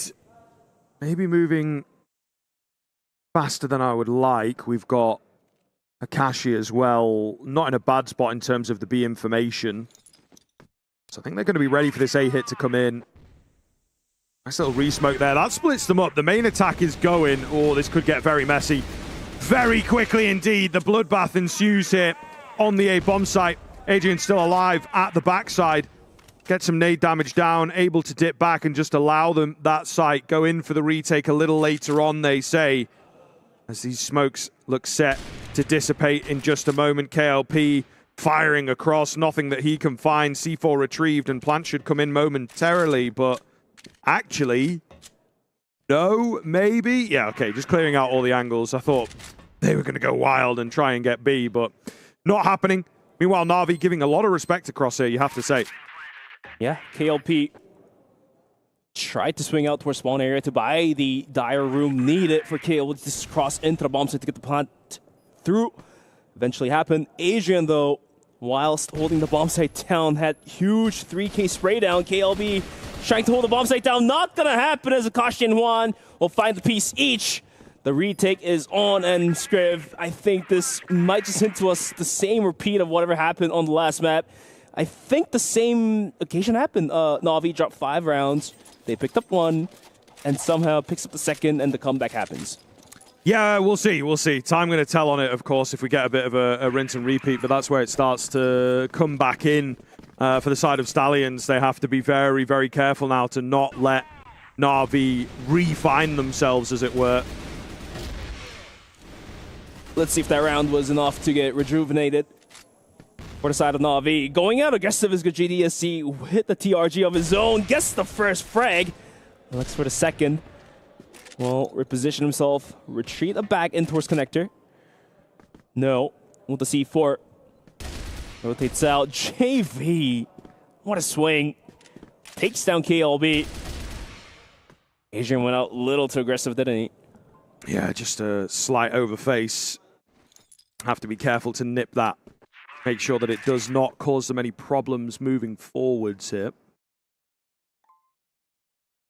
Slow play, as you would expect from the Stallions. They look to try and knock on the door of this A site. Maybe there is something available for them over here. And at the moment, technically speaking, just one player who also looks set to bail. I'm not quite sure where this is coming from, but they seem to have an idea of what's going down. And, well, the read might just work in their favor. Na'Vi reading the tactics like a book is going to have a strong defense line set up out towards middle. KLP tries to swing, doesn't spot anyone out just yet. And Team Stallions, they will have to fall out from middle. The C4 rotates in towards B connector, leaving KLP as the anchor. Swings in, not going to happen. JV swings out, takes the drop. All down to the ends of No, having some huge days here and there. But is he good enough to take down 3 players? Does a bunch of damage towards JV. Didn't quite connect to a kill. Eno, moving round, might just be able to get the drop here if they're not careful. But he reveals himself, and JV now can play around that information. Akashi had him too. Looks good in the end. Na'Vi closing the gap, still not scary quite yet for the side of Team Stallions, but it's getting there. Slowly but surely, it's getting there. And the comeback dream still lives on for Na'Vi, picking up 3. Stallions going for the quick aggression down towards middle. JV at risk, swings out, but Juan is there to help. Finds a quick double, and all of a sudden, a lot of wind has been taken out from the sails. Lowy was there to get the trade kill, but at the cost of 2 more members. Akashi, though, not quite there to hit the shot. Adrian left all alone in a 1v3. Spotted out as well. Key round that Na'Vi needed, I think, if they were to close this gap. Keep things as competitive as they possibly could. C4 goes down. Easy find in the end, as not going to happen for Adrian. So here we go, getting a bit serious now. The gap not quite closing. It's a slow start once again from Na'Vi. Maybe a side swap here will do them some good. I mean, we do always say 3 rounds is all you need to make a comeback possible. And now that we are switching sides, like you mentioned, Scriv, could bring some new air to the side of Na'Vi. Yeah, it always does, but it's never really a guarantee that you can lean on, is it, I suppose? Akashi going to find the first down through middle. KLB's got to be careful with his aggression as well. Another sniper kill coming round for the Na'Vi side of things. So that's that big start we were looking for. Wow. Akashi patiently waiting with open arms. JJ goes down. And that leaves KLB to rotate after May, leaving the bomb site completely open, but Na'Vi not showing interest into the bomb site just yet. Swings out towards middle. KLB gets spotted out. And all of a sudden, KLP in a 1v3. The C4 still patiently waiting before showing an interest towards any of the bomb site here. I think Na'Vi's anticipating that Stallions is going to be going on a huge rotation, huge flank. And looks like the answer was yes. KLP not quite there to hit the shot. Is taken down. Read like a book, we say. Na'Vi is going to be able to find the round. Yeah, kind of conceded the moment. For sure. But we'll see here. Na'Vi absolutely needed that one. They're going to be able to get it, and I think that they will be really, really happy with the position that they find themselves in now. Just keep this going strong. The Blacklist side, I think, gives them a bit more presence, the ability to find those, or at least try and find those opening kills. I mean, that's what they needed in Eagle Eye too, weren't they? Keeping the rounds at arm's length against Stallion, and eventually was able to find a comeback. And this time around, in Ankara too, which is supposed to be Stallion's map, to be favorite, still keeping the rounds at bay. Na'Vi just 2 rounds away, looking for the third as well. Adrian swinging out towards middle, followed by JDSZ. They want to find the frags. JJ has to hold it down. Is he looking to swing or not? KLP spots the players. Going back and forth, not quite dare to hit the shot or even take the chance at it.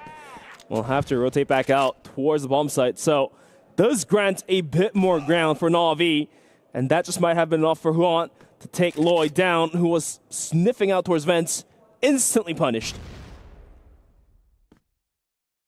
A lot of damage done as well. Some of these Stallions players really looking worse for wear. So this looks like a keen chance for Na'Vi. The clock's starting to run down a little. Either way, the expansive B bomb site is going to be their site of choice. KLP to get through, always going to be scary. Slow but sure moving in.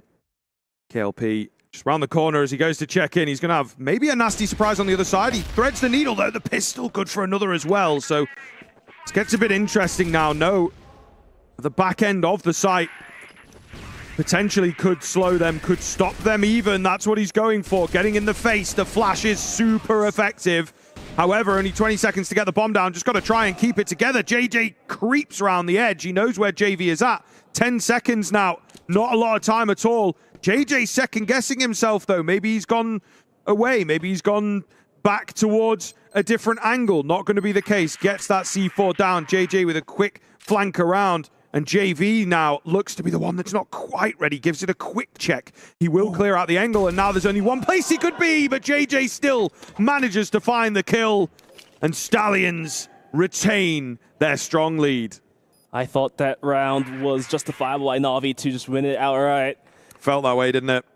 Absolutely felt that way, but JJ just had better gun firing skills, I would say. I don't even know how he took him down. He himself took a bunch of damage, but eventually found the tip of the head of JV, securing the round. But even that round still came down to the wire, didn't it, Scriv? Yes. It always feels like it does with these teams, to be honest with you. I think that there's a lot of chaos happening in this particular series. Certainly here for it, but Na'Vi, I think they will be getting more and more annoyed at how some of these rounds are just slipping away from them. Absolutely. A good nade hit towards JJ. Loses about half HP there. Na'Vi still not a long shot away from tying it back up. And not the toughest question to be asked here as well. Looking to split down towards B, maybe. The C4 moving in closer towards office. In that case of scenario, we'll have Akashi springing out towards middle to provide the flank. Minute 30 left onto the clock in Na'Vi. Definitely showing some signs of interest down towards the B bomb site. Costly, like I said. But if they're able to just find the opening frag, then it definitely weakens up the defense, as B is one of the harder bomb sites to hold. Easily flankable. Yeah. It does seem as well, Na'Vi leaning more towards that B side, which Stallions did not like very much. So maybe speaks to trying to stay away from it. But here we are into the late round. KLP going to get an advanced position here. Good timing, and again in for the double. He's been so good with the quick switch. And now starting to confirm that it is going to be this B bomb site. I hear them behind me getting quite heated on the Stallion side in terms of the comms. NO drawing them in. The rotations are now here as well. It's looking pretty damn good. It's all on Akashi, and he's surely too far away to really get anything going. Keen headshot onto one, keen headshot onto another. You do have to show him the respect, but there's not loads of time. 20 seconds remain for him to come to them to get that bomb up, and down he will go. Oh, looking very good, and it would seem that, you know, you were correct. This region and this team in Stallions, of course, very proficient on Ankara, so a risky move here from Na'Vi to pick into it. But then again, the Stallions, they're just not able to close the round in a rather clean manner. Everything really just comes down to the wire, or it comes down to a 1v2 clutch. So, yeah, I mean, a round is a round, but I would hope to see them just have a cleaner performance to close the rounds out if they want to advance further in EWC. 8-4 on the scoreline. No swings out, little too wide, punished by Juan, and now KLP goes down as well. So that fast aggression down towards B pays off dividend for Na'Vi. Akashi in on the pass gets swung by Lloyd. The information has been given, but it's going to be a 5-on-3 retake. It's going to be a tough one to ask, isn't it, Scriv? Yeah, 100%. They have to work their way in here, and it's just not happening. JV is clean, leaving Lloyd to do it all. Wild one through that smoke. But nonetheless, 1 versus 5 overall, no help at all. And I mean, just trying to trap them in, I guess, as this bomb goes off. Take a couple kills on the way out with him. That will be the case. You talk about cleanliness. Na'Vi also lacking some of that. Lacking some of that for sure, but at the end of the day, another round given towards Na'Vi. Still keeping the dream alive, as long as they have not given the map point away just yet. Still in the talks. And good to see them changing up the tempo after some of failed slow rounds being progressed. They shifted up the gear, pumped the gas, sent it straight down towards B last round. Worked out nicely. And this time around, in round number 14, are they thinking about just brute forcing it down towards vents, towards A? Oh, they're going to full send it. They're fully sending it. Again, yeah, not wasting any time getting into the site here. It looks good. Na'Vi seem frustrated at their wits' end with the slow play, and the faster play working very well for them. You see there's a flank as well coming round here from JV, so he looks to lock it in. He looks to confirm the round before it really gets going. He will drop, but he's keeping them at bay pretty solidly. They are so very late here on the rotation. A good spot from Juan, as he should be able to shut them down if they even do decide to really go for this. The bomb plant's a little late, so maybe they will indeed try and give it a look in if they can find the keen frag. KLP's in a decent spot. Will Juan give him a check? He does indeed, so information going to be gained here. Juan just trying to keep them in. Quick shots coming. He will go down. It looks slightly dicey. I think they just have to run the clock down on that bomb. NO does fall on the trade attempt, so KLP got some info, but he can't get it. Here we go, Na'Vi. It's edging ever closer. It's getting very dicey here, Scriv. Na'Vi inching closer and closer, and Stallions just... the frustration is building in them right now, I can tell. Wasn't the cleanest rotation, wasn't the cleanest retake. And Na'Vi trying to juggle with the mines is going to be sending the C4 down towards B this time. It's going to kind of going back and forth. A, B, A, B might be the get-go here for Na'Vi. Yeah, just trying to find the magic. What works for them as they are changing up bomb sites like you say, but also changing up pace now. Not moving as fast as they were. So we'll see a slow B move, and you can kind of see as well Stallions playing off B, so that could come back to bite them. Yeah, investing 3 players down towards A and both players closer towards middle might just cost them the round. Oh, KLP, the timing a little bit off for him. Wasn't able to spot the players crossing in towards the bomb site. Now going for the pot shots, but is not going to stop the C4 being planted. And then now timer ticks against Stallion.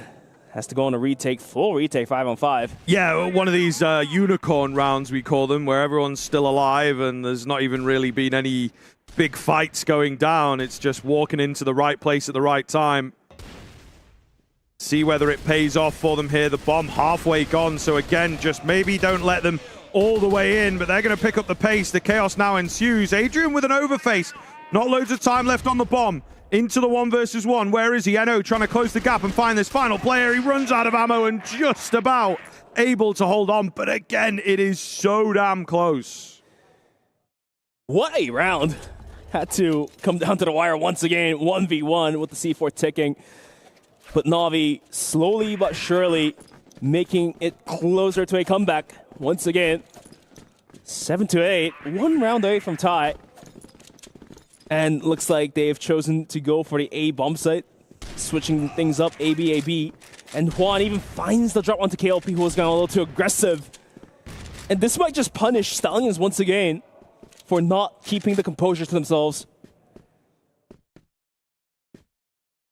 Having to defend the bomb site with only 2 players against the 5 squad of Na'Vi if they're getting isolated. Now, No tries to swing out, gets the info, gets the 1 kill, but gets traded out, and this makes things worse for Stallions. Now JJ has to hold the bomb site by himself. The rotation is coming in, but I don't think there's enough time. JJ gets 1 before going down, but the bomb site is completely open. The rest 2 members of Stallions now running in. I mean, they're here pretty quickly. Definitely looks scary for a moment there that they might have just been able to creep through at the right time. Keen finds from Akashi, and we've evened it up. This is what happens, man. Those Brazilian teams, you know, you have to bear in mind, yes, there's the thick and fast style of some of the Filipinos in particular, but the Asian teams in general. I think the Brazilian teams are also very capable of an explosiveness, and you see how clean those trades are, man. Like, there's obviously been a conversation around, right, let's tighten up, let's work together. So well played. They've evened it up now and looking to snatch victory from the jaws of defeat here if they play their cards right. Another keen find to open up. It's heavy aggression coming in. Very vocal now behind us, but the Ks, the Loys, they will hold the line here, looking good. Adrian trying his best, but it's not going to be enough, and Stallions, they were sick of it. They've now snatched the lead back themselves. Decide to pump the gas themselves. Stallions goes out aggressive towards A-Long and does pay off. However, that does give the information to Na'Vi. Okay, this is what Stallion has prepped for that round. Let's see what they have got for the last round, possibly, for this map. 9-8. And once again, if Na'Vi is able to somehow find this final round, possibly, then we go into overtime once again. And the attack pause might just do the work here. Really important pause here, of course, and it has to pay dividends. It has to result. I feel like this is the perfect timing of all things to pull that attack pause here. Really, really dangerous. At risk. At the very least, they have secured themselves an extension of play, I suppose, on the Stallion side. But Na'Vi, the momentum that they had, just absolutely brilliant. And they have, unfortunately, let it slip at the worst possible time. So all to play for, and you can feel it, man. You can absolutely feel it. For Na'Vi, best case scenario sure is to go into overtime, take the map away, clean 2-0 series. But even if they do drop Ankara, they still have the shot at port, which definitely is favored more by them than Stallions. So a lot of pressure for Stallions, and let's just hope that it doesn't really bite into their minds for the round here.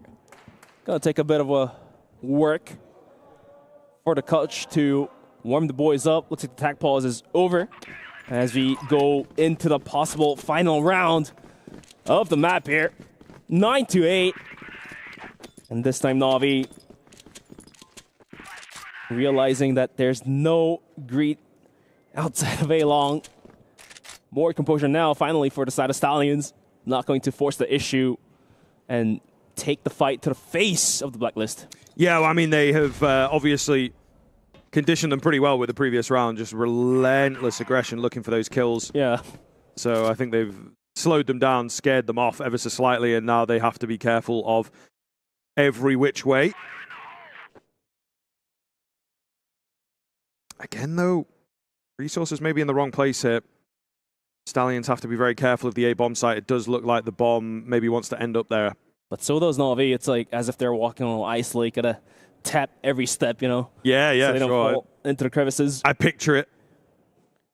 Like Sneaky Frog once said, he's got the photographic imagination. Sure. A little bit. A little bit. But Na'Vi looking to force the issue down towards A. And they did rotate the third player out. Stallions has to hold on to the bomb site with only 2 players, but Na'Vi is going to guide themselves in towards middle. Not being watched properly, so this may just give them enough room to take us into overtime here, Scriv. Hard to tell. KLP, it really all comes down to him. It seems like his angle will be very, very important. Is he going to get bested? Is he going to get drawn away? What's the move? It's going to be an execute coming round here. So they'll look to keep it simple on the Na'Vi side. Actually going to go rolling through underpass. A different little angle, and just try and catch them off at the end of the day. Loy, though, is holding strong. Big kills from him, keeps them at bay. Do they have any options to get round? Not sure, not sure. Akashi goes down, that's a big find, and now this is looking all but over 20 seconds to recover the bomb, get some kills, break into the round, and it just hasn't worked out. The kills do come back, but there's just not enough time to get that bomb and to get back into this here. The old guard will go down, and it will be Stallions taking us to a guaranteed third map. It was pretty dicey, wasn't it? Even for Stallions. It was. I think Na'Vi have closed the map out there. To close things up. And then just when they needed to punch through the ceiling, they completely filter off. So, yeah, you can see some head shaking coming in. They will be annoyed at themselves. But coming before, just like we talked about how this is going to be the most close matchup in the series, in the whole tournament, rather, for this group. Had to go into the overtime. And for the second map, it's a 10-8, 4 rounds being played out. So one of the rather close matchups, I would say. But now, Scriv, I really don't know who is going to come out on top. Sure, Na'Vi has a better score in port in general, but based on how Stallions have played so far, I really don't know who's going to survive this one. Yeah, it's been a very taxing series, right? So, you know, can you make it to the third map? Can you survive 4 or 5 rounds in a row to kick it off? You know, Na'Vi have been fighting on the back foot the entire time. They're lucky to even still be alive, to be honest. Stallions really could have closed that first one out as well. So Na'Vi not quite as clean, not quite as effective as we maybe wanted them to be, particularly there on Ankara, which, you know, felt like a somewhat risky pick. But all the same, a very exciting game, which I think is kind of what we're here for. And it keeps delivering in these unexpected moments, these wild sort of clutches. And it's a shame for Na'Vi. I like the pace change that they had. Maybe could have lent on that a bit more, and they just didn't have the confidence to do it towards the end. But I just do definitely want to point out that the rounds won by Stallions really had to be relied mostly on the individual performances. Like, even for the last round, it had to be in the hands of Loy to take the 4K and close the round out. Otherwise, Na'Vi could have just broken and brute forced themselves into the bomb site. Well, guys, I'm back after that crazy back and forth one once again. This time it didn't go into overtime, but it easily could have, right? This is just the closest matchup that we have. Congratulations to Team Stallions for winning Map 2. They haven't gone all the way just yet. They're going to have to go over to Port, which, as Ben Chi mentioned before, definitely should be a strong map for the region of Brazil. Talked a little bit Sneaky as well over the Philippines caster, and he was like, yeah, not so confident about Port for this team of Stallions, but has been a little bit iffy about their, you know, their mental state and their performance so far today. Thinks they're choking a little bit, think they can play a little bit better. So definitely going to have to wait and see how their form looks like on Port. Yeah, I think both teams, to talk to the mental game, have been shaky in that sense. You know, a few overpeaks, a few moments where it just feels like they shouldn't really have let this slip, and XYZ, 4v2 comes a bit too close. So it's a very, very stressful game, I think, and eventually you are going to crack in those moments. Maybe not entirely, but certainly for a round or two where it's going to be very, very important, playing in a super high-stress environment like that. Yeah, to me, it feels like the series has fallen into the game of who makes less mistakes, so to speak. Yeah. Sure, some rounds were clean, some rounds were dirty, some rounds were dicey, but I just feel like Stallions have a messier game, but they do win the round somehow by the kill scores. For Na'Vi, they do have cleaner executions, but it just really comes down to whether can they get onto the bomb site in time. Yeah, guys, by the way, we do have that giveaway once again, so make sure you are paying attention here. We've got that code on your screen right now, SA8A4AE092F9. You're reading this one out this time? Yeah. Why don't you do it last time? I need a little bit of practice, Like I went in the back, I read it like 10, 20 times, make sure I had it down. But yeah, make sure you guys go ahead and redeem that for a very cool skin, thanks to EWC. So yeah, it's going to come down to this final map. I'm like at the beginning, I thought I had an idea. I was like, yeah, Na'Vi for sure should be able to take this, but it's going to be close.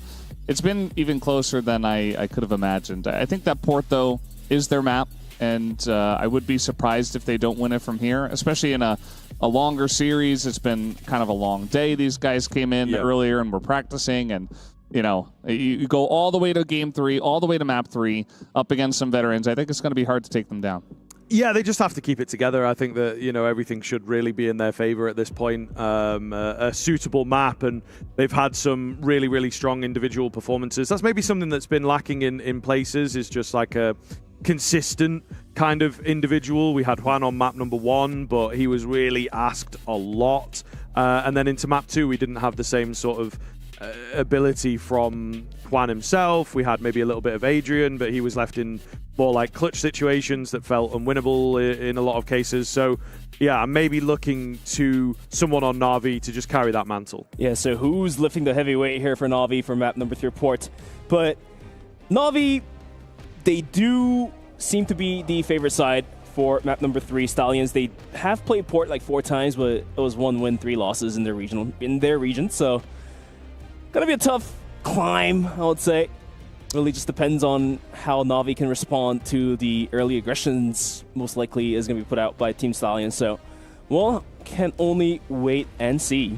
Yeah, I'm excited for this. I think that for a lot of the players, as Adrian is like, he's a little bit tired and getting ready for this third map, he's going to have to put that focus back on. But yeah, this is the kind of series, this is the kind of map that builds some of those veterans, that builds up the stories of these guys and how they were able to work through the adversity of this one. So I'm going to throw it back to you guys for game number 3. Yes, indeed. Final time for today. As we shall see, Na'Vi, a lot of questions going to be asked of them. Can they keep it up? Can they keep it going? It's always easier said than done. Nice and simple for us to talk about from here, but can they keep it together? But Na'Vi should feel more comfortable playing this rather than It's true. It's nice for them to finish up here after a couple of difficult maps. But absolutely. Again, it's something we've lent on. It's like regional knowledge and stuff like this. And so far, Stallions very nearly have thrown that all out the window this series. So, I mean, even on global stages, I think when Brazilian teams took down a Chinese team, it had to be on port. So okay, that might just repeat. Rather, Stallions from a different region, but let's see what unfolds in front of our eyes. Adrian has already taken a significant amount of damage to himself. JV swings and somehow gets the kill at the KLB. What happened? JJ swings out, finds a quick double frag, falls right back. Na'Vi struggling to find the refrags at all. Yeah, absolutely wild, man. Absolutely wild as they just go flying round. Akashi will get a trade back, though. As they're looking to find a way in towards a bomb site. Tough to say which one at this point. Akashi, though, keen finds from him. He's just been left to his own devices, getting advanced. There's no one really near him to trade out or whatever, but he's found 2 and nearly 3 kills. Super, super low HP bars on the opposite side of things. Creeping round though, JJ hiding. Oh my goodness, a keen angle that he's found. He's able to capitalize down to Juan. And he will indeed find it. JJ keeping it together. Okay, Stallions able to recover that round out of nowhere. 4K for JJ to clean that round up. And my gosh, this round also has been stretched down to the last couple 20 seconds there. But Na'Vi, especially Akashi down towards middle, was able to show the tricks under his sleeve, swinging out, get the kill, falls back, and swings out once again, drops another player. So let's see if he's able to provide more. Otherwise, so far, Stallions are going to lead out 1-0. Might just be enough foothold for their Stallions to take the map in their favor. Minute 50 on the clock, and Na'Vi pulling off the same strat from the last round. Have a couple players out towards B, have a player out towards middle. See if they can poke and prod, get some information. In general, global risks don't necessarily swing out too wide out towards A long, so they're trying to count that off. The nades are being lined up, hinting to us a possible B take. Oh, yeah, little jump peek there. KLB ready for him to come his way. Will hold the line. Contact flashes as well, looking good. Because they'll hold it together. A lot of kills coming in. Most of them for that defensive side, though. The global risks holding keenly, and they will indeed get it over. And my goodness, Tank's getting super loud there, even during the round. Very, very vocal. Yeah, Stallion now getting vocal here.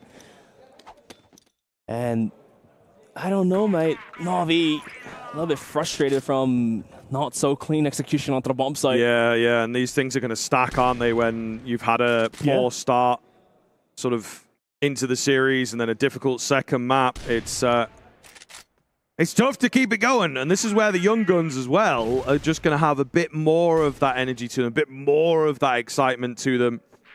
Happy for the competition, whereas GDSC is going to be like, listen, 5 years ago I would have got that kill. You know? I'm sure we're all getting to that point. Well, it comes to us all. Can get the kills 5 years ago. He does get the opening frag this time. He does. In 2025. At CROSSFIRE, at EWC. KLB goes down. Shifting up the tactics here in Na'Vi. Showing some interest of an A split. Does have Akashi all the way out in A long behind the boxes. Not entirely sure if they're trying to get into the connector area. Stallions, well aware, will leave NO at bay, at watch. Most for the pot shot's not going to hit. Let's see where Na'Vi wants to dictate this round into Scriv. Possibly A. Yeah, it looks that way, doesn't it? They're moving pretty slowly again, though, as Na'Vi are not wasting any time in these rounds. Trying to fake things out, it would seem, cut off some rotations, but make it look a bit more like a B hit. KLP on high. Whoa, so blind, falls down. Can he get some trades out here? No, he just starts to become unblind, but it wasn't fast enough, and Na'Vi looking good. Loy going to be on the backside. Just got to be careful here. Not to give him too much. Nade goes in and can't quite get those final kills, but look at how low the HP bars were. One or two more bullets really changed that round. Na'Vi finally puts up a round up on the board, but the misstep from the sniper on top of the bomb site, falling down from the ladders. I think that's what costed them the round there. Just the sniper not being able to put out any damage. Completely blind as well from all the flashes to just rub into the wound there. Yeah, of course. Going to be difficult to survive, I suppose. But the execute looked good from Na'Vi. That'd be nice to keep in the pocket and hopefully pull out. Nice counter boost. A couple times. By Stallions, sending No into the connector. And here's the replay. Just Adrian swinging in like a madman. Finds KLP, who just wasn't able to find the right steps, so to speak. In the meantime, JJ took a bunch. He's going to be taken down to about 20, 30 HP there. Na'Vi, after a successful A take, where do they want to guide their aggression into? haven't tried mid all that much. Akashi, I mean, sure, was showing some interest a couple of rounds ago, was able to find 2 huge frags, but not the team as a whole. Or are they looking to replicate what happened last round, forcing the issue down towards connector, down towards a KLB? What a nice spray down through the wall. Will take JV down. NO counter boosted. This could be crucial. Can he find the frag? He does get one, but Adrian, he can pop flash himself at the pistol play. Not quite there as NO. The counter boost absolutely paying off dividends. Quick double kill for NO. Really nice finds from him. Really well played as well in those fights, keeping the 1v1s, making sure that he's not overextending. Really well played. Akashi with a nice find. There's a few more of those on the cards if he wants them.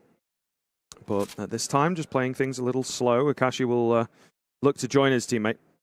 Yeah, it looks like they might send it down towards middle. Only KLB is watching it, but his shots are there. Takes 1 kill and takes Akashi down super low. 1v3 and stuck in no man's land. Eventually goes down, and Stallions gonna be able to secure the lead.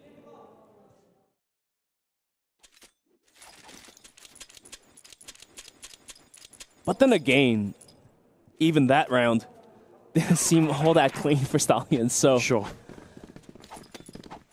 Once this match ends, the coach has a lot of work to do here, Scriv. Yes, this is true. Going to be a difficult day for whichever team ends up losing here. Such a hard-fought battle, but looking good. Stallions getting aggressive early. They will manage to find the first, and they've corralled them away from A in towards B. Exactly what they wanted, but again, able to pull back, able to look a little more defensively. Trade is fast. It's the advantage retained right here for Stallions.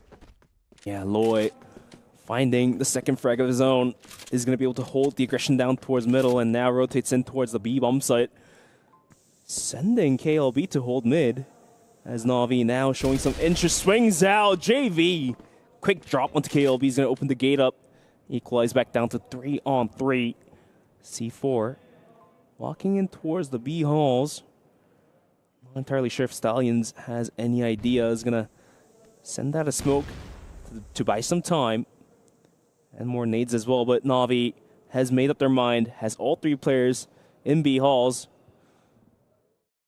Flank from Loy once again might just do wonders here.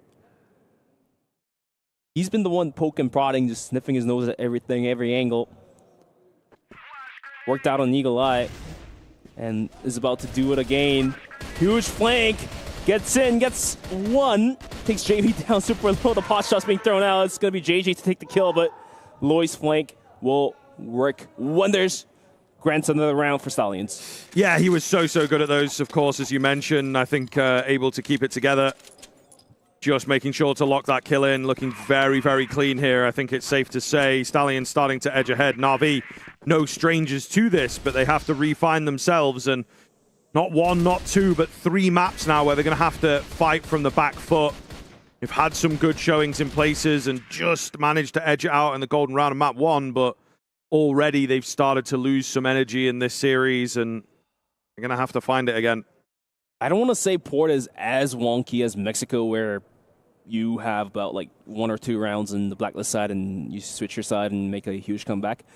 But Port has had some history where the blacklist side has about like 2 rounds and somehow they make a huge comeback on the global risk. So we can only wait and see what happens, as yet again Na'Vi setting out and executing down towards middle. JJ at the response, not being able to hit the shots here, and now the flank is on towards A. NO has to hold it down. KLP did go down. JJ with a huge rotation is going to find 1, but not quite there to hit the second shot. Juan gets knocked out. NO through connector gets the frag down to a 2v2. The C4 soon to go onto the bomb site here. The plant is now being posted, and the rest of Stallions is going to have to go on a retake. Ooh, JV in a duel with Loy, spotted out, but takes a bunch of damage. Akashi will have to help as NO takes down JV. 1v2 and a dream. Akashi now about to get swung down by Loy. Gets the shot done. Quick headshot with the pistol will do the work. 4-2. Hey, really, really, really close once again. Stallions make them work for it, but Na'Vi able to just keep it together at the end there. Very, very, very scary prospect, though, if this again continues and Na'Vi are constantly having to battle. You can see the vocality as well, stepping up a little. Maybe the frustrations start to come out in the game, in the comms. A lot of old guard players here, a lot of players that know each other quite well, so gonna have to watch that. Takpor's coming round to just try and keep it together, and yeah, I think it's all about the mental side now, it feels. Yeah, sometimes it's just only a round or two to really get you going. And Na'Vi, they did finally found their second round. So let's see how that works in to the mentality of Na'Vi. And at the same time, how does it work into the mindset of Stallions here, Scriv? Because right now, as you can see, there's a bit of questioning going on for the side of Stallions. Yeah, I think so. There's also a few unresolved issues, it feels like, for Na'Vi. So both teams are really getting to their wits' end, aren't they? A long series, a difficult series. End of the day, never going to be easy here. And long talks being taken as well. So, yeah, really, really trying to work it out. You can hear Tanks in the background, for us at least, getting very vocal over there. Absolutely. But it looks like we're reaching to the end of the pause here as we are getting ready to bounce back right into the game. 4-2. Quick reminder, Stallions still in the lead, but Na'Vi slowly but surely inching in closer towards a tie. And their mid-take has been rewarding them. So it looks like they might just want to do it again. Coming into round number 7, Adrian not being greeted by Eno counter boosted this time, so he does gain control of Connector. And the nade stack is going to tick away a bunch of health of KLP holding on the top of the bomb site. A third nade might have just done the work, but wasn't there. Yeah, not going to be the case. Still could come back to benefit Na'Vi later on in the round. We like that. We like a change up and, you know, something that at least has been worked out and talked about in the timeout. Na'Vi shifting over towards B, leaving Akashi as the lurker in towards middle.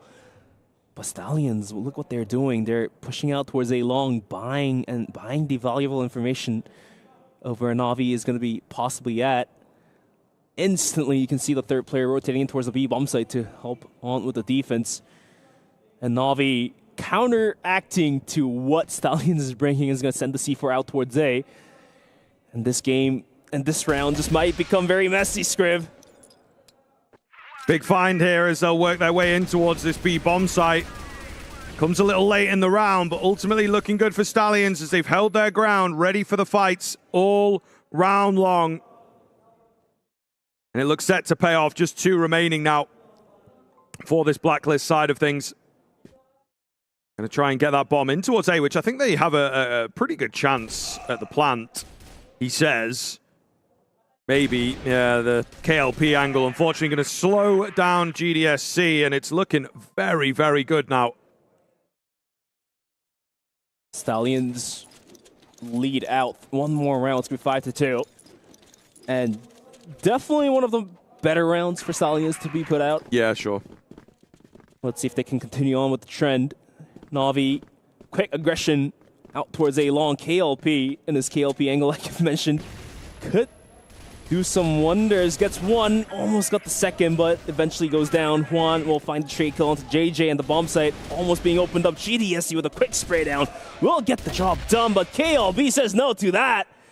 Finds a double kill of his own now on top of the bomb site with the C4 down. What can Juan do? I mean, he had a very strong first map, but the second map was a little bit quiet for him. Can he perform out in port is going to be the question. He has 5 kills, sure. Yeah, he's doing okay. 2 more to make a 1 KD. This would be the moment to do it. Doesn't have the bomb. Just playing things slowly, see if there's a face that comes towards him. Has a bunch of time to work with, at least. Of course. May well be able to thread the needle here, go all the way around the back of A. Yeah, he's going super deep here. Just trying to spot on these nasty angles. I mean, as long as he can find one and bring it down to a 1v1, things are a lot more possible. But KLB says no. Swings out, peeks, gets the kill, and gets the round. 6-2, I believe, is going to be the scoreline.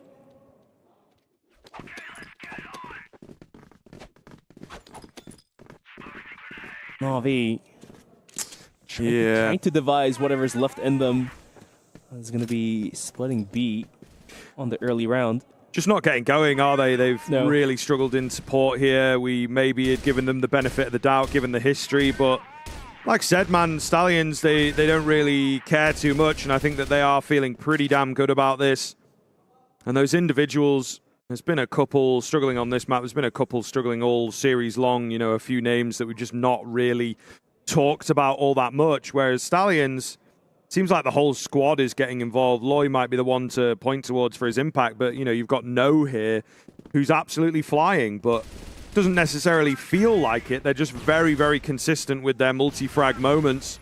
Port looking better and better as it goes on. Loy, spoke about him. He will chime in for a couple. Looking for more, and he's going to get them. 4 walking into the crosshair. A big multi-kill to finish out the half. Took only 4 kills for Loy to close the round there. 7-2. Whooping first half for Stallions here. Just need to find 3 more to make the series under their name and push themselves into the winner's bracket. For now, we do have the switch of sides, and Na'Vi gets to play on the global risk, which I think should be enough driving force for them to get some more rounds. We've surely seen them do that on Eagle Eye. The question is, can they do it on port once again? Yeah, the $1 million question, you might say, or, well, $2 million question, isn't it? Yeah, I suppose.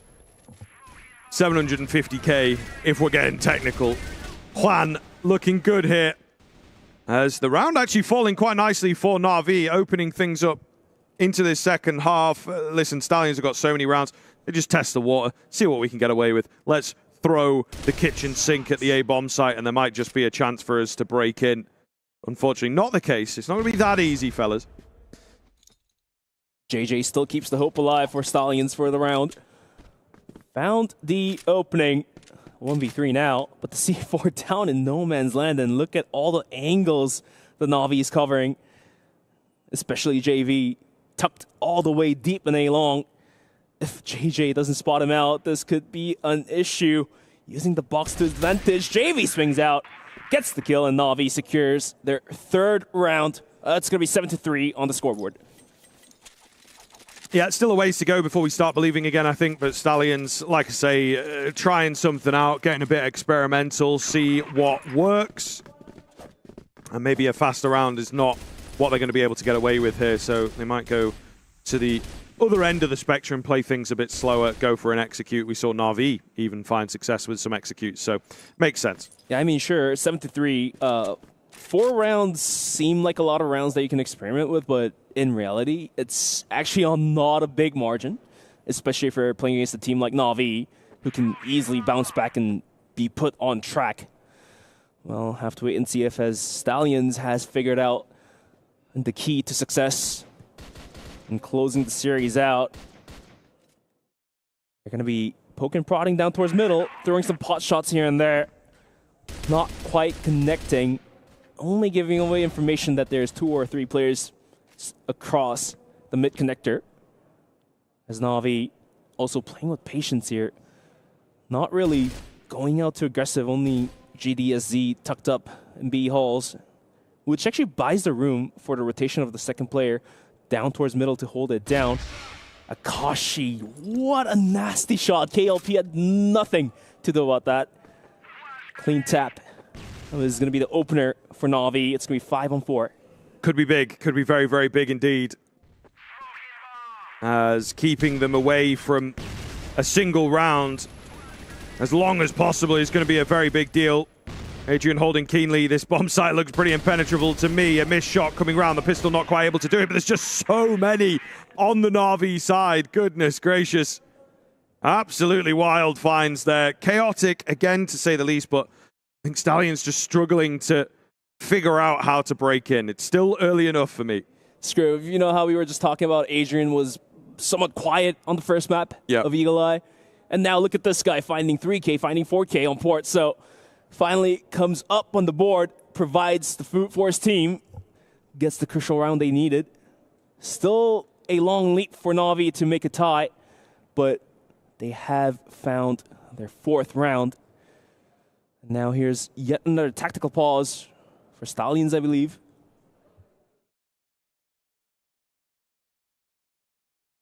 Now I'm wondering, what can Stallions do to break the defense that Na'Vi is providing right now? Because, like I've mentioned, GDSC pokes and prods, gets the information, holds B by himself in the hut, which allows for the second player to rotate out towards middle, thicken the defense down towards middle. And whenever, if there's an A hit, then the second player in middle can always just run down towards A, and that's exactly what happened last round. So what is the response by Stallions against Na'Vi as they're putting out a superior defense so far? It's a big question. It is a big question. I think, a timeout like this is much needed and really, really good foresight coming in from the coach there of Stallions. So makes a lot of sense to me, but they just are set to figure things out. And I would say the way to break it, again, is these pace changes seem really popular. A solid execute seems pretty popular as well. Like the blue-headed guy once said, gotta go fast, and might be the round here for Stallions to start just taking the fight early on, but rather, it's going to be a more default round. The tempo has been adjusted as Na'Vi yet again going for the 1-2-2 split. Single player holding down towards B and 2 in middle. Stallions are just going to wait patiently, but Na'Vi hasn't swung out aggressively or wide. No punishment can be given if Na'Vi is playing this passive. This is true. I think Na'Vi, of course, you have to bear in mind, yes, it feels like one team rather than the other is going to benefit or at least use the timeout, but Na'Vi also get it. And they will have talked things over within touching distance now, aren't they, of closing things. So, gotta keep it even, and the longer they can stop Stallions getting a blacklist round, I think the better, of course. But just denying that first round is really, really important. Keeping the rounds at arm's length is going to be the importance for Na'Vi to continue dreaming about making a comeback. Stallions, they're waiting to execute out towards B. Can Na'Vi respond to this? GDSC whiffs the first one, whiffs the second shot as well.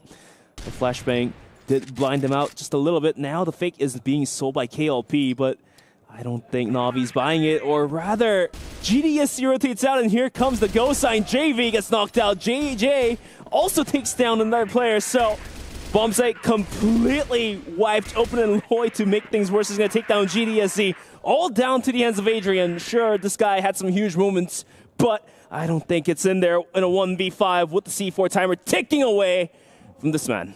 Yeah, I mean, just pulled away by the one flash, and look, the bodies were still there. It's not like they'd fully rotated or anything, but just 2 or 3 players like turning away from the site, making for much easier kills, of course. Simple, yet effective. Seems so simple that surely there's got to be more behind this flash, is what Na'Vi say. And now, without pauses, Adrian just buying time for his team to talk over whatever happened in that round. Yeah. They will be kicking themselves. I think that, you know, falling to something as light as that, but it just goes to show, like, the tension is quite high, making a lot of these panic decisions because they're really on the precipice, whereas now the round's gone the way of Stallions. I think that this gap is going to grow, and we might just see them turtle into themselves again on that Na'Vi side. Definitely a little too preemptive on the rotation there on that previous round. This time, Stallions is going to send Nano very deep in middle, instantly punished by Akashi, who was watching well over that angle. And now KLP on top of Connector does find one with the pistol, almost make the third and make that a triple kill for this guy. All of a sudden, Na'Vi mightily shaking to even hold on to their lives in the rounds here. 8-4 could soon be a map point and the match point. Yes, as predicted, I think that things have maybe fallen by the wayside very, very quickly. It will be down to Adrian. Bomb has yet to be planted. They are coming towards his domain as well, but now I think that his location is confirmed. That bomb will hightail it out of there, and KLB, his mission is just to ultimately keep this guy trapped in, buy more time, etc. Actually takes a dangerous cross, but thankfully the flash was effective. And now Adrian left somewhat guessing. Where are the danger zones? Oh, gets the catch. It's a tough fight. JJ tries to trade things out. Adrian actually bringing it close here. I mean, if anyone is to put to the test the clutch, it's Adrian of all the squad for Na'Vi to make this one happen. JJ takes a bunch of HP away, and the nade is going to distract as JJ pops out once again, gets the drop, gets the kill, and looks like, boys, we have a match point secured by Stallions. Yeah, that's a little disappointing and kind of heartbreaking in a way as well for Adrian, I think. As he's going to be pretty sad to not get that one over the line. And here's the replay of the 3K of KLP. Yeah, of course, crazy guy. But it still comes close. Na'Vi, you have to give them credit. They never really give up. They're never really out of a round. And I think they're always going to be capable. Adrian back with a bit of a vengeance here into this following round. He will get sideswiped, however, and it's Loy, of course, coming in from the side to find a couple, looking very, very good. Juan's super low, not got a chance. Nade's nearly taking him, and it looks set to go over the line here. Juan, of course, will fight tooth and nail to try and keep Na'Vi alive, but the Stallions into port. They had more gas in the tank. The young blood with all the energy in the world, leaving Juan with no chances. Trying to keep the dream alive. Took 2 kills, but needs to find 2 more. But Eno seals the deal, puts the nail to the coffin, and Stallions is going to come out alive from this series against Na'Vi. Yeah, man, you can see what it means as well. You know, it's the first game. It's a big victory. It's a decent game. It's maybe one that going into it, if you know, gun to your head kind of thing, you maybe would have given it towards Stallions, in all fairness. You've got Na'Vi, yes, from a good region, but maybe a few players who are hanging on, and they're not quite as exciting as some of the other Brazilian teams that have made it here to EWC. Stallions, though, I think are one that are really turning some heads as they've started ramping massively in the past few months. Really, really cool to see, and a well-fought victory. As we said, though, going into that third map, which team's going to be able to keep it going? Which team is going to be able to tap into that next level? And it was the Stallions. Na'Vi with a couple here or there, but you can see good start. And again, similar to the rest of the series, which is always going to be hard to bounce back from, Na'Vi on the back foot. Na'Vi having to claw back the rounds and lose the clutches. A really tough game for them. Like you said, Scriv, Stallions, they were stuck between a rock and a hard place as they dropped Eagle Eye. It was more like they had to pick their poison of either going to the loser's bracket or win ports. Tough question, but at the end of the day, they were able to secure the third map into their pockets and come out alive. And I believe our friend Sneaky over there at Stream A is going to be quite happy with the results here. Yeah, I would have thought so. He was, you know, talking them up all of yesterday while we were in rehearsals and everything. So, yeah, I think so indeed. We get to hear from the horse's mouth now. Over with Paladin, a winner's interview on the way. Team Stallions here victorious against Na'Vi, and I've just got to ask you, man. I mean, you talk about the loss in the golden round. I'm so worried about potentially the Stallions trying to come back. How do you guys lock in there and try to claw it back in that 3-map series? We lock in the second map. We don't want to lose. We don't want to be in a loser bracket. We want to be in the upper bracket. Well, talk to me about this group, right? Because there's no real clear favorite for that second spot, I'd say. What are the expectations for the Stallions now moving forward? We can make it to the playoffs maybe and top 8, yeah. Yeah, okay, solid. And then last question for you. Goodness. I'm so sorry, I had a question for you. Yeah, I guess talk to me about just the nerves on map number 1, because it felt like things slowed down there when you're going back and forth. It didn't feel like you guys had really had control. Was nerves really a factor here for you? No. I just play simple, yeah. Yeah. Oh, well, congratulations again, and we'll throw it back to the desk. Well, thank you very much, Paladin, and of course, No there for that awesome interview, getting to hear his deep thoughts on the topic of making it into playoffs and essentially the fact that there were no nerves and saying that, you know, we're just here to play our game. They locked in map 2, and ever since then, they were the victors since then. I was really impressed by their port, actually. You know, it looked like a standard port where they got like 7 rounds on GR side, and it was going to go the way of Na'Vi once they made it over to the GR side, but that was not the case. They just came out and showed they were the better team. If you do ever remember the game we casted of Ubek Maniac back in 2024, of them playing ports, this is definitely out of the picture that we could have imagined, but it looks like they were able to pull it off, so big kudos to them. Yeah, I think so. They've played a very good game. You know, we talked a lot about the mental and whether they'd be able to keep it going. I have to give a lot of credit, I think, to Tanks, who's coming behind them, you know, and just calling these timeouts at the right time. He's always there, very, very vocal, even within round, you know, just supportive and things like that, but keeping them locked in. And we've seen that a couple times today where, you know, a coach has to sort of readjust and just get the ship back on course, as it were. But it felt like Stallions, for the most part, you know, nerves can be good sometimes. Maybe could have helped them on that first map, but they definitely learned a lesson, I think, with how close things came there, and the rest of the series was pretty smooth sailing. Yeah, absolutely. So that was a fantastic performance from the Stallions. I'm glad they made it onto the winner's bracket as they liked. And speaking of brackets, let's take a look at the brackets here that we have for all of the different groups. Starting out with Group A, which we did see earlier on in the day. Gaimin Gladiators did take down Twisted Minds, and Akadia Esports did win over King Zero. And so that's going to be the winner's bracket, and taking a look at Group B as well. Yeah, for sure. I think Group B, we didn't get to check too much with the A-Stream side of things. Makes a lot of sense. Team Liquid looked very, very good. I think could have been our cleanest team of the day, but unfortunately that second map maybe getting a bit closer than they would have liked. But Q9 going to be a real test for Team Liquid as well in the winners side of things. Yeah, I mean, Team Liquid, they can always go back to the hotel. They still have plenty of time left in the daylight, so could utilize the time. Go back to the drawing board, fix up some issues, you know, crank up some gears, and get back in shape. So Q9 versus Team Liquid and ROC versus EVOS is going to happen tomorrow. And for ROC versus EVOS, one of them will get knocked out. Now let's take a look at Group C as well. We've been calling this the Group of Death all day long.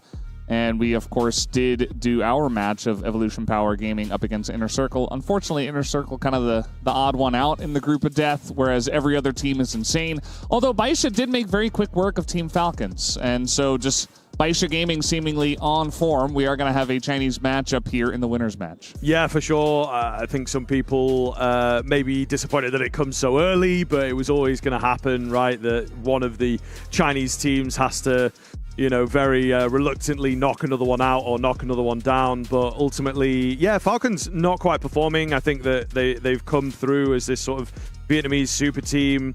Also, as I understand it, have like a different play style than the rest of the region. And I think maybe that's something that's been pretty heavily analyzed. They're turning a lot of heads. But not to leave out Group D, as we saw Team Stallions barely making out alive against Na'Vi. It is going to be in the winner's bracket with all gamers of all teams, and Virtus.pro and Na'Vi has to fight tooth and nails to stay alive in this tournament. Yeah, I was watching a little bit of the AGL versus Virtus.pro match. It was like map 1 was really kind of close, but it felt like all gamers were eventually going to win. You know, even though it was really close, it was like, okay, well, when are all gamers going to win? It was like Virtus.pro were refusing to lose.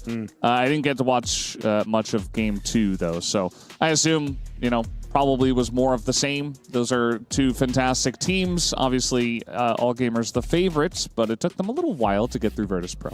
Yeah, we've had a lot of teams, I think, slow on the warm-up, as it were, today, and, you know, half maybe getting away from them or something like that, and that is going to come back to bite you at some point further down the line. So hopefully into day 2, no more excuses, and a bit of that squeaky bum time, you know, where it is kick out if you're not careful.